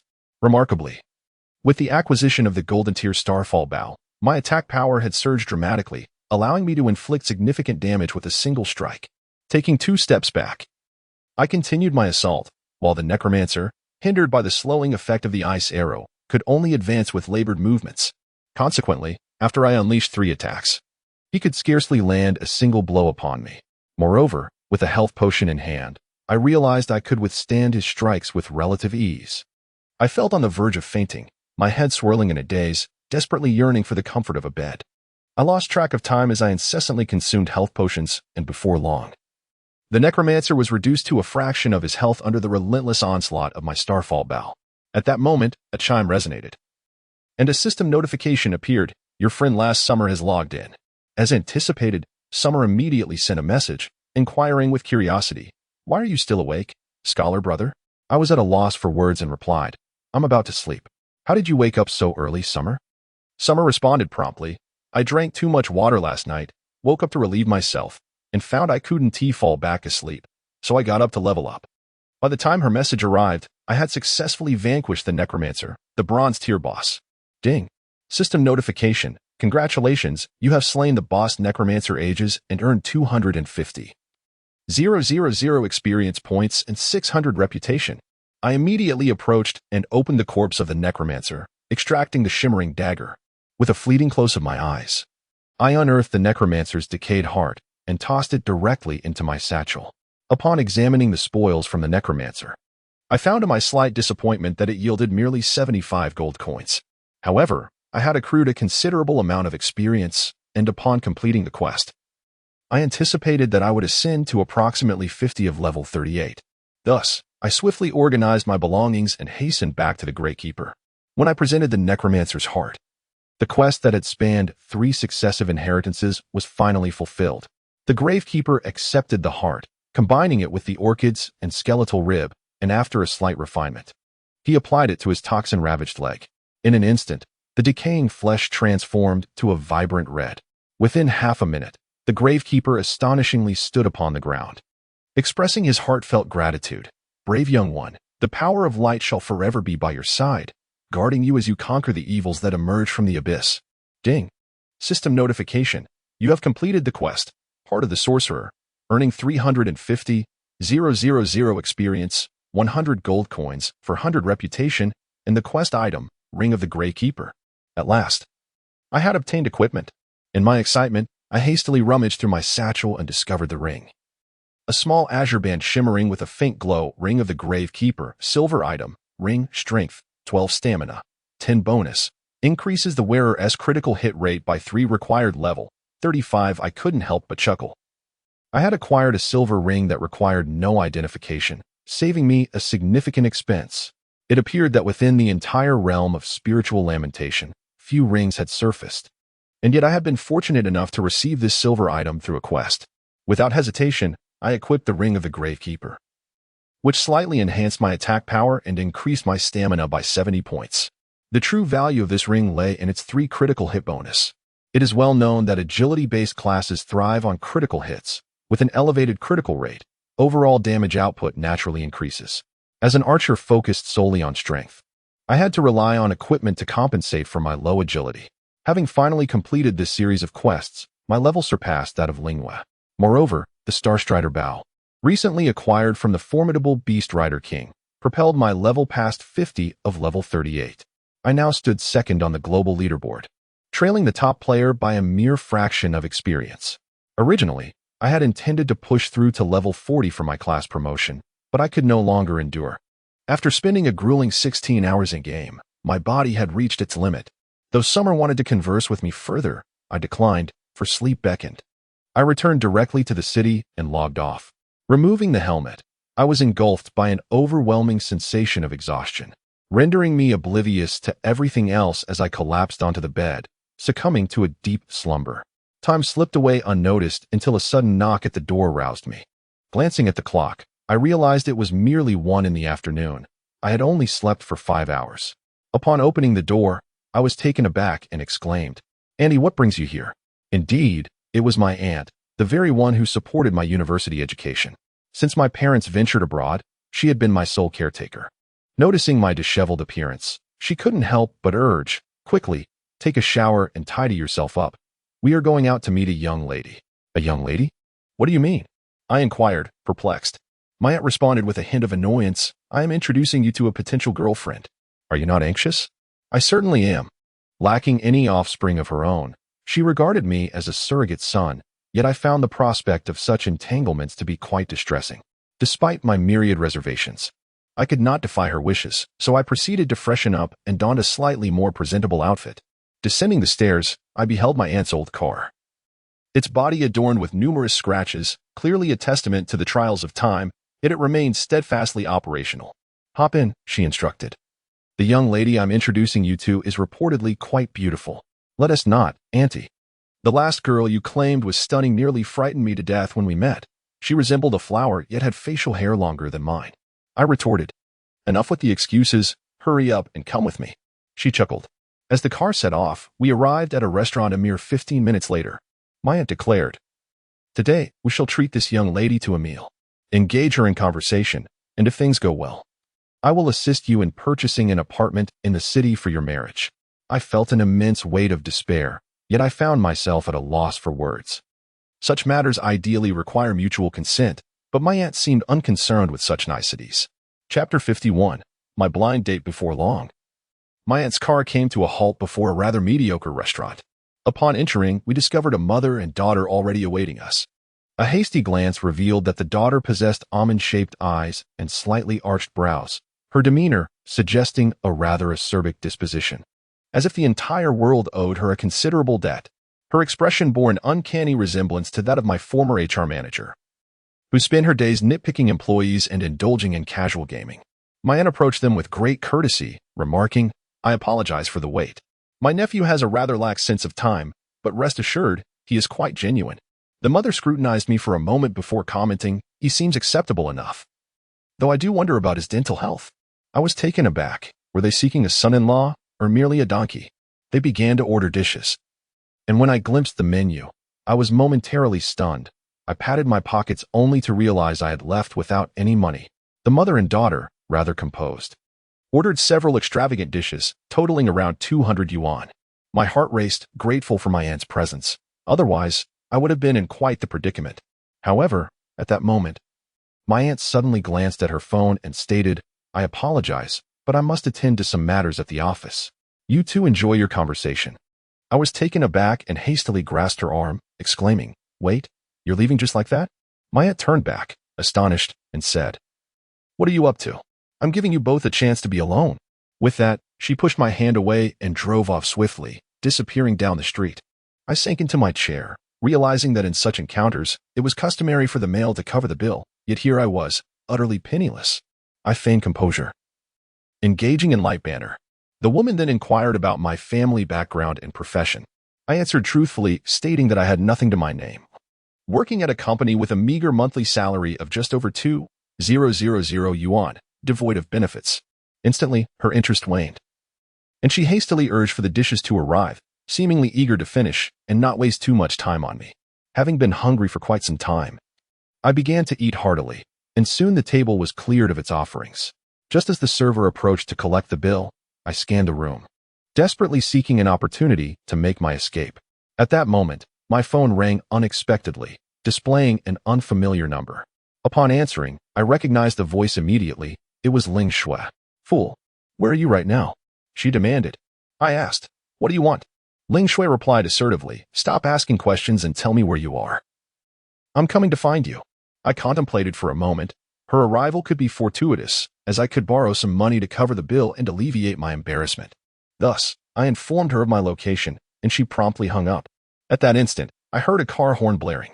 Within mere minutes, a pristine pearlescent BMW came to a halt outside the restaurant's glass window, drawing the curious gazes of diners who appeared perplexed as to why someone driving such a luxurious vehicle would choose to dine here. Suddenly, the car door swung open, revealing a charming young woman. At that moment, Ling Shui was adorned in a delicate pink coat, complemented by a white blouse and a striking red tie. Her lustrous black hair cascaded gracefully over her elegant figure, and she wore a soft pink short skirt, her fair legs captivatingly alluring beneath it. With a decisive clap, Ling Shui closed the car door and breezed into the restaurant like a gentle spring breeze. Noticing me blushing and anxiously awaiting an opportunity to escape, she approached with a warm smile. The patrons were utterly astonished. Many rubbed their eyes in disbelief, unable to fathom that such an ethereal beauty would arrive at this modest establishment in a BMW. Ling Shui neatly adjusted the hem of her woolen skirt and took a seat beside me, playfully inquiring, "What brings you here for a meal?" I felt a wave of embarrassment wash over me as I glanced at the mother-daughter duo across from us. The young woman immediately displayed a look of disdain and muttered in frustration, "No wonder you're so indecisive. It seems you have a stunning backup plan."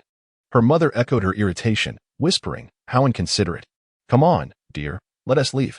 In hushed tone, I explained to Ling Shui about the payment situation, to which she cast a slightly scornful glance and remarked, "So, you dare to go on a blind date without a single penny?" Taken aback, I asked, "How did you know I was on a blind date?" Ling Shui chuckled lightly, "Sister, I'm quite perceptive. Such matters are easily deduced." At that moment, the mother and daughter stood to exit, but Ling Shui called out, "Don't rush off. You should settle your 2/3 of the bill before leaving." Instantly, the young woman's face flushed crimson with anger as she retorted, "What a miserly person." I deliberately avoided her gaze, feeling the weight of my circumstances. Eventually, the woman slapped a 100 yuan note on the table and declared, "Today has truly been an eye-opener." However, Ling Shui, adjusting her hair, smiled and said, "For 3 people. The total was 200. Surely you can manage to contribute 130? The other woman, gritting her teeth, found herself at a loss against Ling Shui. The stunning beauty in the BMW, and begrudgingly produced 3 10 yuan notes, slamming them onto the table before storming out. Ling Shui, chuckling, collected the money and proceeded to the cashier to settle the bill. As I awkwardly followed her outside, I felt the penetrating stares of nearly every man in the restaurant upon me, as if I were an extraterrestrial. Ling Shui opened the car door, saying, "Get in." It was my first time riding in such a luxurious vehicle, and once inside, I was enveloped in an extraordinary comfort. After Ling Shui entered and started the engine, she offered, "Shall I drive you home?" I nodded, remaining silent as I contemplated the earlier awkwardness that had transpired. Ling Shui turned her face to look at me, asking, "Why the silence? Are you upset about what happened earlier? Are you blaming me for ruining your good fortune?" I replied, "Not at all. I simply have nothing to say."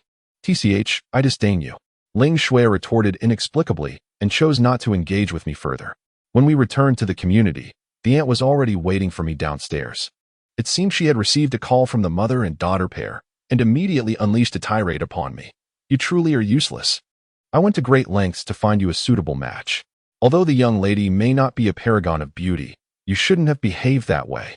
Now look, you've nearly tarnished my reputation." I kept apologizing profusely. At that moment, Ling Shui had parked the car, playfully twirling her keys in her hand as she approached. Amused by my awkward apologies, seemingly enjoying herself. However, the aunt's gaze quickly shifted to Ling Shui, and her eyes sparkled with fervor as she inquired, "Scholar, is this young lady your friend?" Before I could respond, Ling Shui politely smiled at the aunt and said, "Yes, Auntie, I am a friend of the scholar."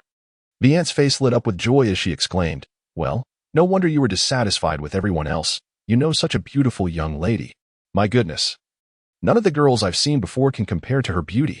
Upon hearing the aunt's praise, Ling Shui's smile grew even sweeter, her beautiful eyes curving like a crescent moon, stirring one's heart. I mused that being with a girl as lovely as Ling Shui could add 10 years to my life.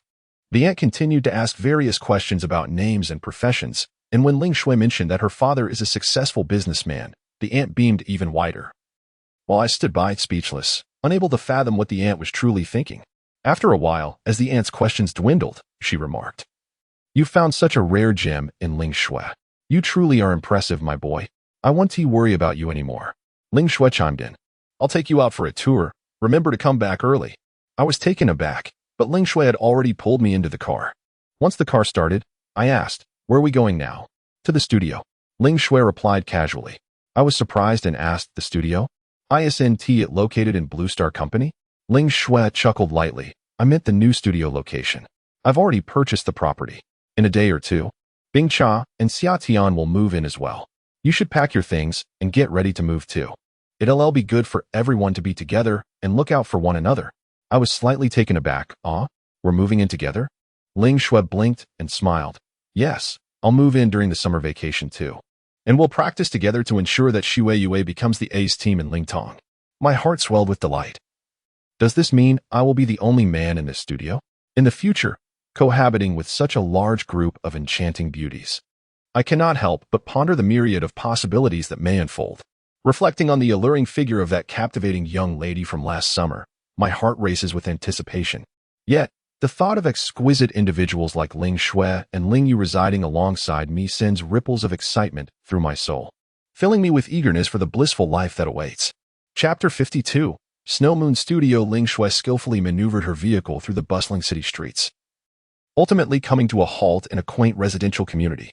"Daisy, hurry up," she called lightly, then ascended the staircase with quick, dainty steps.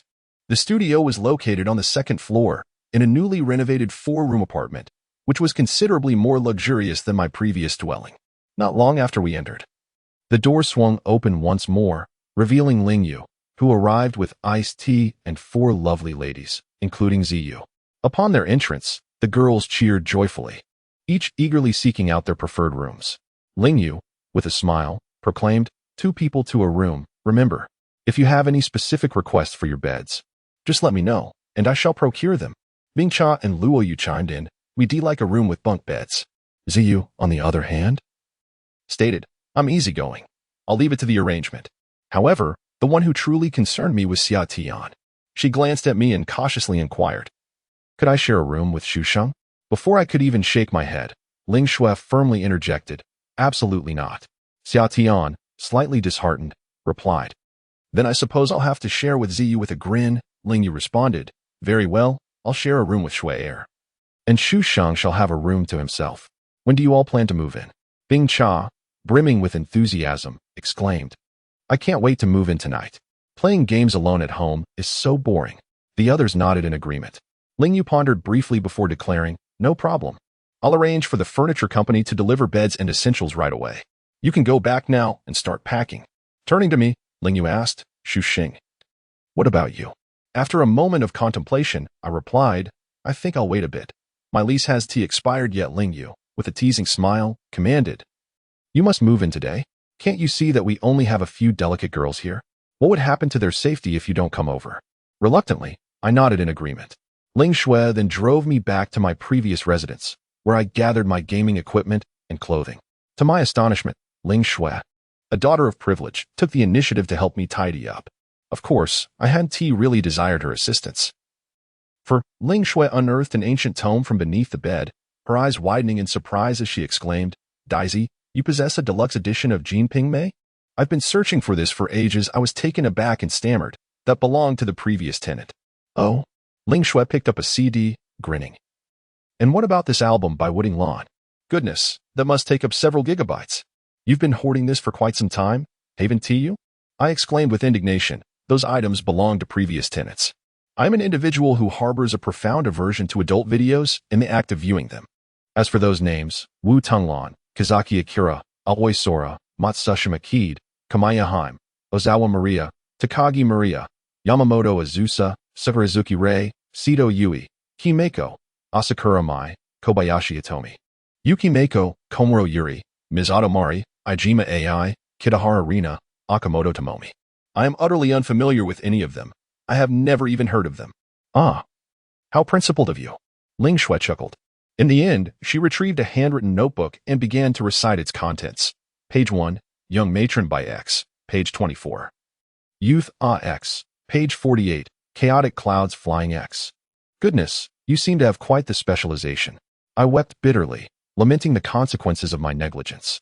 Had I known this would transpire, I would have incinerated those items long ago. However, Ling Shui had taken matters into her own hands, discarding my treasured collection into a black snakeskin bag, which she then tossed along with the refuse into the trash room.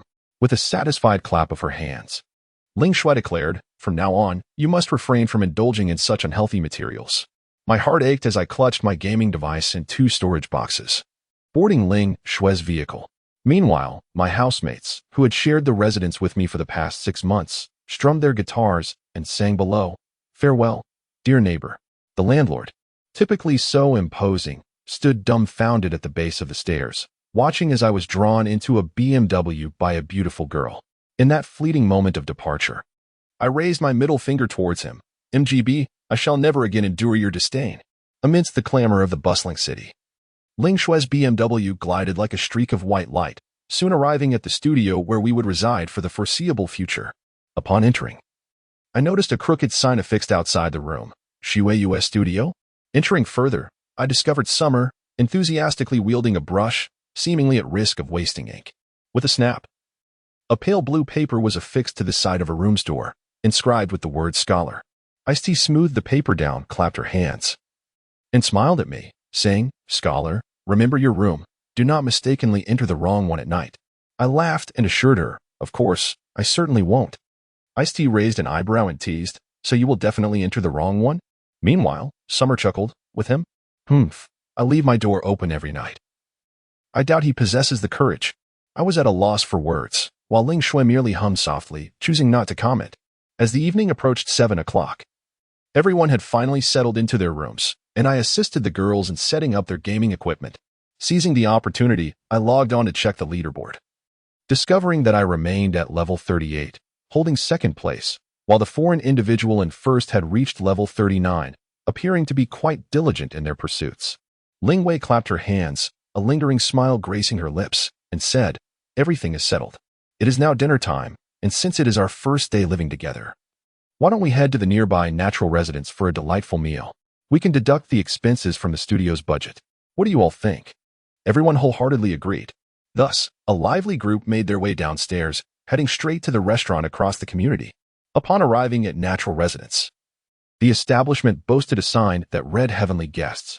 Ling Yue expressed her desire to experience the ambience of being a heavenly guest, while I seized the opportunity to inquire, Director Ling, will you assume the role of a professional player and leave the company operations to others? Ling Wei chuckled and replied, I can't be bothered to manage that anymore. Wang Junjie holds the reins there, and I have no intention of vying for power with him. Instead, I would prefer to joyfully embark on a venture with all of you within the game. She then looked at me with an intriguing gaze and asked, Scholar, would you be willing to assist me? Taken aback for a moment, I responded, as a member of the studio. I will undoubtedly support you as long as I am part of Xue Yue. Ling Wei seemed quite pleased with my words and smiled. In that case, I am relieved. When a few charming young ladies arrived at Natural Residence, the owner was nearly rendered speechless, taking a moment before approaching to greet them. Ling Xue requested a private room, and the owner immediately nodded and led the way with great deference. It must be said that this restaurant far exceeded the establishment where I dined earlier that afternoon, as the boiled fish was priced at a staggering 188 yuan per serving. Nevertheless, Ling Wei was unfazed and ordered an abundance of dishes, ensuring everyone enjoyed a sumptuous feast. After the meal, Ling Xue drove back to the school, reluctant to lose a precious night of leveling up since the gaming equipment remained there. After all, millions around the globe were eagerly watching to see who would be the first to achieve professional status. Upon returning to the studio, the young ladies went to their respective rooms, and I returned to the one assigned to me. The large bed was already adorned with soft, new blankets. Ling Yue's treatment of the Xue Yue studio was nothing short of exceptional. Perhaps she had begun to regard us as companions rather than mere employees. Once online, I promptly received a message from Ling Wei. Scholar, you have already reached such a high level. Well then, proceed to level up.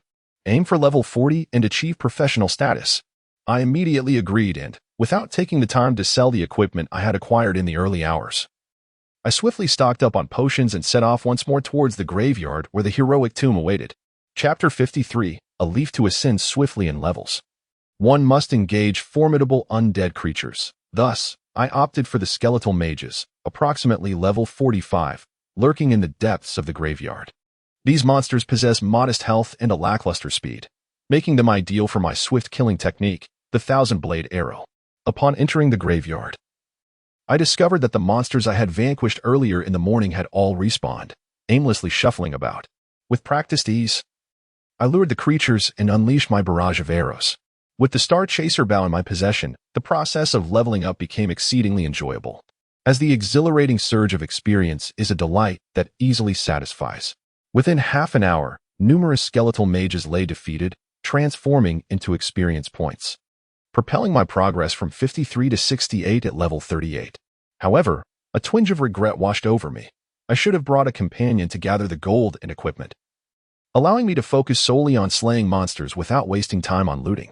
Yet, the thought of leaving the treasures uncollected felt unbearable. So I diligently continued my conquest for another half hour before dedicating 5 minutes to gathering the spoils. As I dispatched the second wave of monsters, Ling Xue logged in. I promptly lured another batch of foes while sending her a message. Need help leveling? She quickly replied, not for now. You should hurry and reach level 40 to officially become an archer. I chuckled and responded, you truly understand me, Ling Xue. Almost immediately, she added, of course. Once you hit level 40, use your advanced thousand-blade arrow to help me level up to 42. I felt speechless at this. At that moment, a message from Ziyan Air appeared. You're leveling up so fast. I responded, indeed. What are you up to? She replied, Guizhi is using the Black Dragon Wave to farm monsters, and I'm healing him. I'm leveling up quickly too. I smiled and we all continued our pursuits. This straightforward monster farming, aided by the Star Chaser bow, allowed me to advance rapidly. By 9 p.m., I had already surpassed level 39. Each hour, I garnered nearly 20 of experience, which meant that by 1 a.m., I would likely reach level 40. Now, I could only hope that the foreign player would level up slower than I. The other girls from the studio had formed a team to grind levels together. Bing Cha and Luo Yuwuxing had also reached considerable levels and were monopolizing a training ground, occupying a small hill and preventing others from encroaching. Meanwhile, Ling Yu had teamed up with Ling Xue, the stunning twin sisters, to slay monsters. I could only imagine the frenzy amongst players witnessing their combined prowess. As both Ling Yu and Ling Xue were breathtaking beauties, identical in appearance, presenting an unimaginable visual impact, it was no wonder that during dinner, with Ling Xue on my left and Ling Yu on my right, every time they smiled at me in unison, I felt as though I might blissfully faint from sheer happiness. Time slipped away imperceptibly, and before I knew it, 5 hours had passed. I returned to the city to replenish my potions and found myself at 39th level, with 97 experience. However, at that moment, The foreign player at the top of the leaderboard had already reached level 40, presumably engaged in his class advancement quest. Without hesitation, I lured a horde of skeletal mages. And after a few minutes of battle, a cascade of golden light enveloped me. I had finally ascended to the coveted 40th level. Without a moment's pause, I hurried back to the city, made slight repairs to my equipment, and swiftly made my way to the vocational training center in Twilight City. Inside the training center, the alluring and graceful archery mentor was observing the adventurers outside. As I approached, she immediately displayed a look of astonishment and said, "Young man, your skills have reached a new pinnacle. Are you willing to accept a new challenge and become a revered archer?" I promptly confirmed my acceptance. Ding. The system announced, "You have accepted the class advancement quest, a leaf. Current quest difficulty, 250. Quest details. It is rumored that to the northwest of Twilight City lies a small village called Roy, where a brave warrior of the kingdom has been injured. You are to seek out a leaf that can heal his wounds. Deliver the leaf to that soldier, and he will provide you with the proof of courage required for your class advancement." It seemed I must first venture to that village. I immediately prepared myself and set off in the northwest direction indicated by the quest. Along the way, many leveling players caught sight of me, turning their heads in curiosity. Some even recognizing me and pointing from afar. I ascertained that the top-ranked player from China, the audacious scholar, a master. One enthusiastic player shouted, "Scholar handsome. Take me along to level up. Just say the word." My heart raced at the attention, and I quickened my pace, almost fleeing into the dense forest. Following the coordinates on the map, after approximately an hour of running, I finally arrived at the small village of Roy, situated by a water's edge. At the entrance of the village, 2 NPC children were playing rock, paper, scissors. As I approached, one of the children stood up and said, "Big brother, are you a traveler from afar? Please do not wander too far. I heard there are man-eating tree spirits to the west of the mountains." The other child chimed in, "Those tree spirits are terrifying. Brave Uncle Rhoda has been injured and is now lying with the village shaman." I was slightly taken aback, as this seemed to be a clue for my quest, so I inquired, "Children, could you tell me where I might find the shaman who is taking care of Uncle Rhoda?" The child pointed, "That greenhouse over there." I swiftly made my way over, and indeed, inside the green dwelling were several beds, and on one of them lay a middle-aged warrior, his legs suspended in the air, bound with bandages and stained with blood. As I approached the dwelling, the middle-aged warrior immediately regained a semblance of vitality and inquired, "Young one, are you an adventurer from the Twilight Kingdom?" I nodded affirmatively, responding, "Indeed, I have come specifically to attend to your injuries." The soldier, known as Rhoda, became visibly excited, exclaiming, "It is wonderful to know that the kingdom has not forgotten me. Young man, you need only to procure a leaf from the Elder Treant to heal my wounds. But be warned, those Treants are exceedingly formidable. You must exercise utmost caution." Beside us, the aged sorcerer handed me a pitch-black staff, stating, "This is a torch that will burn for 2 hours. Once you enter the cavern in the western mountains, you must slay the Elder Treant and obtain the leaf within that time frame, or you shall be eternally entombed in that damp and shadowy abyss." Grasping the torch, I exited the humble abode, unfolded my map, and set forth towards the western mountains. At that moment, no one had yet succeeded in their quest. I was determined to complete the task before that foreigner could. Chapter 54. A Successful Advancement. Outside Roy Village, the lush grass stretched endlessly, and the shadows of trees danced gently. As I ventured a short distance, I was suddenly confronted by a goblin donning a red hat, wielding a small axe, charging towards me with fierce intent. I couldn't help but chuckle and briefly examine the attributes of this little goblin. Red-hatted goblin, common monster, level 35 attack, 140210 defense, 40 health, 3000 attack type, combo, leaf language. What a nostalgic little creature this is. I let out a soft laugh, knocking an arrow to my star chaser bow, and released a fire arrow. 1946. The goblin's meager defense was utterly inadequate. My casual strike had already depleted over half of its health. Before the goblin could reach me, I swiftly loosed another arrow, and it fell immediately, dropping several silver coins and a vivid red helmet. Picking up the helmet, I examined it. Red goblin helmet, black iron equipment, armor, defense, 35 strength, for agility, 10 required level, 30. I laughed heartily, surprised to discover such equipment. Albeit its modest boost to strength, it surprisingly reduced agility by 10 points. Surely, only players with gear lesser than white would find this item appealing. Nevertheless, I stowed the helmet in my inventory. As I continued my journey, I was repeatedly attacked by other red-hatted goblins, each falling victim to my swift strikes. And I collected several more red goblin helmets, unwilling to let them go to waste. All were added to my inventory. Minutes later, a cave materialized on the western slope of the mountain. As I ignited my torch and stepped inside, the map's title transformed instantly to Tree Spirit Cave. In the dim light, I discerned a towering green tree spirit slowly moving within. I quickly checked its attributes. Green Leaf Tree Spirit, Enhanced Monster, Level, 40 Attack, 280420 Defense, 80 Health, 5000 Attack Type, Combo. I was momentarily taken aback. This green leaf tree spirit was significantly stronger than the red-hatted goblins outside, boasting double their attack power. I knocked an arrow and unleashed a piercing arrow upon it. With a resounding thud, a milky white light erupted against the tree's trunk, and it immediately shook, losing 1241 health points. The green leaf tree spirit then swung its branch-like arms and rushed towards me, unleashing a branch strike. With a sharp crack, I felt a slight pain, and my health diminished noticeably.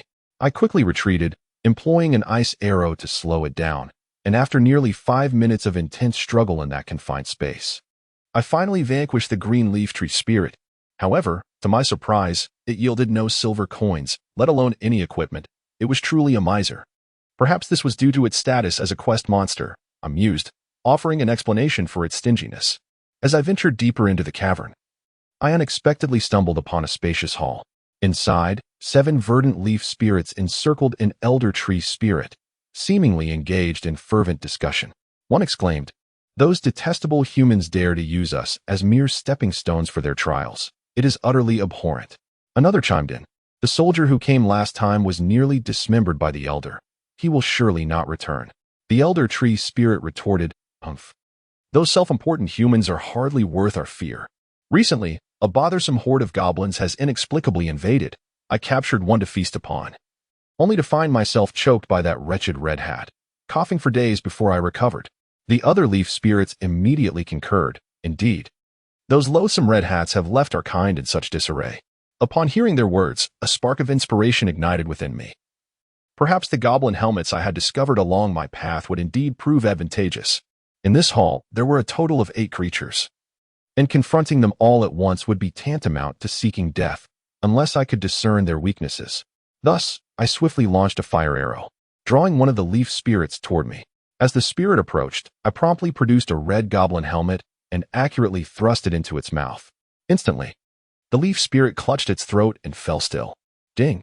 System prompt. The leaf spirit has been affected by the goblin helmet. Its attack power, defense, movement speed, and health have all decreased by 50 for 600 seconds. Success. A wave of exhilaration coursed through me. 10 minutes was ample time to accomplish much. At that moment, the other tree spirits charged at me, and I employed the same tactic, enduring a barrage of blows to force goblin helmets into the mouths of all the spirits, including the elder. As a result, their attributes plummeted, and apart from the elder, none could breach my defenses. I disregarded the other spirits and focused intently on the elder tree spirit. My piercing arrows detonated repeatedly against its bark, causing fragments to explode away. In less than 5 minutes, the main adversary of this quest, the elder tree spirit, finally collapsed, leaving behind neither gold nor equipment, but merely a solitary leaf. I hastily seized the leaf and dashed out of the cavern. Discarding my torch, I sprinted towards Roy Village, determined to be the first player to achieve official status before anyone else had the chance. Upon presenting the leaf to the soldier Rhoda, he exclaimed with palpable excitement, "Young one, your bravery has proven your capability. Here, accept this as a testament to your courage." Ding. System prompt. You have completed the quest, a leaf, and received the quest item, Proof of Courage.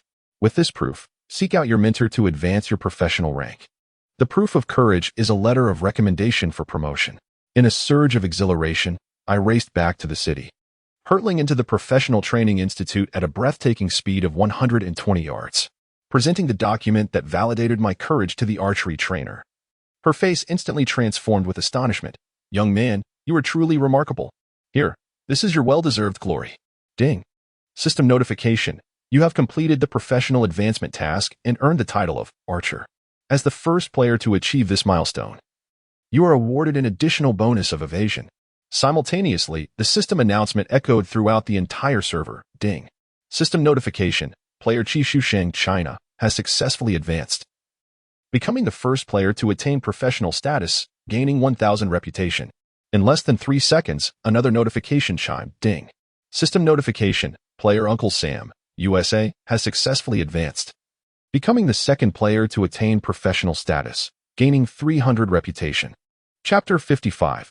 Heartbeat cover. I cast a swift glance at the skill book awarded by the system. Dodge. A certain probability of evading physical attacks from enemies, with effectiveness determined by the skill level, requiring the archer to be level 40. Without hesitation, I absorbed the knowledge from the book. This skill could prove crucial in a duel between archers and melee classes. At that moment, Ling Shui sent a message. Fool, you did quite well. Within seconds, congratulatory messages arrived from Ziyuner, Jianhua Longhan, Jianhua Xingtian, and Jianhua Guizhi. Yet the one that captured my attention was a message from Lingyu. Log off immediately, we must celebrate. Feeling somewhat bewildered, I removed my helmet. It was already 2 in the morning. As I stepped outside, I was greeted by Lingyu, clad in a pale blue nightgown, her beautiful face radiant with joy. She rushed forward, enveloping me in a warm embrace, exclaiming excitedly, Scholar, you truly are the first to level up. You are the pride of our Shui US studio. Dressed merely in a shirt, I felt the delicate pressure of her youthful form against my chest, a sensation that was utterly overwhelming. Lingyu emitted a faint scent of youthful freshness. Soon, she realized her exuberance and, blushing, released me, straightening her attire in an attempt to appear composed. Meanwhile, the other girls from Shui US studio had emerged, stifling their laughter at the scene. Lingyu bit her lip and said with a smile, I must continue leveling up to achieve my promotion within 2 hours. I'm off to train. With that, she dashed back to her room. I called after her. Aren't we celebrating? A voice floated from her room. Have iced tea make you a packet of instant noodles, and add an egg. Consider it a reward. I was at a loss for words, while iced tea chuckled, Scholar, do you need me to cook the noodles? I shook my head with a smile, no need. My noodle cooking skills are quite exceptional. Iced tea then stretched adorably, sitting across from me with a grin. In that case, why not cook some noodles and share them with me? After all, I'm quite far from level 40 and don't need to rush. I pondered for a moment and replied with a smile, all right, just a moment. Instant noodles were a staple in the studio, and I quickly located them. I boiled 2 packets and added 2 eggs. Soon, a fragrant aroma wafted through the air. While not gourmet, in the dead of night, instant noodles transformed into a delicacy. I placed 2 bowls of noodles on the table and sat across from iced tea, breaking open my chopsticks. Eat while it's hot. After you finish, drink some water. Then you can wash up and sleep. Iced tea smiled slightly. Thank you. I must say, iced tea was rather demure while eating. One hand held the noodles while the other brushed her hair back from her forehead, soon beading with a light sheen of perspiration. Just then, Ziyu and Xia Tian emerged from their room, with Xia Tian immediately rushing over, exclaiming, What smells so wonderful? As iced tea savored the last remnants of her broth, she wistfully remarked, The Scholar's instant noodles. Summer immediately turned to me, inquiring, Scholar, could you prepare a bowl for me as well? I raised an eyebrow, maintaining a dignified composure, and replied, Not a chance. A young lady ought to learn to fend for herself, or else she shall surely find herself alone in the future. Summer defiantly puffing out her petite chest, retorted, I possess that ability. Meanwhile, Ziyue appeared quite concerned and ventured into the kitchen to prepare the noodles. Before long, a burnt odor wafted through the air, prompting Summer to scold, Ziyue, you silly girl, you added so little water, do you think it's a snail's bath? Ziyue, flustered and panicked, was met with iced tea's playful smile as she licked her rosy lips, saying, Ziyue may be a bit clumsy, but otherwise, she is quite delightful. I chuckled softly. Well then, you should retire early. I shall take my leave to rest. Iced tea smiled faintly. Oh, I'll take a shower before I sleep. You may go ahead. The ambiguity of her words caught me off guard for a moment. And soon Iced Tea's cheeks flushed as she hurriedly grabbed her nightgown and dashed into the bathroom. Returning to my room, I listened to the laughter of Ziyue and Summer outside, gradually succumbing to slumber. Having only 5 hours of sleep today, I could finally catch up on some rest. Drifting into a hazy dream, I encountered numerous figures. Some were laughing, while others wept. People came together and parted ways, bonds formed and dissolved. 5 years ago, countless friends have since become distant memories. I recall the time when the top player in the game, Yueheng, patted my shoulder and said, Brother, the Northern Wolves are in your hands. Yet, How many still remember that young master who led thousands of Chinese players to triumph over Japan's main city thrice? The one who, beneath the northern city's banner, stood atop a mountain of 1,000,000 enemy corpses, unleashing a defiant roar that instilled fear in countless Japanese players, known by the formidable ID, Tang Song Yuan Ming Qing. Back then, I was young, with innumerable dreams slowly materializing. Everything felt as enchanting as a dream, and I believed I would find my own love.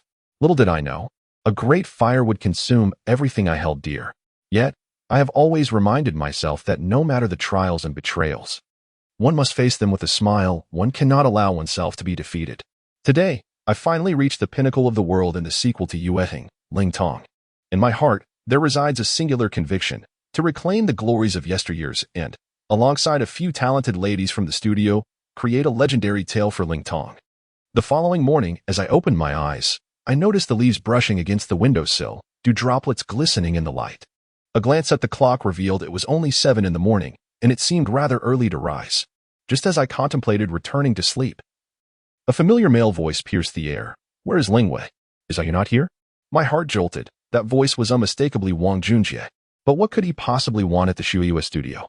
At that moment, it seemed to be the voice of Ice-T, who said, "Director Ling does not reside here. If you don't believe me, feel free to check for yourself." Wang Junjie responded with a simple "oh," declaring, "If I must see, then I shall." "You there, Ziyue. Do not block the doorway." Ziyue's voice retorted, "This is my room. Why should I let you in?" Wang Junjie, incensed, replied, "Enough of your nonsense. Where have you hidden you? Bring her out. I have matters to discuss with her." Ice-T replied, "If you have something to say, you can always call her. Why come over in person?" Wang Junjie raised his voice, asserting, "You is my girlfriend. Of course I must find her." Ice-T, however, chuckled skeptically. Oh, spare me the theatrics." At this point, I could no longer remain passive. I swiftly threw off the covers, intending to see what was transpiring. Just then, my door unexpectedly swung open, revealing Lingyu, wrapped in a towel, tiptoeing towards me. The contours of her exquisite figure subtly emerged beneath the fabric, her youthful, delicate curves nearly in full view, while her smooth, alabaster legs seemed to captivate the heart with each step she took. "Oh, Lingyu, you?" I exclaimed in astonishment. However, Lingyu quickly gestured for silence, hastily closed the door, glanced around, and astonishingly climbed onto my bed. Chapter 56, Morning Spring Light. I was utterly astonished, rendered speechless as I watched Lingwei cautiously step over me, her bath towel precariously slipping. With remarkable speed, she flung aside the covers and dug beneath them, then reached out to pull me beside her, glaring, "Stop gaping. Quickly help me cover, prop yourself up, and don't let Wang Junjie find out I'm here." I furrowed my brow, nearly deducing the situation correctly, and thus turned onto my side, half covering myself with the blanket, murmuring, "Are you really that afraid of Wang Junjie?" Lingwa pouted, "Some matters. How could you possibly understand? Just help me get through this." I was at a loss for words when, at that moment, someone pushed open my bedroom door. Lingwa, meanwhile, was carefully hidden under the covers, her petite form pressed closely against my chest. Unbeknownst to her, the milky bath towel had slipped away, and as I cast a glance, I inadvertently caught sight of Lingwei's. Instantly, her face flushed crimson, and in a flustered attempt to shield herself from my gaze, she bit her silver teeth and tugged at the towel to cover her body. However, to my dismay, the expensive bed unexpectedly shifted with excitement, causing Lingwei to lose her balance and tumble forward, landing squarely in my embrace. Alas, my shirt buttons were not yet fastened, resulting in an intimate contact with no space between us. The soft, tender sensation was utterly intoxicating, sending my heart racing at an astonishing speed. At that moment, Ziyue peeked in from the doorway and remarked to the outside, "You see, the one sleeping in this room is a scholar. Surely you don't believe Lingwei would share a bed with him?" Wang Junjie seemed unconvinced and was about to push the door open. In response, Ice-T quickly pressed her hand against the door, blocking his entry, and with a firm tone, she stated, "You don't even believe in Lingwei a little, yet you dare call yourself her boyfriend? With your demeanor, do you even deserve to be her boyfriend?" Wang Junjie frowned, snorting in disdain, "Since you isn't here, then forget it." I turned to face him, asking, "What brings you here?" Wang Junjie scoffed, "What a question. This suite was purchased by the company, so why shouldn't I come? Yet here you are, a member of Shuiwa's studio, still sleeping at this hour. Humph, I must mention this to you later." I chuckled, "Then I'll leave it to you. No need to see me off." Ice-T, please close the door. I need a little more rest. Ice-T smiled slightly, raising an eyebrow at Wang Junjie. Time to leave? Don't be so inconsiderate. With another huff, Wang Junjie stormed out, slamming the door behind him. Xia Tian attempted to enter my room for a look, but was firmly denied by Ice-T.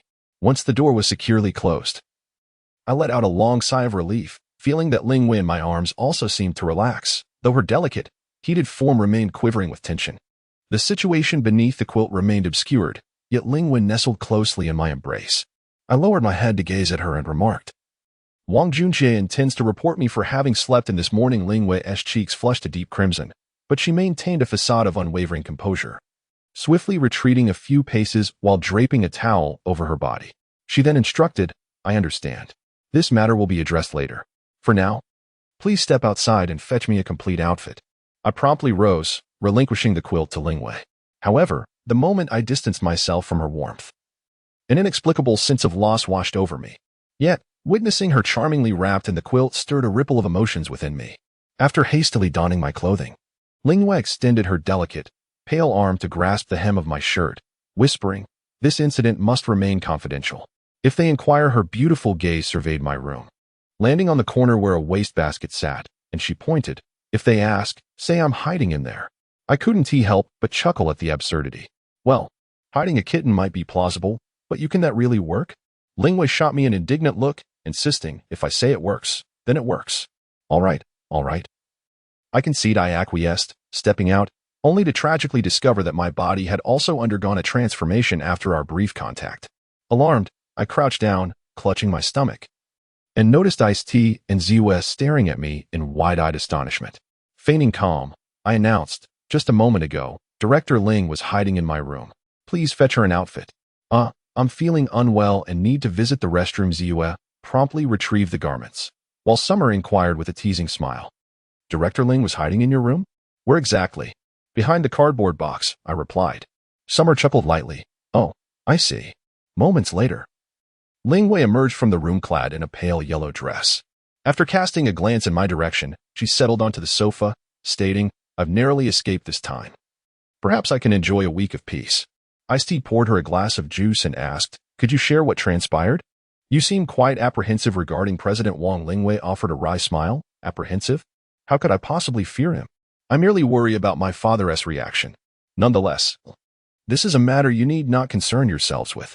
However, as you witnessed, Wang Junjie's audacity seems to grow by the day, and my future may prove quite challenging. I sat silently alongside them, choosing not to interject. Ling Wei cast a deep glance my way, her beautiful eyes reflecting a glimmer of hope. After a brief pause, Ice-T's light laughter shattered the tension. Don't dwell on such disheartening matters, Ling Wei. Rest assured, with us by your side, you will not suffer any injustices. Regardless of how formidable President Wang may be, can he truly wield omnipotent influence? Should he return, we shall not grant him a favorable reception. Ling Wei smiled softly, her lips curving like a gentle spring breeze, and she murmured, indeed. The charming Ice-T continued. Let me provide an update on the situation from last night until now. I have compiled the statistics. Among the 7 members of our studio, both Scholar and Ling Wei have officially been promoted, making you 2 among the top 10 players worldwide to achieve this status. Meanwhile, both I and Silent Rain have reached level 36, and I believe it will not take more than 2 days for us to be promoted as well. Before going offline, Ling Xue informed me that she is nearing level 38, so her promotion should occur even sooner. As for the 2 young ladies, Ziyu and Xiaodian, I shall leave it to you to report your progress. I feel somewhat embarrassed to do so myself. Instantly, Xiaodian replied with a smile. Ziyu and I have reached level 35. In fact, we were originally at level 36, but unfortunately, during our grinding session last night, I accidentally died and fell back to level 35. Ling Wei expressed mild surprise. How did that happen? Weren't you both grinding together, which is usually quite safe? At that moment, Ziyu took the initiative to acknowledge her mistake, saying, well, I accidentally mismanaged my controls and stabbed Xiaodian, which led to me being swiftly eliminated by a monster. Ling Wei let out a soft whistle. Impressive. Just then, Silent Rain emerged from the kitchen, cheerfully announcing, for breakfast, everyone will enjoy a serving of fried eggs accompanied by a pine nut corn porridge. I hope you all find it delightful. I was slightly taken aback. not expecting this alluring beauty, silent rain, to possess such culinary skills. As we savored the delicious breakfast, Iced Tea inquired with a smile, Director Ling. Do we have any plans for this morning? Ling Wei replied, we'll discuss it upon logging in. I haven't finalized my thoughts yet. If there are no collective matters to attend to, I suggest you all continue your level progression. Once you reach level 40, promotions will follow, and after that, your professional skills can be elevated to advanced levels, which will significantly expedite monster slaying. Iced Tea smiled gently. Indeed, sounds good. Chapter 57. Evasion after finishing my meal. I logged into the game and found myself in the square of Twilight City. Opening my friends list, I noticed that Ling Shui had yet to come online. She was likely still indulging in her slumber. The mere thought of her cute sleeping face elicited a gentle smile from me. Among the members of Swordfire, only Long Hun was online, while Ziyun and Xing Tian seemed to have logged off. Notably, Swordfire's Gui Ji had reached level 40, which likely meant he had officially transitioned to his advanced class. I opened the Chinese leaderboard, and it had undergone a new transformation. 1. Qifeng Lanyu, level 40, Mage 2. Qingquang Shuxing, level 40, Archer 3. Jianhua Gui Ji, level 40, Dark Mage 4. Zhanhuan Ao Tian, level 39, Apprentice Berserker 5. Jianhua Xing Tian, level 38, Apprentice Berserker 6. Qifeng Feixue, level 38, Apprentice Swordsman 7. Zhanhuan Fenglu, level 37, Apprentice Mage 8. Zhanhuan Tie, level 37, Apprentice Mage 9. Aoshi Quangren, level 37, Apprentice Berserker 10. Tianji Jiaozi, level 36, Apprentice Mage. The Chinese region now boasted 3 players who had advanced to their official classes. I was confident that throughout the day, Zhanhuan Ao Tian, Jianhua Xing Tian, and Ling Shui would also achieve their transitions. We had reached a pivotal moment in the game, where the gap between high-end and low-end players would soon become pronounced. The simultaneous presence of 3 Zhanhuan members on the leaderboard spoke volumes about the prowess of this premier Chinese gaming team. Swordfire was not far behind, with 2 players ranking prominently, while the ostentatious Aoshi only had the leader, Aoshi Quangren, making the list. One could only wonder how much effort and resources were expended to elevate his level so dramatically. When it came to true skill, there was no doubt that the Shui US studio was currently basking in the zenith of its glory. Ling Yu and I occupied the top 2 positions, with Ling Shui in 6th place. It seemed that the strength of Shui Yue was quite commendable. However, the game was rife with unpredictability. No one could foresee what might transpire in the next moment. Moreover, the levels of the players on the leaderboard were tightly contested, and it was entirely possible that within a fortnight, the top 10 could be entirely reshuffled.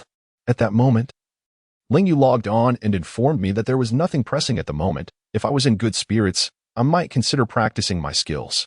I was indeed in high spirits, but my desire to earn some coin was even more compelling. Thus, I retrieved dozens of black iron gear pieces, ranging from level 30 to 40, from my warehouse and laid them out neatly in the square near the eastern gate of Twilight City. I raised my voice and proclaimed, high-level equipment clearance sale. Even if you don't buy, come take a look. Before long, a throng of high-level players gathered around me. A cursory glance revealed that many among them were adorned with impressive gear, with several possessing 25 pieces of bronze equipment. However, some of these bronze items were of insufficient level. It was evident that a level 10 bronze piece could hardly compare to a level 30 black iron piece in terms of attributes. Thus, many approached my stall with the hope of discovering exceptional items. In a short while, a small warrior fixated on a particular bracer, which added 12 points to strength. The small warrior inquired, how much for this bracer? Please give me a fair price. I cast a fleeting glance at him and remarked, a serious businessman knows that prices are fair. This wrist guard won't be sold for less than 50 gold coins. The young warrior glanced at his coin pouch, his expression tinged with reluctance as he fixated on the wrist guard. I found myself at a loss for words and inquired, how much do you have? 24 gold coins. To be honest, I am ill-suited for commerce, as my heart is too tender. Consequently, I sold the wrist guard for a mere 20 gold coins. Witnessing the young warrior depart joyfully with the wrist guard, an unexpected sense of satisfaction welled up within me. After this inaugural transaction, fortune began to flow abundantly. The onlookers finally felt compelled to part with their coins, and those clad in inferior black iron gear eagerly sought new equipment. However, I adhere to a principle, Black iron gear for levels above 30 shall never be priced below 10 gold coins, yet never exceeding 50. For the attributes of black iron gear dictate that exorbitant prices deter buyers. Within half an hour, I successfully executed numerous transactions. And when my inventory of black iron gear was entirely depleted, I had genuinely amassed over 500 gold coins, coupled with the more than 1,700 coins I had accrued from a day of fervent leveling. I had now become a wealthy individual possessing 2,300 gold coins. If I were to convert these coins into RMB, I could easily become a 10,000-aire. Once my inventory was cleared, I proceeded to repair my equipment. The durability of the Starlight Bow had diminished by half, and the repairs astonishingly cost me 42 gold coins. Thankfully, now I possess an abundance of gold, so it hardly mattered. I purchased a full stock of red and blue potions and prepared to venture forth to practice my new skills.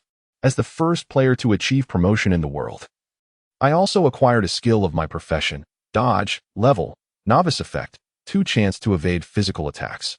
I pondered that as this skill increased in level, my physical evasion would surely see significant improvement.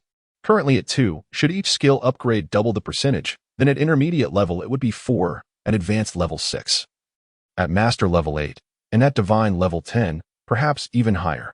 Lost in thought, I couldn't help but smile. Such a skill is undoubtedly a prized asset for an archer. Thus, I teleported back to the novice village. Venturing deep into the woods, I attracted the attention of several goblins with an attack power of merely 48. Standing still to let them strike, I soon discovered that, after 2 minutes, their attacks were no longer dealing 1 point of damage, but resulted in a significant miss. Simultaneously, my dodge skill proficiency increased by 10 points. Overjoyed, I circled back and soon found myself surrounded by as many as 10 small goblins, and my dodge skill proficiency began to rise swiftly. I focused solely on monitoring my health, ensuring I did not fall. Before long, a few novice players, just exiting the village, spotted me from a distance and exclaimed in astonishment, "Look over there, there's a fool. He's letting monsters hit him without retaliating. Moreover, there was no way to escape." Another novice exclaimed, "You must be foolish. Can't you see he is surrounded by monsters? How can he possibly get out? Should we rescue him?" Rescue? Nonsense. Let's just wait here until he meets his demise. My friends, prepare to loot his gear.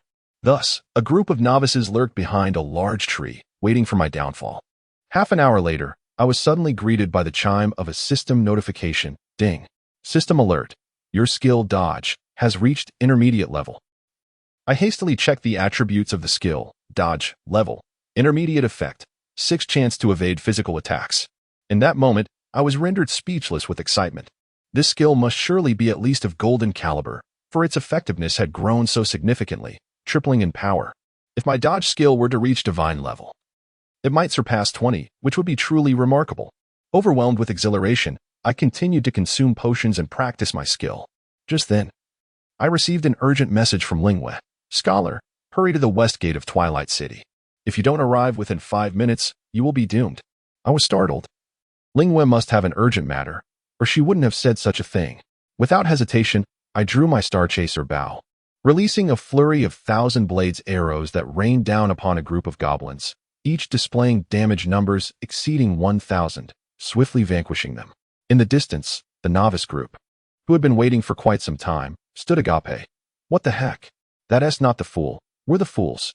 I hastily returned to the novice village and teleported back to Twilight City, racing towards the west gate, which was roughly a 5-minute journey.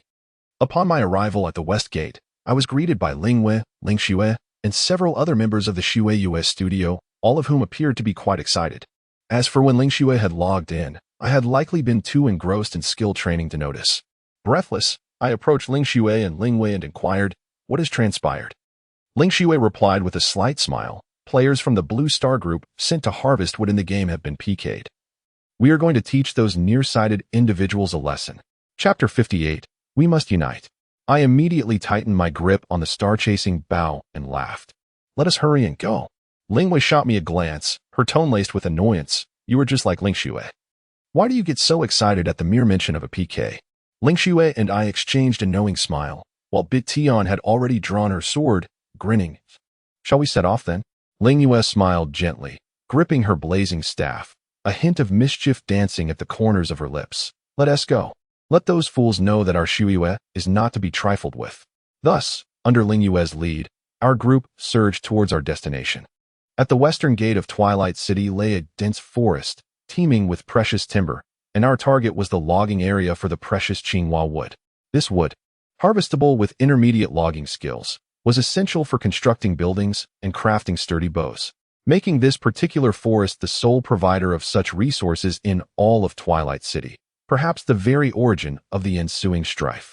Fragrant wildflowers adorned the forest, while Ling Xue's beautiful silhouette trailed ahead of us.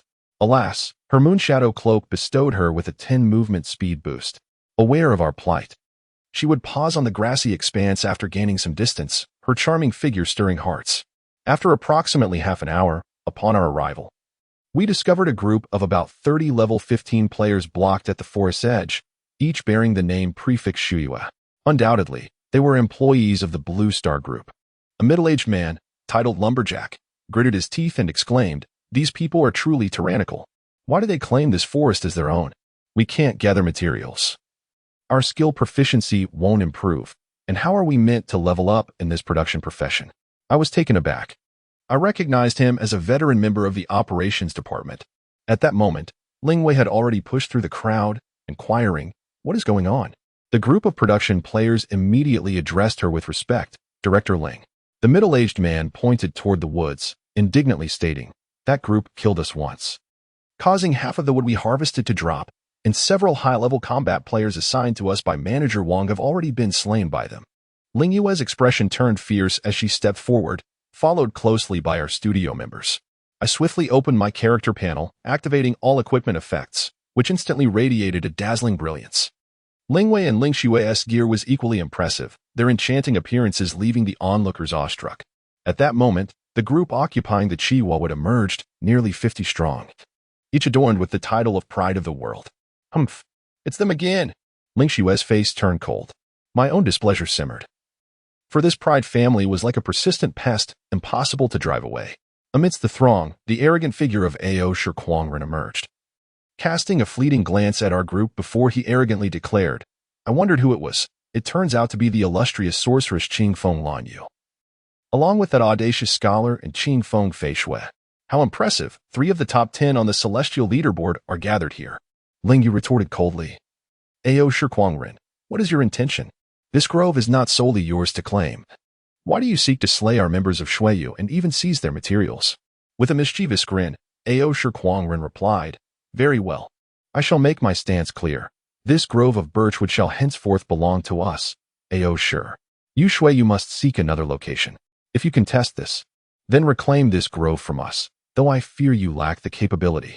Clearly, Ao sure boasted a force of over 50 players, many of whom were seasoned veterans between levels 30 and 33. Should a confrontation arise, despite our respectable levels, our chances of victory appeared grim. However, nearly half of Ao Shure's contingent bore crimson names, presenting us with a potential opportunity. Observing Ao Shikuangren's arrogant demeanor, Ling Yu smiled slightly and communicated through the team channel. Prepare for action. Ling Shui, wielding her radiant sword, beamed with excitement. I shall take the lead and draw their fire. Ice-T sister, will you join me? Ice-T, brandishing her sharp blade, replied with a grin. I would be delighted to accompany you. At that moment, Ziyu had already entered stealth mode as a level 35 assassin.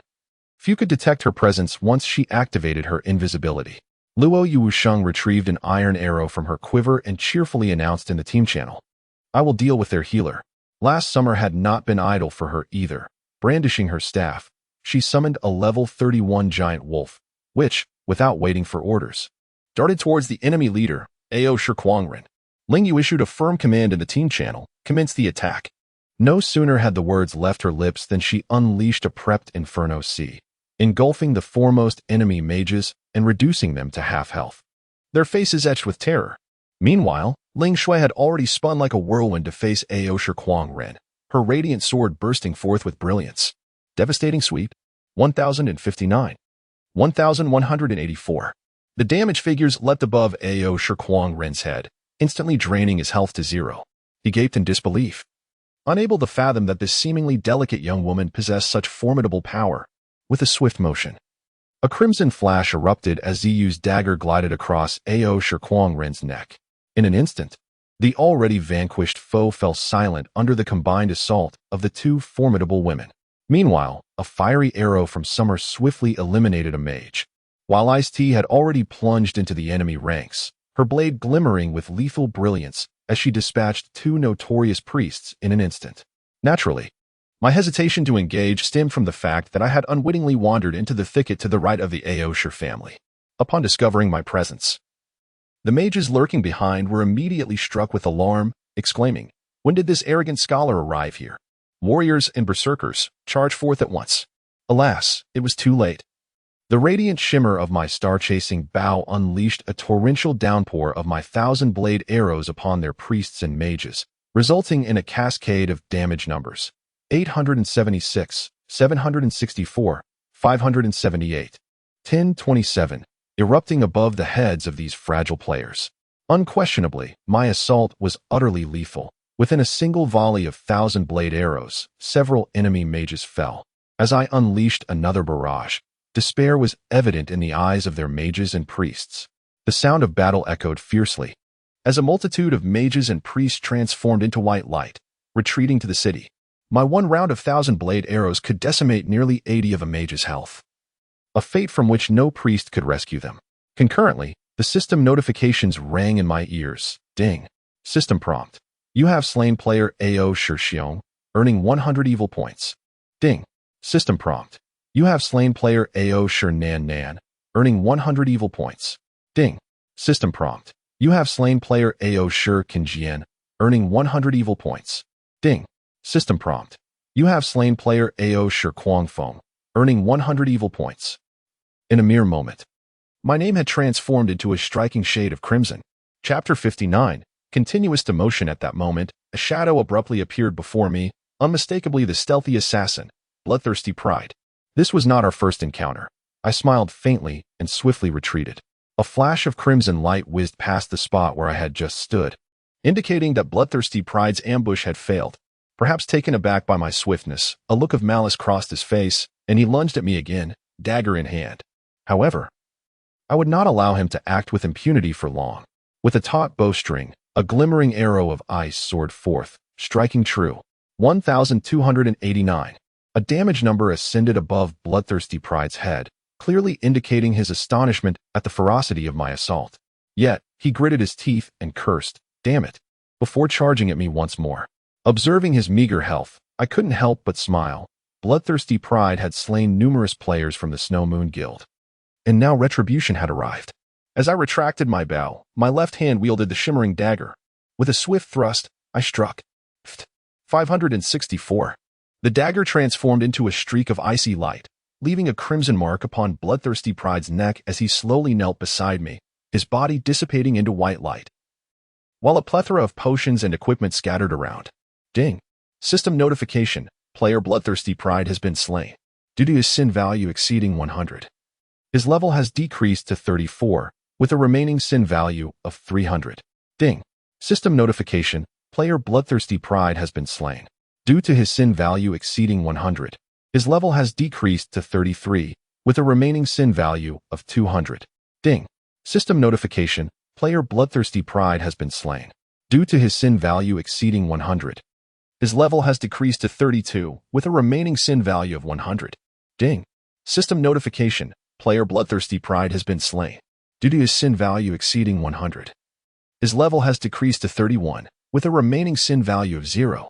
As I stared at the cascade of system messages, I was momentarily at a loss for words, finally realizing the severe penalties for red names within the game. For each additional kill, one would lose a level upon death. The unfortunate Bloodthirsty Pride had plummeted from level 35 to level 31, certainly enough to bring him to tears. I turned to find Ling Xue and Ling Wei, along with the other ladies, already tidying up the battlefield. The opposing mages and priests had been swiftly eliminated by my hand, leaving the front line of berserkers and swordsmen unable to inflict any meaningful damage upon Ling Xue and Ling Wei. Meanwhile, Ice-T was out of health and, being a red name herself, was desperately consuming potions.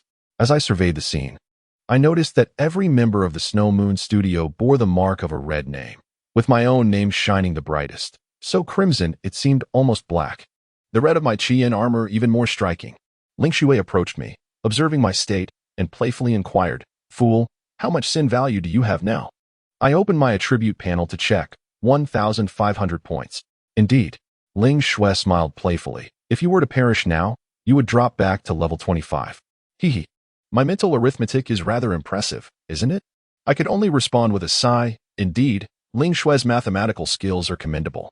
At that moment, Bing Cha had already risen and approached the production-oriented players of the Proud World, declaring, "Your backup has been annihilated. Now leave at once. I have no desire to slay you." The group of production players from Proud World exchanged glances, and one by one, they exited the grove.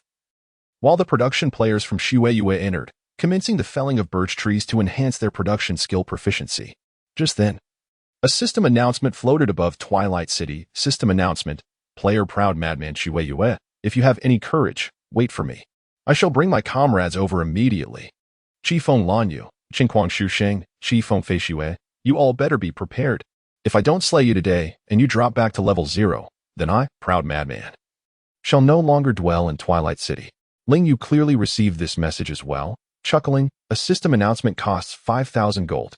The Proud family is indeed affluent. Ling Shui inquired with a grin, "Sister, should we retreat? If they bring a horde of low-level characters for us to eliminate, wouldn't we suffer a significant loss?" Ling Yu couldn't help but smile. "All right then, we shall proceed as Shui suggests." However, Bing Cha interjected, "But if we leave, what will happen to the production players when Proud World arrives?" Ling Yu furrowed her delicate brows for a few seconds before resolutely stating, "Then we shall remain. Whatever number they bring, we shall slay them all. I refuse to believe we cannot quell this tyrannical wind from Proud World." I nodded in agreement. "Yes, that seems best." Ling Yu flashed me a smile but chose not to elaborate further. At that moment, I received a message with a soft beep from Z Yuner, inquiring, "What on earth is happening?" I activated the communicator and briefly recounted the recent events. Z Yuner appeared quite concerned, saying, "Let me look into this matter first." Within a few minutes, Jianhua Longhun sent a message, "Bro, I know about your situation." I felt quite perplexed but refrained from asking further questions. Shortly thereafter, the battle-oriented players from Shueyue who had been defeated returned. Most of them were novices under level 30. For these gentlemen, who usually spent their time sipping tea and reading newspapers in the office, leveling up was no simple feat. Ling Shui and Bing Cha had already collected the equipment dropped by the Proud World players. Ling Shui cheerfully reported, "Sister, for pieces of bronze gear, 24 pieces of black iron gear, 5 white items, and 3 rough products." Ling Yu smiled slightly. "We shall set up a stall in Twilight City later and tarnish the reputation of those from Proud World." Ling Shui beamed. "Yes, wonderful. However, my sin value has reached 500, and I must slay monsters for 5 consecutive hours to revert to a white name." Ling Wei remarked, "You are much happier now. I will need to battle monsters for 10 hours to regain my former status, but the scholar will fare even worse." I could not help but feel speechless. "Please refrain from rubbing salt in our wounds." Ling Wei chuckled and reassured, "Do not worry. I shall arrange for someone to deliver potions to us. Just focus on leveling up." That was the only course of action we could take, yet our greater concern loomed over how to contend with the impending retaliation from Aoshi. After nearly 20 minutes had elapsed, a considerable number of Aoshi family players appeared in the distance. They did not approach us directly but were busily gathering their ranks, clearly waiting until their numbers were sufficient to deliver a devastating blow to Shueyue. I glanced at my companions. The 6 ladies from the studio had already turned red-named, while the 20 or so newly arrived Shueyue players seemed rather inept, likely destined to be mere fodder.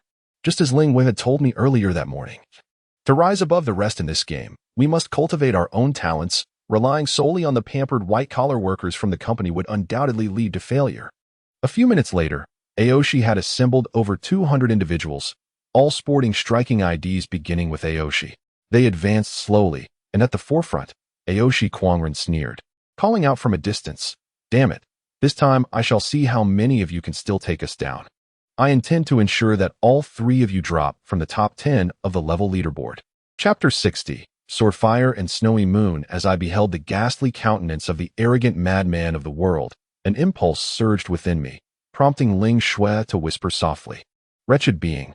Taken aback, I gently admonished her, "Exercise some restraint." After a moment's hesitation, Ling Shui lifted her gaze to meet mine, her exquisite visage illuminated by a captivating smile, as she replied, I simply cannot find a more fitting term to describe him. At that moment, Ziyu, with a hint of anxiety, interjected, over 200 of them are approaching. Can we withstand their onslaught? Ling Yu let out a sigh, conceding, let us do our utmost. Alas, we may indeed find ourselves reduced to below level 30. Nearby, a player from Snowy Moon suggested, why not retreat? A wise man does not court immediate peril. Ling Yu chuckled lightly, turning to me with a query, scholar, what is your perspective? I intoned deliberately. I am a man of singular conviction, believing that in a narrow confrontation, it is the brave who triumph.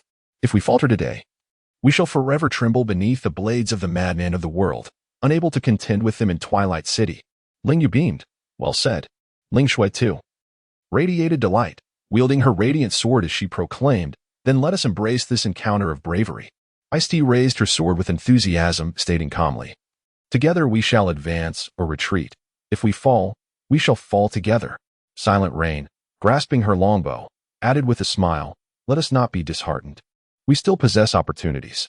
Ziyu and Xia Tian exchanged knowing smiles, choosing to remain silent.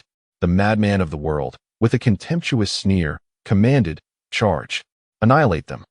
Without a moment's hesitation, Ling Yu unleashed a crimson flame sea directly ahead, causing several of the front-running players from the Madman's faction to halt in their tracks.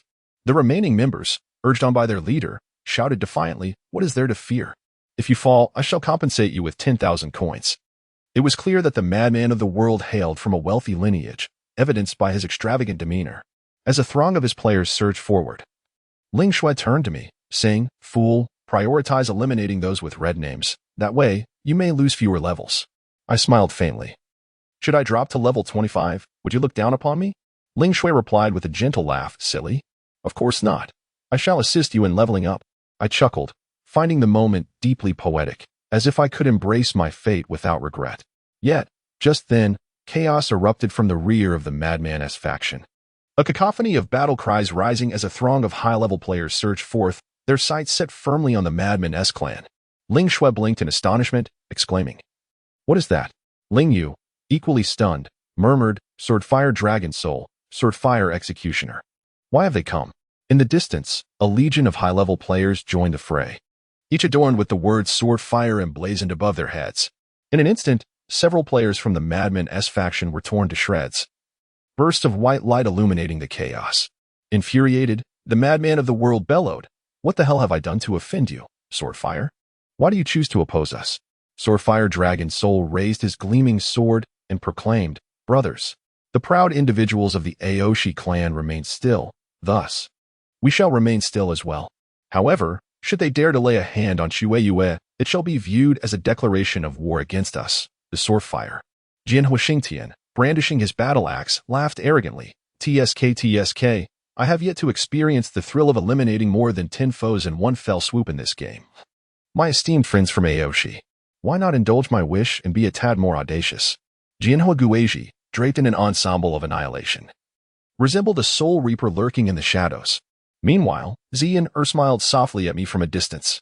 Soon, several core members of Swordfire, flanked by a multitude of high-level players, approached us, with Aoshi Quangren and Aoshi Shirshua not far behind.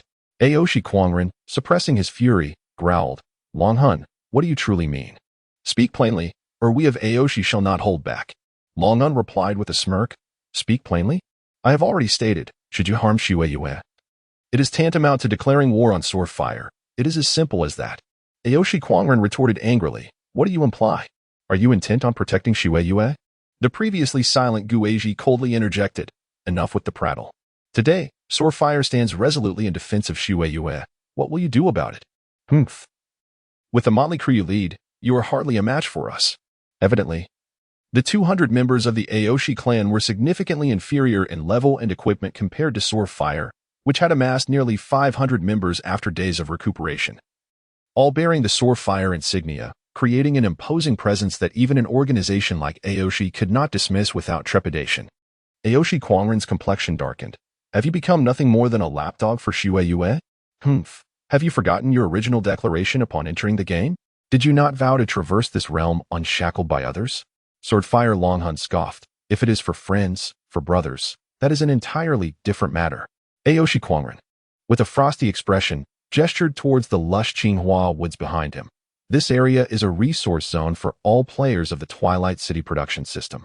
Should you occupy it, what becomes of our lumberjacks in Aoshi? Longhun chuckled lightly, dismissing the concern. You seem to be mistaken. This land now belongs to Xue Yue and Swordfire, and has nothing to do with you, Aoshi. Infuriated, Aoshi Quangren spat. Damn, Swordfire, are you truly intent on siding with Xue Yue? Swordfire Longhun, as the leader of his clan, chuckled heartily. Even if that were the case, what would it matter to you? Aoshi Quangren's face twisted with malice as he raised his thumb. Very well. You Swordfire are commendable. We shall see. I will settle this score in due time. With that, Aoshi Quangren bellowed to the members of the Aoshi clan. Return to the city, continue leveling up. Lumberjacks, head east to harvest the Mingzong bamboo. Soon, the Aoshi members retreated into the distance. I stepped forward and smiled at the group from Swordfire, expressing my heartfelt gratitude. I truly appreciate all of you. Otherwise, it seems that our Snowmoon crew would have surely fallen back to level 0. Longhun replied with a chuckle. There's no need for such niceties. We are all brothers here. At that moment, Xingtian inquired, Boss, when you mentioned Swordfire joining Snowmoon, was that genuine or merely spoken out of frustration? Longhun was taken aback by the question.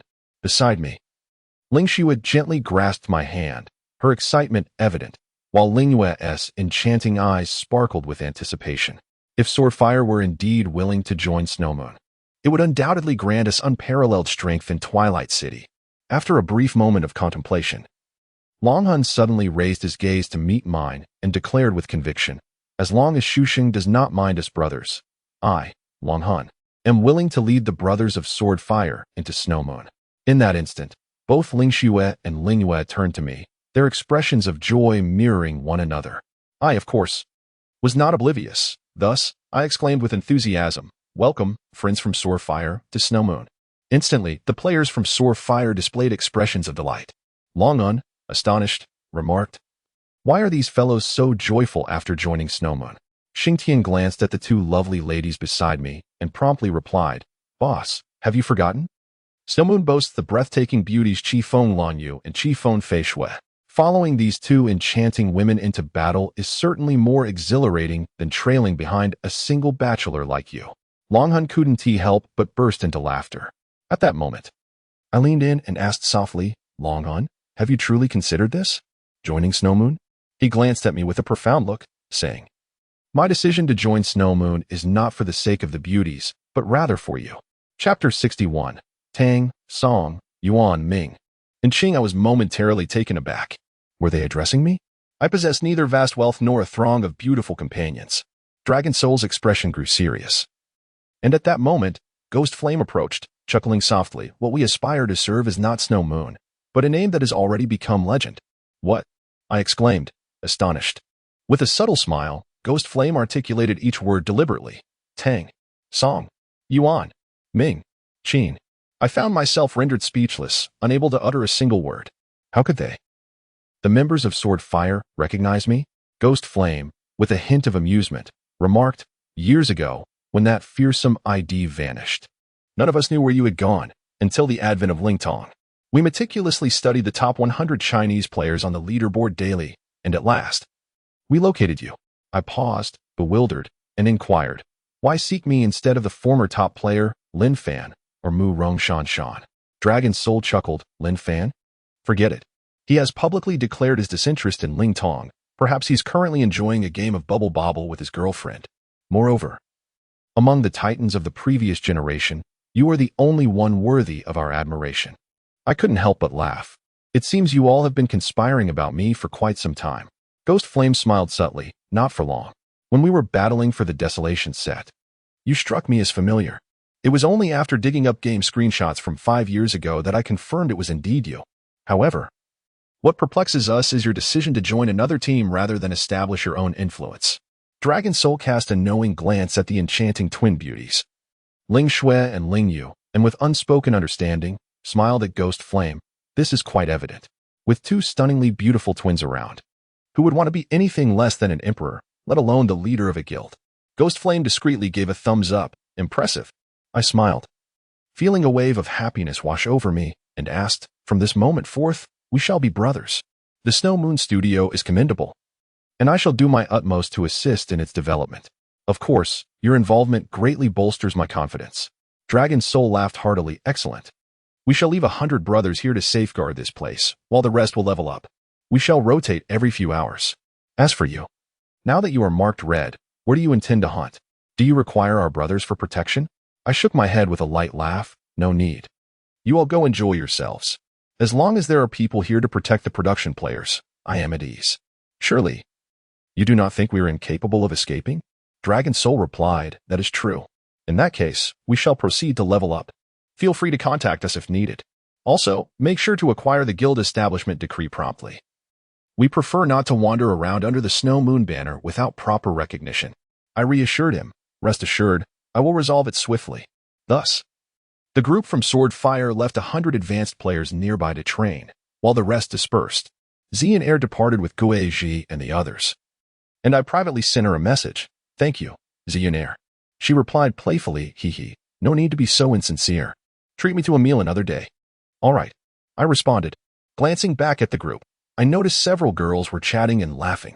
Lingwei inquired, where shall we go to level up and hunt for red names? I suggested, let us head to the Eastern Heroes Cemetery. It hasn't been discovered by other players yet, and the abundance of monsters makes it ideal for us. Lingwei nodded in agreement. Great. Let's go burn some skeletons then. At that moment, a few players from Jianhua approached, and leading them was a swordsman clad in exquisite gear. Named Tianji Jiaozi. I was taken aback. He was the individual ranked 10th on the level leaderboard. When Tianchi Jiaozi arrived before us, my astonishment deepened. I recognized him as Wang Junjie. He hurried over, noticing that both Ling Yue and Ling Xue had turned red names, and asked with concern. I was just in town scouting for equipment. How are you all faring? Ling Yue scoffed. What were you doing while Xu Yue was fighting for her life? Wang Junjie appeared somewhat embarrassed. I was busy in town. I smiled slightly, deciding not to dwell on it, and said to Ling Xue, let us head to the Heroes Cemetery. Ling Xue sweetly agreed, trailing behind me as we exited the woods, followed swiftly by Ice-T and Ziyue. Lingwei, clutching her flame staff, left with a displeased expression. Wang Junjie attempted to catch up, but was halted by Ling Yue's remark, you, as the general manager, should stay here to protect your employees. As Lingwei caught up, Ling Xue remarked, sister, you're not very kind to Wang Junjie. Lingwei laughed. Why should I be nice to him? I don't like him. Ling Xue blinked and giggled, choosing not to say more. In the Heroes Cemetery, skeletal soldiers, corrupted by demons, wandered through the graveyard. Nearby, several scavenging vultures surveyed the area with keen eyes, ready to swoop down upon any fresh, meaty skeleton emerging from a grave. The skeletons wielded rusted iron swords. But they could not reach the greedy vultures, and soon their flesh was pecked away, leaving them as true skeletal warriors. It seemed that every newly formed skeleton must undergo this grim initiation. Observing this chilling scene in the cemetery, the girls from Shuyue Studio frowned. Ling Xue looked up at me and asked, why must we choose this place to level up? I smiled gently. This location deters the timid, making it relatively safer. As a group of red names, we are targets for others, and the allure of our gear is quite significant. Ling Xue nodded with a smile but inquired, what was that about Tang, Song, Yuan, Ming, and Qing that Jianhua Gue Ji and Jianhua Longhan mentioned earlier? I was taken aback and quickly replied, it's nothing. They probably have a deep love for their country and an admiration for the dynasties in Chinese history. Ling Xue shot me a sideways glance and chuckled. If you don't wish to speak, so be it. Don't use that excuse to brush me off. Do you look down on my intelligence? I smiled faintly, choosing not to respond further, while the insightful Ice-T merely smiled without elaborating. Ling Yu surveyed our surroundings and suggested, let us form teams here to level up. Stay vigilant and be careful not to perish, especially you, scholar. If you fall, the penalties for losing levels are something we cannot bear.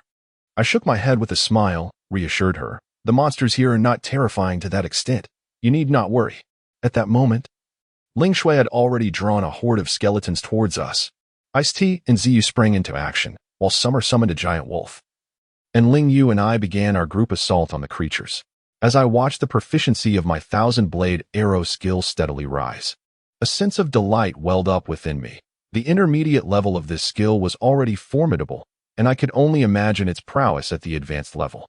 With Ling Yu and my presence, the swarm of skeletons would be reduced to mere experience points in mere minutes, much to the delight of Ling Xue and the other ladies. Ice-T couldn't help but smile, saying, "This leveling is remarkably swift. Director Ling and Scholar Trilogy are the secret weapon for rapid advancement." I responded with a grin.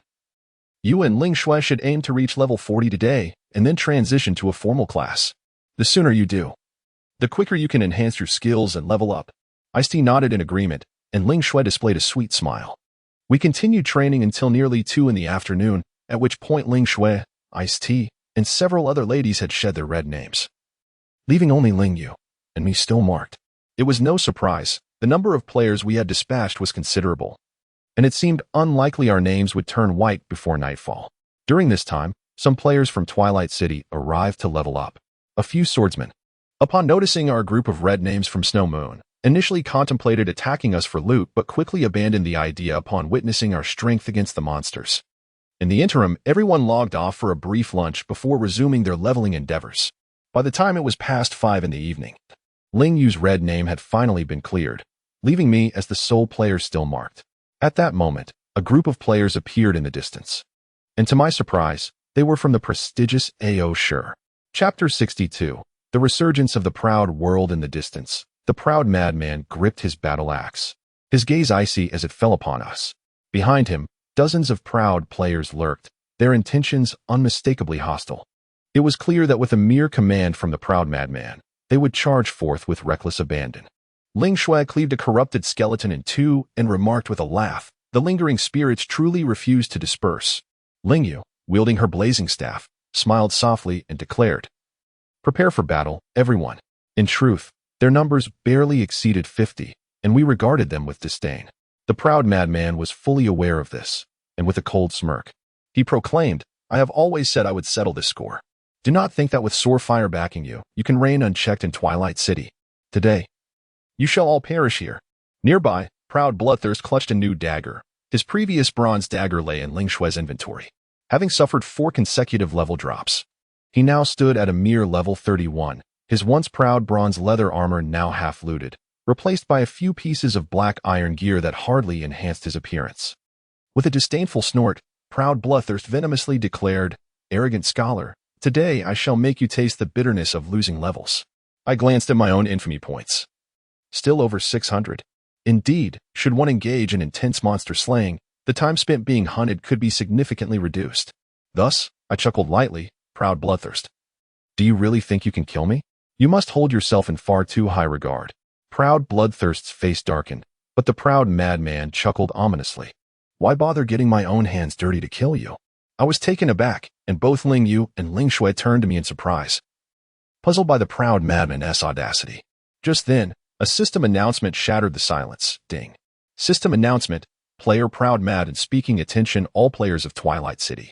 The group consisting of Qing Feng and the Arrogant Scholar have been indiscriminately slaying innocent players and are now marked as criminals. Their coordinates are located at the eastern part of Twilight City, 5620-2473.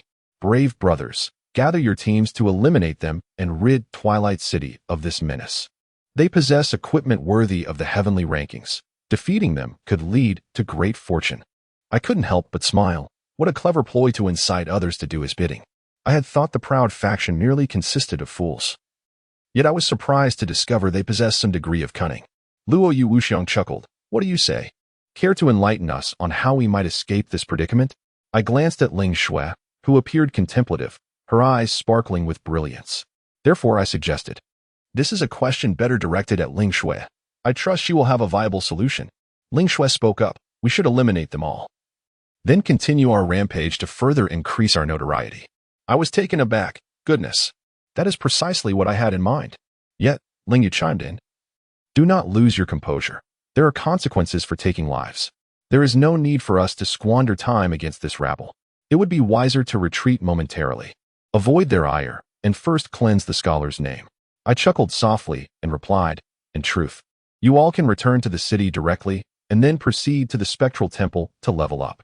As for me, rest assured, I am perfectly fine on my own." Among the players present, I was the only one marked as a criminal, unqualified to use the return scroll, while the other female players were able to do so. Consequently, Ling Shui shook her head and said, "That simply won't do. It is far too dangerous for you to be here alone." Summer added, "Indeed, scholar. If you meet your demise, there will be no one to retrieve your equipment.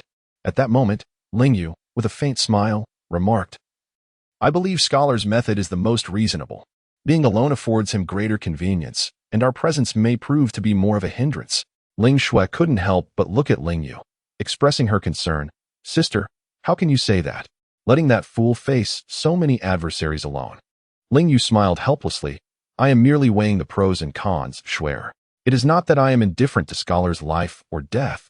I am quite anxious myself.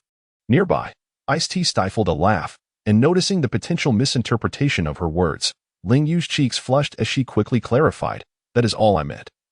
Do not overthink it. Now, all of you return to the city, and together, let us clear the 3rd and 4th levels of the Spectral Temple. Having said this, Ling Yu turned to me with a smile, saying, Do not fall. I have faith in you. I nodded, of course. Ling Yu chuckled. And as Ice-T and Ziyu returned to the city one after another, Ling Shui glanced at me, smiled sweetly, and then followed suit, leaving only Ling Yu behind. She approached with a smile, saying, We will log off in an hour for dinner. We will wait for you. A flicker of emotion stirred within me, and I replied, I will do my best. If I exceed the time, it merely indicates I have encountered some trouble, so do not wait for me. Ling Yu smiled gently, insisting, We will wait for you regardless. After saying this, her beautiful figure gradually faded, carried back to Twilight City by the magic circle, leaving me alone to confront the group from Aoshire. From a distance, many players from Twilight City began to appear in large numbers, evidently seeking to trouble us. Without a second thought, I made my way deeper into the heroic cemetery, where the monsters were all above level 40, manageable for me. Yet a headache for the Aoshire crowd. However, Aoshire Madman had already charged forward with a dozen berserkers, among them were even a few marked players. With bloodshot eyes, Aoshire Madman bellowed, Ignorant little brat, today you shall learn the consequences of offending me. In truth, the nature of players in the game was all too revealing. Aoshire Madman was undoubtedly no saint in reality either. Thus, with a surge of anger, I swiftly turned, raising my starlight bow, and released an arrow that struck a red-named warrior beside Aoshire Madman with a resounding thud. The damage of 1984 points soared into the air, and that berserker, merely level 28, was instantly obliterated. The arrogant individuals of the Aoshi family were left utterly astounded. The berserker, renowned as the second most formidable tank profession after the knight, had been effortlessly vanquished by an archer in a single strike. Such an occurrence was nothing short of astonishing. With a sly grin, I maneuvered past the 4 corrupted skeletons. Due to our comparable levels, these skeletons did not perceive me as a threat. Instead, the advancing members of Aoshi became the prime targets of the skeletons' wrath. Amidst a chorus of low growls, the corrupted skeletons lunged forward. The Aoshi family members were thrown into disarray, and before the healers could react, the health of a red-named berserker had already plummeted by half. I seized the opportunity to strike. As the sound of my star-chasing bow reverberated, a milky white light surged forth, striking the berserker squarely in the chest. A staggering 1872 damage. Without a doubt, the already wounded berserker was eliminated in an instant. With rage in his eyes, Aoshi Quanren bellowed, Damn it. Eliminate him. We must take him down today.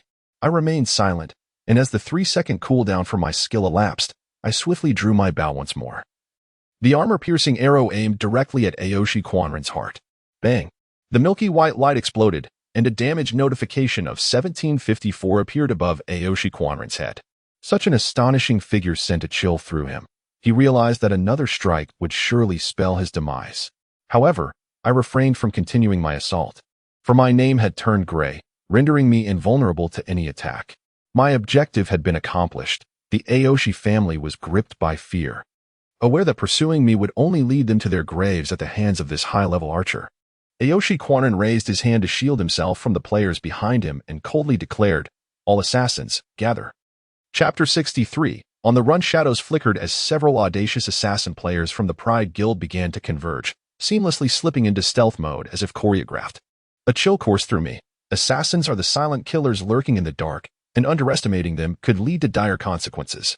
Without hesitation, I grasped my starlight bow and sprinted along a narrow path in the graveyard towards the distant woods.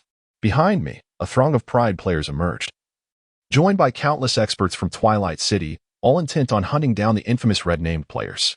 To the rear of the hero's cemetery lay an ancient mountain range. However, as I stepped onto this map, A notification rang in my ears. System notification. You have entered the territory of the Dark Faction, the Forgotten Canyon. Player-on-player killings do not incur evil points. I was taken aback. It turned out the legendary rumors were indeed true. The maps within Spirit Whale are divided into two realms, the territory of the Light God Faction and that of the Dark Faction. Yet, I had not anticipated that upon entering the realm of darkness, one could kill without consequence. The moment I entered the Forgotten Canyon, a sense of impending danger enveloped me. Peril lurked at every corner, and death could strike at any moment. With ravenous pride players hot on my heels, and countless self-proclaimed righteous individuals, I had no choice but to keep moving, for I could not afford to linger even for a heartbeat. Nevertheless, the sole advantage of the Forgotten Canyon was that my actions would not add to my evil points. This meant I could fully engage with the Pride faction in this deadly game. The Forgotten Canyon, a vast basin, was filled with lush forests, but it had long been forgotten by the settled light human race, who had lost all memory of the dark creatures that still inhabited the area. Not long after my arrival, several monsters wielding wicked axes appeared before me, their skin charred black, with only their green, glimmering eyes betraying their presence, instilling a sense of dread. Moreover, these creatures sported small, fleshy wings, green-eyed demon, enhanced monster, level, 45 attack, 320 to 450 defense, 100 health, 8,000 attack type, throwing before I could evade. One of the green-eyed demons hurled its axe at me. With a resounding thud, I felt a sharp pain in my chest as over 600 health points were depleted. I was startled. Indeed, the archer's defense was rather dismal. Quickly downing a healing potion, I retaliated with a piercing arrow, dealing 1546 damage to the green-eyed demon. Even so, confronting such an enhanced monster was no trivial task, especially with its throwing attacks proving to be quite a headache. Thankfully, as a somewhat resilient archer, I could withstand the blows. Had it been a delicate mage like Lingwei, I feared that 2 strikes from the green-eyed demon would suffice to end her.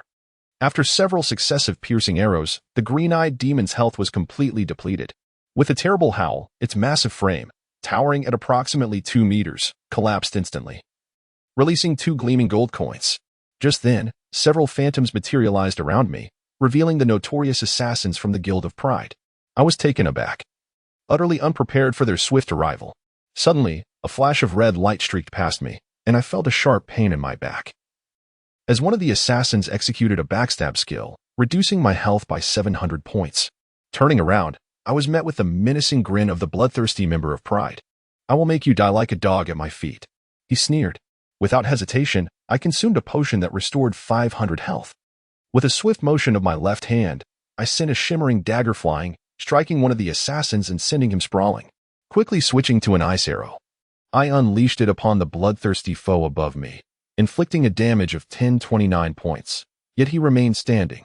He immediately pulled out a health potion to recover. But the other 4 assassins beside him could no longer contain themselves and charged at me. Crack, crack. In rapid succession, I was caught off guard and struck twice, instantly draining my health to 0. Before the assassins could revel in their apparent victory, I rolled into the thicket nearby. Although the thorns pricked at my skin painfully, I stifled any sound of distress. At that moment, the assassins leaped after me, but as they did so, a brilliant rainbow light suddenly erupted, transforming into a dazzling display of colors. The 1,000-blade arrow struck the chest of the assassins, sending them reeling back through the air. The might of my starlight bow was formidable, especially since their gear was inferior to that of the bloodthirsty assassin, rendering them unable to withstand its power. Before they could regain their footing, I unleashed my second volley of 1,000-blade arrows, with 7 assassins falling victim to the barrage, unable to mount any defense as they scattered in panic. This was the opportunity one had been awaiting. In the dense forest, I swiftly moved several paces forward, my starlight bow glimmering coldly as a piercing arrow shot forth. The first assassin, taken aback, only realized his fate when the arrow pierced through his chest, resulting in a flurry of potions spilling forth as he vanished in a flash of white light back to town. The second assassin, in a state of panic, sought cover. But as he raised his foot, a searing heat enveloped him. The fire arrow tore through his leather armor, dealing a staggering 1,652 points of damage, instantly obliterating him. A faint smile graced my lips as I glided forward. The shimmering dagger flashed and swiftly cut across the throat of the third assassin. His mouth opened in horror, but no sound escaped as he too transformed into white light, returning to the realm of the living. Having revealed myself, I decided to conceal my presence once more. Retrieving my shimmering dagger, I launched another piercing arrow, which struck the fourth assassin squarely in the chest with a resounding thud. A collection of potions scattered across the ground. And without uttering a single sound, the assassin was swiftly dispatched. Caught off guard, 4 of the 7 assassins sent by the bloodthirsty sect had already fallen to me. While the remaining ones were desperately attempting to heal, too intimidated to advance. They were undoubtedly well aware of my formidable attack power. At that moment, Bloodthirsty let out a cold snort. Charge at him. Eliminate him. Instantly, 3 assassins activated their sprinting skills, their speed surging as they transformed into fleeting shadows racing towards me. Yet, I remained as calm as still water, observing their approach with clarity. With a graceful lift of my starlight bow, a fiery arrow struck true, piercing the chest of the assassin on my left, causing him to emit a muffled groan before he fell. Concurrently, the cooldown for my potions had elapsed. I calmly consumed another red potion, my health swiftly replenishing to about half. I then executed a swift retreat to the right, as the remaining assassin closed the gap. Momentarily startled and unable to comprehend the situation, my shimmering dagger found its way to his chest. With a swift motion, the dagger tore through his torso, blood gushing forth. This level 27 assassin was no match for such torment, and he promptly transformed into a white light, returning to the city to respawn. Thus, only Bloodthirsty remained. Seemingly driven to madness, recklessly lunging at me with his dagger aimed at my abdomen. I did not evade. I absorbed his attack directly. And a damage number of 624 appeared above my head, leaving my remaining health below 100. However, before Bloodthirsty could revel in his fleeting victory, he noticed my starlight bow raised, a cold iron arrow now poised at his throat. I coldly declared, "Return to inform the madman of the bloodthirsty sect that if he wishes to play, he should send more to the Forgotten Canyon. For every one that comes, I shall slay them. For every pair, I shall take down 2. With a swift motion, a burst of white light erupted. Bloodthirsty, unblinking, found his neck pierced by my armor-piercing arrow, his body momentarily frozen for half a second before he, too, transformed into white light, returning to the city. A soft thud echoed as Bloodthirsty's dagger fell to the ground. I picked it up and was instantly filled with joy. Assassin's Dagger, Silver Equipment, Dagger, Attack, 85140 Agility, 15 Stamina, 9 Bonus. Increases the user's agility by 2 required level. 30 Chapter 64. The threat lurking beneath, it is no wonder that the fierce and bloodthirsty Aoshi Shirshua managed to deplete over 600 points of my health in an instant. It turns out he was wielding a level 30 silver dagger. Such a weapon is exceptionally rare and likely ranks among the top 50 treasures on the equipment leaderboard. I can only imagine how much Aoshi must have spent to acquire it. If it were to be revealed, he would surely be devastated. Thus, I carefully stowed the dagger in my inventory, knowing it could be sold for a handsome sum later, or perhaps used to tease the enchanting Ziyue. To my knowledge, her dagger is merely of bronze quality, and this level 30 silver dagger would undoubtedly leave her in awe. I proceeded to organize the potions dropped by Aoshi and his companions, retaining only those of superior quality, discarding the lesser potions that restore merely 100 health. Considering my inventory space is limited, after dealing with the assassin sent by Aoshi, I remained vigilant, cautiously advancing through the forest. Along the way, I engaged in combat with some green-eyed demons to accumulate notoriety, a strategy that would not consume too much time. Within the Forgotten Canyon, where demons and undead thrived, I soon found myself on a patch of corrupted ground, surrounded by a desolate wilderness inhabited by white skeletal warriors, brandishing bone shields and blunt swords as they trudged through the earth. As I prepared to approach, an ominous premonition washed over me. Accompanied by a peculiar magical aura, someone was casting a spell. Quickly, I retreated several paces, only to witness a flash before me as bolts of lightning struck the very spot where I had just stood. "Who dares approach?" I bellowed, scanning the thicket, certain that the assailant was concealed within. At that moment, 3 mages emerged slowly, all donned in pristine bronze armor. I gasped in astonishment. Pants of murderous intent. A level 36 mage. Night kicks the widow's door, a level 35 mage. And no sleeping together, also a level 36 mage. These individuals were undoubtedly true masters, their levels ranking among the top 20 in Twilight City, if not higher. Calculating my options, I managed to smile and said, "Gentlemen, we harbor no grievances against one another. Why resort to conflict?" Pants of murderous intent scoffed coldly, "Do not play coy. that longbow in your possession. Is it not the famed Star Chaser bow, ranked first on the equipment leaderboard? A chill ran down my spine. This was not a good omen. I raised the Star Chaser bow and replied, what if it is? What if it is not? Night Kicks the Widow's Door sneered, regardless of its status. You shall fall here today. My expression darkened as I inquired, are you affiliated with Aoshi? No. Then what is your intention? Pants of Murderous Intent chuckled sinisterly. Raising his staff, we simply find it displeasing that you, the second best player in China, remain unscathed. We intend to eliminate you to elevate our own rankings. Night Kicks the Widow's Door and No Sleeping Together readily echoed his sentiments, seemingly confident of their victory. Gripping the Star Chaser bow, I chuckled darkly, is that so? Pants of Murderous Intent suddenly looked alarmed, shouting, watch out, old three. Yet it was already too late. In a flash of brilliance, I had successfully completed the fiery arrow, which pierced through the body of the mage who had promised not to engage in combat, instantly shattering him into fragments, and even causing a bronze staff to erupt forth. The one known as Pants of Killing Intent was filled with rage, brandishing his staff as a robust bolt of lightning descended from the heavens, striking my shoulder and sending a jolt of paralysis through my body, affecting my movements ever so slightly. However, I had already positioned myself before another mage, and with a glimmering dagger, I slashed across his chest, eliciting a spray of crimson, 768 damage. The mage, dubbed Night Kicks the Widow's Door, astonishingly survived the onslaught, albeit in a woeful state, retreating with dwindling health.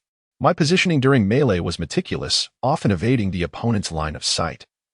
Thus when Night Kicks the Widow's Door turned to confront me, I had already made a significant distance. Wind Blade Technique. Night Kicks the Widow's Door retaliated instantaneously, a whirlwind sweeping towards me, and I lost another 300 health points, leaving me at half health. As he began to recover, I wasted no time in releasing a basic attack arrow, devoid of skill enhancement. Yet it still managed to obliterate an astonishing 809 points of health from Night Kicks the Widow's Door, resulting in his swift demise. The tide of battle had turned overwhelmingly in my favor, leaving only Pants of Killing Intent standing. I offered a slight smile and taunted, did you not claim that by slaying me, your rank would ascend? Now, with the other two having lost levels, their ranks will plummet as well. Is this the outcome you desired?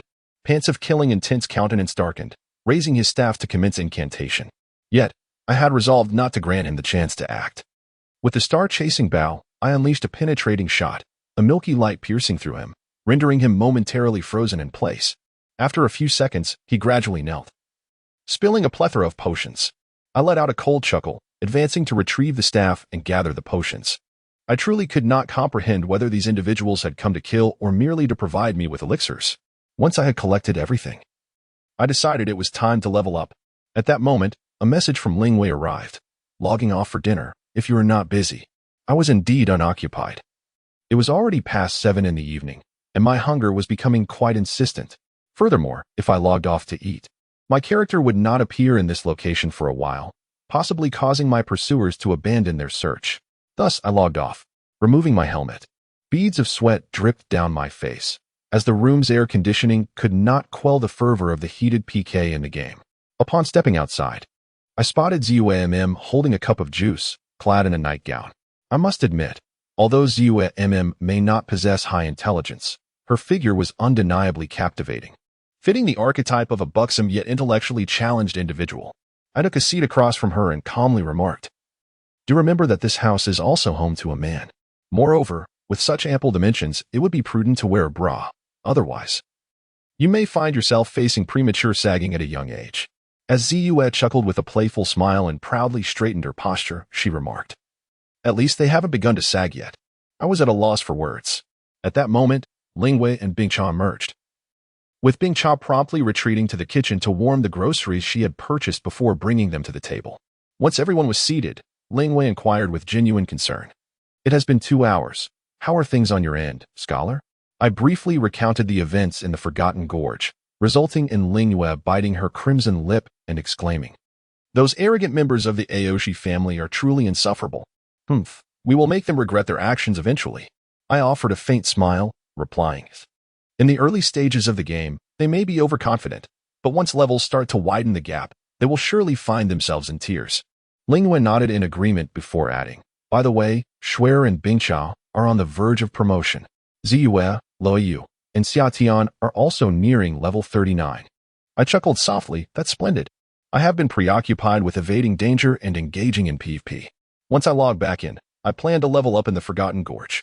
I hope to clear my red name tonight. Otherwise, it will be quite troublesome, as I will face restrictions everywhere, which is rather inconvenient. Ming Chao laughed, saying, Indeed. We are counting on you to help us level up. Lingwood chimed in. Let's eat. Our next goal is level 50. Chapter 65. Advanced Thousand Blade Arrow after finishing dinner. I resumed my online presence at 8 o'clock in the evening. The atmosphere in the Forgotten Canyon was significantly quieter. Prior to logging in, I perused the gaming forum and discovered numerous posts by players discussing this dark territory of the Forsaken. The most provocative revelation was that malicious player kills within this dark realm would not incur any sin value, undoubtedly transforming it into an expansive arena for vendettas. Within the Forgotten Canyon, 3 renowned mages had been dispatched, and not a single one of the 7 assassins sent by the AO family survived, which left the players of Ling Tong astounded. In a moment, I became a legend in Twilight City. Whenever players mentioned the ID Carefree Scholar, there would invariably be exclamations of awe. Isn't he the one who single-handedly traversed miles, taking down countless experts while bearing a red name? In truth, since my entry into the Forgotten Canyon, I had not eliminated many pursuers. The reason I managed to defeat the 7 assassins from the AO family was that 6 of them were below level 30, equipped with subpar gear. Had I faced 7 assassins above level 30, I believe I would not have had such an easy time. As for the 3 mages I later dispatched, it was evident they initially underestimated me, leading to my successful ambush of 2 of them. Such encounters emphasize the importance of striking first, at the very least. One must not falter in terms of momentum against an opponent. Otherwise, one risks becoming ensnared and ultimately perishing within the Forgotten Canyon. Upon logging in, I found myself on the corrupted ground of the canyon, where a group of dazed corrupted skeletons emitted low moans, wielding iron swords and searching for any potential targets to attack. The monsters in the Forgotten Canyon naturally boasted a high level, and I promptly examined their attributes: corrupted skeleton, common monster, level 45 attack, 280375 defense, 250 health, 7500 attack type, rending, with a certain probability of causing continuous bleeding. I raised my starlight bow and unleashed a piercing arrow, which struck with a resounding thud, displaying a damage figure of 1546 above the skeleton's head. This was quite satisfactory. Given its level of defense, my starlight bow could significantly penetrate it. After being struck, the skeleton let out a mournful wail and charged towards me. Unfortunately, its speed was rather sluggish, even slower than that of an ordinary player. As an archer, I benefited from class attributes that enhanced my movement speed by 10 over that of regular players, allowing me to outrun the skeleton effortlessly. With a slight smile, I directed my gaze towards the small hill behind the skeleton, where several monsters were staggering about, presenting an opportunity for some farming. Without hesitation, I consumed a red potion, bracing myself against the skeleton's assault as I plunged into the midst of the monsters, weaving through the gaps between the corrupted skeletons like a whirlwind, drawing their attention one after another.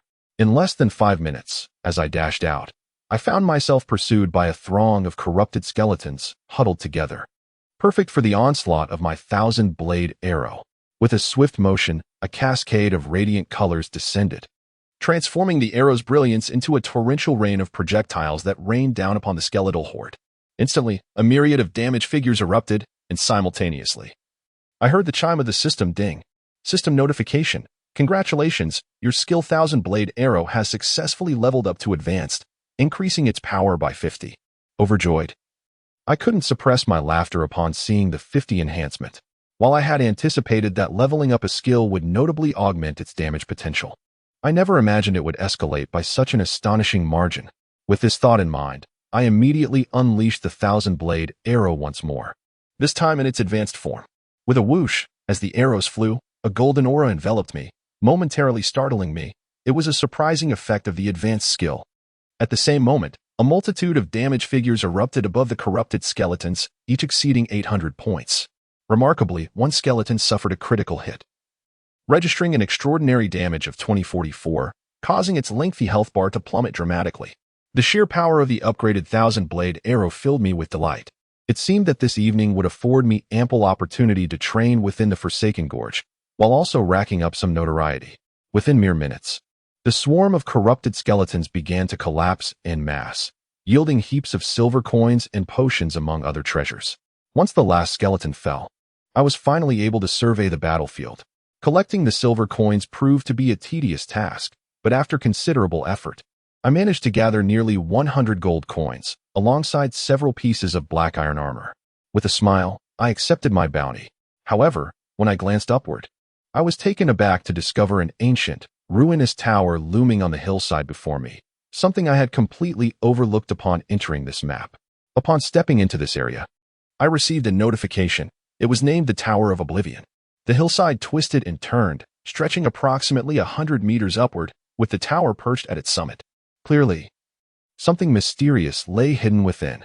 As I traversed the path, the ground was littered with crawling, corrupted skeletons, a rather eerie sight. Yet, to me, they were merely mobile sources of experience.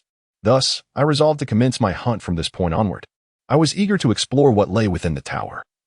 Perhaps there were quests to undertake. With renewed vigor, I once more attracted a throng of corrupted skeletons. The power of my 1,000-blade arrow had greatly amplified, accelerating my monster-slaying speed significantly, while also conserving my potion consumption.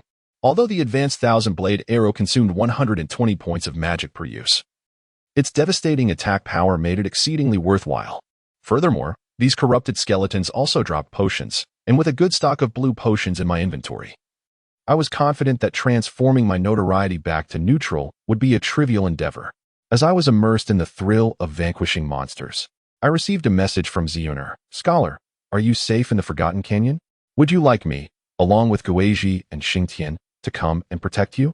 A smile crept across my face. It felt wonderful to be cared for. I replied, no need. You may focus on leveling up. Get promoted soon.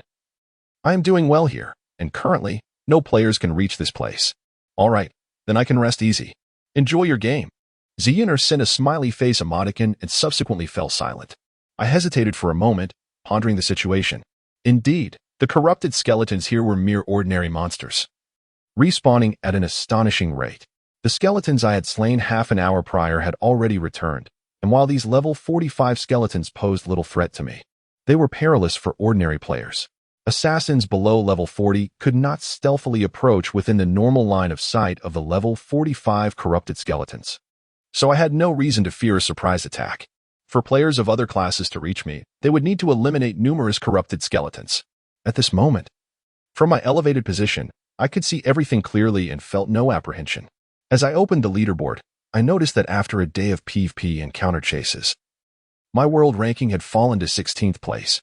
The top player had surged to level 43, while in the Chinese region, Ling Wei held the first position at level 42. My own level 40 placed me in 5th position, with Guizhi at level 42 in 2nd place, Zhanhuan Aotian at level 41 in 3rd, and Zhanhuan Tie at level 40 in 4th.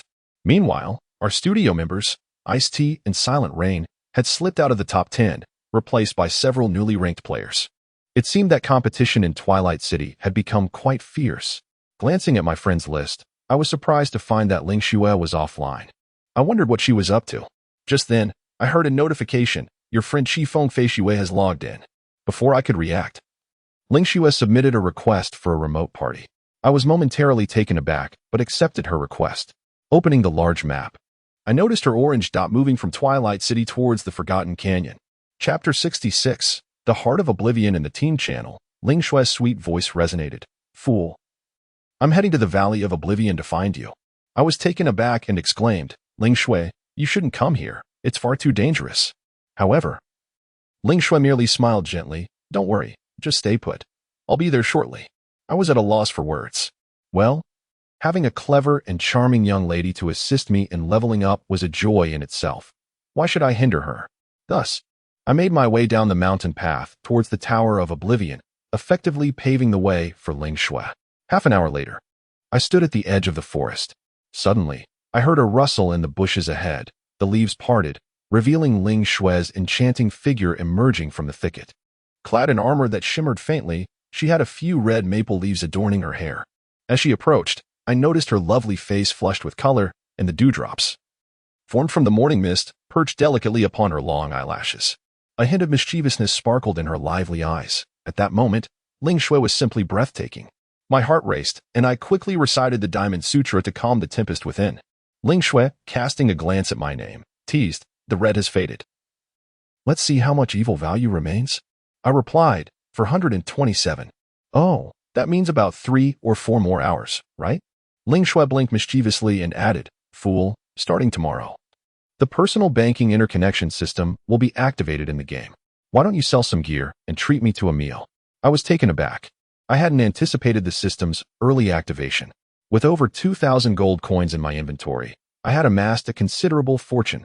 Of course, for someone like Ling Shui, who drove a BMW, 10,000 was hardly significant.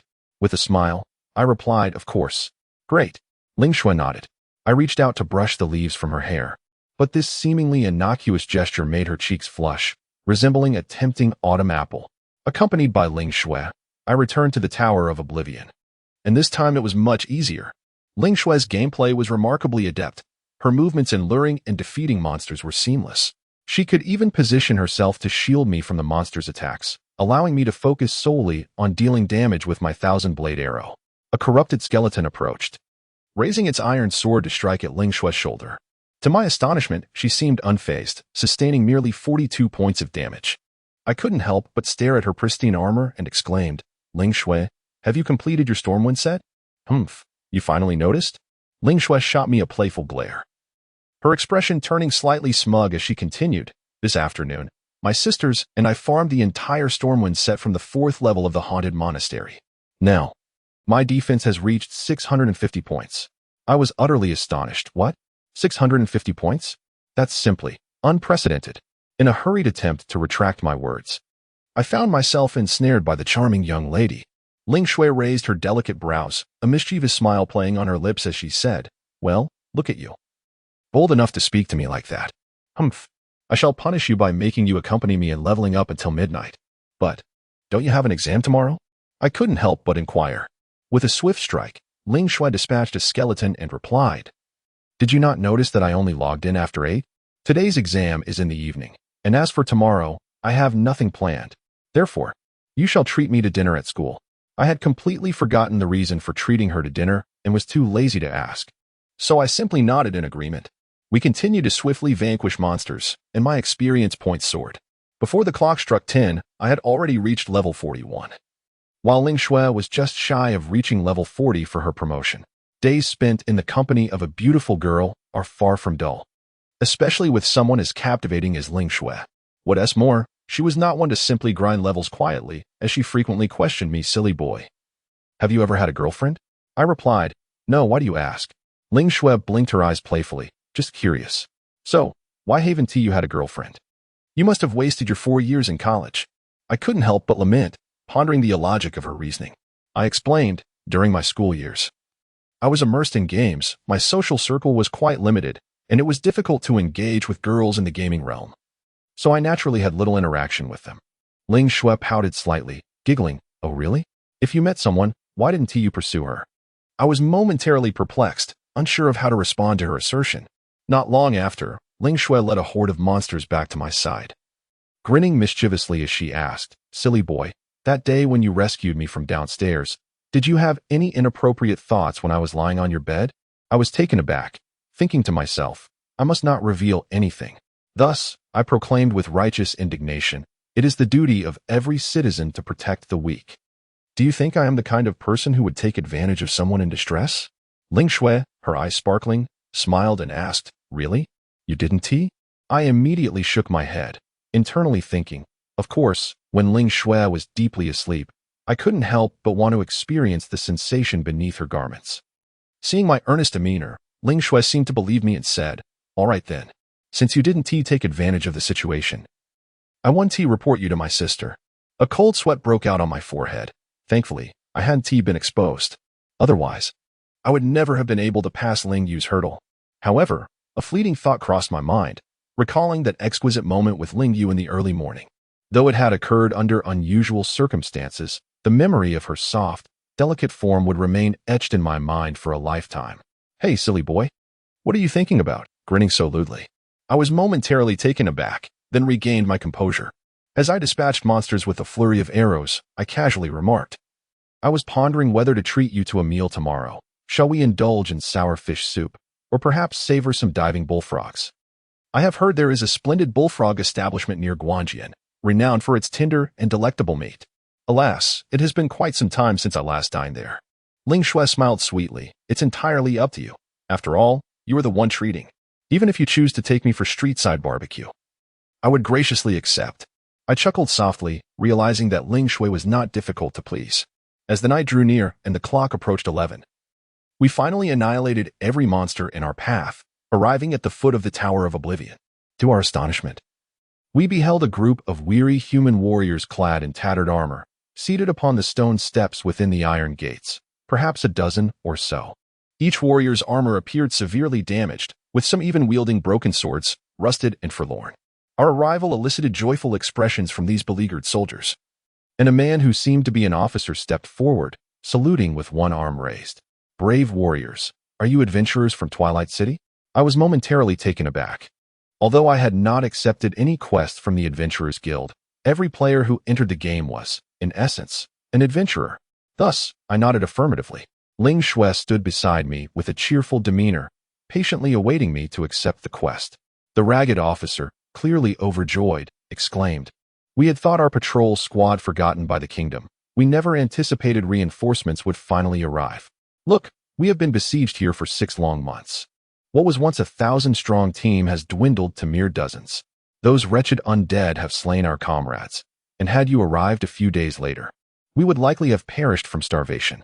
With earnestness, the officer implored, "We beseech you, take us away from this place and return us to Twilight City." Ding! A system notification chimed. "Do you accept the quest, Heart of Oblivion?"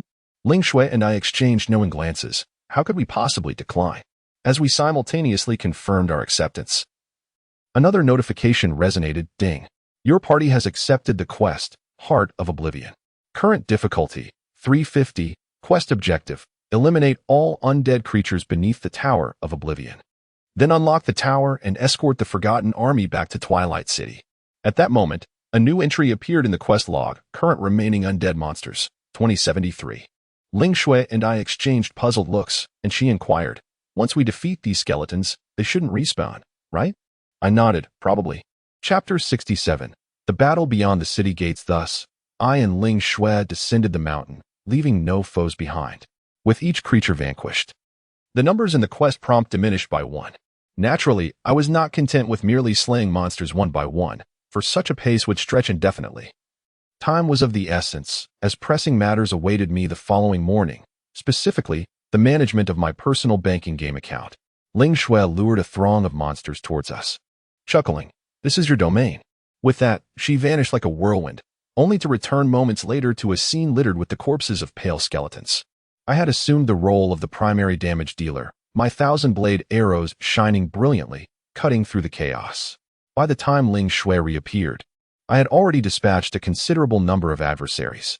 In less than an hour of intense monster hunting, we had reached the base of the mountain, surrounded by the remnants of fallen foes. Moreover, Ling Shui had finally reached level 40. However, she did not rush to advance her class. Over 20 players had already made the transition, and she discerned that the benefits would be minimal. It was far better to focus on completing our current quest. Standing side by side at the mountain's foot, we opened the quest prompt, which indicated the remaining undead. 2. I sighed in frustration. I've thoroughly searched. Is there truly any that has escaped our notice? Ling Shui chuckled softly and stepped forward, effortlessly severing the head of a struggling skeleton with a swift strike. The count then dropped to 1. I glanced around, but she tugged at my arm, pointing and exclaiming, "Look over there, you fool." Following her gesture, I beheld a corrupted skeleton sitting upon a slab of stone halfway up the mountain, one hand cradling its skull while its iron sword lay at its feet. I couldn't help but exclaim, "Ah, there remains a thinker among the dead." Swiftly, I unleashed a high-level armor-piercing arrow, dealing nearly 2,000 damage to the thinker, while Ling Shui soared forward. In a dazzling display of her flowing sword, the thinker was reduced to mere fragments of bone. At last, the monsters were eradicated.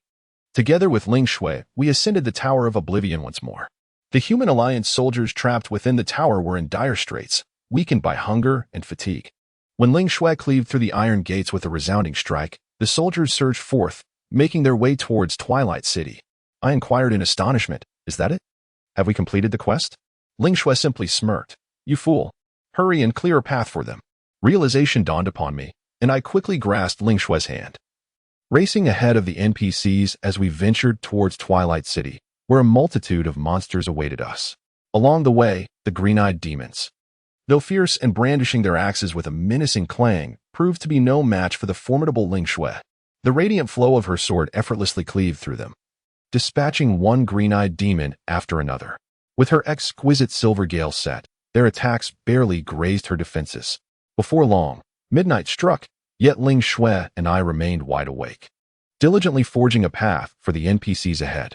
At this juncture, another delightful revelation emerged. After an extended period of intense monster hunting, my crimson name was finally cleansed. The sensation was akin to that of a convalescent emerging from a long illness, an exquisite feeling of returning to normalcy that was indeed rare. At the hero's cemetery, numerous players were engaged in leveling up. Before long, many recognized me and began to whisper among themselves, "Isn't that the audacious scholar who dispatched countless masters in the Forgotten Canyon? Impressive. To withstand such a multitude of attacks alone." Consequently, many players were eager to make a move, yet they hesitated, daunted by my current lack of a red name. Otherwise, I feared they would have already struck. Observing the predatory gazes directed at us, Ling Shui brandished her radiant sword and fiercely challenged, "What are you staring at? Do you wish to engage? Come on." Witnessing such a delicate beauty assert herself left the surrounding players dumbfounded. Many drooled as they watched us depart, let alone making a move against us. Nevertheless, Ling Shui remained uneasy and sent a message to Ling Yu. Shortly thereafter, 5 members from the Snow Moon studio appeared, with Ling Yu prominently wielding a blazing staff at the forefront, followed closely by the icy-faced Bing Cha, the quiet yet graceful Luo Yu, and the cheerful Qin Yin from last summer. Ziyu held a bronze dagger, cautiously surveying the vicinity. Ling Yu glanced at the cluster of NPCs behind us and remarked with a smile, "Are we merely escorting them back to Twilight City?" I nodded affirmatively. Ling Yu chuckled softly, "Let us go. Everything has finally returned to normal. This time, should we encounter PK again, remember to safeguard yourselves. And do not easily acquire a red name again. The troubles that follow are quite burdensome." I chuckled in agreement. Indeed, after an entire day without repairing my gear, my Crimson Flame set had dwindled to a mere tenth of its durability, while my frequently used Starlight Bow is even worse, on the verge of becoming unusable. In the distance, several players from the Aosher clan flickered into view, prompting a frown from both Ling Yu and me. Trouble may loom ahead. Twilight City lay just ahead, a mere 10 minutes journey away, and within the city, no one dared to engage in PK. After all, killing someone would result in a red name, and the NPC guards, all at least level 60, would not show mercy. Upon dying with a red name, not only would the items in one's bag be exposed, but the chances of losing equipped items would also be significantly heightened. A few minutes later, I suddenly received a text from Gue Ji. "Scholar, we spotted numerous Aosher players gathering at the eastern gate of Twilight City. Is there something afoot?" My heart sank, and I quickly recounted the events of my quest. Gue Ji promptly replied, "Haha, in that case, Xingtian and I will rally our brothers to intercept them inside the city. You can confidently enter." I couldn't help but smile. The camaraderie of having brothers made all the difference. Just then, 3 players from the Aosher clan approached, comprising 2 level 27 berserkers and a level 29 mage. The mage, with a look of suspicion, exclaimed, "Isn't this the audacious scholar specifically targeted by our leader?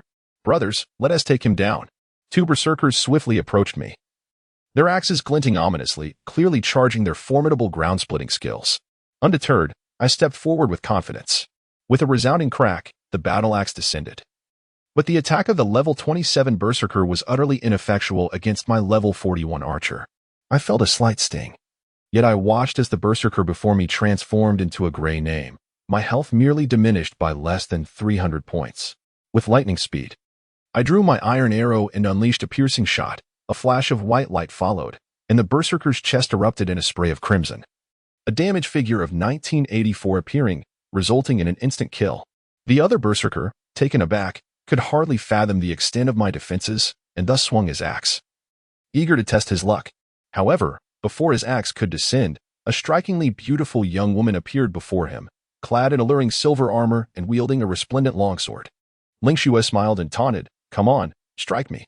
The berserker gritted his teeth and swung his axe towards her, only to hear a faint sound as Ling Xue stood unfazed, losing merely 21 health points, completely impervious to his attack. The berserker was left speechless, unable to utter a word, while Ling Xue gracefully swung her radiant sword. With a sharp crack, a deep gash appeared on the berserker's chest, dealing 3,782 damage, a critical hit. In one swift stroke, Ling Xue nearly depleted his health by 4,000 points, leaving onlookers in Twilight City astonished, their gasps echoing around us. As the last remaining mage surveyed the scene, he quickly turned and fled in terror. Ling Xue flashed him a playful smile and remarked, "TSK."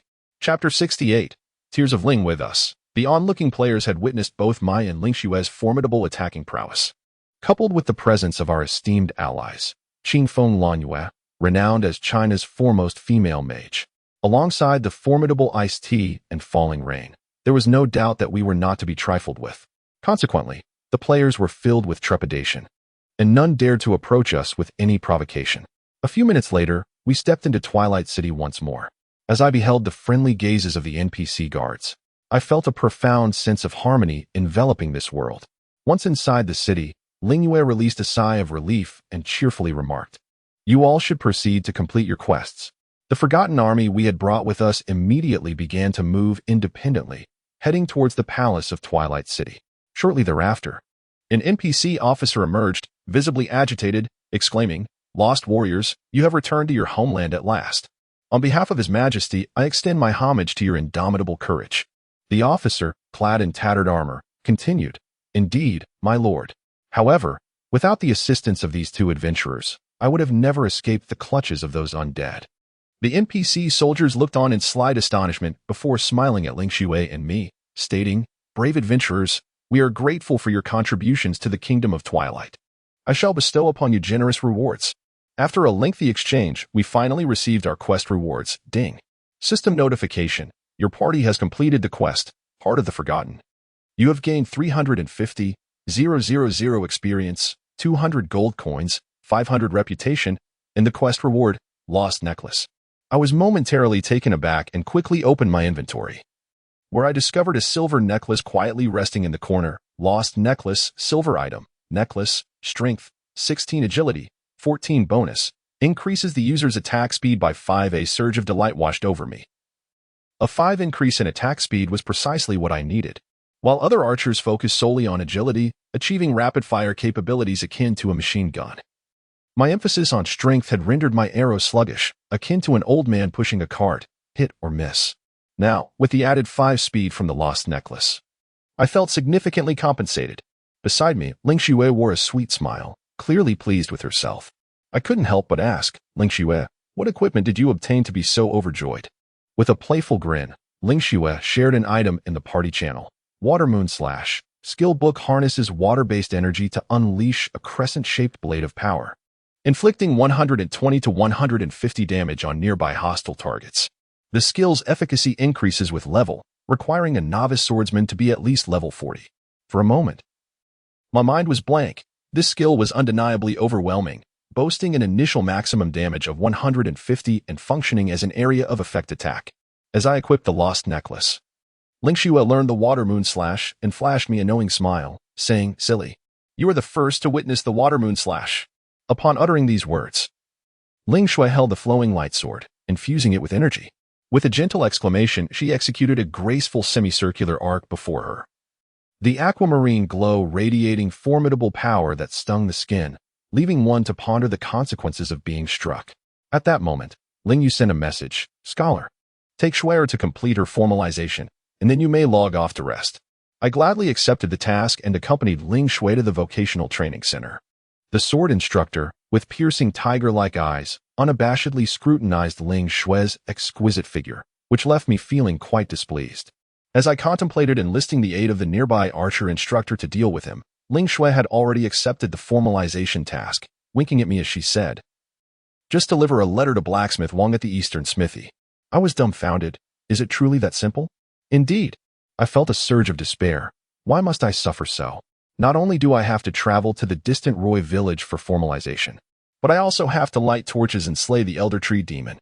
Ling Xue chuckled as she patted my shoulder, saying, "Don't be ungrateful.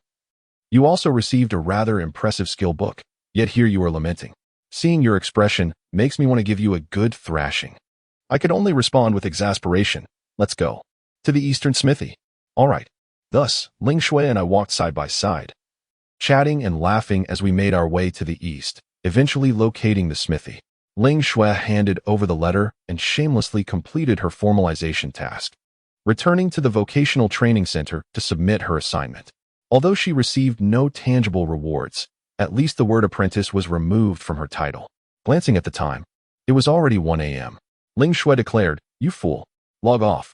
Come to school before noon tomorrow. Remember, the Sioux University East Campus. Call me when you arrive." I nodded, checking my friends list. Half of them had logged off, and the ladies from the Snow Moon studio had already departed, while a few from Swordfire were still battling. However, Ziyun had logged off as well, likely because girls tend not to favor late nights. Removing my gaming helmet, I headed to the hall, poured myself a glass of warm water, and waited for my tea to cool. Suddenly, I heard a soft sound, and the door across from me opened. Ice-T, clad in a blue t-shirt that accentuated her impressive bust and a pair of denim shorts showcasing her fair legs, emerged. I could not help but steal a glance, astonished. It must be said that the ladies from the Snow Moon studio possessed rather alluring figures.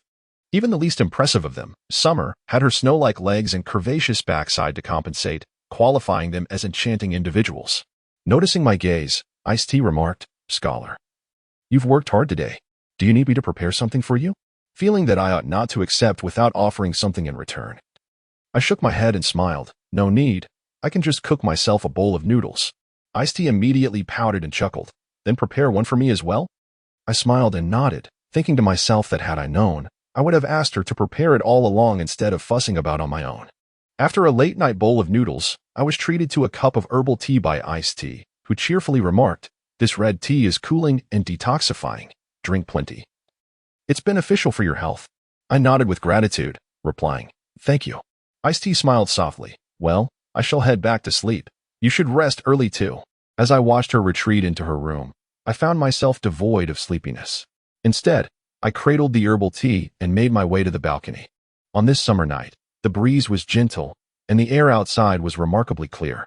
I took a sip of the tea, which bore a hint of bitterness, reminiscent of life itself. Each person's attitude towards life varies. Some savor its sweetness while others endure its bitterness. Yet for me, I prefer to remember only the sweet moments. For if one chooses to disregard the bitterness, it loses its sting. Having been immersed in the realm of spirit lament for quite some time now, my achievements thus far have been satisfactory. I still ponder why I chose the archer class when I first entered the game. One valid reason, however, is that the archer's low defense necessitates reliance on teamwork to truly manifest the class's high attack potential. I smiled faintly. Perhaps what I truly seek is the camaraderie of friends. After years of gallivanting in the game as a lone wolf, despite being unbeatable in duels, the solitude was rather disheartening. Now, with the delightful company of the Snow Moon Studios' enchanting ladies, the gaming experience has become far more enjoyable. Just then, a soft sound broke the tranquility as the glass door swung open, revealing Lingyue approaching with a cup of tea. She appeared momentarily taken aback and exclaimed, "Scholar, you're here too." With that, she seemed ready to leave, but I chuckled and said, "Since we can't sleep, why not join me for some fresh air?" Lingyue's lips curled into a smile. "All right, let us enjoy the breeze together." A delicate fragrance wafted through the air as Lingyue stood beside me. Clad in a white shirt and a knee-length gauzy skirt, the contours of her figure subtly discernible beneath the fabric. In the distance, a shooting star streaked across the sky, and Lingyue gazed upwards, accompanied by a sigh. I was taken aback and asked, "Most girls make wishes upon seeing a shooting star. Why do you seem disappointed?" Holding her cup, she bit her red lips and replied, "When one knows a wish cannot be fulfilled, why bother to make that futile wish?" I paused, exhaling softly. "There's no need to be so rational." With a playful smile, Lingyue turned to me and said, "If only I could forget all my worries. I would gladly spend my days gazing at the stars, waiting for shooting stars to appear." However, as I admired her fair complexion illuminated by the moonlight, I couldn't help but ask, "Lingyue, you are of the same age as Lingxue. You should be as joyful as she is. Why do you carry so many burdens?" Lingyue smiled gently and replied, "Because I am the heir of my family, and I must understand two words: responsibility." I looked at her and questioned, Is it this responsibility that makes you willing to accept Wang Junjie, the boyfriend appointed by your family? Nonsense, she retorted. Ling Yu appeared somewhat agitated. Her voice slightly raised as she exclaimed, I did not. It's just, never mind, my matters are none of your concern. I was momentarily taken aback. And after a long pause, I found myself at a loss for words, truly a case of good intentions wasted on the ungrateful. However, to my astonishment, Ling Yu lifted her face and softly said, I'm sorry. In an unexpected moment, she stepped forward, opening her alabaster arms to embrace me gently. Her cheek resting against my neck, her delicate shoulders trembling slightly. I stood there, frozen and helpless. After what felt like an eternity, Ling Yu, her voice laced with tears, murmured, What am I to do? Many matters are far more complex than they appear on the surface. I felt powerless to resist, yet unwilling to accept such a fate. Scholar, though I do not fully trust you, I recognize that you are a good person. Good person? In this era, that term seems to have lost its positive connotation. Unconsciously, I wrapped my arms around Ling Yu from behind, feeling her softness and resilience against my chest, while my shirt became dampened by her tears. Perhaps it was only in this moment that one could glimpse the hidden helplessness and sorrow beneath the strong exterior of this beautiful director of the Blue Star Group. After a long while, until both of us felt our legs numb and unsteady, Ling Yu finally lifted her head, her snow-white face marked by traces of tears. She smiled faintly. It's getting late. Let us rest. Shuer mentioned that you were to visit her tomorrow, so please do not speak of this evening. I inquired. Speak of what happened tonight? Ling Yu chuckled softly, her arms still encircling my neck.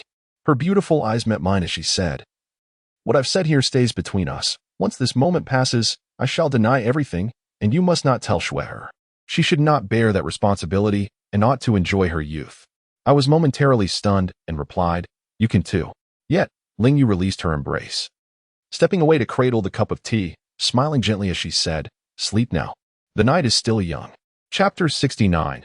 Journey to Shanghai. In the early hours of the following day, I was roused from my slumber by the exuberant voices of summer girls outside. Upon stepping out of my room, I was met with a scene of palpable excitement among them. What has got you all so elated today? I inquired, astonished. Bingcha, one of the girls, replied with a smile, Scholar. Today marks the day when the game connects to real bank accounts. Our studio's income is finally about to commence. Isn't that something to be thrilled about? Indeed, I am quite elated, I said, scratching my nose. But I just remembered that my bank card was swallowed by an ATM last time, and I haven't replaced it yet. Bingcha chuckled. That's an easy fix. After breakfast, come with me to the bank. Just bring your identification, and we can sort it out right then and there. I nodded. And after finishing breakfast, I located my ID and set out with the 5 girls from the studio. Ling Yue was clad in a charming pink wool coat, complemented by a white shirt and an adorable red tie. Her short pink skirt looked strikingly familiar. And suddenly it dawned on me that this was the very outfit Ling Yue wore when she came to the restaurant to find me. Approaching her, I gazed intently and asked, My dear, are you Ling Wei or Ling Yue? With a playful smile, she replied, Scholar, are you itching for trouble? Indeed, she was Ling Wei. Typically, Ling Yue referred to me as fool. Sensing my confusion, Ling Wei smiled gently and explained, Don't be so surprised. This outfit was brought back from abroad by my distant aunt. There are 2 sets, one for me and one for Shuer. What do you think? Isn't it lovely? As she twirled gracefully before me, the skirt fluttering enticingly. I nodded repeatedly, swallowing hard. In the future, if you and Ling Yue wear this outfit together, it might be quite difficult to distinguish between you. Ling Wei teased, so mind your words. Otherwise, you might attract unnecessary trouble. By this time, we had arrived at the bank, which was not far from our community. It was still early, and the queue was short. The bank had even set up a dedicated window for the game's special bank accounts, which was quite considerate. When I presented my identification, the teller swiftly assisted me in obtaining a new card and then asked, What is the game account code you wish to link? After a moment of contemplation, I replied, 00000002. The teller looked at me in astonishment, glanced a few times, and then entered the information into the computer, stating, The account has been verified and linked successfully. Would you like to exchange for gold coins? The current official exchange rate is 1 gold coin for 4.93 renminbi. After pondering, I said, Let us exchange for 2,000 gold coins. Before long, the teller smiled and said, All set. You can now redeem them at your leisure when you enter the game. I nodded, retrieving my bank card, which which now held nearly 10,000 RMB, certainly enough for a lavish meal with Lingxue. After me, Lingwei presented her bank card and game ID, and I clearly saw that her ID was 0000000001, which was astonishingly the one preceding Lingshue's helmet. The bank clerk was so astounded that her jaw dropped. She looked at me, then at Lingwei, and couldn't help but exclaim, "You two are truly remarkable." Lingwei responded with a graceful smile. "Thank you for your assistance." Soon, after the third account was bound to the name of Silent Rain, a long queue had formed behind us. Fortunately, we arrived early. Otherwise, we would have had to wait until noon to access the service. Silent Rain exchanged 300 gold coins, while Ice-T exchanged 200 gold coins. After receiving 1,000 renminbi, Ice-T smiled and said, "I need to earn more money. Soon I'll be able to buy an LV bag." Lingyue, standing beside her, replied with exasperation, "You guys should save some money. Recently, the production department in the company has been busy with confirmations. Each confirmed production player needs a fee of 200 gold coins, and we are expected to bear this burden. When Scholar returns tonight, let us head to the hero's cemetery to earn some money together." I nodded in agreement. "Sounds good." As we exited the bank, it was nearly 11 a.m. I remembered that the time Lingxue had arranged with me was precisely 11 o'clock. So I quickly hailed a taxi directly to the Sioux University campus. Within half an hour, the taxi stopped near the school entrance. I observed the lush green bamboo and the beautiful scene of girls, both young and mature, mingling in the campus. By the bamboo grove, a lovely young lady dressed in a pink skirt was peering out. Who else could it be but Lingxue? With quick wit, I dialed Lingwei's number. Lingwei answered. "Aren't you supposed to be having lunch with Shui? You're still thinking of me?" I replied. "After lunch, drink more tea. That way, you won't gain weight." "Oh, is that all? What a waste of airtime." I smiled slightly and hung up, but confirmed that the girl before me was indeed not Lingwei. I approached and called out, "Lingxue." She immediately turned around, and upon seeing me, said, "You made me wait so long. If you had been any later, you would have been in trouble." I felt somewhat helpless and replied, "There was traffic on the road." A gentle breeze blew, and Lingshue's long hair danced gracefully, the pink dress swaying slightly, capturing the attention of several boys nearby. The girls beside them pinched their male companions' sides fiercely, saying, "What are you staring at? Do you really think a wealthy and beautiful girl like Lingxue would notice you? Save your breath. Look at the guy next to Lingxue. See how handsome he is. Oh wait, he is not that handsome, not very tall either, and he's south wearing Benny Road. Ugh, how could Lingxue be with someone like him?" I felt a chill run down my spine. These girls had such keen eyes, able to dissect a man's worth with a single glance. Lingxue, however, was indignant and walked over, looking provocatively at one of the girls. "What did you just say? What is wrong with him? Isn't 100 times better than you?" The girl was momentarily taken aback, and her boyfriend stammered, "No, that's not what I meant." I felt an overwhelming sense of awkwardness and glanced around, suggesting, "Forget it, Lingxue. Where shall we dine? We still need to level up and earn some money this afternoon." Lingxue replied, "Get in the car first. You decide where to go. By the way, have you brought enough money?" I opened the rear door, but Lingxue immediately shot me a glare and said, "Is it such a burden to sit beside me? Move to the front." After a moment's hesitation, I complied and moved to the front seat. After all, Lingxue was the sister of Lingwei, and it was best not to offend either of them. Lingxue slowly started the car and turned to ask, "Where shall we eat? How about that authentic Sichuan bullfrog?" I responded, "There's one in Suzhou on Ganjiang Road, but the most authentic one seems to be in Shanghai." "All right, then let us go to Shanghai." I was slightly taken aback, thinking it was rather excessive to travel to Shanghai just for a meal. Lingxue smiled sweetly and said, "One must be persistent in life." Thus, within less than an hour, we found ourselves on the streets of Shanghai, arriving at the fabled restaurant according to the location from 114 inquiries. At midday, the place was bustling with people, fully occupied, and we even had to queue. Lingxue, with a glance at the waiting area, cheerfully said, "Silly, go sit over there for a bit." I nodded, but after only a few minutes, I overheard a commotion in front of the restaurant. It turned out that a woman holding a baby was seated at a table, while several young individuals were glaring at her, saying, "You're hogging a whole table by yourself.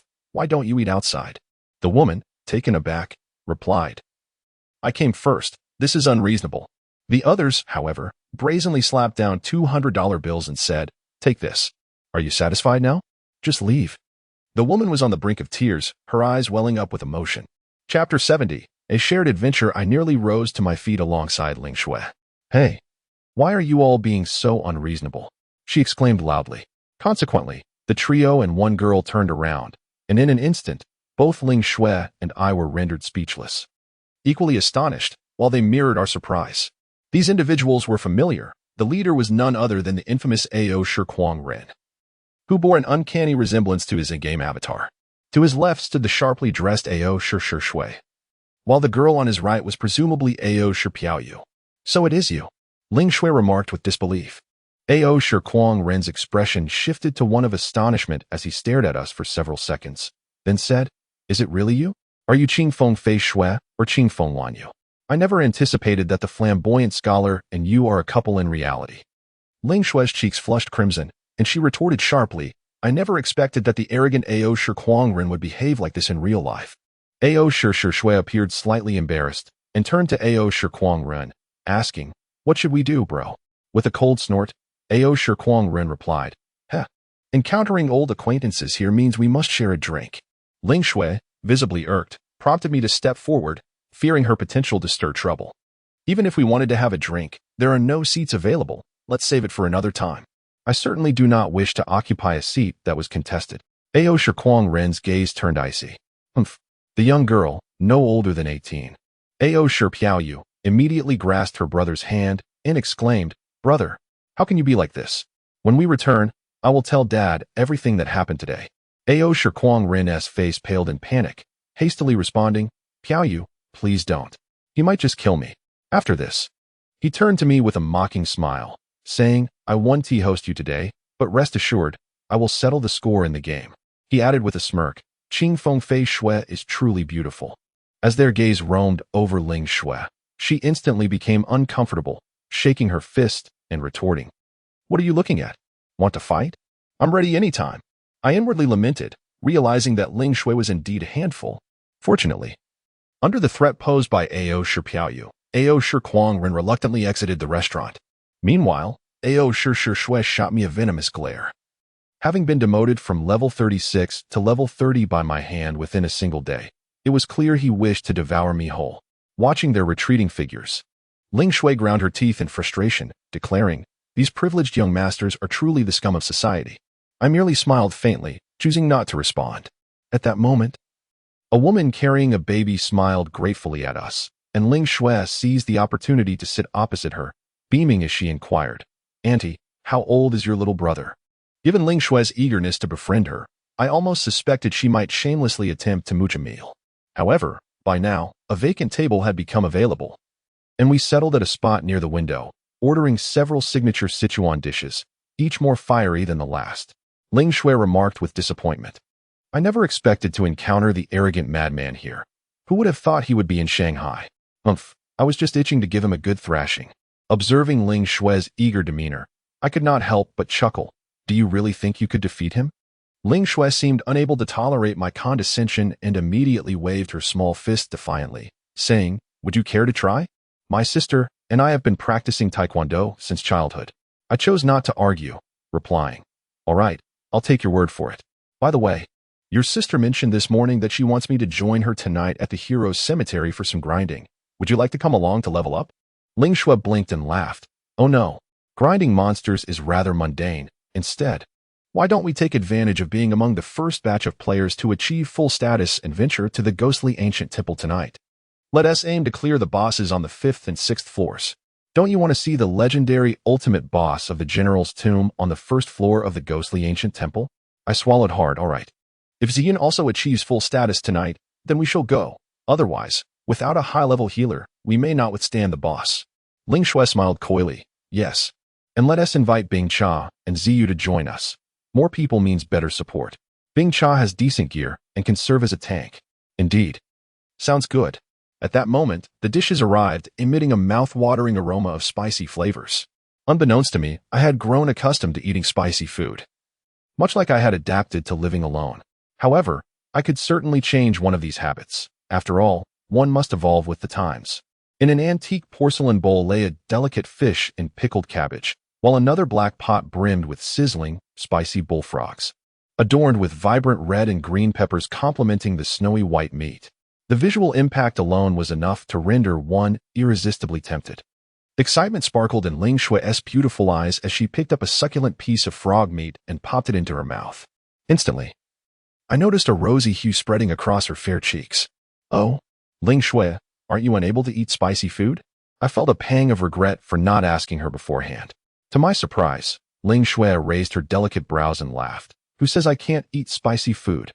Seemingly eager to prove herself, Ling Shui devoured several spicy meat pieces, and soon her entire face flushed crimson, her rosy lips glistening with grease, rendering her even more adorable and alluring.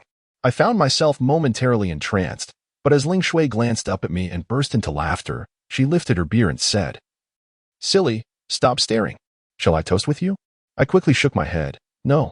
You need to drive back to Suzhou later. You can't drink. Very well then. I shall substitute tea for wine. Ling Shui ordered a cup of iced tea. I smiled and downed my drink in one go. Ling Shui took a sip, then cheerfully asked, "Silly, after so many days in the game, do you have any aspirations?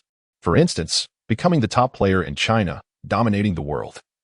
Much like the legendary Lin Fan, the first master of Yueheng?" I was momentarily taken aback, then offered a faint smile. For now, I haven't given it much thought. My immediate goal is to earn some money from gaming to make ends meet, and subsequently help your sister transform the Shui US studio into the finest team in the country. Ling Shui, with a playful smile, retorted, "So that's it. Just remember to invite me when you engage in some mischief, like arson or robbery." I couldn't help but chuckle. Goodness. You are nothing like your sister. Ling Shui, brimming with enthusiasm, teased, "You don't think I'm inferior to her, do you?" Not at all. In my eyes, you are the greatest, cultured and valorous, unifying the realm. Stealing a glance at Ling Shui's proud and prominent figure, I hurriedly uttered a few words, aware that her playful banter concealed a hint of danger. A careless remark on my part could lead to unforeseen consequences. Ling Shui seemed pleased with my response and continued her meal, while I, engrossed in my food, couldn't help but admire the delightful scene before me. With an array of scrumptious dishes laid out, one could hardly desire anything more. This was my first dining experience with Ling Shui, and it was almost surreal. I was merely a struggling youth on the brink of hunger, while Ling Shui was a charming young lady driving a BMW. Our worlds rarely intersected. Perhaps due to the luck I had stumbled upon that morning after stepping in dog excrement, fortune had smiled upon me and was unstoppable. It wasn't until after 2 in the afternoon that we finally departed, satiated and content. Ling Shui accompanied me back to the studio before returning to her school. As I opened the studio door, I heard a voice exclaim, "Ah, indeed, Ziyue is quite impressive." It seemed to be Xia Tian's voice. Upon glancing over, I found Ziyue and Xia Tian playfully tussling on the sofa in the lobby. In an unexpected display, Ziyue lay back on the couch, her attire slightly disheveled, revealing a pink bra that dangled beneath her clothing, accentuating her curves. Meanwhile, Xia Tian was sprawled atop Ziyue, seemingly assessing her physique, her own figure boasting a shapely rear that swayed enticingly. I stood there, momentarily stunned, before finally asking, "What on earth are you two playing at?" Ziyue's face flushed crimson, while Xia Tian, with a mischievous grin, provocatively inquired, "Scholar, care to join us?" I was taken aback, my heart racing. This was rather inappropriate. Chapter 71. The pen and the ink cartridge. At that moment, Ice-T emerged, and upon witnessing the vibrant atmosphere in the hall, she immediately remarked with a hint of annoyance, "You two, stop fooling around. Scholar, hurry up and log in. The production team at Shuya urgently requires 5,000 gold coins. The players collecting gold coins online have yet to gather even 500. We have to rely on ourselves. Director Ling is already at the hero's graveyard. You should join in the gold farming as well." I nodded in agreement. Generally speaking, gold farming is an essential task for a gaming studio. Although it can be somewhat tedious, the thought of having a beautiful superior like Ling Wei's company makes it quite enjoyable. Moreover, the skeletons at the hero's graveyard are currently a few levels above me, allowing for both gold farming and leveling up simultaneously. Thus, I approached Ziyue and Xia Tian, saying, "You two, log in and level up. After all, we can save the gaming for tonight." Ziyue blushed. "We aren't doing anything," while Xia Tian interjected, "Ziyue and I don't need to play anymore. Without the ink cartridge, we can't write. Scholar brother, could you lend us a hand?" I felt a wave of embarrassment wash over me, and Ice-T remarked exasperatedly, Xia Tian, go back to your room immediately. I can't stand you. Xia Tian chuckled and playfully patted Ziyue on her backside. Let us go. Let us go. Level up. We want to log off until we reach level 38. Consequently, the two girls hurried into their room, and Ice-T offered me a resigned smile. Don't mind them. They are always like this. I replied, it's quite fine. Oh, is that so? Ice-T seemed to smile with deeper meaning. After retrieving a bottle of cola from the refrigerator, I returned to my room, sipping the drink while glancing at the official website of Spirit's Lament. I noticed that my rank had dropped to 8th in China. Indeed, in such a vast land as the Divine Continent, there are countless remarkable figures. One could easily be surpassed without notice. I promptly logged in and found myself in Twilight City. Inspecting my inventory, I discovered that after exchanging for 2,000 gold coins that morning, I had only about 900 left. Nevertheless, with my current attack power, bolstered by the formidable attributes of the Starlight Bow and the advanced Thousand Blade arrows, I was undoubtedly an ultimate gold farming machine. 5,000 gold coins were not particularly daunting. I spent a few coins repairing my equipment, then replenished my potions and iron arrows before heading eastward, keeping my name concealed. As long as no one engaged me in battle, I could maintain my mysterious presence without attracting trouble. Half an hour later, I arrived at the hero's graveyard and spotted a lovely sorceress in the distance, joyfully dispatching a group of skeletons with her flame sea. I promptly dashed over, using 2 rounds of Thousand Blade arrows to assist in clearing the remaining low-health monsters. Upon recognizing me, Lingyue immediately invited me into her party, and I was astonished to find 3 players from Shiyue, all at level 20. Seemingly understanding my intent, Lingyue smiled gently and remarked, they have come to collect equipment and gold coins, allowing us to focus on slaying monsters. I nodded in agreement. This arrangement was indeed preferable, as otherwise, we would waste a considerable amount of time gathering coins. After all, retrieving a multitude of silver coins scattered across the uneven graveyard was quite a laborious task. Later, Ziyue and Xiaodian logged in, followed by Lingxue. Xiaodian and Ziyue volunteered to join me at the Hero's Cemetery, diligently clearing the battlefield behind me and gaining a fair amount of experience, while Lingxue accompanied Ice-T, 2 sword-wielding maidens, to venture forth and level up by defeating monsters. Ice-T had already advanced her class and possessed several pieces of silver equipment, so she would not hinder Lingxue's progress. Meanwhile, I discovered the coveted bloodthirsty dagger that had dropped and promptly traded it to Ziyue. The dagger shimmered as it rotated, with layers of radiant patterns rippling outward. Rogue, silver equipment, dagger, attack, 85140 agility, 15 stamina, 9 bonus, increases user's agility by 2 required level, 30. Upon seeing the formidable attack attributes, Ziyue could not contain her excitement and almost enveloped me in a warm embrace. Scholar, how would you like me to express my gratitude? I shall do my utmost to fulfill any request you may have, Ziyue inquired playfully. I swallowed hard. The temptation was certainly considerable. However, upon noticing Lingyue's piercing gaze directed at us from a distance, I immediately felt a chill run down my spine and promptly declined Ziyue's generous offer with a righteous demeanor. Nonetheless, when Ziyue shared the dagger's attributes with the team, Lingyue also revealed a hint of joy. After all, Ziyue's enhanced attack output as an assassin would bolster our studio's overall strength, which was undoubtedly a positive development. The entire afternoon passed swiftly, and by around 7 p.m., we had been diligently grinding monsters to level up. Thanks to Linghong's reasonable experience distribution settings, I, being the primary source of damage, accumulated over 90 of the experience, thus preventing Ziyue and Xiaodian from claiming too much. I smoothly reached level 43, while Lingyue, who had been consistently online and leveling, had already attained level 45. Standing proudly at the top of the Chinese leaderboard, the maidens gathered to tally their collected gold coins. Lingyue's team amassed a total of 147 coins, while Xiaodian gathered 784 coins, and Ziyue, despite her clumsiness, managed to collect 180 coins, which I found quite commendable. Thus, the 5,000 coins required by Blue Star Corporation had been assembled, and Lingyue entrusted a reliable employee to deliver them. This sum, equivalent to nearly 20,000 RMB, was certainly not an insignificant amount for me. After discussing our plans to visit the ghostly ancient monastery that evening, she readily agreed. I then took it upon myself to contact Ziyuner from Jianhua, as I was more familiar with that group, and Ling Wei had implicitly accepted my role as their leader. Upon perusing my friends list, I discovered that Ziyuner has ascended to level 40, quite possibly becoming the first priest player to achieve this milestone in Twilight City. Given the notoriously slow progression of priests, even those at level 30 are regarded as treasures, making a level 40 priest endowed with advanced skills akin to a national treasure. With a smile, the national treasure maiden inquired, "Why is it only in times of need that you remember me?" I replied, "The pressure of leveling is quite intense. By the way, have you mastered your healing spells yet?" Ziyuner responded, "I reached that proficiency this afternoon and even upgraded Resurrection Prophecy to a higher level. It now lasts for 2 hours." I expressed mild astonishment. "That's impressive. How did you manage to improve your proficiency in Resurrection Prophecy?" Ziyuner chuckled softly. "It's quite simple.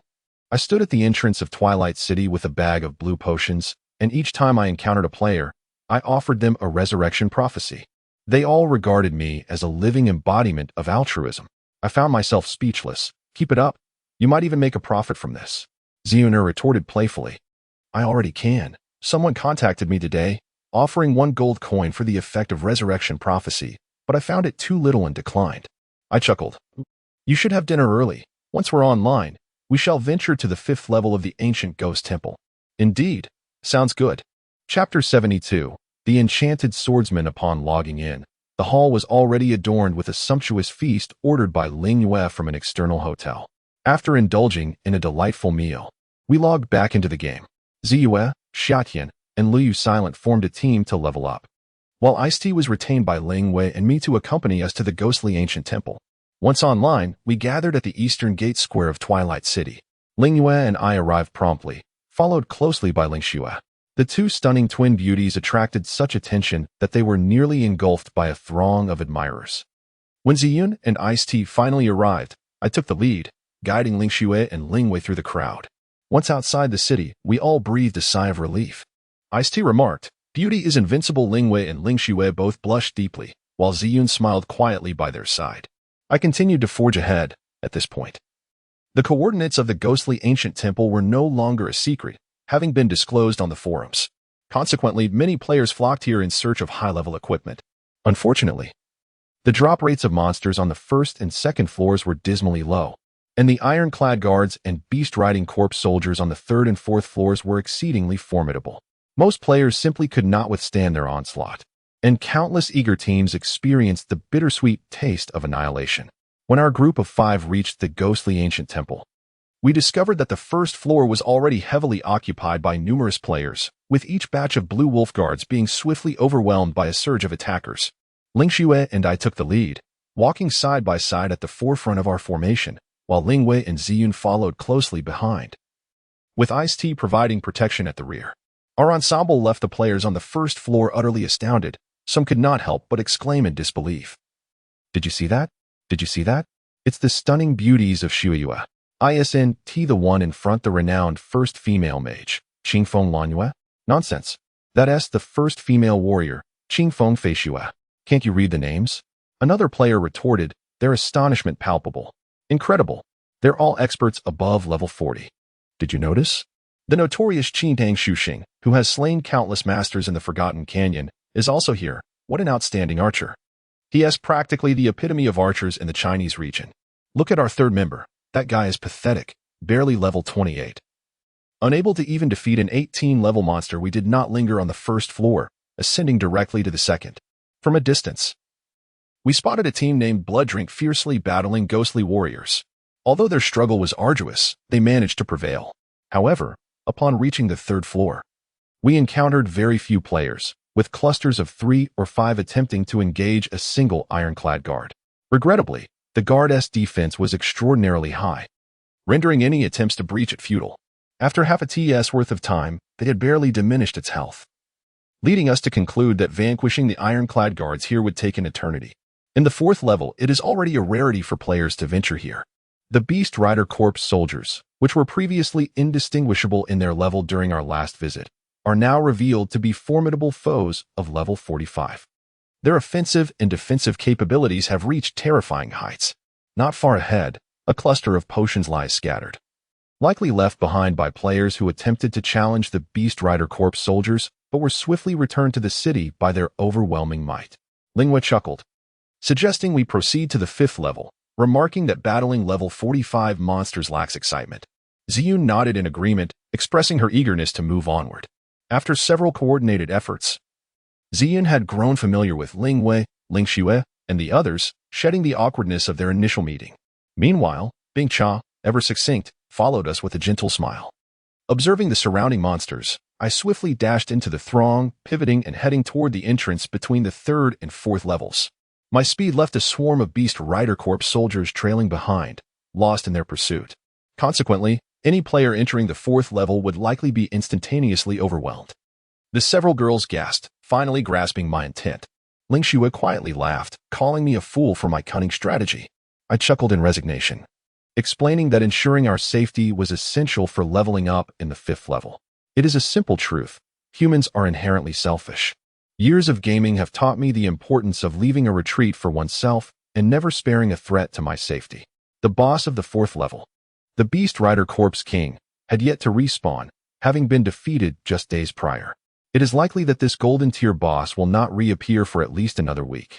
Thus, we ascended directly to the 5th level, with Lingxue and Bingcha leading the way. Upon stepping into the 5th level, I beheld a radiant icy blue glow.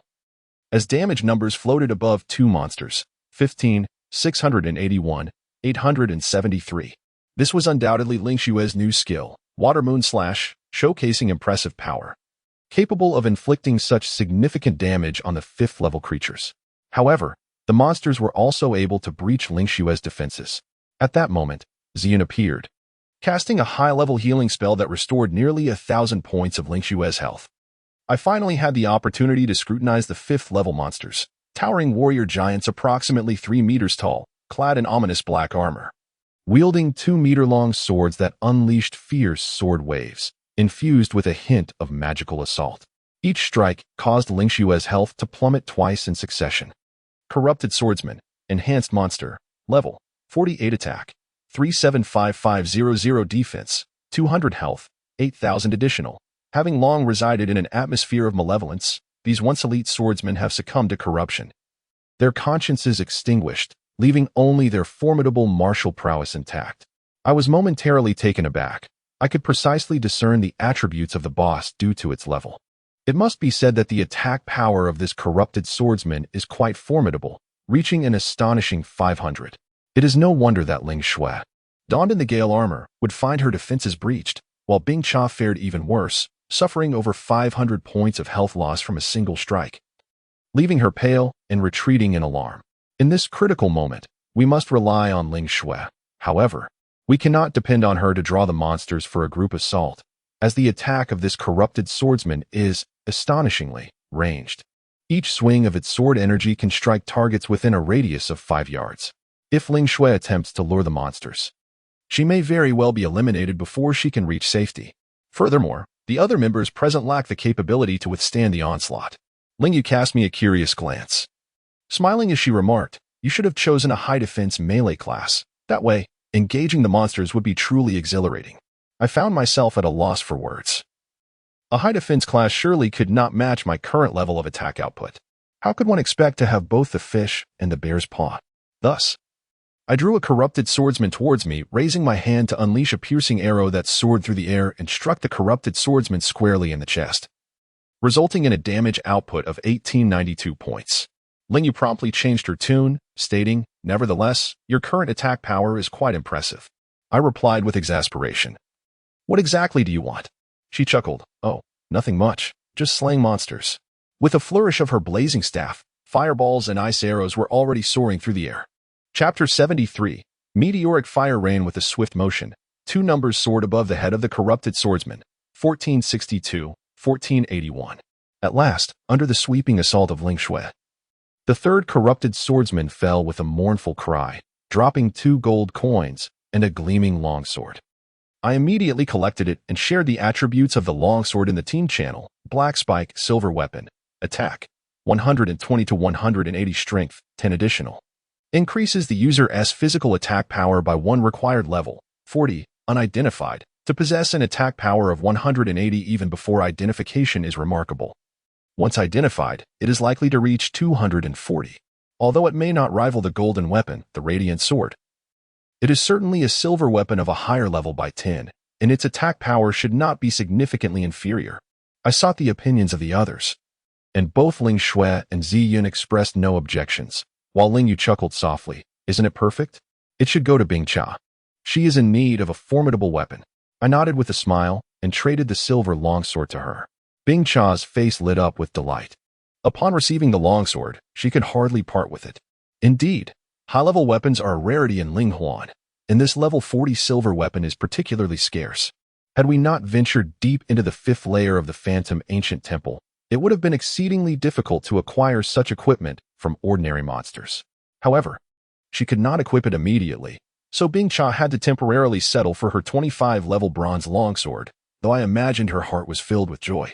We continued to battle monsters, each corrupted swordsman demanding our full collective effort to defeat. Even Ziyun's curses were employed.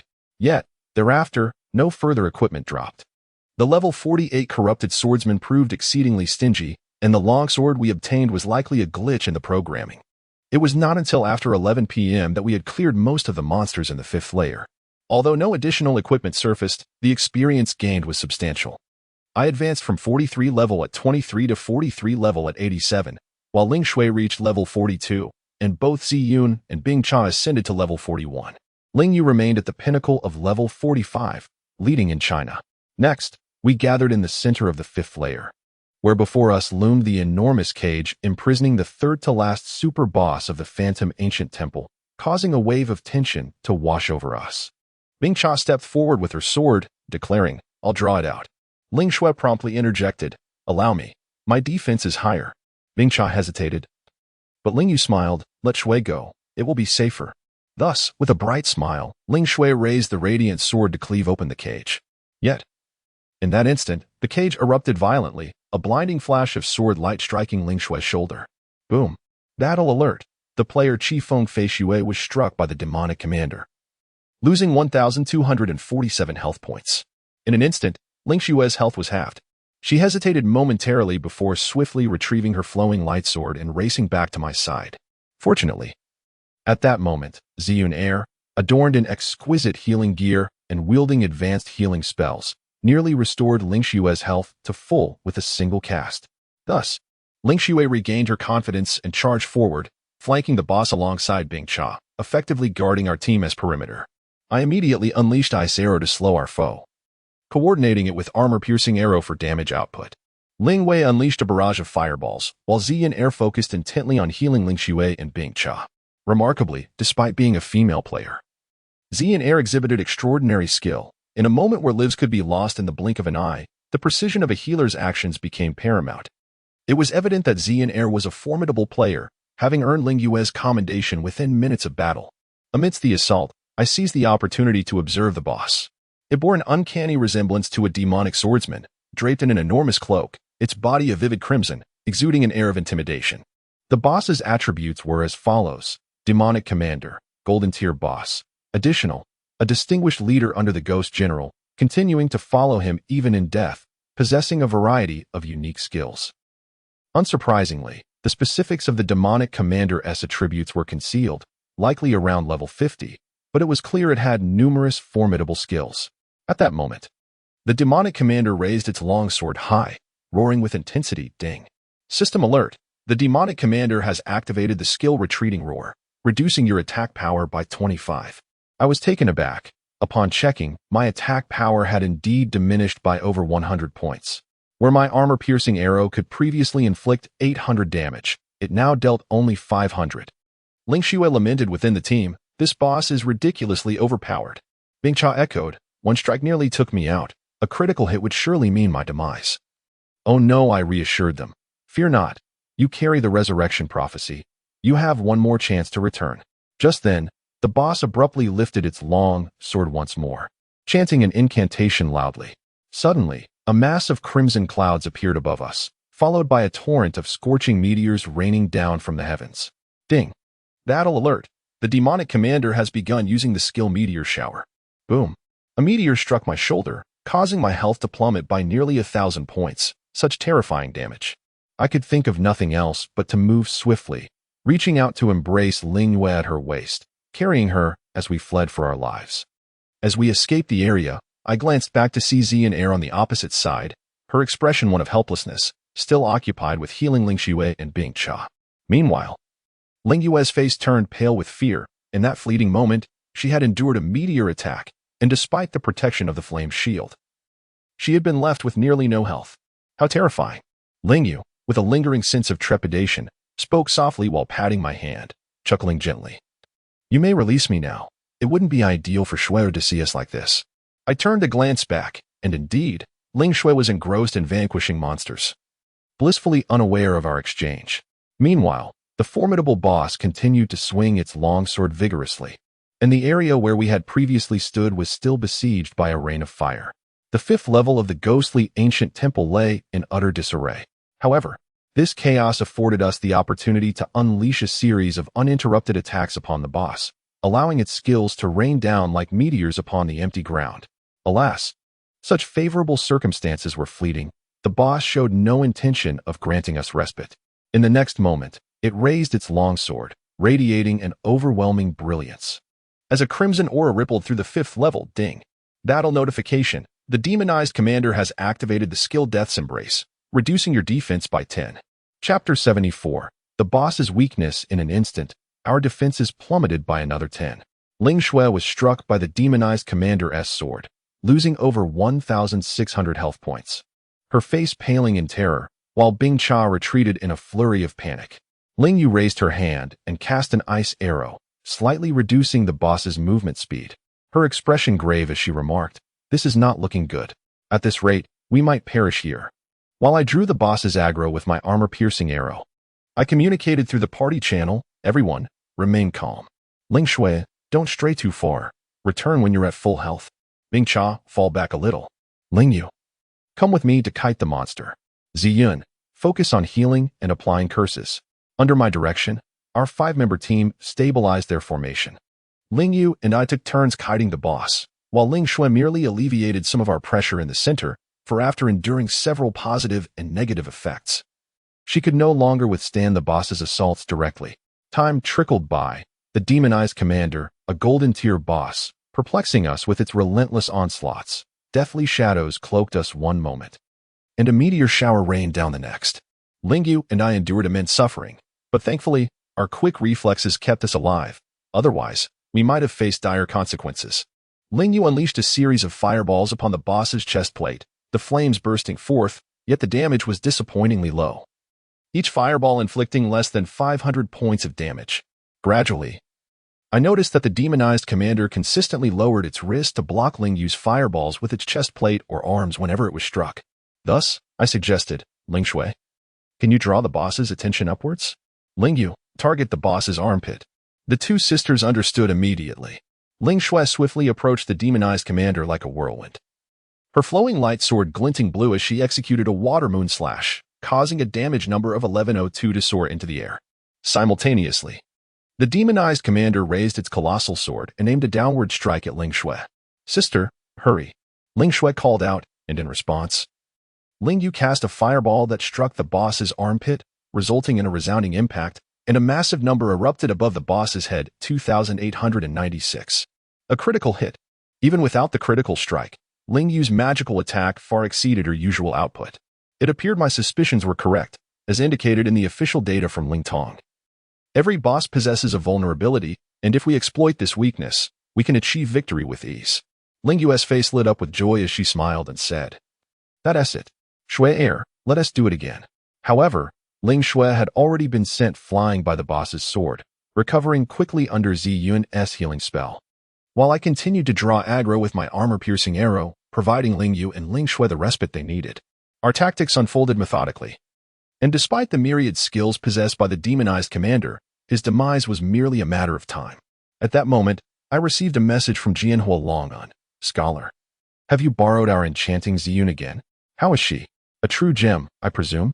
I couldn't help but chuckle and promptly replied, "I merely borrowed her for leveling up." "You aren't feeling jealous, are you?" Jianhua Longhan responded with a smile. "If jealousy were effective, we would have long kept Ziyun with us. Huh? When she levels with us, her heart is clearly with you. I remarked, Ziyun is truly remarkable, beautiful, gentle, and considerate. You should seize the opportunity soon. After all, you are in the same city. Don't let someone else take advantage. I was at a loss for words and replied, where are you headed with this? I actually don't know her name or whether she is married. Why dwell on that? Let us focus on leveling up. You all can manage without Ziyun, right? Jianhua Longhun replied, we can level up, but morale has plummeted by 90 without the first beauty of Jianhua. The remaining priestesses pale in comparison to Ziyun. I felt a tinge of sympathy. I suppose you'll have to make do. At that moment, Jianhua Longhun became serious, stating, I did some research today and obtained information about the Aoshi madman and his associates. The Aoshi family is an organization under a business group in Shanghai. And the Aoshi madman is the son of the group's president, originally named Lin Ao. He has a sister named Lin Piaoyu, likely the A-game Aoshi Piaoyu. As for Aoshi Shirshiwe, he is Lin Ao's adopted brother, known for his vile character. For now, that's all we've learned. What are your thoughts? I replied, understood. Today, I went to Shanghai with Ling Shue and, as you said, I encountered Lin Ao and Lin Piaoyu. Lin Ao is merely a spoiled heir, and Aoshi Shirshiwe is nothing more than a rogue. Oh, I see, Jianhua Longhun said with a teasing smile. No wonder he looks down on our Ziyun. It turns out you know Qi Feng Fei Xue in real life. That explains everything, haha. I chuckled in response. We were all men, and we understood each other without needing words. After ending the communication, we noticed that the boss we had been besieging, the demonized commander, had reached a frenzied state. His health dwindling to a thread. He swung his sword, unleashing meteor showers, causing chaos throughout the 5th floor of the ghostly ancient temple. The alluring cries of several maidens echoed in the air. The brilliance of the meteor showers enveloped me, and from the right, a mass of meteors, engulfed in fierce flames, descended from the heavens. With a resounding crash, it struck Ling Yue's flame shield, shattering it to pieces, and in an instant, Ling Yue was directly obliterated by the meteor shower. As the radiance gradually converged, Ling Yue was resurrected once more, yet she remained within the perilous reach of the meteor shower. I was taken aback, hastily dashing forward without hesitation, positioning myself in front of Ling Yue to shield her from a meteor strike. She could not be revived again in such a short span. If she perished, she would suffer a loss of levels. Boom. A searing pain tore through my back, and in an instant, I was obliterated, only to resurrect immediately at the same spot. Ling Yue gazed at me in surprise, and I enveloped her in my embrace, swiftly propelling us forward. Behind us, a barrage of meteors rained down upon the ground, shaking the ancient temple with a resounding echo. Ling Yue grasped my hand, a smile adorning her face, and said, Scholar, you just died. Internally, I lamented, as it appeared that the demonic commander had locked onto us as its target.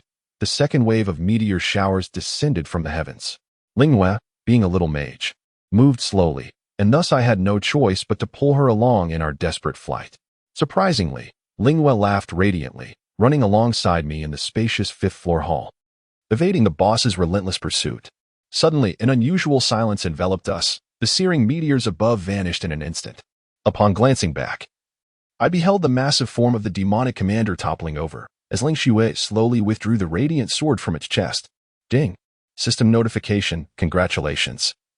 Your party has slain the golden tier boss, demonic commander, earning 350,000 experience and 1,000 reputation. The excitement among the girls was palpable. This arrogant and tyrannical boss had finally fallen. Ling Shue, with a joyful demeanor, rummaged through the boss's armor, uncovering a shield and 2 skill books as spoils of victory.